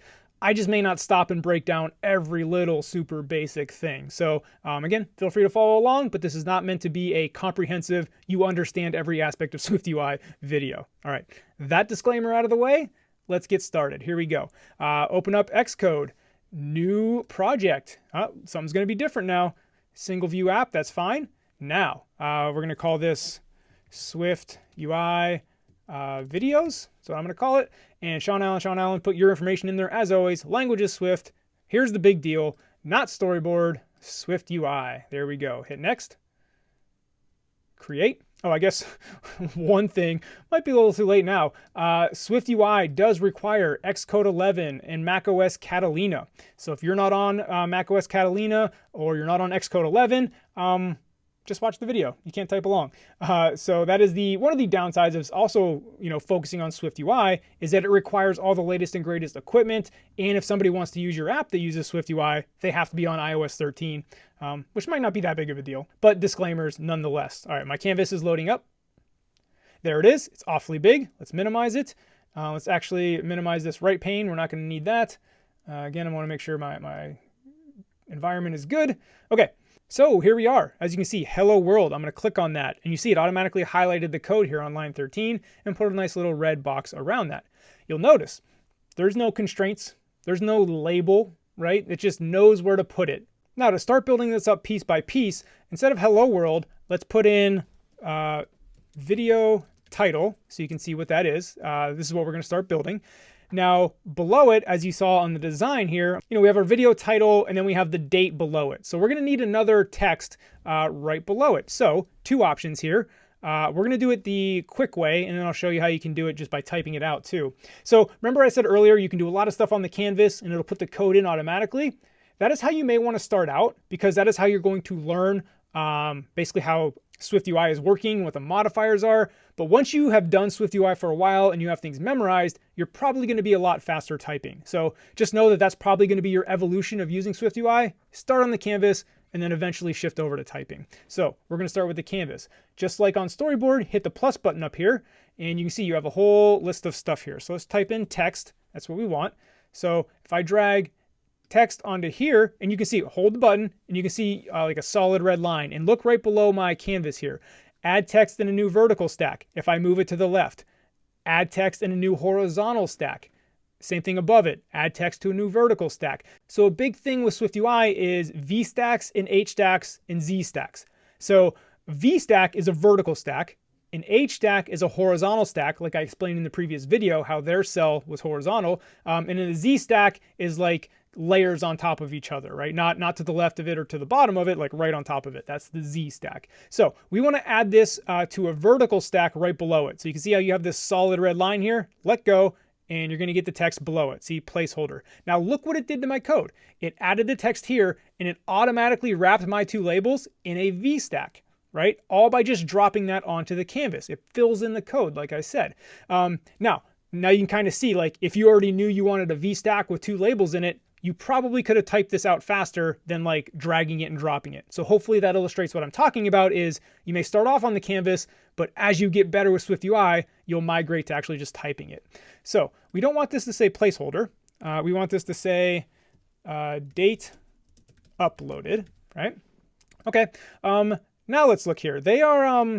They're kind of close here, like right, they're kind of squished together. But if I click on this VStack, you can see. So the VStack is only going to fill up as much space as it needs. So that introduces me to the concept of a spacer. So spacer will fill up like the rest of the space. So if in this VStack, I type a spacer down here, watch what happens. It shoves everything up to the top. Because what you're looking at in this VStack is you have one text label at the top, another text for date uploaded, and then the rest of all this space on the phone is the spacer, right? So same thing, if I put the spacer in between the text, now look, boom, it split it up, top and bottom. So again, the VStacks fill up the entire, not necessarily the entire phone all the time, because again, you can have VStacks inside of VStacks inside of an H stack. Like there's layers to this stuff. But that is the basics of what like a spacer does. Now, we can add a modifier to the spacer. Oh, we're getting crazy. So let's do that here. We can do .frame, and then you can see we can give it a whole frame, width, height, whatever. We just want to give it a height. So I can actually like delete all these other ones.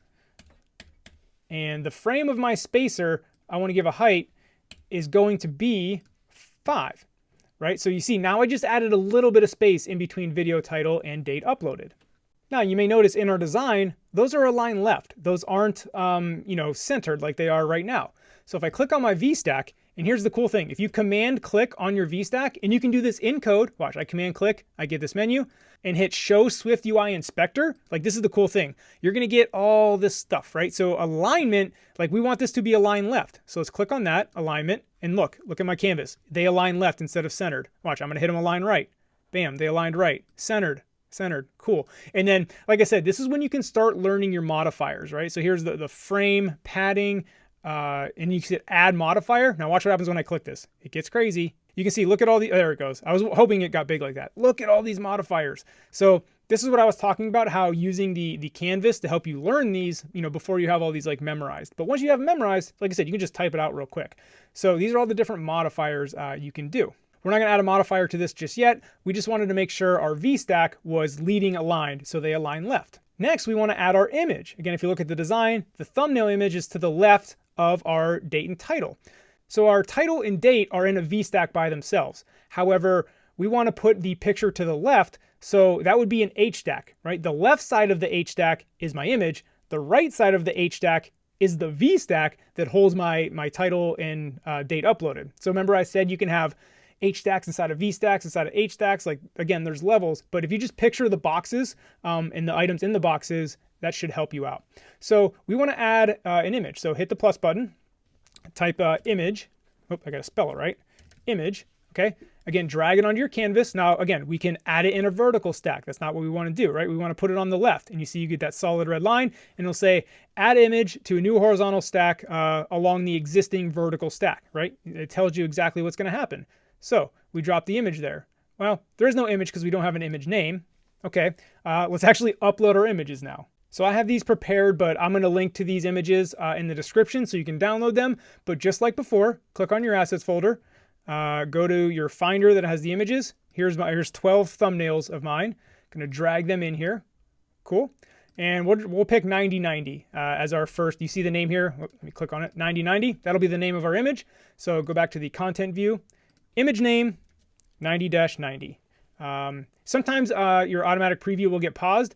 If you just hit resume, that'll pop back up. Okay. Not the desired effect, huh? Our image is huge. So to make our image fit, we want to give it a modifier. We want to give it the resizable modifier. So you can do image.resizable, and watch this update here. Well, maybe hit resume. Okay, still not the desired effect. What that did was that squeezed it into our H stack, right? You see the right side of our H stack is still our title and our date uploaded.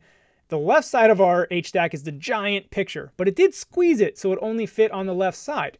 So what we want to tell it to do now is to keep the same aspect ratio, right? It's a 16:9. Make sure you keep the same aspect ratio, and that'll make it look better. And to do that, we can do .scaled to fit. Scales the view to fit its parent. Bam. We keep our aspect ratio there. Our image is a little big, right? It dominates the whole H stack, right? It's taken up like 60% of it. And again, if you look at our design, it's not, it's smaller. So what we can do here is also assign a frame to the image. Now you see me typing code, like I'm just kind of used to that. But again, what I can do is if I command click on the 9090 rule image and say show SwiftUI inspector, you can see I can do my modifiers from here as well. So frame, I want to give a height. I want to give a height of 90. So I do that and I hit return. Look, it gave me a frame of 90 here right on line 16. And here you notice that's still not what we want. So order matters. This is kind of the biggest learning curve with SwiftUI. These are all called modifiers, by the way, what you can put on there. And the order of your modifiers matter. So you're going to see sometimes you just put some things in the wrong order, and that doesn't give you the behavior you want. So like I said, I put the frame before scale to fit, and that didn't give me the behavior. After scale to fit, now that's starting to look a little more like what we want. And the last thing we're missing from this is the corner radius. So again, command click on the picture. There's tons of different ways, right? I could just type dot corner radius, right? And then of 8. Bam. Like I said, once you know it, typing it is going to be so much quicker. But because you're a beginner, I want to show you, let me delete corner radius. I want to show you how to use the canvas because that's how you're going to learn and memorize all these modifiers. So hit show SwiftUI inspector. You can scroll down, add modifier. You see our whole list of modifiers, right? And then we're going to look for corner radius. That's what we're looking for here. Okay, cool. Corner radius. Let's add that. And you saw here, it gave me the code, right? It spit the code in here. It defaulted to 3. We're going to make it 8. That's what the design wanted. So now our image here is looking, let me kind of click off of this so it doesn't highlight in red. It's looking kind of like what we want. One thing I'm noticing here is the first is our video and title and our image are just squeezed a little bit too close together. So let's put a spacer in between them, right? So you see our H stack here. So you see the image is on the left side of the H stack and then our V stack is on the right. Well, in between them, let's add a spacer. And okay, remember the view fills up the whole screen. Well, you see by putting a spacer in the middle, it pushed the text all the way to the right and the image all the way to the left. So that's not quite what we want either. So again, remember how I gave the spacer down here a frame? Well, I can do the same thing. So I'm just going to Command V or copy and paste that, and not a height. We don't want a height on the spacer. We want a width, right? Because we're in the horizontal stack. So let's make the width 16. Again, this is just based on design. Okay, so that's good, proper spacing that I want. Now to avoid confusion, you may notice how I'm just typing this list of modifiers here, and it's like a vertical stacking list, right? Like this. But on the spacer, I just did dot frame. So if I only have one thing I'm adding to this spacer, I like to put it on one line. And this is pure stylistic choice, by the way. However, obviously, if you have 4 of them, it makes sense to put it on multiple lines rather than doing like image.resizable.scale-to-fit.frame like all on one line. That becomes very hard to read. So again, if I only have one thing, I like to put it on one line. Now let's play around with the text here. Instead of video title, let's actually put the name of this. So say the 90-90 rule. And I'm testing like how this label works. So the 90-90 rule is a great rule. I'm seeing how this works. You see how it's spaced and gave me a live update. Let's add some modifiers to this text. So this is our title. So let's give it a font weight. So as you can imagine, there is a .font weight modifier here. And again, you could do the same thing. You could click on your canvas, find the modifier, drag it onto the canvas. Again, I'm just quicker typing, kind of the habit. So again, if you hit dot, here's your font weights, bold, heavy, whatever. We're going to do semi-bold for this title. And then we want to limit the lines because watch, if I kept writing, the 90-90 rule is a great rule. It is so awesome. I'm going to misspell this, whatever. It should be 3 lines. Like you can see, our label just keeps growing and growing and growing. Well, we want to limit this to 2 lines because again, our title shouldn't be that long. So we can do that.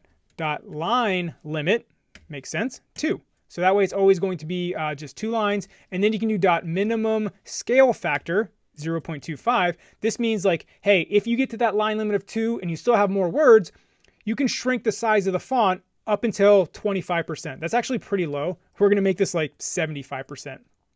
That way it only shrinks a little bit before truncating rather than making like a size 4 font that you can't even read. And then similarly onto our date uploaded, again, let's just put a sample date in here so we can get to like really see what this looks like. January 23rd, 2020. That's not the real date, but we want to see it. So we want to give this a different font or a font type here. So font, and we want to do .sub headline. Again, you can do different like call out, footnotes, caption, large title. Sub headline makes it a little bit smaller, and we can also give it a color. So foreground color, and we want to do secondary. So again, these are the system UI colors that'll change via dark mode and light mode. A secondary color, right? It kind of makes sense. The primary color is like the big bold black on a white screen, or it'll be white on a dark screen. The secondary color will be a little bit lighter, as you can see here on our canvas of January 23rd. So that is how we want to format our text. Now, you may notice we're pinned all the way to the edge on the picture and pinned all the way to the edge on the text, right? There's no padding there. Well, when we put this into our list or our table view, that's going to take care of that for us. Now, watch this, right? So here's our H stack, right? Our H stack embodies this entire view we just created, right? With the image that we formatted on the left side of the H stack. There's a small little spacer in the middle to give us that padding. And then we have a V stack on the right of the H stack that holds our text. Well, watch. If I do Command click on the H stack, look at this. Embed in list. Bam, table view. Embed in list, you get a table view. Of course, we got to format it and change it, but now we have a table view. Like, that's crazy. And you can see here, the list is 0 up until 5. So that's going to give us 5 images, but you can imagine if we change that to 0 ... up until, 20, that'll give us 20 of them. As you can see, our canvas filled. And then if we run it, this little play button here will run your preview. So hit that. And now you're getting essentially a simulator here once the preview is done loading that you can actually interact with and use on your app. So here we are. Look, I'm now scrolling up like that. That was like, what, 20 items? Again, so our basic table view, like we literally just built a view, command clicked it and said, put it in a table view, and it did it. Like, that's crazy. And now if we're scrolling down here, you notice it's going right up to the top of the screen. What if we want like a navigation bar up top? Well, that's pretty simple too. Now we want to wrap our list inside a navigation view. So up here, I'm going to type in navigation view. You saw it right there. Open and close brackets. So this can get tricky sometimes with SwiftUI, I'm not gonna lie, like where the brackets go. So if you go left and right over the bracket on your arrow keys, you can see it's highlighting the list bracket up there in yellow. So I need a bracket below this for the item view. And here's another neat little trick. If you highlight your whole struct, do Control-I, it like lines up everything for you, the alignment here. So here we have a navigation view. We broke our preview. Let's stop running that because we like changed code. But you can see at the top now, we have like a navigation bar because we put it in a navigation view. And then now on our list, we can give a navigation title for what we want this list to be called. So I can do dot navigation bar title, as you can see here.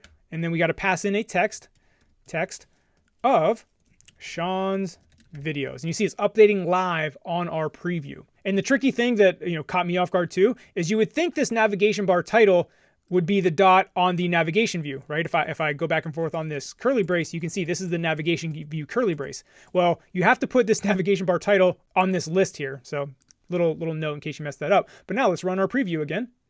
And now look, you see our nav bar at the top. As we're scrolling up, we get Sean's videos at the top, just like that. Super simple. And look, I'm running my app, right? It's running like on the simulator. Let's say I want to change Sean's videos to Sean's videos part 4. Look, it updated right. We're still live. The navigation bar updated. Part 3, not part 4, whatever. You get the idea. So yeah, we're updating this live, and it was super quick to create this table view. And you see when we put this in the table view, it gave us some of the default padding here on the left. Remember before it was in the table view? Okay, I'm going to call it table view by accident, but it's really called a list now. So that's going to be an old habit to die hard here. But you can see on the left, we get the padding. That's because we put it into a list, and SwiftUI knows like what a list should look like. And it has the built-in padding, built-in margins. Like we got everything for free. Like that's the power of SwiftUI. We have our list of videos, but they're all the same video. Let's actually put some data in this here. So for that, we're going to create a new file in your folder. Command N. We're going to create kind of our data model here. Swift file, call this video, hit create. I'm going to drag this up here. And here's where we're going to create a struct for our model here. We want to do struct video. We want to create a video object here. That video object has 3 properties, right? It has a var image name. We're just going to get the name of the image, which that is a string. It also has a var title. We'll say video now. Just title. That is also a string. And it has a upload date, which is also a string that we're going to put in there. So that's our video object. Again, back to our content view, you can see we're going to have an image name that we're going to create an image out of. We have to pass in a title, and we have to pass in an upload date, right? So that's our video. Now, in order for our list here to use our video object, it has to conform to a protocol called identifiable. So identifiable, that's how it knows what it is. And when you're identifiable, you have to have a, see, look, it says video does not conform to protocol identifiable. It's because we have to have a ID variable. So we'll do var ID, and that equals a UUID, and we'll initialize a new one. UUID stands for universally unique identifier. So anytime we create a video, you see we're initializing a new one. So we're initializing a brand new UUID for this specific video object. So this is the basic object of a video. Now let's create some dummy data. So we'll do that here, struct video list. And this would be the equivalent, like maybe let's say we're downloading our video list, but we're kind of mocking that data here. And I'm actually going to copy and paste this because you would watch me type for the next 15 minutes doing this. Maybe not 15 minutes. I'm selling myself short on my typing skills, but let me copy and paste this, and you can pause the video and type it in as well. But I don't want to bore you just watching me type this out. You'll see it's a bit. All right, paste. So there you go. I have a static variable called top 12 of my videos. So this is 12 videos. You can see here on line 20, we're initializing a video with an image name, 37 tips. There should actually be a space here. Option drag, space. There we go. It has a title. There's my title that we're passing in. It has an upload date that we're passing in. Like I said, I manually typed in all this data. In a real app, we'd probably be downloading this from the internet. But again, this is our mock data that we're going to use to populate our table view. So back to our content view, we have to update our content view a little bit. So not as part of this body. You'll notice this is a variable called body that is a view. Like our whole screen is like a view. So we don't want to mess with that variable. We want to create a new one. So var videos, and you see that is of type an array of video, and that is going to equal an empty array right now. So you see in this down here in the list on line 17, instead of 0 through 20, very similar to how number of rows in section when we built our table view, how we could either pass in a hard-coded number. Remember we did 50 for the colors app, or we could pass in, colors.count to give it whatever was in the array. It's very similar to what we're doing here by passing in videos to our list. That is saying however many number of videos are in this array, that is how many cells we should have. And then now item, this is just a renaming. Item will still work, but that doesn't make as much sense if we called it video. Right? Not video, it's just video. So basically this is kind of like a for loop, right? Like for every video in videos, do all this stuff. So instead of the image, instead of passing in 9090, we're going to pass in video. Again, this video that we have here as it iterates through video.image name. There we go. Xcode was not behaving. Sometimes that happens, especially in SwiftUI. Again, super new. So video.image name. Same thing down here with the text. We're just replacing the hard-coded stuff with whatever video is in the list here. So we want to do video.title. And same thing down here with the upload date, video.upload date. Not getting autocomplete, not sure why. Okay, cool. So we've replaced all of our hard-coded stuff with whatever video we pass in, which again is in this array of videos, which we created, again, if you remember down here on our struct called video list, we created an array called top 12, which has our 12 videos in it. So again, back to content view. Let's run this on our preview. Hit resume here. Now it's running on the preview. Empty table view. We lost everything. What did we do? Well, think about it. It's a blank table view because, like, yeah, we changed all this stuff. We haven't told this array of videos what's in it, right? Like, it's an empty array. So here in this preview struct, this is what actually generates the preview here on the right. You'll notice content view will now be able to take in a parameter, right? Because we have a variable called videos on our content view. So watch, if I just delete the initializer there, open it up, you see now we get a parameter called videos that we can pass in. So what this is saying is, hey, show my preview, but pass in an array of videos to my content view. And again, content view is this whole thing we've been working on.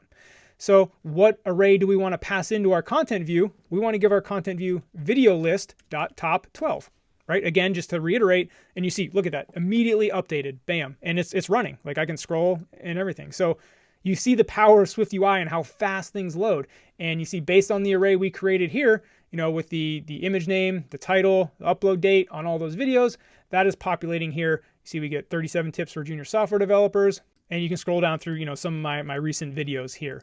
You see we get the video image, we get the title, we get the upload date. Again, so you saw, yeah, it took a little bit of time because I was explaining everything and going slow, but we just built this table view with a custom cell very quickly. And then again, look, like here's all the code. Like, of course, we had our data model over here. Like that's a little bit of code, of course, but the UI code, not a lot. So there you have a quick SwiftUI preview. Again, you can see it's vastly different. It's a fundamentally different way to program your UI than what we're used to with UIKit. But that was a preview. I would say happy to answer any questions in the comments, but to be honest with you, I've only done the very, very basic layer of SwiftUI. So if you have very deep questions, feel free to ask them and hit up the Slack as well. I'm just not going to promise I'm going to answer them. However, like I said, my whole year after this course's release as of April is dedicated to SwiftUI because I have a product in mind that I'm going to build fully in SwiftUI and Catalyst and have it be across all platforms. So yeah, so the next 8 months, 100% SwiftUI for me. And then, like I said, by the end of the year, have a pretty basic beginner course on SwiftUI. But anyway, that's it. I'm pretty excited for the future of iOS development, which is clear that's going to be SwiftUI. Again, we're just not there yet. And even if you're super excited about this, I would definitely learn UIKit first. And again, like I said, SwiftUI is going to go through a phase over the next year or two of constant changes, and we're figuring it out. But anyway, that's the preview. Hope you enjoyed it. On to the next video. So many times when I was just learning, I remember hearing about a concept and being like, I didn't even know that was a thing. Like, I didn't know that existed. Well, that is what this section is meant to help out with. As I've said many times, the goal of this course is to expose you to this world. So I don't want you to be overwhelmed by these topics. We're going to talk about how most apps typically work, you know, between a server and a client, right? For example, if you're on Twitter, your tweets got to live somewhere and that's off on the server. We're going to explain how that process works. We're going to talk about version control, which is essentially, you know, a save state for your code base, and it allows development teams to work together. We're also going to talk about third-party libraries, how you can bring in like a module of other people's code into your program. And then we're also going to talk about various career paths a developer can take, right? You can go big company, you can be a freelancer. We're going to dive into that. Now, as I've said before, the whole goal of this course is to just expose you to this world. So please don't feel overwhelmed when you're watching these videos that you don't know this stuff. The concepts in these videos could be entire courses in and of themselves. And again, I don't want to overwhelm you, but like I said, I want to let you know that this exists. So don't worry if you don't fully get all these concepts yet. These are things that you will learn later on in your journey. They're not really for absolute beginners. But again, like I said, so many times I was like, I didn't even know this existed. Well, again, in this section, we're trying to fix that problem. So how do most apps work? Obviously, it's a pretty broad question and could be 20 courses in and of itself to explain everything. So of course, we're going to keep this high level, simple, and we're going to talk about apps that deal with the server and client dynamic, which again is most apps. First, let's simply define, server and the client. So the server is something you may think of as like the cloud, and the client is either your phone, your iPad, maybe your iMac, your laptop. Like that is the client. So for example, let's take Twitter, right? Your tweets, they live in Twitter servers, right? They live off in the cloud. However, when you open up your phone and pull up Twitter, the server sends all those tweets and all that information to your phone, the client, and then the client, processes that information and displays it on the phone. So again, all the data lives on the server, right? All the tweets, all that stuff. And then you have to have Wi-Fi or a cellular connection to pull that down from the server. So why I reiterated that is because I want to talk about that data that gets passed. Typically, it's via JSON, JSON, or JavaScript Object Notation. Here on the screen, you can see a very simplified JSON of what a tweet might be, right? You can see who tweeted it, you can see the tweet message, you can see when they tweeted it. And I say this is an overly simplified version of a tweet because a tweet is going to have a lot more data, right? You have like the avatar, if the tweet has a video or an image, you got all the people that liked it, all the people that retweeted it. So again, this is just a super simplified version to illustrate the point. So what gets sent from the server, again, the cloud, to your phone or your iPad or your computer is a list of these JSON objects that are the tweets. So the client's job, which is again the phone, the iPad, the computer, is to take this JSON, parse through it, and make it look pretty on the screen, right? Like the running joke is that 90% of iOS development is just hitting a server, parsing the JSON, making it look pretty on the screen. And it's not far from the truth. Like this is a core fundamental skill in iOS development. This is called networking. However, networking isn't something super beginner developers need to learn. Even though it's a fundamental skill, it's something you're going to learn later on in your journey. But again, just knowing the fundamentals of the server, the client, seeing this JSON that you have to parse to make look pretty on the screen, just knowing that at a high level gives you a head start when it comes time to learn networking. Because ask any developer that's gone through this journey, networking is one of the more difficult things to learn, and it always trips people up, especially parsing through the JSON. Now again, not all apps have this server client dynamic. Like some apps, typically games, all live on your phone. So if you ever had an app where if you deleted the app, you lost all the information on the app, that means no data was living on a server. All the data was living on the client, which is the phone, the iPad, the computer. So that's a different dynamic. But again, most apps, the Facebooks, the Instagrams, the Twitters, like most apps have data on a server, right? Because in this day and age, you want to be able to log onto your iPad and get the same data that you can log onto your computer and get, right? A lot of stuff lives in the cloud, so to speak. So again, this server client dynamic, again, is fundamental knowledge. And I oversimplified this just to be clear, because again, this course is about just exposing you to this and teaching you just the very fundamentals. So when it comes time to learn this networking, like you have the fundamental knowledge of how it all works. Now you just need to learn the implementation details. All right, as always, if you have questions, hit me up in the comments or in Slack. See you in the next video. Now let's talk about what is an API. First of all, it stands for Application Programming Interface. And there's two very common ways that you will use them as an iOS developer. The first is for making network calls. As I explained in a previous example, right, the Twitter and the server going down to the client of the phone. There's an API involved there. We'll talk about that in a second. And the second way you use them is Apple's own APIs, right? Like we talked about earlier in the course, how, Apple has laid down this foundation and we're building on top of that foundation. Well, how we interact with that foundation is via APIs, or the Application Programming Interface. Let's dive into those two examples. So back to our Twitter example of how all the tweets live on Twitter server and our client requests the information to give me the list of tweets to show your Twitter feed. Well, the client doesn't reach into the server itself and grab them. The server has an API, and the client communicates with the API. It requests information, and the API on that server is what handles those requests and also sends the information it needs. So again, our client isn't going directly into the server and grabbing the information. The client deals with the API. The API sends back the information. Now, an API on a server, they're all over the place. Sometimes they're open, meaning any developer can access them. Sometimes the API is closed, like in the Twitter example, only Twitter developers can access that Twitter API for specific stuff. Sometimes they're free. just open to anybody to use. Often those are what's called rate limited, which means you can only send up a certain amount of requests. Sometimes it's per second, sometimes it's per hour, sometimes it's per day, depending on the API, but they limit how much you can use it. And sometimes APIs charge, right? They've done a lot of work gathering this data. They've built their server, they've built their API. And if you want to use it, like, you have to pay for it, like, per a certain number of requests typically. So there's a wide variety of APIs you can use. In fact, I'm going to link in the description. There's a resource with a bunch of free APIs. I'm actually going to attach my YouTube video that I did about it too on this lesson. So go ahead and watch that video and then check out that link to see a bunch of free APIs. And the cool thing about looking at those APIs is you can get a peek at what the JSON looks like. Remember, the JSON was the JavaScript object notation. Well, you can see if you have an idea for an app, you can kind of see if there's an API out there that will give you the information you need. And then you can even look at the JSON, like, okay, here's what I'm going to get back from this API. Does this have all the information I need? And if the answer is yes, cool, you can use that API and build your app. So that's the example of using the API, as a way to communicate with a server to get information. Now let's talk about the example of using Apple's APIs to build your apps. As I mentioned in the beginning of this video, Apple laid the foundation and we interact with that foundation via the API. Like, here's an example, right? We can do view.backgroundColor equals green. Like, that's all we have to do to make a green background. Like, we don't have to actually write the code to make the green color show up on the screen, right?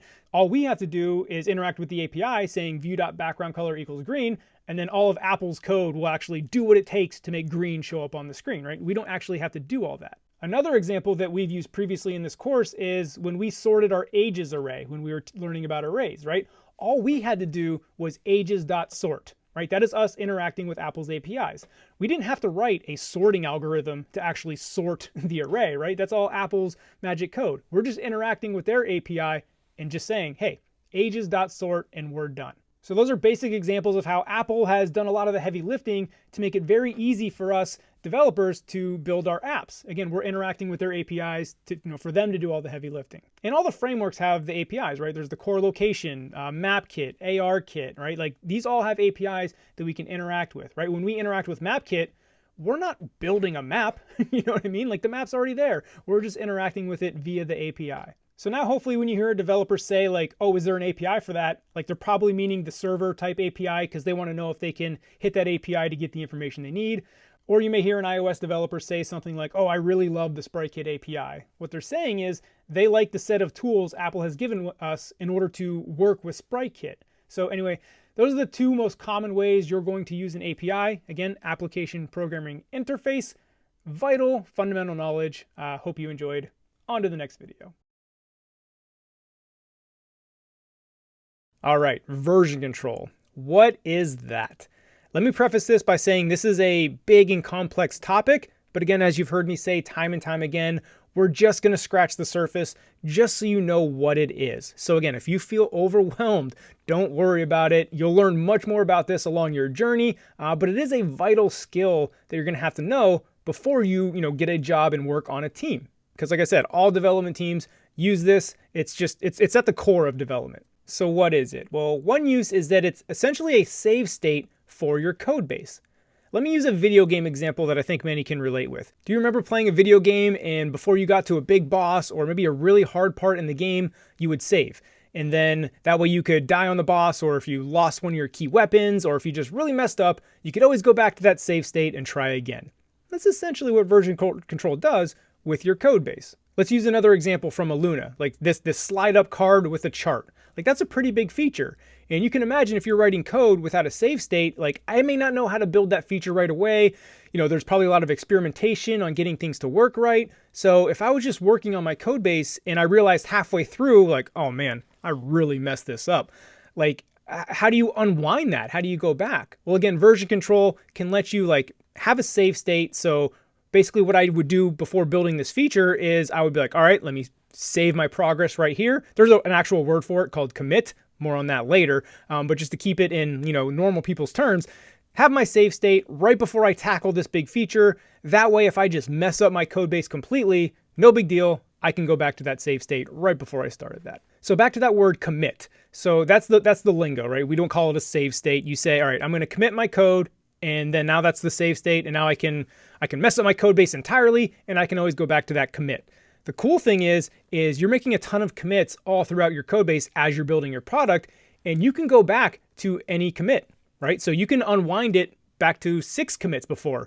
Like again, let's say, you've written this huge feature and you've been committing along the way, and then you realize, oh crap, I messed up, or maybe we don't really want this feature. Again, you can go back any number of commits to specific save states. And that's a nice insurance feature, because I know when I first started coding, I was so worried that I was going to mess up the code base, like I was going to break it. Well, the beauty of version control is, for the most part, like you can't break your code base, because again, you can always unwind it. Don't get me wrong, sometimes unwinding it and doing all that stuff is a giant headache, but for the most part, it's always possible. So that was a very simplified example of, keeping save states of your code base along the way. Now let's talk about how development teams use this to build their products, right? You ever wondered how big companies have development teams of 10 to 20 developers all working on the same code base and how all that works? Well, let's talk about that. Let's talk about Git and GitHub. Maybe you've heard of these things. First thing, and I didn't know this for a while, but like Git and GitHub are not the same thing. So let's talk about what they are. Git is version control that runs on your local machine. Let's define some terms real quick too. Local and remote. Local means it's on your computer, right? Anything you have locally, let's say you threw your computer into a lake. Well, you're going to lose all that data because it was locally on your machine. Whereas remote lives on a server somewhere. So you could throw your computer in a machine, but you got your code base remotely up on a server. So just buy a new computer and download that code base and you're good to go. Okay, so that's local and remote. And again, Git is the version control on your local machine. GitHub is an online server to put your Git repositories up on the server. And real quick, there are other services like Bitbucket that kind of do the same thing as GitHub. Those are kind of niche. GitHub is the dominant player in the space. So a simplified example of how development works with Git and GitHub. I'm writing my code base on my local machine. I build my feature or my save state, my commit. I want to send that commit up to GitHub so it lives on the remote repository. And again, you want it on that remote repository. That way you can pull down that code base on any machine, right? Say you have a work laptop or a personal laptop, or you're working between a laptop and a desktop computer. It's all the same, right? Because the code base lives remotely in the cloud and you can pull that down to any machine, right? And that's what GitHub does. GitHub stores those repositories. Now let's talk about how development teams use this to collaborate on one project. Now, again, I'm going to give a very simplified example because this can get very complex. Like I said, you have development teams of 20 to 50 to even 100 people working on one code base. So you can understand that that can get very, very complex. But again, just the simplified version, just so you have an idea of how it works, here we go. So the power of Git is a concept called branching. So let's walk through a visual example so you'll understand this. So typically you have a master branch. And let's say we're working on the version 5 of Twitter. So on this master branch is always the version that's on the App Store. And the reason you want that is because if a user has a bug or bugs pop up, you want to be able to go to the version of the code base that the users are actually using. So that's typically master. Now, of course, we're on version 5. We want to eventually get to version 5.1 or 5.2. So we need to be able to work on the code base, but not affect the master branch that the users are actually using. So this is, again, where you branch off of master. And again, typically the first branch off is called something like dev or development.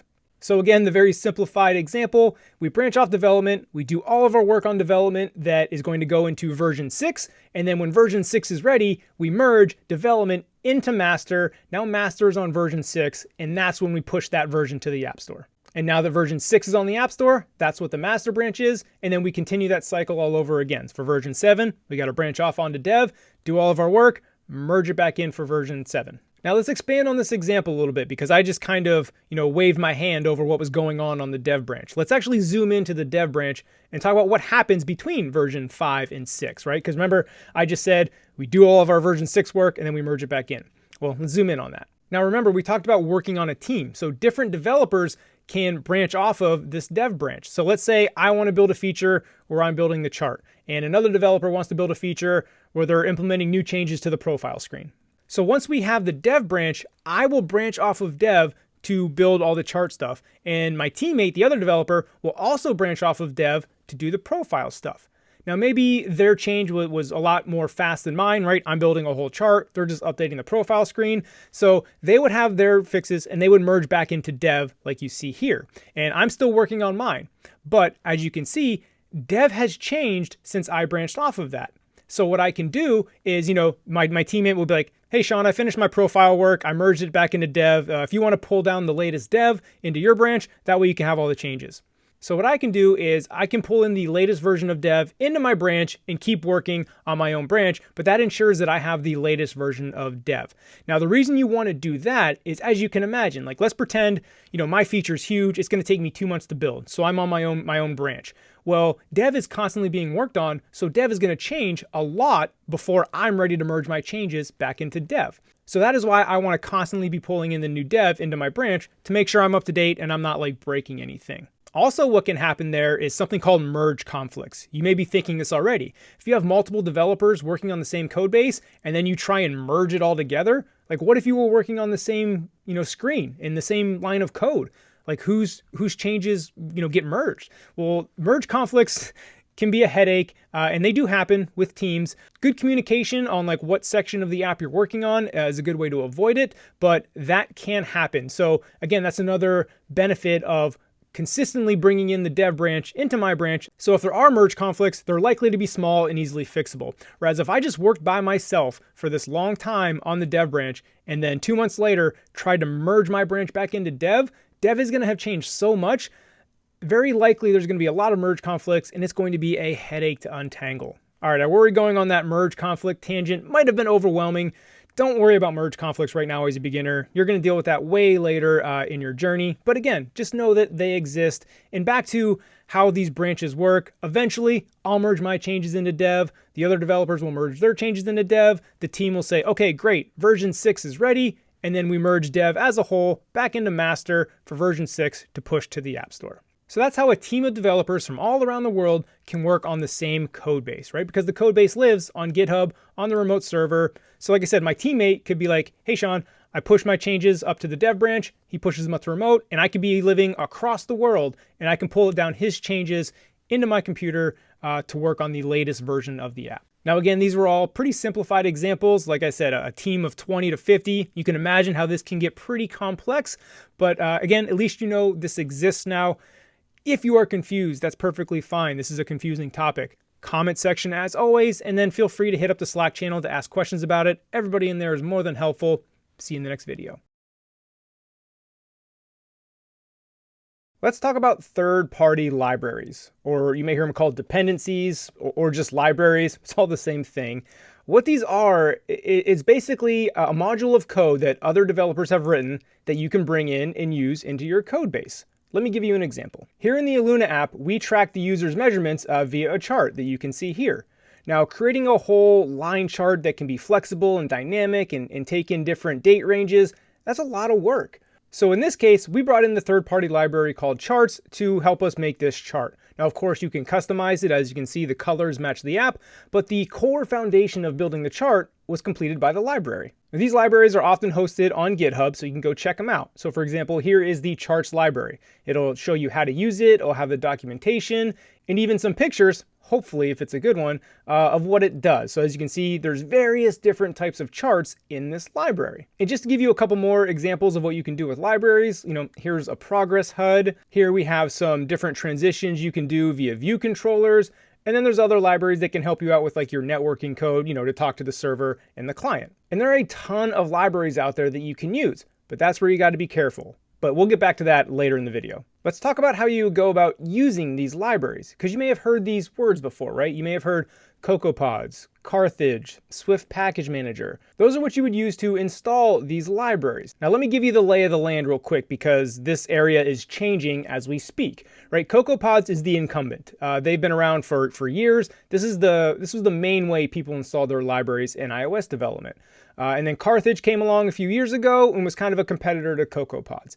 However, Swift Package Manager, that is Apple's first-party dependency manager. And that just came out, I believe, a year or two ago. So that is still pretty new. But even though it's new, it's rapidly gaining popularity amongst developers. And in my opinion, in another year or two, Swift Package Manager is going to be like the default way all developers do it. We're kind of in a transitionary period.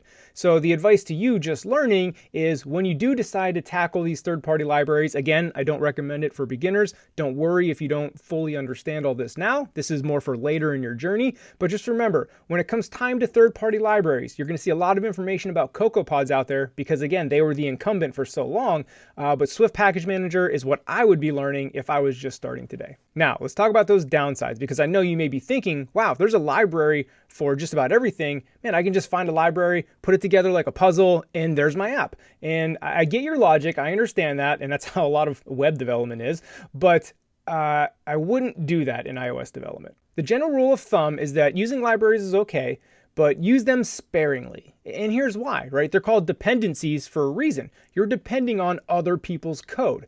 And as you may know, or may not know, Swift is a rapidly evolving language because it's only 5 years old. It's still kind of growing. And also the iOS platform constantly changes, right? iOS 13, iOS 14, the new phones with the notch. So the platform and the language are constantly evolving, which is fine. That's actually what I like about it. But if you find yourself using 20 libraries, now you're counting on those 20 developers to keep their library up to date. And trust me, it is very, very common for libraries to get abandoned and no longer maintained. Like you'll go to it and it'll say the last update was 2 years ago. Well, you know that's pretty much a dead library. So not only do you have to use them sparingly, you got to be careful in which ones you used to make sure that they're actively maintained. Now the good news is the most popular ones, like this chart ones, as you can see here, you always want to look for the stars on the GitHub repo. That's a good indication of how popular it is, which is a direct proxy to how much it's used. So the more it's used, the more it's apt to be, actively maintained. Because again, if you're relying on a library for a key piece of functionality in your app, and then all of a sudden that library stops being maintained, now you're stuck with this old code, and as Swift updates, as iOS updates, now you have to maintain it yourself or find a different one. And again, that's just one example. Imagine if you're using 20 or 30 libraries, now you're probably gonna have 4 or 5 that are dealing with that, and you're just gonna have a headache in your code base all the time. So again, the rule of thumb, use them sparingly, make sure they're well maintained, you'll thank yourself later. Another downside to using them is you get a lot of bloat. Like let's go back to this charts repo real quick. You see all these different charts you can do? Like that's pretty cool. That's a pretty nice feature of the library. However, most likely if you bring in this library, like we do at Luna, we just wanted the line chart. Well, when you bring in that library, you're bringing in all the code for all those other charts and all the functionality behind those charts. So typically bringing in these third-party dependencies, you're bringing in a lot of bloat, meaning a lot of extra code that you don't need. For example, in the Luna code base, I believe you can run a command to see the lines of code in your project. And the Luna code base, when I did this, was like 6,000-7,000 lines of code without libraries. When I added the libraries, which there was about 5 or 6 of them, it went up to like 60,000 lines. So you can see a 10x in bloat from bringing in the libraries. So just keep that in mind as well. You're really ballooning the size of your app by bringing those in, which again may not be a bad thing. It may be a necessity, but again, just something to keep in mind. And the last bit I want to talk about is when you're deciding like when you should use a library, because oftentimes, new inexperienced developers will say, why would I reinvent the wheel? Like somebody's already written this code. Let me just use that. It'll save me 2 weeks worth of work.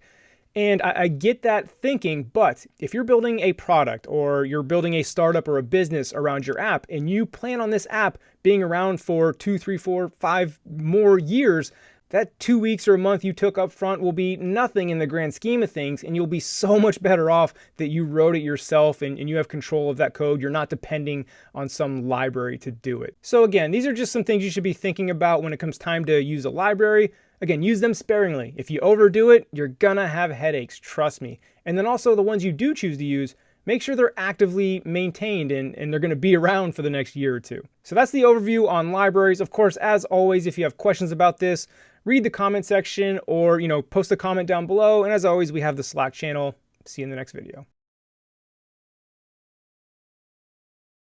When we're building or designing our apps, oftentimes we start with what's called the happy path or the golden path, right? This is how we're designing our app. This is how we want users to use our app. This is how users are supposed to use our app, right? However, once your apps are out in the wild, out in the real world, it doesn't always work like that. And you have to handle what are called edge cases, right? These are kind of not the normal way to use your app, but you still have to handle it. Like, let's walk through some examples. How does your app work when there's a very, very bad internet connection or no internet connection at all? Like, can you handle that?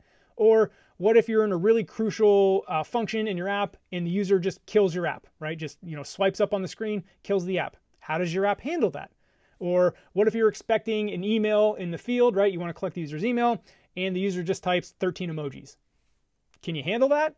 Or what if, your app requires location permissions and the user actually gave you those location permissions. However, 3 weeks later, they revoked those permissions. Is your app able to handle that change in permissions, or will it just crash and break everywhere because you just assume that once you got permission, you would always have permission? And you could go on and on and on thinking of all the crazy edge cases and handling them. But again, back to that building that happy path or the golden path of how your users are supposed to use your app, that is like half the battle, right? Once you get that happy path done, now you got to handle the edge cases, right? Because again, if you've ever built an app and handed it to a user and watched them use it, there's a very good chance that they are not going to use it anywhere near the way you want them to use it, or like I said, how they're supposed to use it. Let's finish off the examples with one more that's actually very common, and that is handling empty arrays, right? So for example, let's say we're showing a list of followers on the screen that we got. Well, the happy path is to always expect, hey, there's going to be followers. Well, what if that array is empty? What if the user has no followers? Are you just showing a blank screen?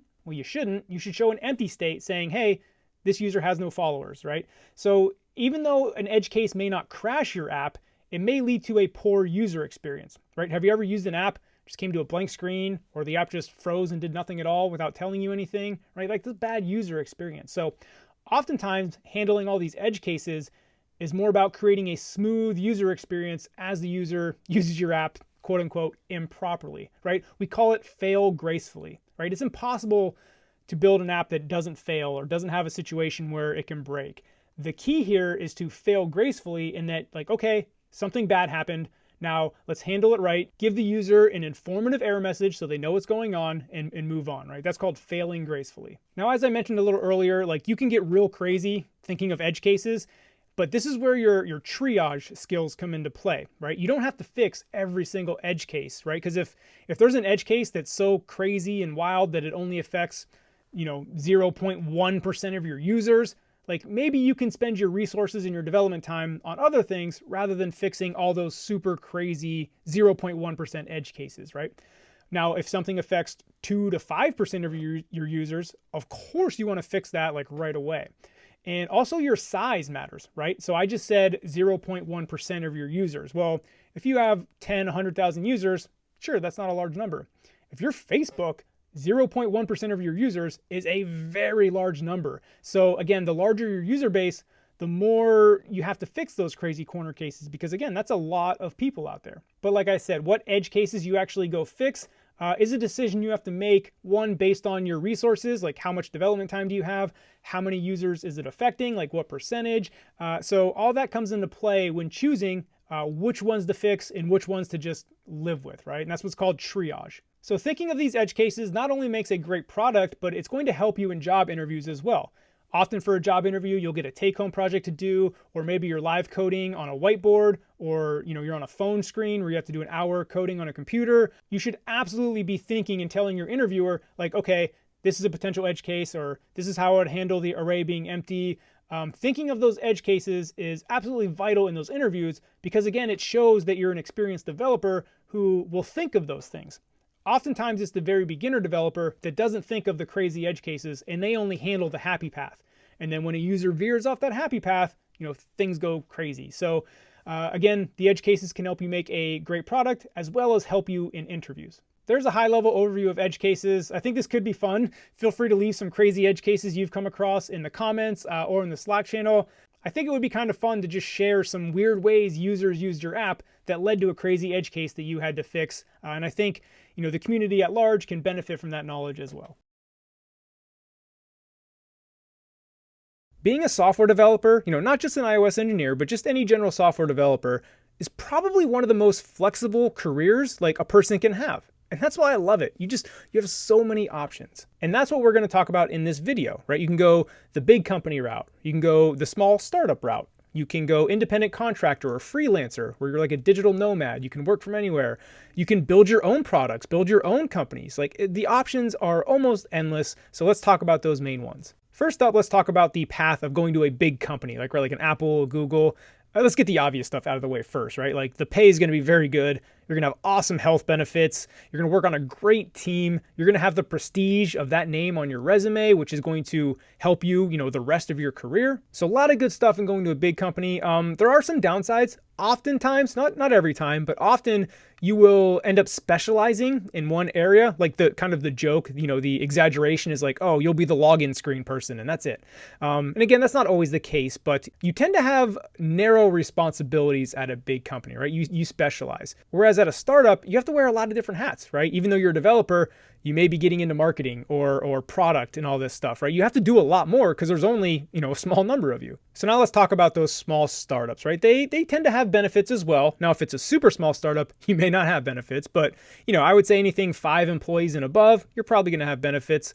But the pay is probably average. Oftentimes startups can't compete with those big Google, Apple pay, but the trade-off you get at a startup is you often get equity in the company, right? You get some shares. If the company were ever to get acquired or go public, those shares would theoretically be worth a lot of money if you got in early enough. Now, here's the thing.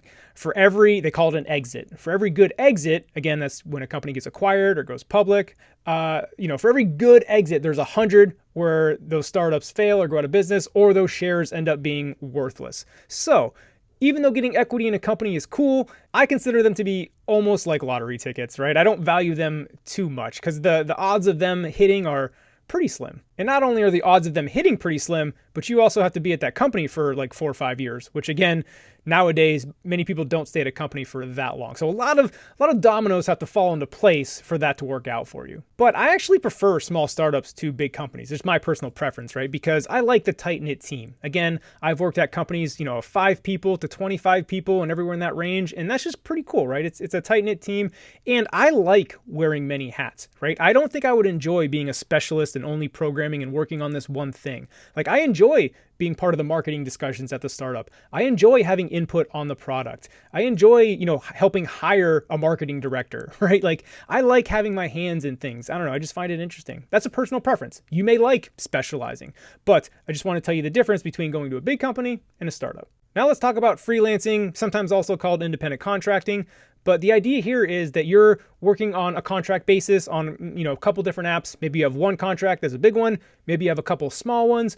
But the benefits here is just flexibility and freedom. You get to you work remotely, right? You heard the concept of a digital nomad where people just travel the world working remotely on contracts out of coffee shops. Like that sounds like a pretty fun life.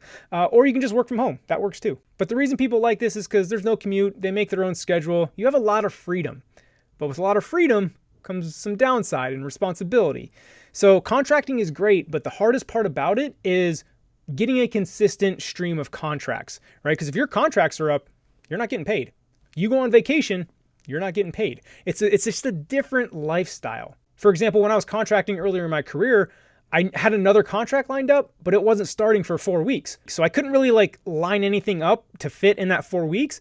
So I just went without getting paid for 4 weeks. And that's not uncommon for contractors. So if you like that freelancing lifestyle, if that sounds awesome, traveling the world, I know it does, but it's hard. Not gonna lie, it's hard. And my recommendation, because they call it feast or famine, you'll have some periods of time where you're making so much money, and then you'll have other periods of times where you can't find a contract and you're making no money. So the recommendation is, if you want to try that freelancing, I would recommend working at a company first, knowing you have a plan to freelance, and start building up some savings, right? Because you need an emergency fund if you're going to be a contractor. And then also while you're working full time, you can maybe start lining up contracts on the side, maybe start building connections, because in contracting, your network is extremely valuable. That's how I get all my contracts, right? My personal and professional network, word of mouth, the YouTube channel helps, but it's never going to Upwork or some internet site and finding contracts. So again, if you're thinking about freelancing, work at a company, start building up your network, maybe find a small contract or two, build up a nest egg of money,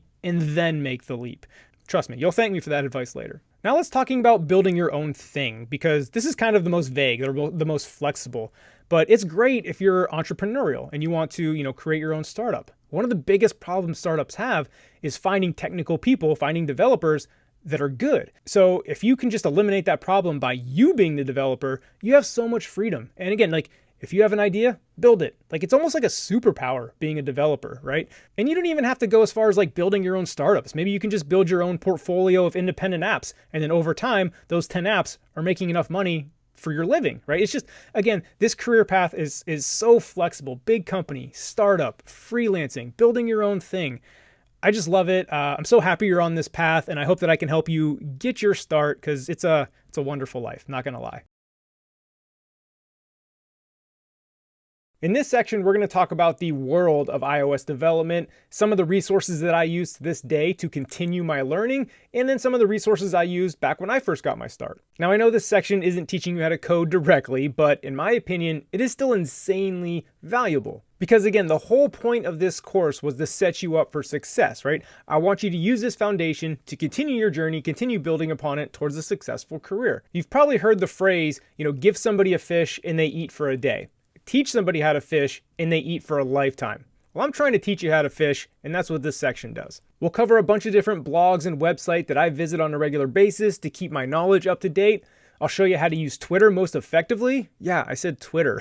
Believe it or not, as a developer, Twitter might be the most valuable tool you have when it comes to learning and networking, getting jobs, getting that interview. Like, Twitter is insanely powerful, and I know it kind of gets a bad rap, all the political and bullying stuff, but developer Twitter is amazing. And we'll also cover a bunch of recommended books, recommended podcasts you should be listening to, because I believe in complete immersion when you're learning this stuff. And the more you immerse yourself in this world, the better you're going to learn it and the faster you're going to learn it. And then we'll also talk about WWDC and what that is. If you're not familiar, that's the Worldwide Developers Conference that Apple puts on every year in June. And we'll talk about why it's the best time of year for iOS developers. It's like Christmas, and if you don't celebrate Christmas, whatever happy time of the year you celebrate, it's better than that for iOS developers, and we'll talk about all that. So onward with this valuable section, and I hope by the end of it, you at least know how to fish a little bit. Let's talk about my favorite time of year. Like, I literally take the week off of work for it, and that is WWDC, which stands for Worldwide Developers Conference. And what that is Apple's big conference that they put on every year, usually the first week of June, where they announce all the new stuff, the new toys for developers, right? This is where you get your first sneak peek at the new iOS, right? Like, coming up in 2020, it'll be iOS 14, all the new stuff in macOS, etc. As developers, you'll be able to download the beta to put it on your phone to play with all the new stuff. You'll see all the new frameworks coming out. Like, for example, Swift itself was announced, a surprise announcement, at WWDC back in 2014. SwiftUI, surprise announcement, 2019 WWDC. So this is when all the big stuff happens. It's the best time of year for iOS developers. Now, the great thing is you can experience this in two ways. One, if you're lucky enough to go, which is like $1,600, at least as of 2019, for a ticket, and you have to win a lottery to even go. It's a super expensive trip. But if you live in the area or you can make it, and you have the money, I would recommend going, as it is a great time, right? iOS developers from all over the world converge onto San Jose, California. And it's also a great place to meet developers you may have been networking with on Twitter, or content creators you like another weird flex, I know, but I took probably 100 plus selfies at WWDC 2019. It's just a cool place to go actually meet people that you've interacted on Twitter with all year, right? Because everybody just, descends on this area. But of course, going to California, getting that $1,600 ticket, that is expensive. Totally get it. The bright side is that Apple live streams every single session. And a session is when they're introducing a new topic. For example, when they introduced Swift, that was a session. And they always do a what's new in Swift, where they talk about the new stuff coming out. There's over 100 sessions, usually about a half hour to an hour long, and they're all available through the Apple Developer app that you can watch on your Apple TV, on your phone, on your iPad. So literally the whole month of June, I'm just watching WWDC sessions, not watching any TV, just catching up on Dub. So like I said, even if you can't make it in person, you can still experience it, because also aside from watching all the sessions, Twitter is just a buzz. iOS dev Twitter is a party during that time. Everybody's tweeting out stuff. They're playing with the new frameworks, playing with the new toys, tweeting out their opinion on the new features. It's just an awesome time of year as an iOS developer. And it's funny, every year I try to say, I'm going to watch every session because I get so pumped. I usually end up watching about 30 to 40 of the sessions, but it's literally like whatever your favorite TV show ever is, it'd be like if they just dropped 4 seasons on Netflix and you just get to binge it, right? That's pretty much what it's like. Now let's talk about the betas. I know I touched on it a little bit before, but there's betas for iPadOS, iOS, macOS, watchOS. Basically every platform Apple has, they release the betas. And It's not wise to go download the betas on what we call your daily driver. That means the phone you use every day, the one you need, because betas are buggy, betas will crash all the time, especially like a Mac OS beta. Maybe some programs you need won't work on the new beta. So don't download the beta unless you have like a spare device that you can put it on to test things out. But the whole purpose of these betas, even though like I think most people use it just to play around with the new toys before the general public gets to, is that it's to help developers get their apps ready for the new iOS release. For example, this September 2020, iOS 14 will be released. We don't know anything about it yet, but if there's big features, developers have to get their apps ready so when it's officially launched in September, like their apps are ready to go. So what happens is developers update their apps from June to September on the betas. They get all the new features ready. That way, again, when the new iPhone event that happens in late September and iOS 14 launches, their app is all updated, ready to go on day one. Now, this course is coming out in March of 2020. So if you're watching this like right away, WWDC 2020 comes in June, so it's right around the corner. So let's talk about like how you can learn as a brand new iOS developer. Now here's the thing, not gonna lie, it is going to be overwhelming for a new iOS developer. Like I remember my first WWDC, which was 2015.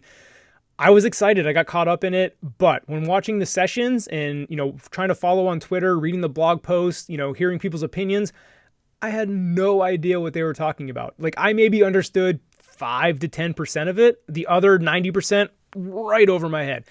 That's fine. Like I still am glad that I did that because that exposed me to everything. I was able to immerse myself. Even if I didn't get it, I was still hearing the terms. I was still, learning about, things that existed. Even if I didn't understand how it worked, I still knew it existed. And over time, as you're hearing this stuff, it starts to like sink in over time. But again, you got to immerse yourself. So even if you feel intimidated your very first year of WWDC, I would still watch it, still go through it. And again, I didn't understand almost any of it, but the good thing is that gets better. Like my next WWDC, I understood maybe 30 to 40% of it. And then by the third year, I was like all in. I obviously don't understand everything because they're talking about frameworks and APIs that you never use. But like I understood the lingo. When they put code up on the screen, I knew exactly what was going on.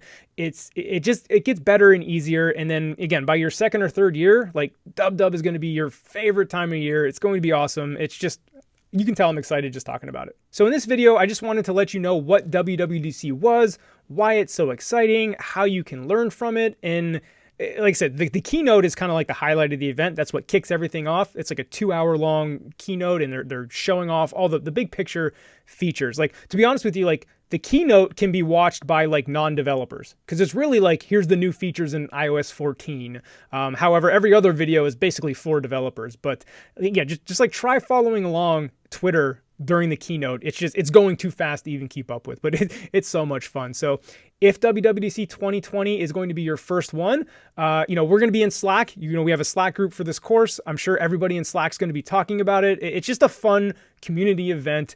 Again, it's the best time of year. So I hope you enjoy your first WWDC. If Twitter isn't the most valuable thing in my developer career, it's definitely in the top 3. And that surprises so many new developers. And I know Twitter gets a bad rap, all the politics, bullying, cancel culture. Like, I get it, Twitter can be bad. But the thing about Twitter is you kind of control what you see, right? Like based on who you follow, like that's what you're going to see. So if you focus a Twitter account, and I've even seen people do this, right? They have their personal Twitter account for all their hobbies or whatever they're into.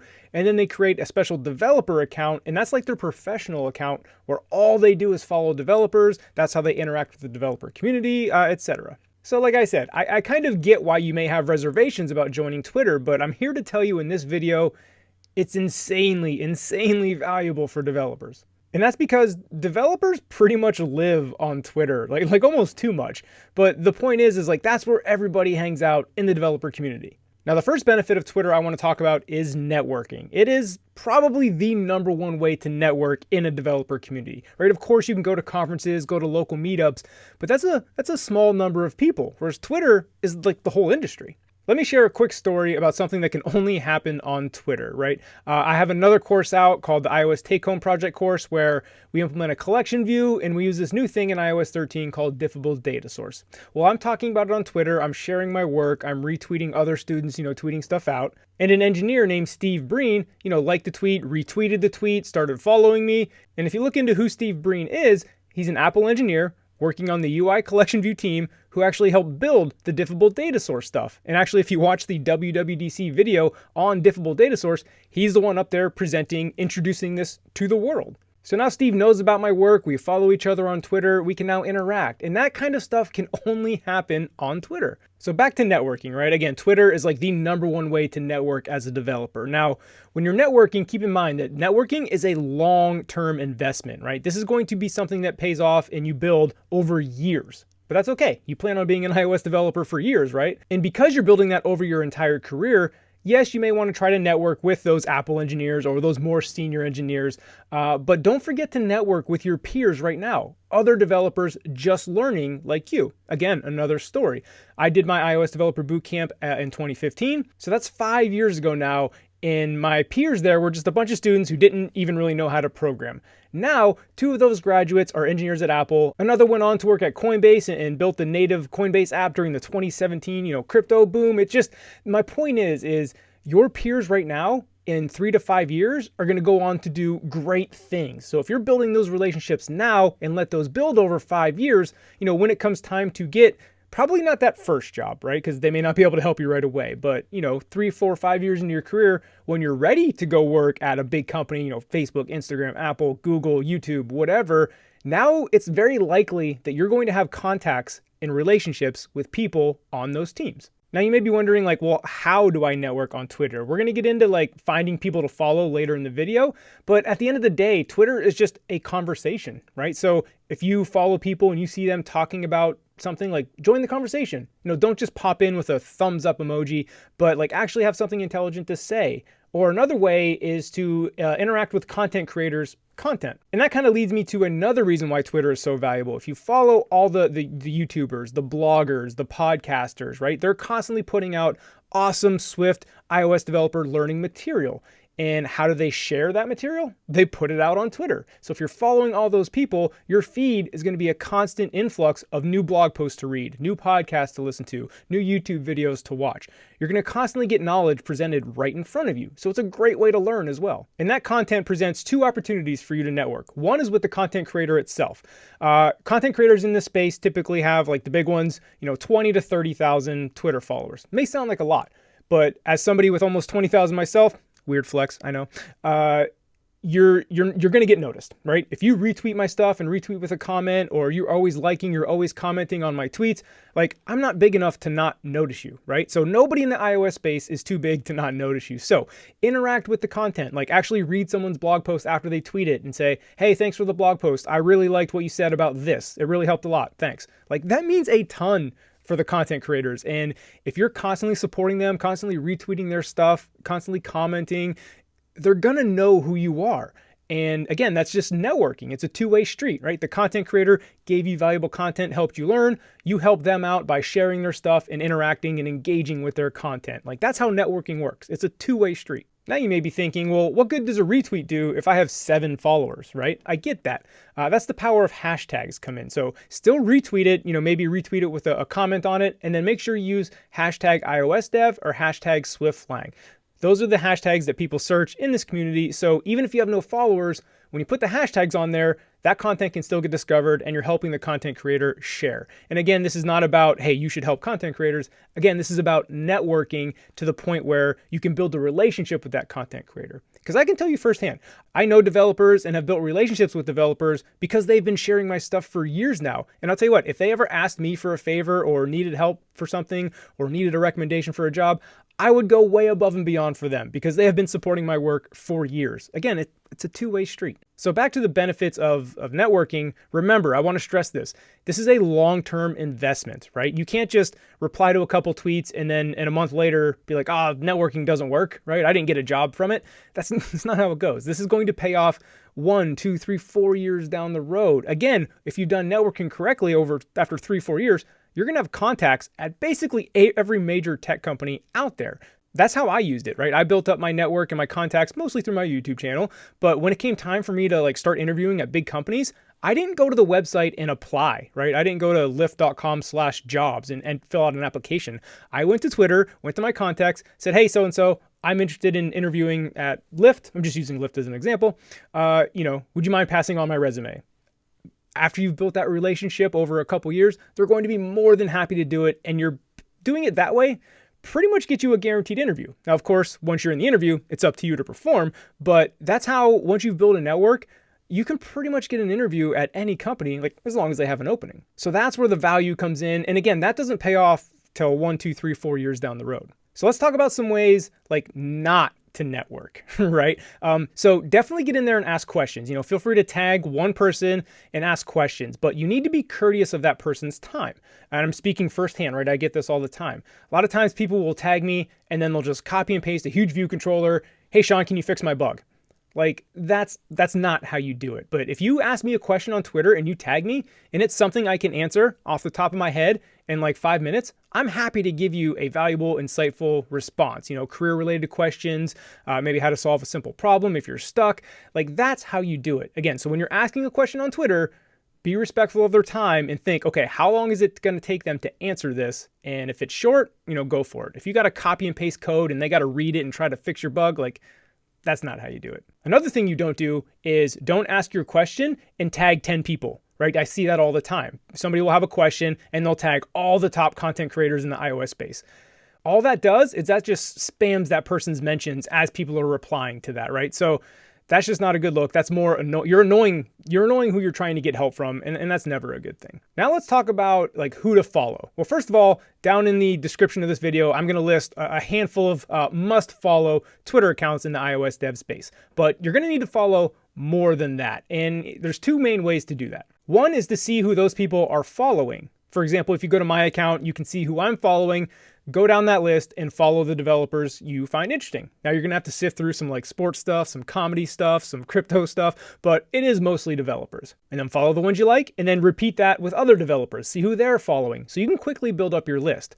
Now here's the trick though. When you quickly build up your list like this, not all developers like to tweet about developer stuff, right? Sometimes you may follow a developer and you may find 90% of the stuff they tweet is stuff you don't care about and 10% is developer stuff. Well, you don't have to keep following them. So I guess what I'm trying to say is this is probably going to be a process. You'll end up following a bunch of developers and then you may end up having to unfollow stuff to like just prune your list so you get the good content that you want. Another great way to find followers is to follow events. For example, WWDC 2020 is coming up in June, if the coronavirus doesn't cancel it, but that'll be an event that all iOS developers are following. They're going to be a hashtag WWDC20. And if you follow that hashtag, you'll see all kinds of developers tweeting and commenting about what's going on in WWDC. That is another great way to find developers in the space. So that's some ways to find people to follow. And again, I'm going to have a list to get you started in the description. But again, I can't stress enough, Twitter is probably the most valuable tool. It's a great way to build relationships with other developers. You can find help on your questions. You can potentially get jobs because you're going to know a lot of people at all the big tech companies. It's so valuable. And you're going to learn a lot. Again, all the content creators, sharing and pushing the content that they're, putting out there, the iOS dev knowledge. So it is insanely valuable. I understand you may have reservations about joining Twitter because it does get a bad rap, but if you use it correctly, because again, you control who you follow, you control what's on your feed. And if you follow somebody that's constantly retweeting political stuff you don't like or bullying stuff you don't like just unfollow them or block them, whatever. Like you control what you see. So if you stick to just the developer stuff, Twitter is amazing. I can't recommend it enough. And hopefully this video helped you out. The first website I want to share is Swift by Sundell by John Sundell. Now, John is a very prominent name in the iOS Swift space, so his articles are always high quality. Now, admittedly, some of his articles, and he does them weekly, by the way, usually on Sunday, but some of them may be a little too advanced for the absolute beginner or somebody just beginning their journey. Those are his regular articles that come out on Sunday. However, I still wanted to share this because one, you're going to grow to look forward to these articles as you gain more experience. But he also has a basics section, as you see here, where he has, again, great high quality articles on some of the basic Swift and iOS developer concepts: optionals, access control, enums, closures. That's always a tricky one, right? Introduction to SwiftUI, strings, generics. So definitely check out his basics articles, and then as you gain more experience, you'll start to appreciate the weekly articles more. John also has a great podcast, probably one of the best in the space. We'll get to that in the podcast video though. Next up, we have Hacking with Swift by Paul Hudson. If you're not familiar with Paul, at 2straws on Twitter, follow him. He is a content creation machine. He's got books, podcasts, articles, videos, definitely a vital resource for the Swift community. And the great thing about Paul is that he prides himself on keeping everything absolutely up to date, right? Like as soon as Swift 5.1 came out, all his articles were updated for Swift 5.1. So if you're Googling and you come across a Hacking with Swift, solution to your problem, you can bet your bottom dollar that it is going to be the latest and greatest. It's not going to be out of date, which can be a problem if you find something on Stack Overflow. Now, I could spend probably a half hour reviewing all the stuff he has on this website, but I'll leave that for you to explore. I'll share some highlights that I think are valuable for the beginners out there. And let's go to Learn tab up here at the top. And he has these two concepts, 100 days of Swift. So this is one Swift lesson a day for 100 days for you to continue practicing your Swift. And he goes through the rules of the course. You can see the whole curriculum here. Again, I don't want to spend too much time on it, but he also has 100 days of Swift UI. So if you want to dive into the Swift UI, same concept, one SwiftUI lesson per day for 100 days. And there's a whole hashtag around it so you can follow along other people doing it as well. So if you're interested in that sort of like learning progression and practice, highly recommend this. Now, admittedly, I rarely just come to the site and surf around. I usually get to the site via a Twitter post, or most likely, and how I find the site most valuable is a Google search. So take a common thing, right? How to shuffle an array in Swift. How to shuffle an array Swift, right? And you search for it. You're going to get, some Stack Overflow questions, but I always look for the Hacking with Swift article. You can see I've already kind of clicked on this one. And because you're going to get, this is up to date. Like I said, a Stack Overflow article, maybe back in Swift 3, it may be out of date, but you're going to get an up-to-date answer. And it's always so concise. And this conciseness is amazing for somebody who has a couple years of experience in iOS development. You can just get right to the point. However, if you're just a beginner, maybe you might want to look for something that gives more of an explanation. Don't get me wrong, this .shuffle and .shuffled, very straightforward, but some of the more complex things, he's still concise, which again, I love and appreciate. But if you're just beginning, I think you'll find yourself just copying and pasting to get it working. And Paul does offer, you can see all the books here on the right. He offers the content to teach you that deep learning, but just be careful of just copy, paste, it works. Okay, you always want to know what your code is doing.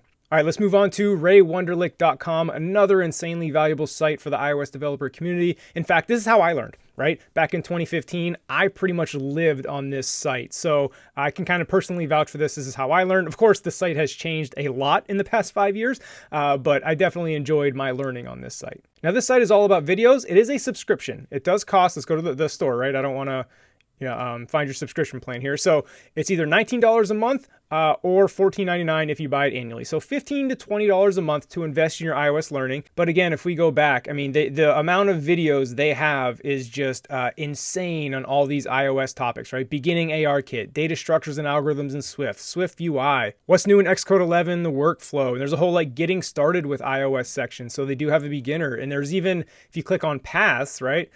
We want to pick iOS and Swift for beginners, not Android and Kotlin. Come on.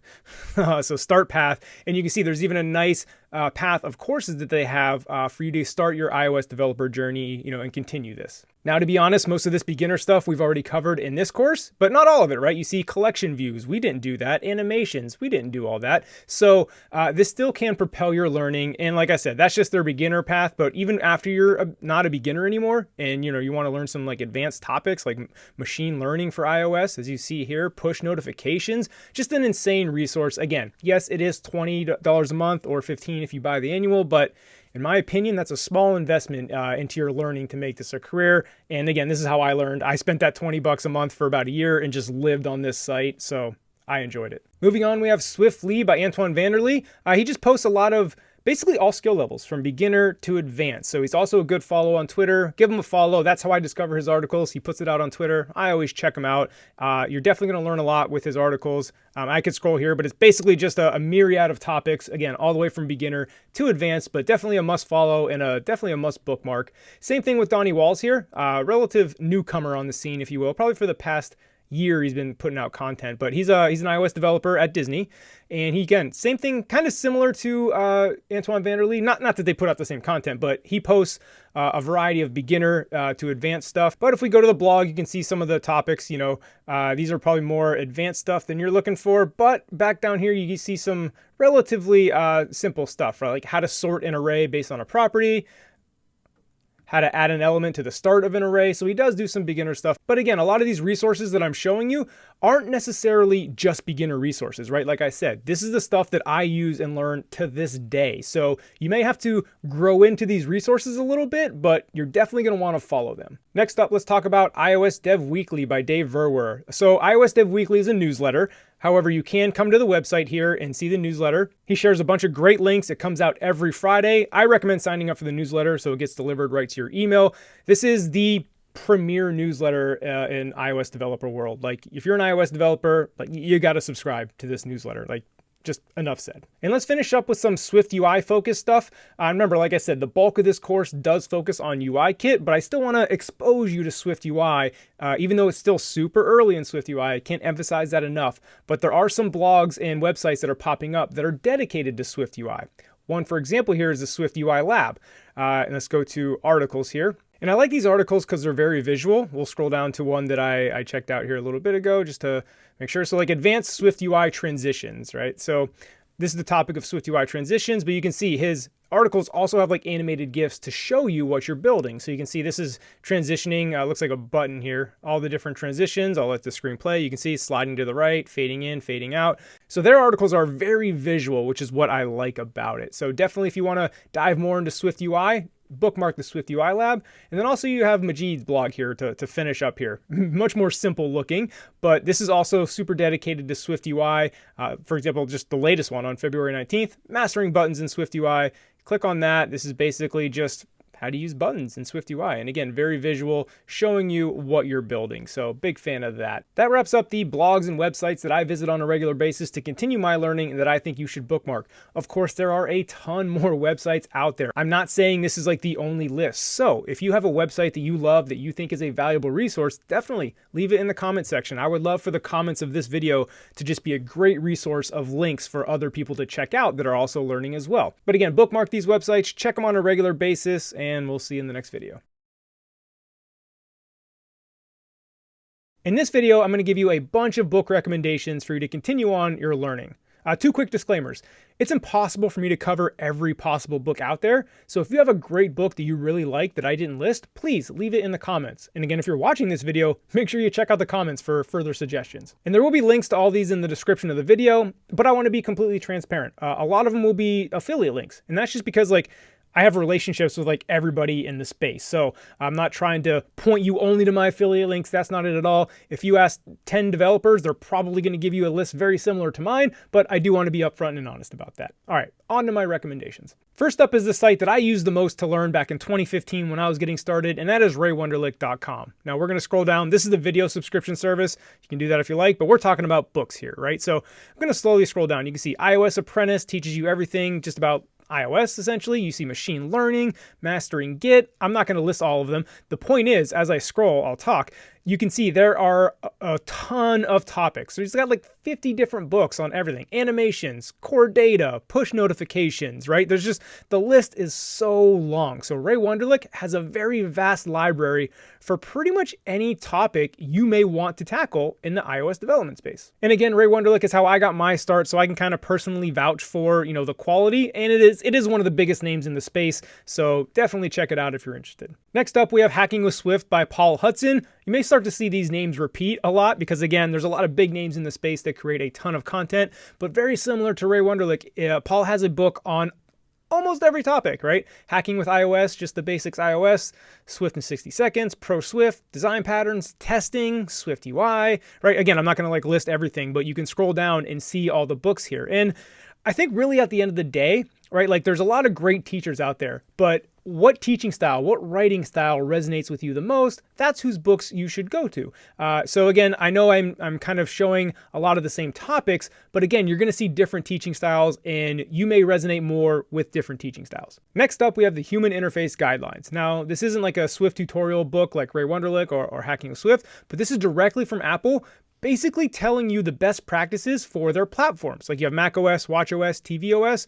Let's click into iOS to show you some things here. So it's basically going to tell you how to properly design and use best practices in your app. So over here on the left, you can see we have like app architecture, onboarding, like how that should work. And it's going to tell you, again, the best practices. Like for example, this blue button here, like it'll tell you every touch target should be at least 44 points tall, because again, that's the size of the average human fingertip, right? So it's stuff like that, right? A modality, right? It'll tell you how to properly create your modal sheets coming up. So I think this is just a must read for all iOS developers because it's going to tell you all the best practices on building iOS apps straight from Apple. And again, more things. Let's go to the user interaction section, right? Drag and drop. It'll tell you, again, the best practices on using drag and drop. It'll usually have videos to show you, how to do it. I mean, it's not going to show you like a tutorial on how to do it, but it's going to show you the best practices on how to implement it on the iOS platform, right? That way your iOS app feels like an iOS app and not some just random concoction you came up with. And the reason that's important is because iOS users expect a certain, way of doing things. And if every single app on iOS had all kinds of different navigation, all different ways of doing things, like it would be a bad user experience, right? But when users use an iOS app, they kind of intuitively already know how to use it based on the best practices Apple has set forward. So if you want to learn more about those best practices, again, Human Interface Guidelines, they update it constantly. For example, they just came out with a new update all about, Siri and how to implement that. So it's always updated. I always recommend iOS developers read through this at least once a year. Anyway, it's great stuff. It's a must read. Next up, we have a little bit of a shameless plug, and that is my own book called It's Only Crazy Until You Do It, How I Became an iOS Developer. And it tells my story because my story isn't the normal path, right? I went into the Navy right after high school. I was an insurance agent for 6 years. I went back to school at 30. Like I didn't really know what I wanted to do in my 20s. And then I wrote my first line of code at 32. And just kind of fell in love with development. And it tells the story, how that happened, how I learned to code, how I ended up getting my first job, and basically how I launched my career. And my goal for the book was for people exactly in your spot that are just learning to kind of be inspirational, right? Because, maybe some of you out there are a little older. Maybe you're not the 22-year-old kid, right? So hopefully it'll be inspirational to you to just tell you my story. And again, it's only like 60 pages, short little ebook that you can probably knock out in a couple days, but I've been told it's very inspirational, and that was my goal. Next up, if you want to dive into SwiftUI, we have some book by Mark Moeyken, another YouTuber. He's created 2 SwiftUI books called SwiftUI Views Mastery and then SwiftUI Animations. Both of these, what I like about them is they're extremely visual. And I'm actually diving into SwiftUI myself, building a couple apps in it, really starting to learn it. And I've been using Mark's book myself. And like I said, they're page turners, I call it, because they're so visual. Like I always want to turn the page because I want to see what's on the next page. And it's not like a typical book, as you can see here, where you just have to read paragraphs and paragraphs.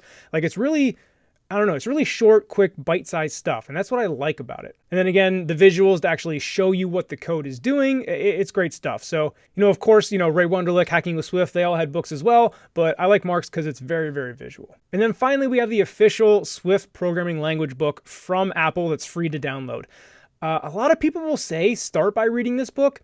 I actually disagree with that because I did that. I started. And as somebody who started with Swift, like I had never coded before. This was all new. That book was just super overwhelming to me because it's very code heavy. You're just reading a lot of code. So while I do think this book is great once you have some like knowledge behind you, I think it can be almost discouraging as like the first thing you read to learn. So I definitely recommend reading this book, but I would come back to it once you've got a little bit of baseline knowledge under your belt. And even then, because this book gets into some of the advanced topics, like the advanced topics may still be over your head, but this is also a book that you should probably read every year or two. Because again, this is constantly updated with every new version of Swift.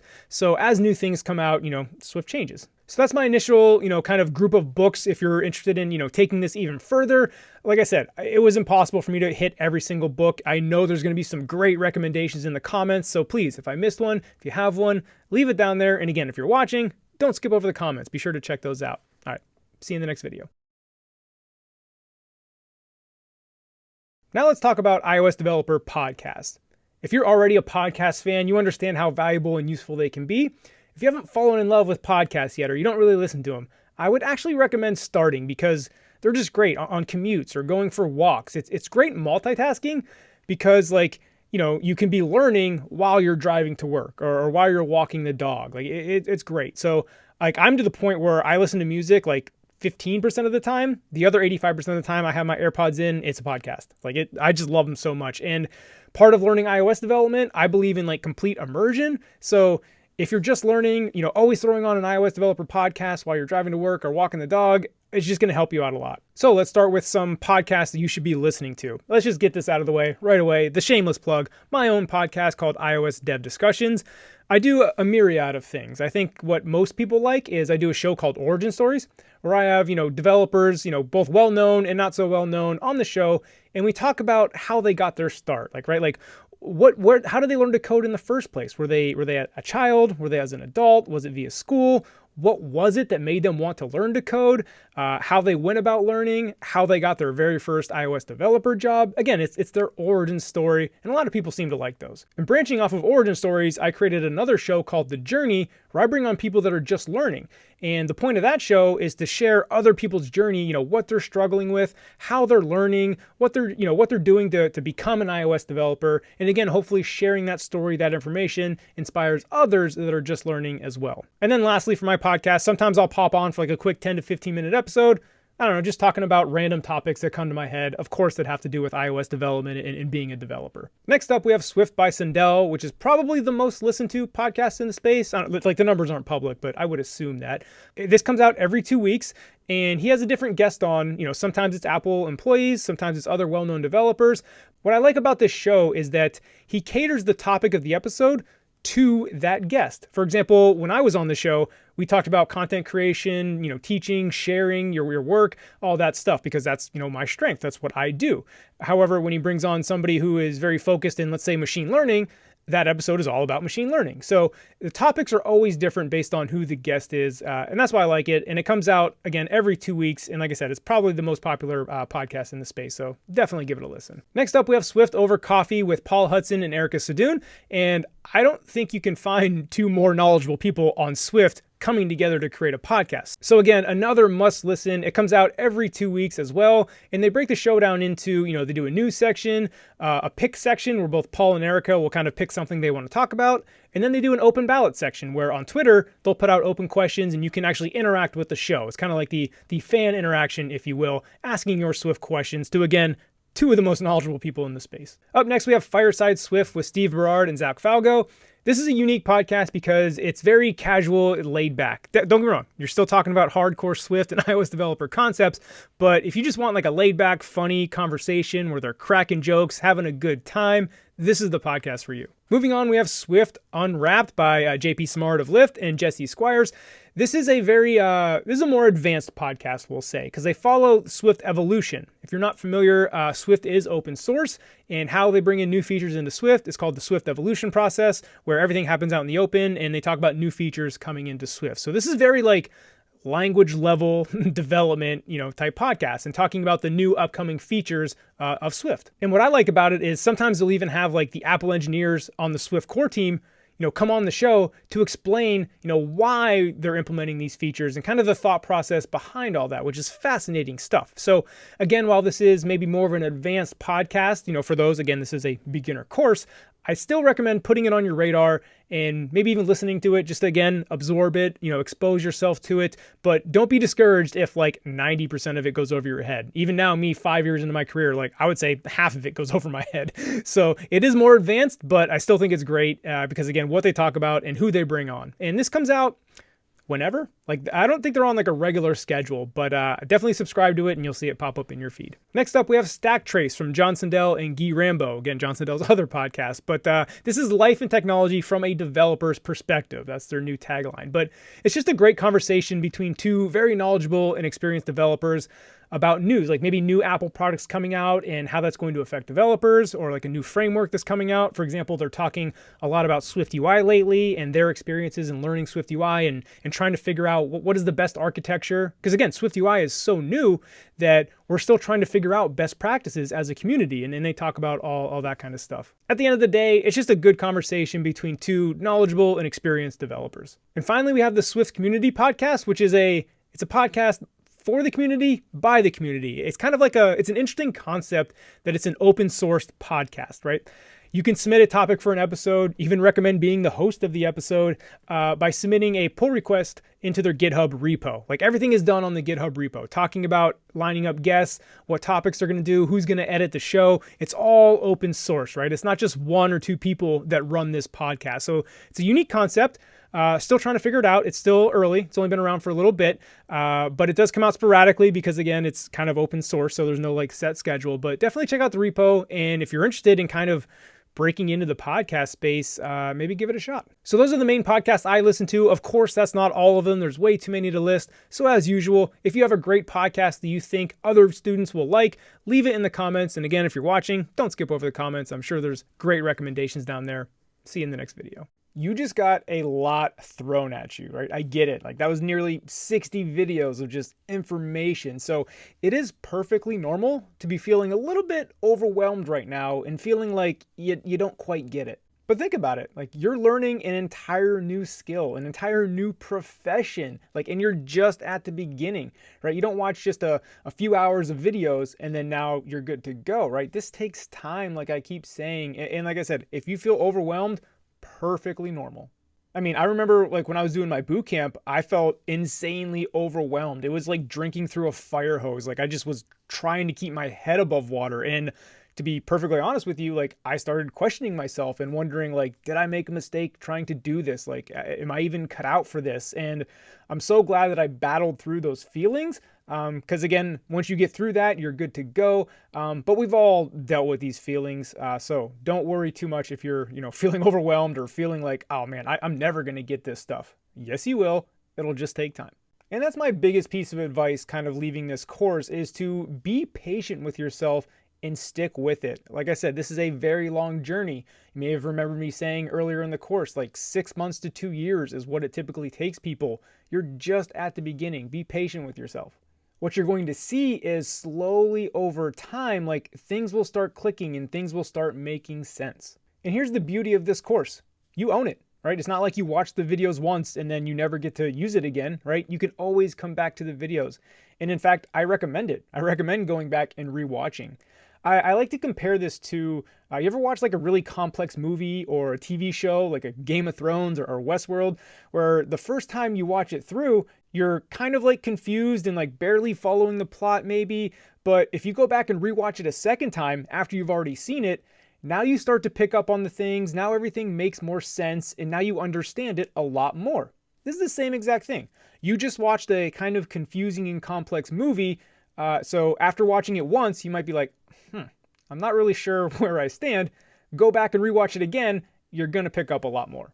And this overwhelmed feeling you may be having is constant throughout your career. So get used to it, I guess is what I'm trying to say, because the only constant in technology is change, right? Things are constantly changing. And as a programmer and you're evolving with technology, like you're constantly going to be reset back to a beginner. Like maybe not all the way back to where you knew nothing, but like here's the example, right? Like when Swift was just announced, again, back in 2014, everybody was a beginner in Swift. Even just recently, summer of 2019, SwiftUI was announced. Everyone was a beginner at SwiftUI. So what I'm trying to say is get good at being a beginner, because that's going to be constant throughout your career, and kind of learn to deal with and evolve with this overwhelmed feeling, because you always get it every time you learn something new. And I think the key there is having the determination to battle through this overwhelmed feeling. Like I know some people like aren't willing to go back and rewatch videos or do a tutorial twice, right? They think they can just watch it once and then they know it. Like that's just not how it works. It's like any other skill. You have to practice and drill the fundamentals. So at the end of the day, don't worry about being overwhelmed. We've all felt this. It is perfectly normal. Be patient with yourself. Keep going. Take it little by little. And I guarantee you, 6 months later, you're going to look back and you're going to be amazed at how far you've come. So here you are, wrapping up your beginner course, and you're probably wondering, all right, what's the next step? What do I do next? And well, my first answer you might not like, but what I'm going to recommend, if this was your very first course, if you have a little bit more experience and this was review for you, maybe not, but if you were the absolute beginner and this was like one of your very first courses, I'm going to say run it back. Like I mentioned in a previous video, you just watched a pretty complex movie, go watch it again and you're going to learn a lot more. You may not have to type everything out, but at least rewatching the videos, once you have all this knowledge now, is going to help you out a lot more. And I say to go run it back and rewatch those because I want to instill the habit, or maybe the lack of stigma, that going back and rewatching videos is not a bad thing. Like doing a tutorial twice, not a bad thing. Like I keep saying, repetition is key. You have to drill the fundamentals. Like this is how you get good at things. Think of something you're good at. I don't care, video games, sports, writing, whatever you are good at. Did you just do it a couple times and then you were good at it? No, you practiced it for months, years, whatever, and then you got good at it. This is no different. So what I'm going to do is go back through the videos and add links to blog posts or other learning resources on each of the topics. If it's applicable, not all videos may have these links, but this is a way for you to go back and learn more about that specific topic. And this will be, other people's blog posts, etc.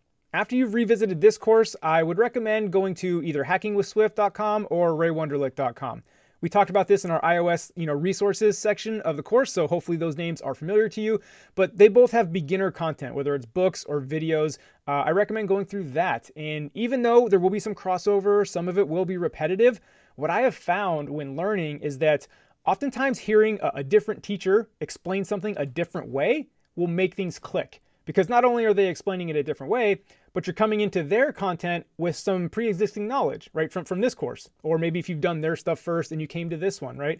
Just hearing things explained different ways can really be helpful to make that click. And then after that, I may or may not have released this, but I have plans for what I'm calling a Beginner Plus course. And that is the next logical step on concepts after this course. If you're watching this in the first half of 2020, it's not released yet. I plan on releasing this in the second half of 2020. So depending on when you're watching this is if that's available. But if that is available, again, I'm designing that course to be the immediate next step to this course. So that might be a great next step. If not, again, check out Hacking with Swift or Ray Wenderlich. Again, check them out regardless. They have great stuff. Actually, you may have heard me say Ray Wenderlich back in 2015 is how I got my start. It's how I learned. Now, after you've explored some of these beginner content, again, Hacking with Swift, Ray Wenderlich, my stuff, and some of the other resources I've put out there, the next big leap you're going to take in your learning is to create your own project. Now, I want to be clear. This does not have to be a world changing app. You don't have to create the next Instagram. This can be dead simple, but it needs to be your own idea. Something that you're not just following a tutorial on. Something that you say, I have this idea. How can I bring that idea to life? And you have to do the research in between to make that happen. But again, it can be super simple, and I actually recommend that it's simple. If you do think you're going to build the next Instagram and you concoct this crazy complex app, you're biting off more than you can chew. And that is very likely, of course you could pull it off, but it is very likely that is going to be more discouraging than helpful. Again, baby steps, long journey, little by little, you'll get there. But building your own project and again, solving your own problems where you don't have a tutorial that spells everything out for you, your learning will accelerate immensely. And that is you taking the next step in your journey. Then once you have the solid foundation, you've done those beginner courses, you've kind of built your own project, I would recommend coming back to my iOS developer take-home project course, the GitHub followers course, because that course was designed to be like the final boss before you start applying for your first real iOS developer job. That course is based on, well, a lot of times when you're interviewing, the company will send you a take-home project and they'll say, hey, you have 3 to 5 hours, build this project and send it back. And we kind of mimic that whole process, except we go a lot more in depth because again, this course is preparing you for the job interview. So we cover a lot of the main topics that are typically asked in iOS developer job interviews. So like I said, doing that course was designed to be like the final boss before you start applying. It's meant to prepare you for those junior developer job interviews. Now, of course, everyone's path is going to be different. The path I just laid out is very vague and rough, right? You did this beginner course. If my Beginner Plus course is out, take that. Even if it is out, explore Hacking with Swift, Ray Wenderlich, and some of the other iOS developer resources I put out there. Then start building your own project, your own idea. Keep the app simple. Then kind of round it back to my iOS developer take-home project. That's the rough, vague path. But again, it's vague. Make it your own. You don't have to do exactly that, but that is a good roadmap, if you will, to potentially have your full-time job be an iOS developer. And along the way, again, be sure to partake in the community. That's one of my biggest regrets. I didn't start partaking in Twitter and interacting with other iOS developers until I was like 2 years into my career. And I look back, that is one of my biggest regrets. So I implore you, don't be afraid. Hop in the Slack channel, start interacting with us in there. Again, interact on Twitter, like I say in my Twitter video. Trust me, that will pay off in the long run. And then finally, like I said before, I want to stress this, just be patient with yourself. Again, this is a long journey. You've heard me say 6 months to 2 years typically, and I've seen it firsthand. People that have been following me and my YouTube channel, I've watched their whole journey go from I'm just learning to now they're hired full-time iOS developers. Like, it happens every day. So again, be patient. It's worth it. Congratulations, you've completed the course. You've officially begun your journey. Your rocket's taken off. It's exciting times. And I do want to take a second to sincerely thank you. Like, I really enjoy teaching this stuff. I love watching the progression of the students, be it via the comments or the Slack channel. Like, watching students have that I call it that click moment where you can see the light bulb go off and they finally get it. Like, that's the value I get. So, I hope you got value from this course and you may be thankful to me for teaching you. Just know that I'm getting just as much, if not more value, just watching the progression of you all. And again, like I said in previous videos, I've watched people go from knowing nothing to now they're 2 years into their career as an iOS developer. And that is so rewarding. So please keep in touch either via Twitter, the Slack channel, like keep us updated on your journey. Like, not only me, but everybody else in the community, like, love seeing that. Now, for those of you that may not know, this was just the second course I've ever made, the first one being the GitHub Followers course. Now, my audacious goal, I'll admit, is I'm trying to create the best, most premium iOS developer courses, frankly, in the world.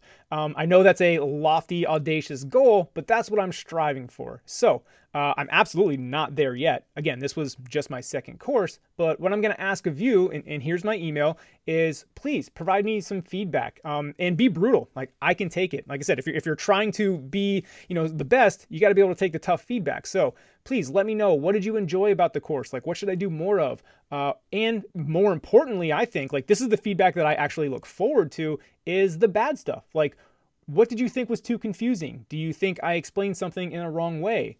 Just what did you not like about the course? Like, to be quite honest, even though a lot of people don't like sending that email, those are the ones I like getting, because that is how I improve, by fixing all those things. So please, I would love to hear your feedback. And then also, while my email is up there, if you did enjoy the course and you want to leave a testimonial that I can post on a page so future potential students, when they're looking at the course, they can see, let me know. Or just email me a real short blurb, like 2 sentences, and I will put it up there as testimonials on the course. And then finally, if you enjoyed yourself while you were taking this, please tweet about it, share your experience, talk about what you liked about it.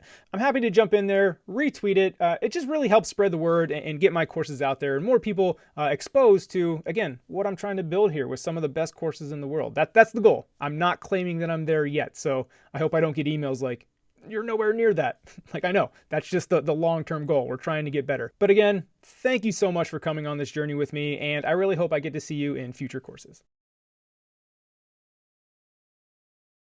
Ezra Black was homeless in a car, in a McDonald's parking lot, stealing Wi-Fi, learning how to code, and now here he is, full-time developer, making well into the 6 figures.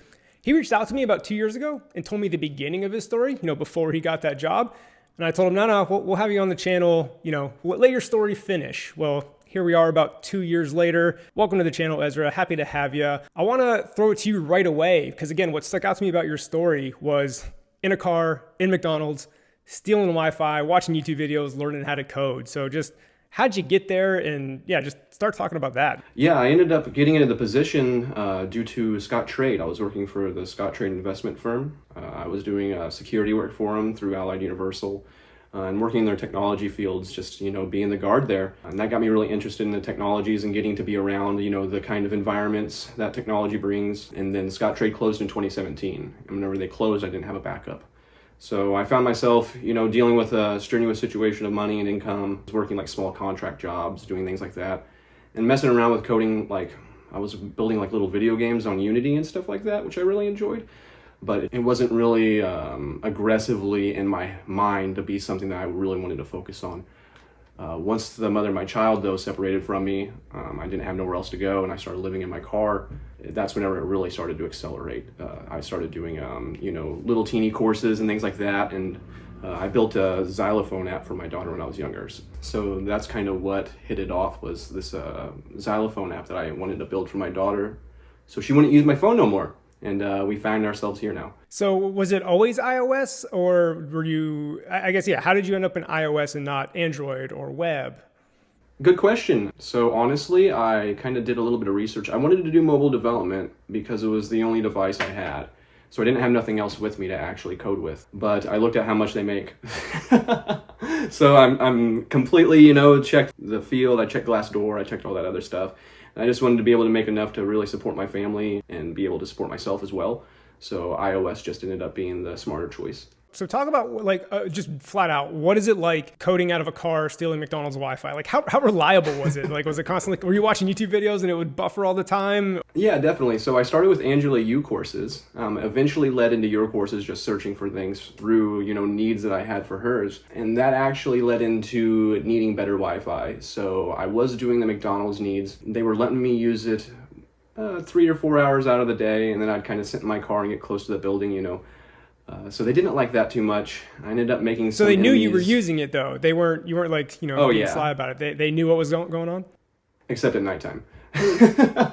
So eventually though, they did start cutting their Wi-Fi on me because I had like 2 or 3 people out there that started figuring it out. So there was like a lot of people huddling around the building and using the Wi-Fi and everything. I had a friend though that went to the a community college right across the street, and I eventually convinced him, I was like, hey, I really want to get into this coding. I'm trying real hard. I showed him some of the example tutorial apps I was building, and he was down for letting me use his login credentials at the community college. So I was able to use that Wi-Fi for the last stint before I finally signed up for the coding school that I went to. Back to the YouTube a little bit. Like you said, Angela U courses, my courses. The reason I want to go to this is not to brag about my courses, but I like to tell people that YouTube is so powerful, right? I call it YouTube University. Oh, yeah. A lot of people think you need the computer science degree and all that stuff. It's like, man, everything is for free on YouTube, or even the courses are relatively cheap when you compare it to, going to school for it. So I guess maybe dive into more about what videos you were watching as far as tutorials or even motivational videos to inspire you. What were you watching? You had a video before your courses. I speak about those. You had a video talking about how you became an iOS engineer in 7 months. And that really opened my eyes. And I can remember I was actually sitting in a McDonald's with 4 old people next to me. And they were talking about funny things. And the guy next to me, I can remember he even told me, he goes, that guy's telling you a whole bunch of malarkey. That's what he said. And he was like, you need to go out and get a job, and everything else like that, and get off your laptop. And I was just laughing because I was like, maybe he was saying right. about me on the video? Yeah. He was like, oh, you're just listening to, funny. Some older man. And yeah, but definitely just general motivational videos and stuff like that. But within coding world, it was definitely you, of course, and Paul. So Paul was a really big inspiration as well, and a really big help. Just having the information out there was what really hit it off for me, realizing that all these different people that were already really far into the field or, really established were providing these kind of resources and really making it seem like it was a transparent path was what really led me on to feeling like I could do this, How did you handle meeting other developers, right? Because obviously there's probably not too many of them sitting in a McDonald's parking lot. How did you go about, because you probably get stuck watching these tutorials or courses and you need to reach out for help. So how did you go about that? So it started with Twitter. Angela talks about, doing the courses and everything, and as well as you talking about how you do social medias. I had a Twitter before already for years, so I was like, well, maybe I should just really get into this. So I focused a lot on building my Twitter and following different iOS engineers. I kind of just stalked everybody's followers, and went through and found every iOS engineer I could find, shoving random questions down people's throats that they probably don't want to hear. A lot of it definitely was just getting into the internet side of things, because I got lucky. Well, I guess I shouldn't say lucky. Let's not call this lucky. But COVID happened. So I was homeless, and whenever COVID occurred, everything went online. And because everything went online, I was able to get a lot more of a quality of interaction with the community, which is what really hyper accelerated and like propelled it forward. You said those keywords I was going to ask you about. You said propelled it forward. I was going to ask, like, how did you, you're sitting in the McDonald's parking lot, and then, like you said, you eventually got to do the community college Wi-Fi. What was kind of like the big break, or at least the start of the big break that started to propel you forward? I think my first big break was getting into Lambda, because I started the Lambda boot camp, and they have like a 6-month, 9-month course, and getting accepted into that. Real quick, you said it was a big break. Was there a stringent application process? Why was it a big break just to get in? Well, I've never really accomplished too much in my life academically at the time. And they did have like a huge like beginner course that you had to do. At the time, I thought it was a lot bigger than what it was. But it was the first thing that I ever did and like had a reflection on like, hey, this is something that you're valid with. This is something that you can do. And getting done with that crash course in the beginning, they had like 60 iOS questions, and like a basic app thing you had to do. Accomplishing that and being told like, hey, we're going to accept you. And knowing that I was sleeping in my car, and then seeing all the other people that were there, hey, I'm in my car and these people, have beautiful desks already and setups and, all the gear and everything. And I'm on equal level with them. So that was really like I can do these things even in a more stringent environment. And because of that, it made me feel like I was like, hey, this is something I can really do. This is something that I'm good at. It was the validation outside of myself. So you're into Lambda. Talk about the bootcamp process. So that's what's really interesting as well, is that once Lambda started, that's whenever COVID started getting really big. I started interacting with different people in the community, and I ended up meeting a girl named Zoe through the internet that I ended up starting dating. I think it was beginning of 2020. That was whenever like the bootcamp was starting to ramp up and everything. So I had a little bit more comfortability once it actually started to ramp up. But the experience in Lambda in general, and like the coding experience, was pretty solid. I'm not gonna lie. Like after I got out and got to experience like the real environment, they did a pretty okay job at like getting you the blanket understanding of things and having a good syllabus. But the school was just not accommodating for how I learn, and the fact that I was just getting out of a situation that I got out of, and dealing with rehabilitating myself into normality, and then on top of it, COVID happening. Moving, I moved from St. Louis area to Springfield to be around Zoe, and starting Lambda hardcore in general made it just, it was something I couldn't accommodate myself to no more. So I kind of just took what I knew and then what was left in the syllabus and kind of went wild on the internet. I dropped out of the school, did the hacking with Swift, and just grinded out that last little bit and started doing interviews. So it sounds like that wasn't a setback, because I would have thought, quitting or leaving the boot camp would have, set you back, because we just talked about how that was such a like big accomplishment getting in. But it sounds like you just kind of kept it moving, didn't knock you back too far.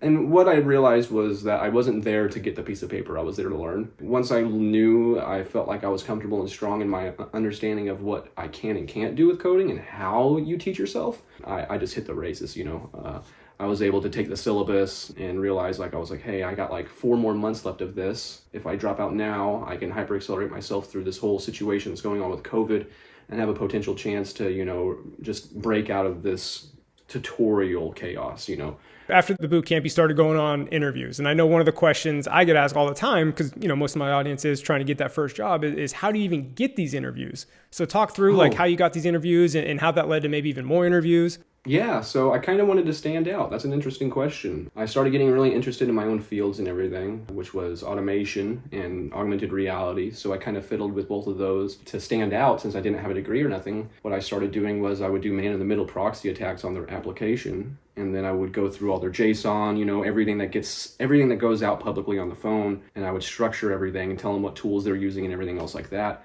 And instead of just having, like my resume, I would give them a cover letter, which was a diagnosis of their application, or, like any things I might have found, or like the technologies that they use and why they interest me, just the journey of exploring their application and telling them I enjoyed, the technologies and what they're using.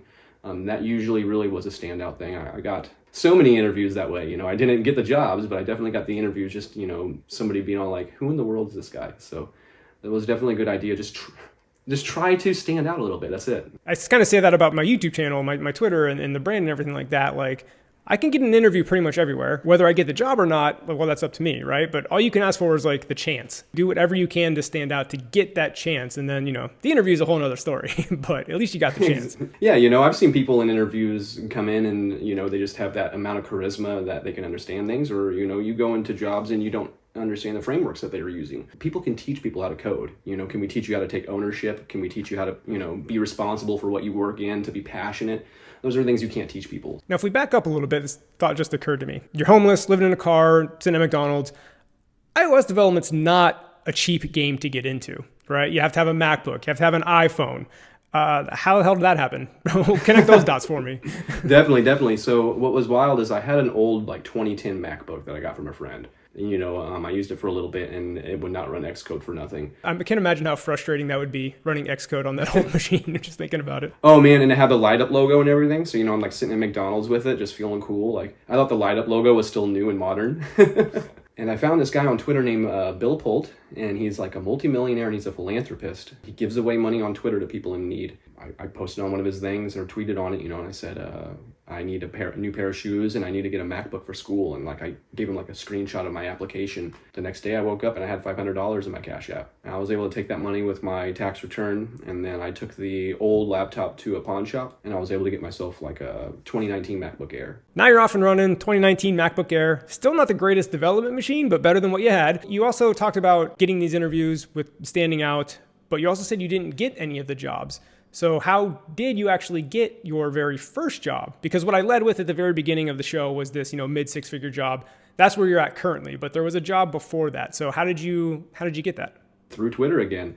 I was using Twitter to utilize the networking and just, being a part of the community. And I ended up finding I think it was Cyril and another person that did a Twitter iOS hackathon. And I had a friend named Nadim, and Nadim and I ended up joining up with Alex Silver and Sam McGarry. And we did the iOS hackathon, and we had a application called AR Deck. It was really fun. We built it in 24 hours. And Nadim is the most amazing developer. He's the smartest developer I've ever met for his age, truly. So we built this application in 24 hours and somehow won. And I was just as surprised as all of us were. There was really great competition going on in there, and all that networking and all the new followers I got led me to Zach Becker, who to this day, I couldn't give back to that man, more than I could because Zach noticed me and told me, he just started chatting with me and everything and asked me about my developer life and what I've done.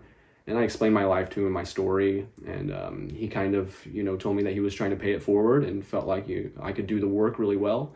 And he gave me a recommendation to apply for PK Global, which is one of the contractors for T-Mobile.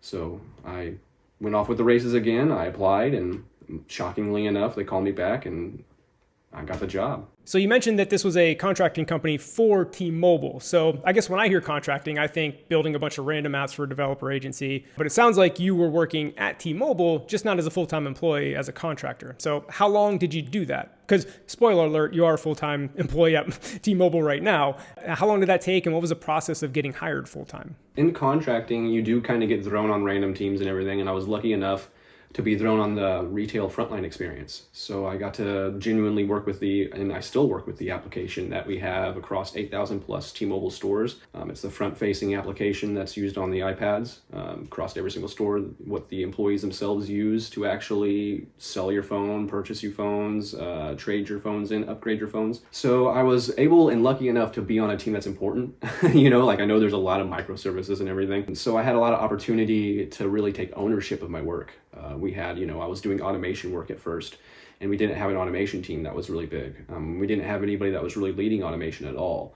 And, I guess this comes a little bit with naivety and also with just, excitement. I don't know if, I was 5 years into development in a company this big, I probably wouldn't have done this again. But I just jumped up at the idea of, well, hey, I could, we can do this and this, and, this is important to me, and I want this to be done because, without this getting done, this won't get done. And just taking ownership of things. In about 7 to 8 months, I got a request, and it was asked if I wanted to go full-time. And I accepted. I didn't even think about it, actually, or the repercussions. Jumped on it, yeah. Yep, I jumped on it so quick, and I woke up a month later, and I'm living in Seattle across the country, and definitely has changed my whole life, that's for sure. I'm really thankful for you. I'm thankful for everything. I appreciate that. And that's awesome. Here you are. That's where you are right now. That's kind of the whole story, getting you up to present. And I just want to recap, You mentioned it earlier. Not only do you not have like a college degree, I think you said you don't even have a high school degree or a GED, right? And you're from homeless in a McDonald's parking lot stealing Wi-Fi. So now here you are, full-time software developer, mid six figures. Like that's an amazing story. And like I said, I'm so happy to share this. I can't wait to see like the comments and the reaction. Like I think it's awesome. So not to discount like how far you've come in this awesome story, but I got to ask, like, what's next? What are the next 2, 3, 4, 5 years have in store for Ezra? Like where do you want to go? Yeah, definitely. I think that I'm going to focus on stability and financial growth. And in terms of my career and everything, augmented reality is right around the corner, and that's where I like to focus. I enjoy fiddling with all of the bleeding edge technologies, and a lot of my obsession right now is in LiDAR. So hopefully once we start getting like the hardware to catch up with the software, there'll be a whole new wave of something for me to enjoy and maybe ride that wave as well. So we'll see, but it's probably going to be something to do with augmented reality. I've kind of been watching from the sidelines a little bit. Like I said at the beginning, you reached out probably 2 years ago, telling me where you're at with your story, and kind of been, keeping tabs a little bit here and there. And it's just awesome to see kind of like it all come to fruition with where you are now, again, making well into the six figures. So I know you're excited to share your story, but I'm just as excited. Like I said, I can't wait for people to hear this. And I think it's going to be inspiring to so many people. That's all I really hope for. I mean, if it wasn't for your videos and getting inspired myself, I wouldn't have had nothing, and I feel like everything starts in your mind, because it obviously does. And if you just have that a little bit of drive and focus and the want to have better and stop discounting your future, you're going to get places. Just focus. It's a great way to end it. Well, I appreciate you coming on, Ezra, and we'll see you all in the next video. Yep, definitely. Appreciate you. What's going on, everybody? Today we're rattling off 37 tips or pieces of advice for junior software engineers. And whenever you put together a list like this, of course, there's going to be some exceptions. So if you have some thoughts about my tips, leave a comment. Let's have a discussion. Throw 10 minutes on the clock and get right into this. I got a list right in front of me, and these are really in no particular order. But number one, don't worry about memorizing things, right? I think a lot of people think that they have to know how to build everything off the top of their head. They just go there and type. No. Even the most senior developers Google the most basic stuff all the time. The key here, you got to know where to find it, whether that's previous projects or you know where to go in the documentation. That's the name of the game. Know where to find it. Don't worry about memorizing. Number two, you got to learn how to learn, right? This industry is constantly evolving. Technology is constantly changing. The one thing that will be constant is that you're going to have to learn new stuff all the time in this career. So learn how you learn, whether you're an audio learner, you like to read books, you like to watch videos.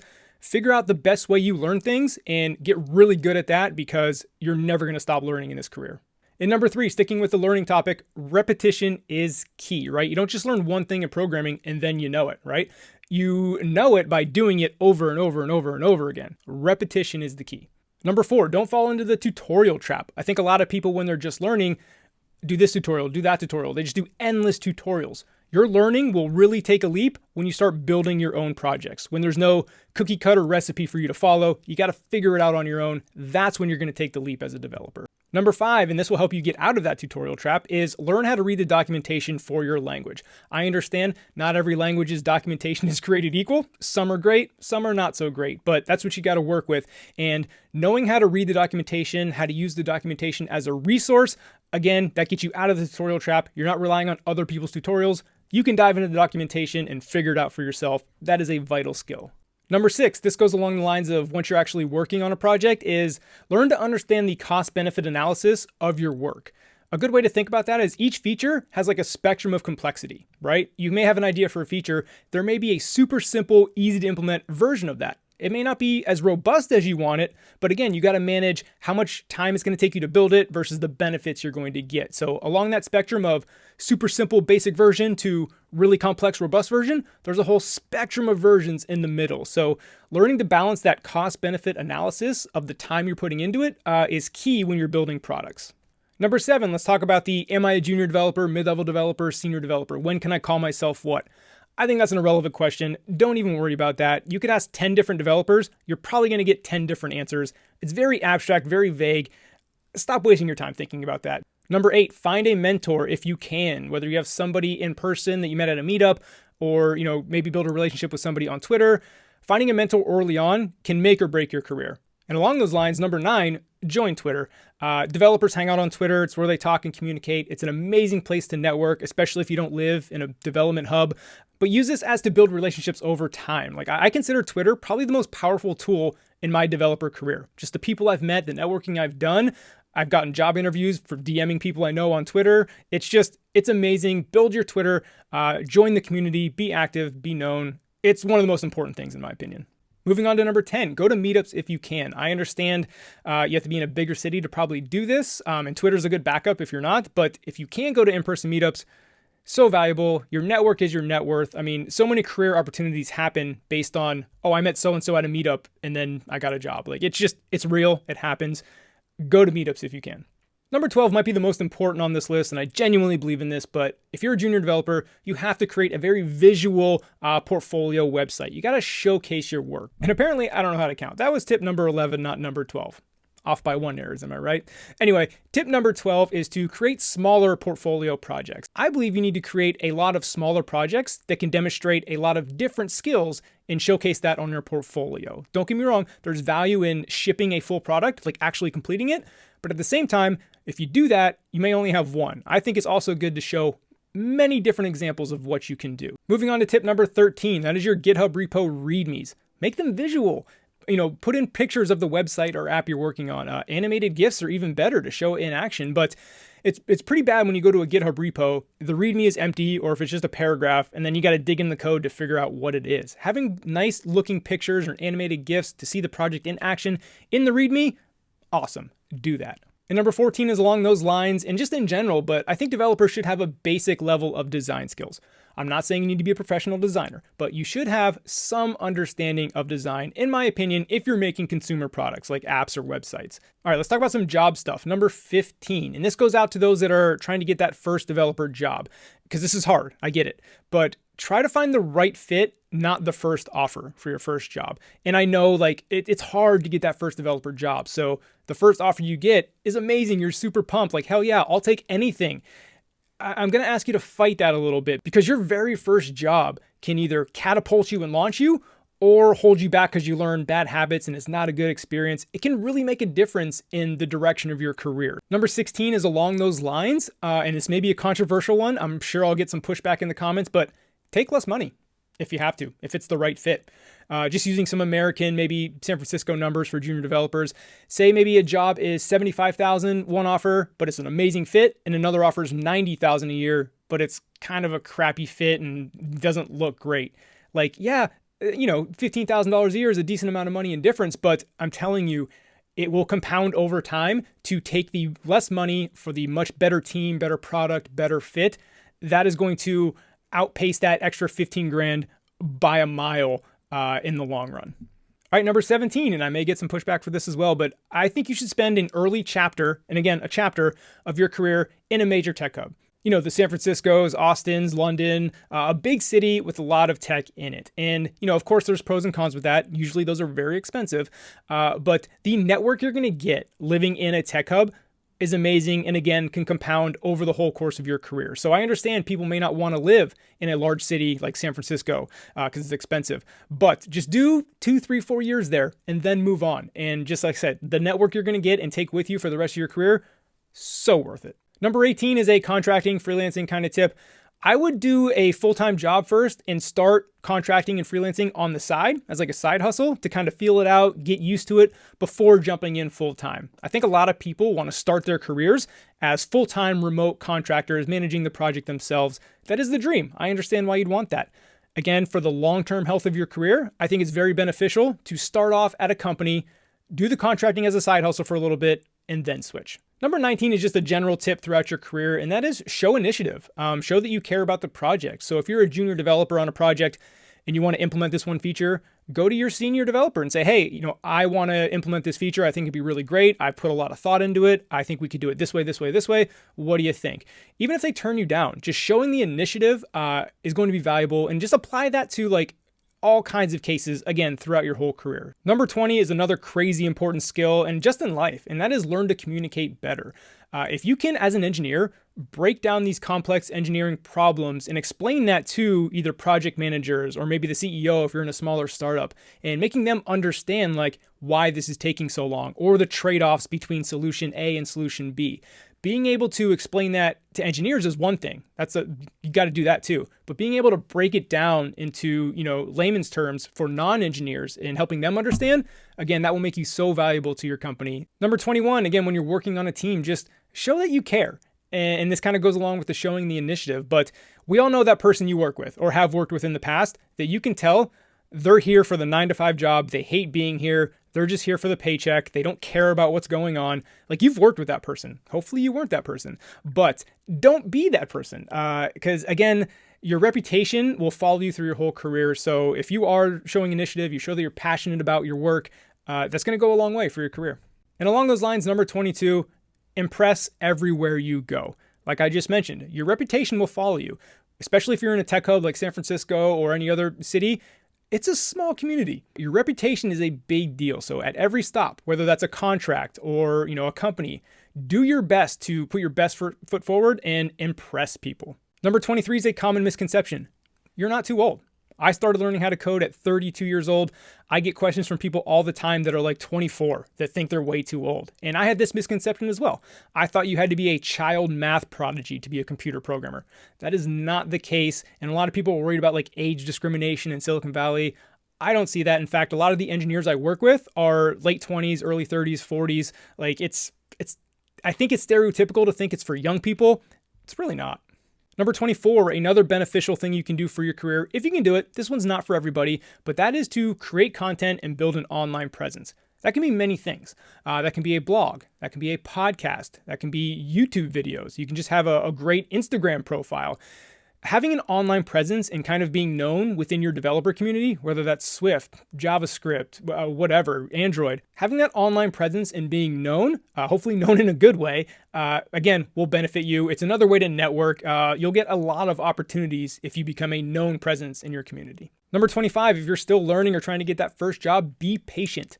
This is a long journey. So many people ask, how can I become a developer as fast as possible? That's the wrong attitude to have. This is a long journey, but I promise you, it's worth it at the end. Number 26, let's talk about the 90-90 rule. Some people call it the 80-20 rule. This has been called many different things, but the point remains the same.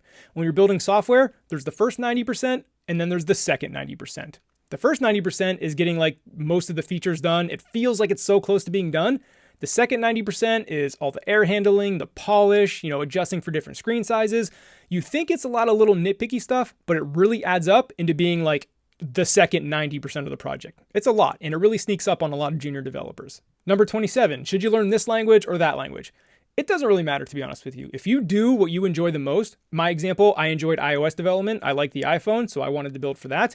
If you do what you enjoy, you're going to become good at it, most likely. If you ever have to switch languages, learning that second language is infinitely easier than learning how to program for the first time. So switching later on down the line could be relatively easy if you have to do that. Number 28, let's talk about getting job interviews. Don't go through the front door if you don't have to.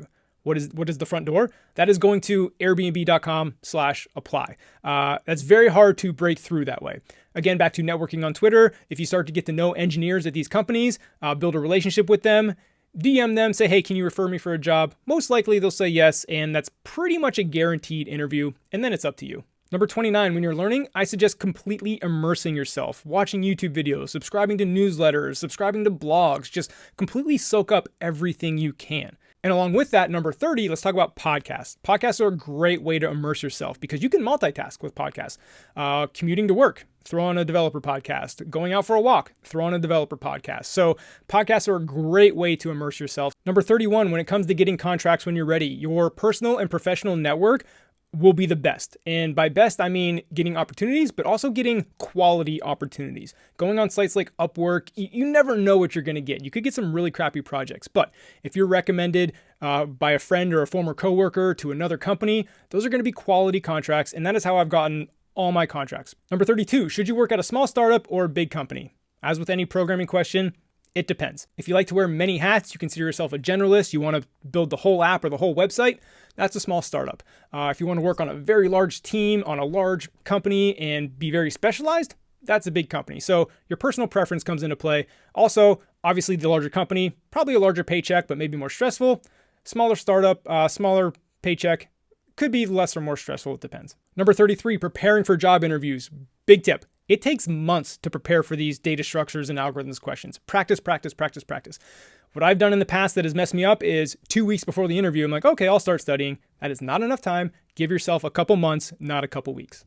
Number 34, remote work has its downsides, right? It's the dream to work wherever you want, whenever you want, remotely. That sounds like the dream, and it is fun for like 6 months. It's like the honeymoon period. After doing it for a year or two, it really starts to have its drawbacks. The loneliness, you're by yourself most of the time, not working with people. And again, that may sound great, but after a long time of that, it starts to wear on you. Number 35, is a dev bootcamp worth it? What I have found, the knowledge you get, no, it's not worth that $10,000 potentially.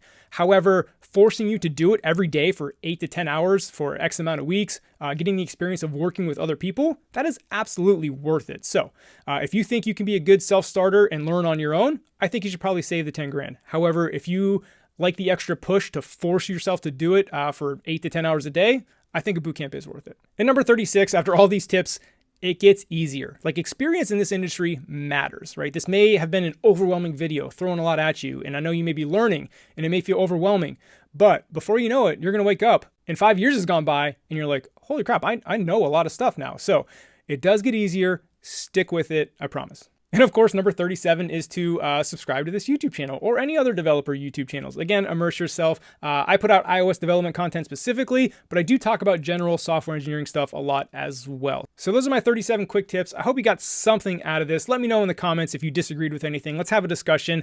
We'll see you in the next video.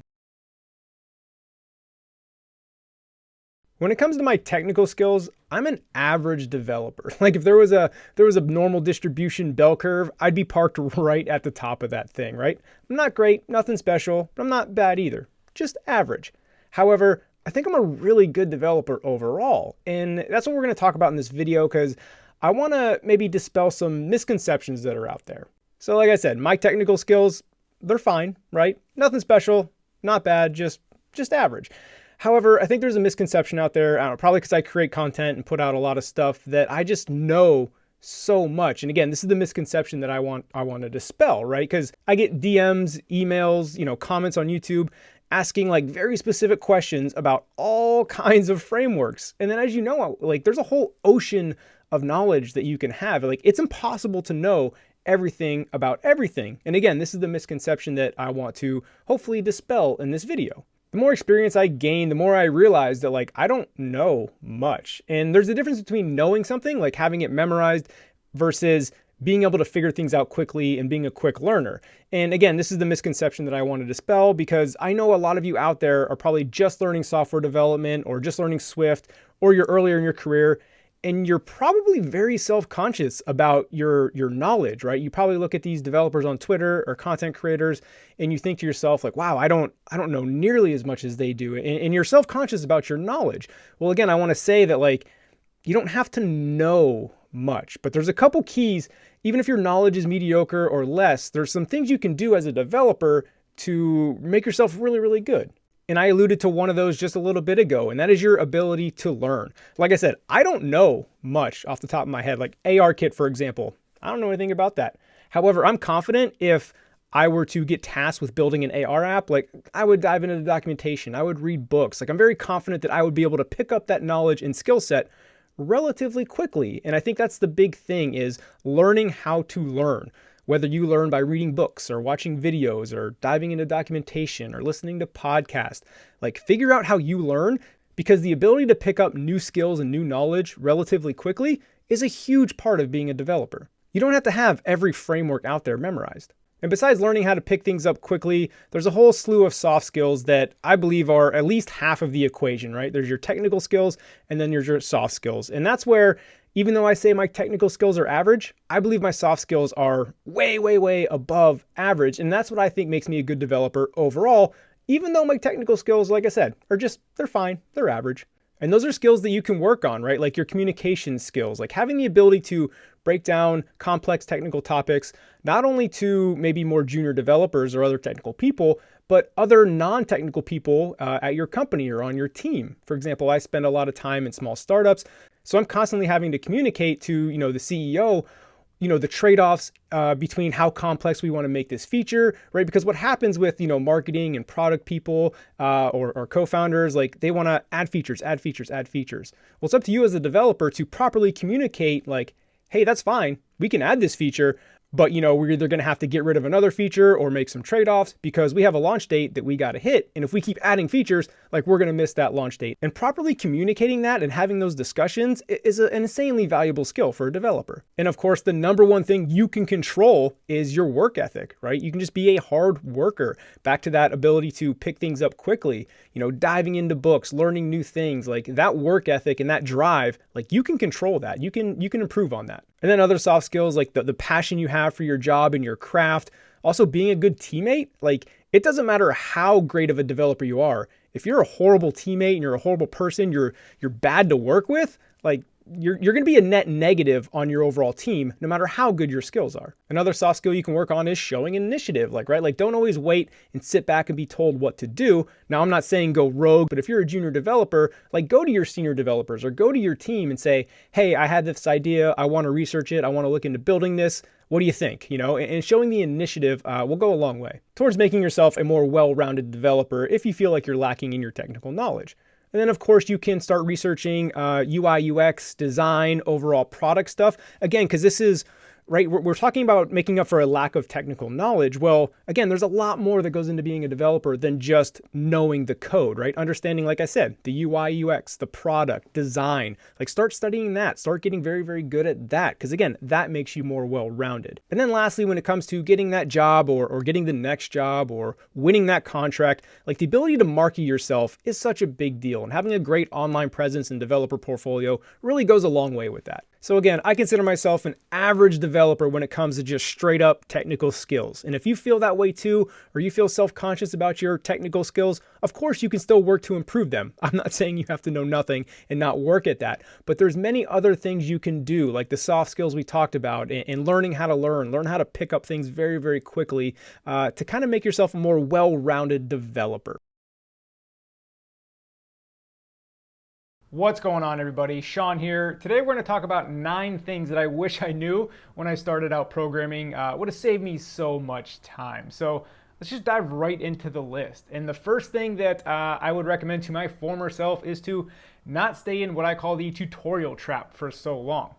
What is the tutorial trap? Well, I think a lot of us fall into this where we just enjoy learning, right? We like learning new things. So we see this bright new shiny toy and it's like, oh, let me do a tutorial on that. And when you're just learning, don't get me wrong, you have to start out on tutorials. That's how you learn, right? But what you may find yourself falling into is just tutorial after tutorial after tutorial. You've been doing that for 6 months and you haven't built anything on your own. When I decided to build my own app, my own idea, where I couldn't just follow a recipe of a tutorial, like a to-do list of paint by numbers, my learning skyrocketed. I was forced to take the ideas in my head and make them happen on an app, right? I wasn't following somebody else's instructions. So I had to dive into the documentation, or maybe I did follow a tutorial, but I could only take bits and pieces from it because it wasn't, exactly what I needed. Anyway, long story short, if you find yourself in this tutorial trap and feel stuck, like you can't build anything on your own, you have to follow a tutorial, the only way out of that is to start building stuff on your own. It's going to be rough at first, but trust me, your learning will go through the roof. The next thing I want to talk about is to not, skim over the fundamentals of the language to move on to the fun stuff, if you will, right? Really drill those fundamentals. It's like playing a sport, right? If you're trying to learn how to shoot a basketball, you're going to shoot thousands and thousands of shots. You're just not going to go right into playing a game. Well, you shouldn't go right into playing a game when you've only shot a couple shots, right? So same thing with the fundamentals of not only the language, but of, iOS, speaking from an iOS developer specifically. Like I use table views as an example. You can't just build one table view and think you're good to go on table views onto the next thing, right? You just got to drill it. It's like shooting 1,000 jump shots, like I said. I know table views so well, it's because I built 1,000 of them, right? You're not just going to build one and then know it cold. So drill the fundamentals, not only of the language, but of the platform as well. My next piece of advice would be to not worry about memorizing things. It doesn't matter how senior of a developer you are, you're probably going to Google the simplest of things each and every day. Like it just happens to all of us. The key here is to know where to look for it, where to find the information you want, whether that's documentation, a certain blog post, etc. But don't worry about being able to. I think People starting out have this misconception that senior developers just sit in front of their computer, just type away, for an hour without looking something up. They just do it all from their head. That is absolutely not the case. I mentioned table views earlier, even though, sure, I can create the pretty typical standard table view, but if you do anything with like dynamic cell height or maybe section headers, that kind of stuff, I'm gonna be like, oh, I can't remember how to do that exactly. Let me look that up real quick. Again, you have this misconception that we just sit there and just type away for hours, never looking anything up. Couldn't be further from the truth. So the key here is to kind of learn how to learn, and then also like know where to find this stuff. Don't worry about memorizing. Next up, I want to talk about finding a mentor. Now, this doesn't necessarily have to be somebody in person. If you live in a remote place where there's not a lot of developers, it can be online via Twitter, etc., or online coaching. Some people offer that. I don't know who, but just find somebody who earlier in your career can help guide you and coach you and get you over those hurdles. I know when I first started out, I didn't really have this for the first year of my career, and when I got stuck, I'd be stuck for days, and it was, not only did it like slow me down, but it was discouraging, right? Nobody likes to be stuck for days on a simple problem when you can reach out to a mentor and just say, hey, can you explain closures to me real quick? I say that because closures hang up a lot of people. And then having somebody, a mentor, explain that to you can help get you over that hurdle and back on your way. Again, that'll speed you up and you'll spend less time being discouraged, which the more time you spend being discouraged, the more likely you are to quit and not complete this journey of becoming a software developer. My next piece of advice is I would start diving into the documentation of not only your language, but the platform, whichever you're working on, iOS, web, Android, whatever, as soon as possible. Kind of like I said before, many of us start off doing tutorials and that's how we start learning. But like I said, once you can be self-sufficient and not rely on a cookie cutter tutorial, you can say, hey, I want to build this certain aspect. And then you go to the documentation around, that aspect of the platform. You can dig in and you can figure it out for your own. Now you're self-sufficient and that's how you really get things done. That's how you get out of that tutorial trap that I mentioned earlier. And now you're on your own, building your own ideas and you're on your way. So the documentation I know can be a little daunting, especially in the iOS Swift world. It's not exactly straightforward. And I get tons of requests for, hey, can you do a video on how to read the documentation? But I've thought about how I would do this, but truthfully, it's one of those things where you just got to dive in and it sucks, but it just gets better and easier over time. You kind of got to go through that learning curve. So fortunately, there's no magic bullet here, but just dive in as soon as possible and you'll get through that rough patch and be out the other side faster than you know it. The next advice is that you have to love it. Luckily, I do love it, but I talk to a lot of beginner programmers who are inexperienced or just getting started, and truthfully, they do it for the money, right? We all know software developers get paid pretty well, and that's the only reason they do it. They don't do it because they love to solve problems, or they don't do it because they love to build or create things, right? That's the reason you should be doing it, is because you love the fact that you can take an idea in your head, type on a keyboard with those colored text back there, and then something magical pops up on a phone. Like, if that is just so enticing to you, you're in it for the right reasons. And again, you just have to love this because, kind of like I mentioned earlier, you're going to run into rough patches. You're going to hit roadblocks. And if you don't love it, those roadblocks are going to knock you down and you're probably going to give up. However, if you love it, you're going to kind of take those challenges head on, plow through those roadblocks and be on your way. And newsflash, those roadblocks don't go away. Doesn't matter how senior you are or how long you've been doing this. Technology's always changing. Something new is going to come out. ARKit, AR glasses, VR, whatever. And you're going to have to learn all over again. So if you don't love the process of learning and solving problems and building and creating, it's going to be a rough road. So again, you have to love this. Building on that, because I just kind of talked about how rough it can be, but it does get easier, and here's why. As you go through your career, like, it's going to seem super daunting that there's all these possibilities of apps you can build. However, as you go through your career, whether it's contracting, working at other companies, you're going to be building various different apps, and when you build these apps, you're going to have these code bases on your hard drive. So you'll have access to previous code you've written to use in future projects. Now, I'm not saying you're just going to copy and paste that code, but let's say you built a fully fleshed out custom camera screen, and then 2 years later, you're going to build another camera app and you're like, oh, I've done that before. Let me go back. And again, you're not going to copy and paste it, but you're going to have a lot of the heavy lifting has already been done for you. So what I've found, I've built probably now 10 production apps between contracting and startups. Over time, I have built many, many features that can be done on an iPhone. So whenever I come across something tricky, I know that I can always go back to, I call it my toolbox. I can always go back to my toolbox of code, see what I've done before, and pull from there. And again, a lot of times the heavy lifting has been done and I just got to tweak it or add some little stuff. So it does get easier the longer you do it. And then as always, I want to preach patience. Again, so many people reach out to me and say, how can I become an iOS developer as fast as possible? And right away, like, you already have the wrong mindset. Like, this is such a marathon. It's not a sprint. It is a very, very long journey. And if you're just trying to get there as fast as possible, all the other stuff I talked about earlier in the video is really going to come and bite you in the ass. So just be patient and don't compare yourself to somebody else as well. Like this happens to me sometimes, right? I've been doing this for about 4 years and I look at developers who've been doing it for like 8 and I'm like, oh man, I'm not as good as them. It's like, they've been doing it twice as long as you. So it's hard to compare yourself to other developers. You're on your own journey. It's going to take a while. And like I said before, if you love it, you're determined, you're going to get there. Just keep plugging away, but just patience is the key. If software development was so easy that you could learn it in 2 months, everybody would be doing it. The market would be oversaturated and it wouldn't be such a coveted position. So have patience, it'll pay off in the long run. And then finally, probably my most important piece of advice, I've said this time and time again, get involved in Twitter ASAP. It took me 2 years to finally start interacting in iOS conversations on Twitter, and I just kick myself all the time. This sounds like a bold statement, but I would say Twitter is the most important tool for my developer career.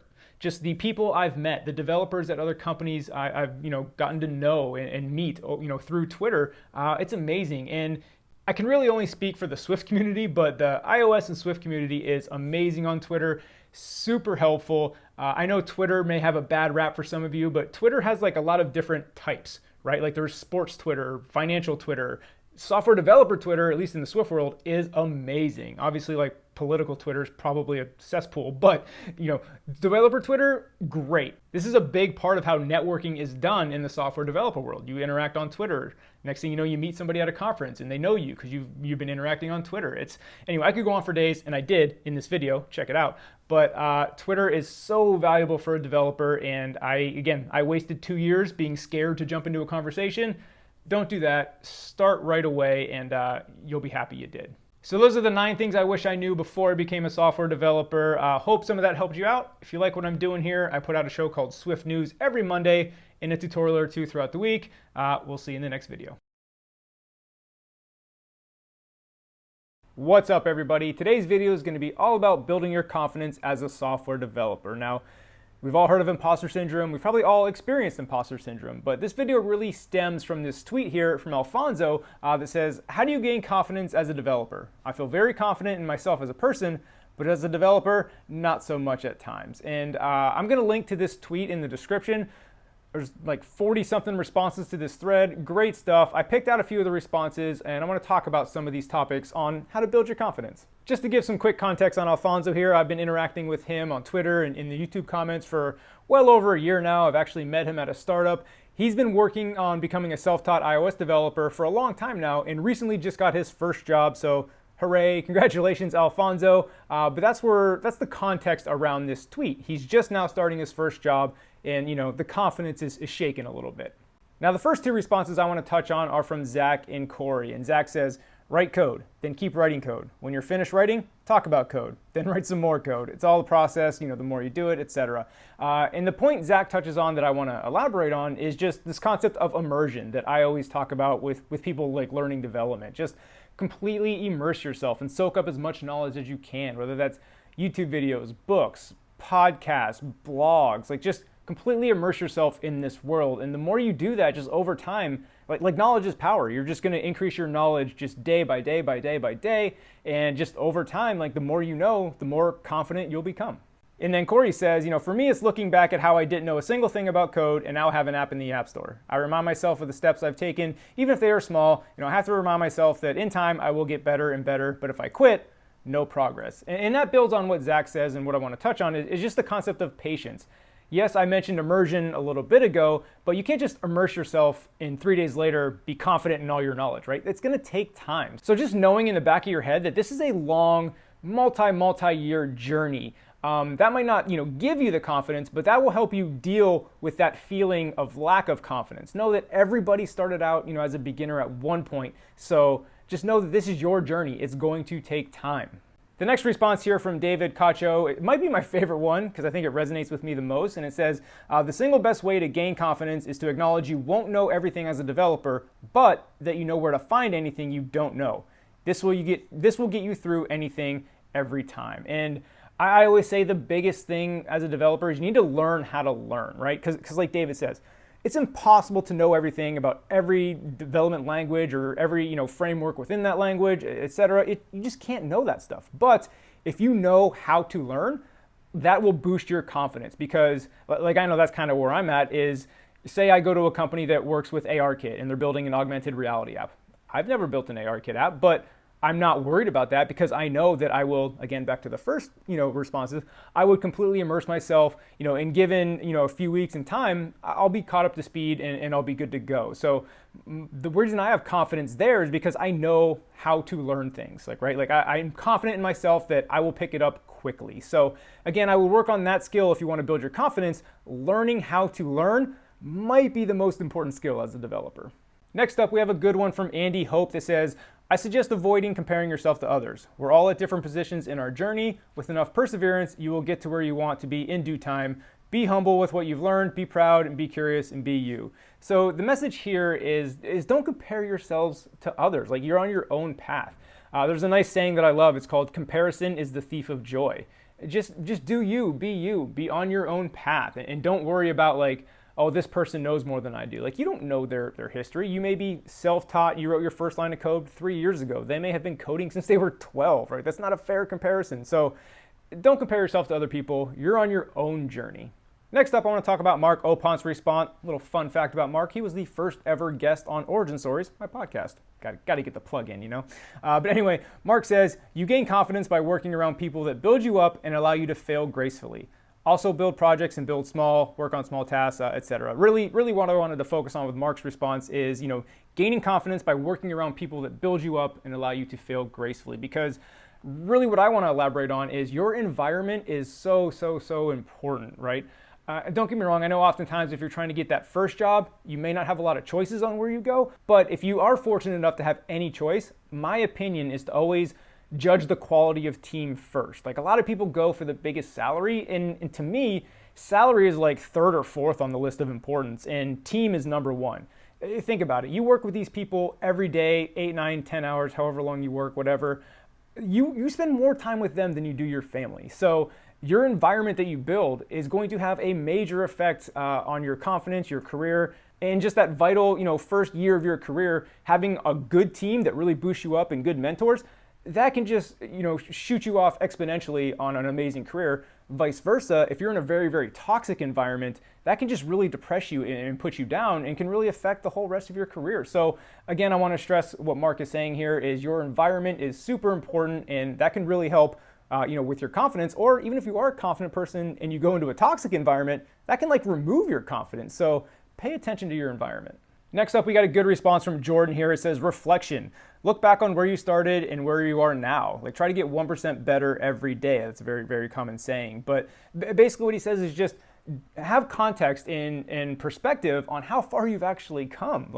This really resonates with me because I was a self-taught developer, 4 years ago, did a boot camp and have been on my way. But it's just anytime I was lacking confidence, it's man, you didn't even know how to code 4 years ago. Now look where you're at. It's good to keep that in perspective, how far you've actually come, and be yeah, I got this. And then, this is all building on previous answers. You're on your own journey. Don't compare yourself to others. And just, again, perspective is the big key here. You've come a long way. And the next comment I want to talk about is from Sky Brown. And she says, I think building something from the ground up by myself is a huge confidence builder. Being able to accomplish something independently and figure things out on my own makes me feel like a real developer. And this was a major turning point in my career and my confidence as well, as when I built my first app on my own. I think what a lot of people can fall into, especially when they're just learning how to code or just getting started, you fall into what I call the tutorial trap, where all you do is just build tutorials, follow everybody's instructions. Sure, you've built 3, 4, 5 apps, but like they're not your apps. You just followed a recipe, so to speak, which, don't get me wrong, you have to do that in the beginning. Like, that's how you learn. But what happens with people is they stay in that comfort zone way too long. And really what you should do to get out of that tutorial trap, think of your own app, think of your own idea, and build it on your own. Build it yourself. Don't get me wrong, you can look at references to help you build it, but you're not following a tutorial, you're building your own idea. And when I did that, I think my learning jumped up exponentially, because a lot of stuff I was doing, there wasn't a specific tutorial for. So what did I have to do? I had to dig into the documentation. I had to figure out, and I'm not gonna lie, it was hard as hell. Like, it took forever, took a long time. It was a struggle, but at the same time, I learned a ton doing it, and when I got out through the other side, my confidence level was just high, because again, like I talked about earlier, I started learning how to learn, and that's just a huge thing. And then finally, I want to end this on this one from Getify. He says, 20 plus years experience as a developer. He's got 8 books with over 100,000 copies sold, 300 hours of videos watched, 4,000 people taught in person. Very accomplished developer, right? And he says, and you know what? I still struggle to get my code to work, and it's still a tedious slog, and my code still confuses me the next day. What he's saying here is just, we all deal with this stuff. Like, no matter how experienced you are, you're going to deal with this. And I really like what he says, though, because it resonates with me. I have 200 plus YouTube videos out there. I can't tell you how many times I refer to my own video to implement something relatively simple, right? Because like we mentioned earlier, it's impossible to memorize everything. You're not going to know, but if you know where to look and know where to figure it out, you're good. That's all you need to know. But again, the moral of this comment here is to just keep it in perspective. No matter how experienced you are, we all deal with this stuff, like the lack of confidence, or confusing code, or having to look up the most simple things. Like, no matter how experienced you are, you still do that. So that's a few ways to build your confidence as a software developer. Thank you, Alfonso, for your tweet and letting me use that. And then also anybody that responded in the comments. Great stuff, very valuable. Again, check out the tweet. Link will be in the description. If you like what I'm doing here, I put out Swift news every Monday and a tutorial or 2 throughout the week. See you in the next one. What's going on, everybody? Today we're going to talk about a software development concept that really only sinks in once you have experience. And there's not really an official name for it, but I call it the 90-90 rule. Now again, this will usually only bite you in the ass as a new developer when you're building your first app or your first product. And that is the concept that there's the first 90% of the app, and then there's the second 90% of the app. And you're thinking, wait a minute, 180%? What are you talking about? Like, what the hell does that mean? We'll talk about it. So here's typically what happens when you're building your first app, first website, first software development product. You're going to build that core functionality first. So when you have all that done, the app is going to feel like it's 90% done. You're going to be able to play with it, do all the main functions that you want, and it's going to be like, wow, this app's ready to go almost. Just, it's 90% done. Just got a little bit of polish to go, and we're done. Ship it. But that's where you'd be wrong. You see, that was just the first 90%. And even though it feels almost done, you're really only about halfway done. And that's where the second 90% comes in. And that's all this little stuff where each thing on its own doesn't really seem like that big a deal, but they all add up to a lot of work, actually. And that's why when you get to that first 90% point, you're really only halfway done. And the reason I want to talk about this and bring this up to you newer developers is that it can be very discouraging. I remember building my first app. It was discouraging as hell. It was frustrating. Like, I felt like I was almost done. This thing's ready to ship. And then it's just all this little stuff just keeps piling up. And we're going to talk about that little stuff later.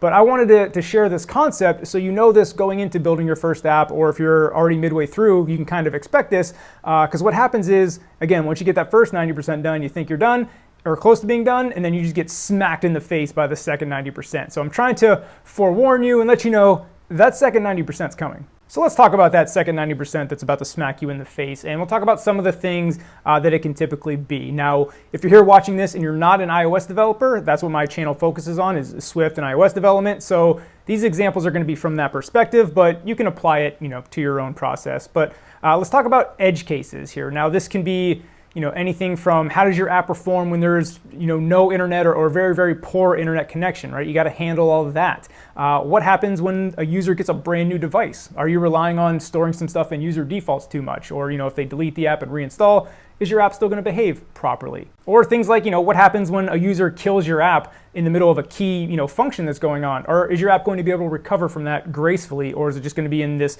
weird state that's broken, right? So you see, basically what really happens here is you think you know how users are going to use your app, but really once it gets out in the wild and users start, banging on your app, they're going to do things you could never even think of. So all these edge cases, you have to try and think of that in advance. And like I said, these small things really add up and do some time-consuming, fixes. And those were just some common general edge cases. These edge cases are going to be very specific to your app, but they really add up. Next up, let's talk about some really robust error handling, right? When we're initially developing our app, how common is it to be like, handle the errors, and you'll do that later, right? Because it's tedious work, because you got to handle all the various different error messages and fail gracefully like we do in our apps, right? You don't want to just have an abrupt error that's not descriptive. You want to let the user know what's going on so they know what happened with your app and so forth. So building out really robust error handling is tedious and time consuming, but it has to be done.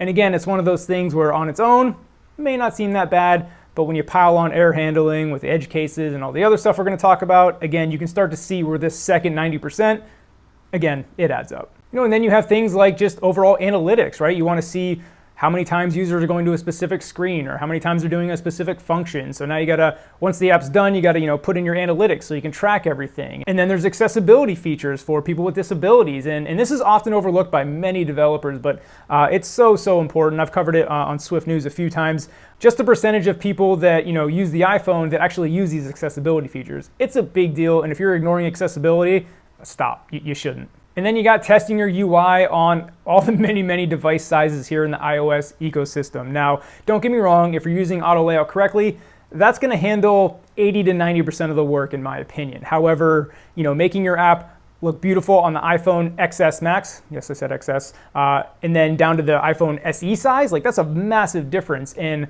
like I said, a lot of times auto layout will do most of the work, but most of the time you got to tweak that final 10% to get it really looking perfect on both screens. And like I said in the beginning, when you're building the original functionality of your app going through the first time, you're not worried about making it look great on all screen sizes while you're still building it and trying to get it to work, right? You kind of save that for the end once you're ready for the polish. But again, now we're just piling more stuff up onto that second 90% that we're talking about. And then there's the good old refactoring. How many times have you built a feature, refactor this later when you have more time, right? Because oftentimes in software development, you just hack it together to get it working, and then you clean it up later. Well, sometimes, depending on any deadlines, you might not get to that cleanup, which is, don't get me wrong, I'm not advocating that. That's bad. Always try to refactor and make your code good before moving on to the next thing. But I know shit happens, and sometimes you don't have the chance to do that. But eventually you got to pay the piper, and again, during the second 90% is usually when you clean up a lot of technical debt and do a lot of refactoring. And then there's testing. Depending on your philosophy, if you're doing test-driven development, then you're doing the test first, so this won't be in the second 90%. But most people don't do test-driven development. I'm not knocking it. I'm just saying the majority of developers don't do that. So now your unit tests come in after you've built the app. So again, more stuff in the second 90%. So those were just some examples of what can be in that second 90% that just comes in and smack you in the face. But I wanted to share this because the main takeaway I want you to take away from this video is know that second 90% is coming, and don't be blindsided by it, and don't get discouraged. If you're building your very first app, or if you're a junior developer, I want to get you in the right mindset to expect a whole lot of work to still be needed to be done when you think you're almost done. Again, there's the first 90% and the second 90%. So that's what I got for you today. If you like what I'm doing here, consider subscribing. I put out Swift News every Monday and then a tutorial or two throughout the week. We'll see you in the next one.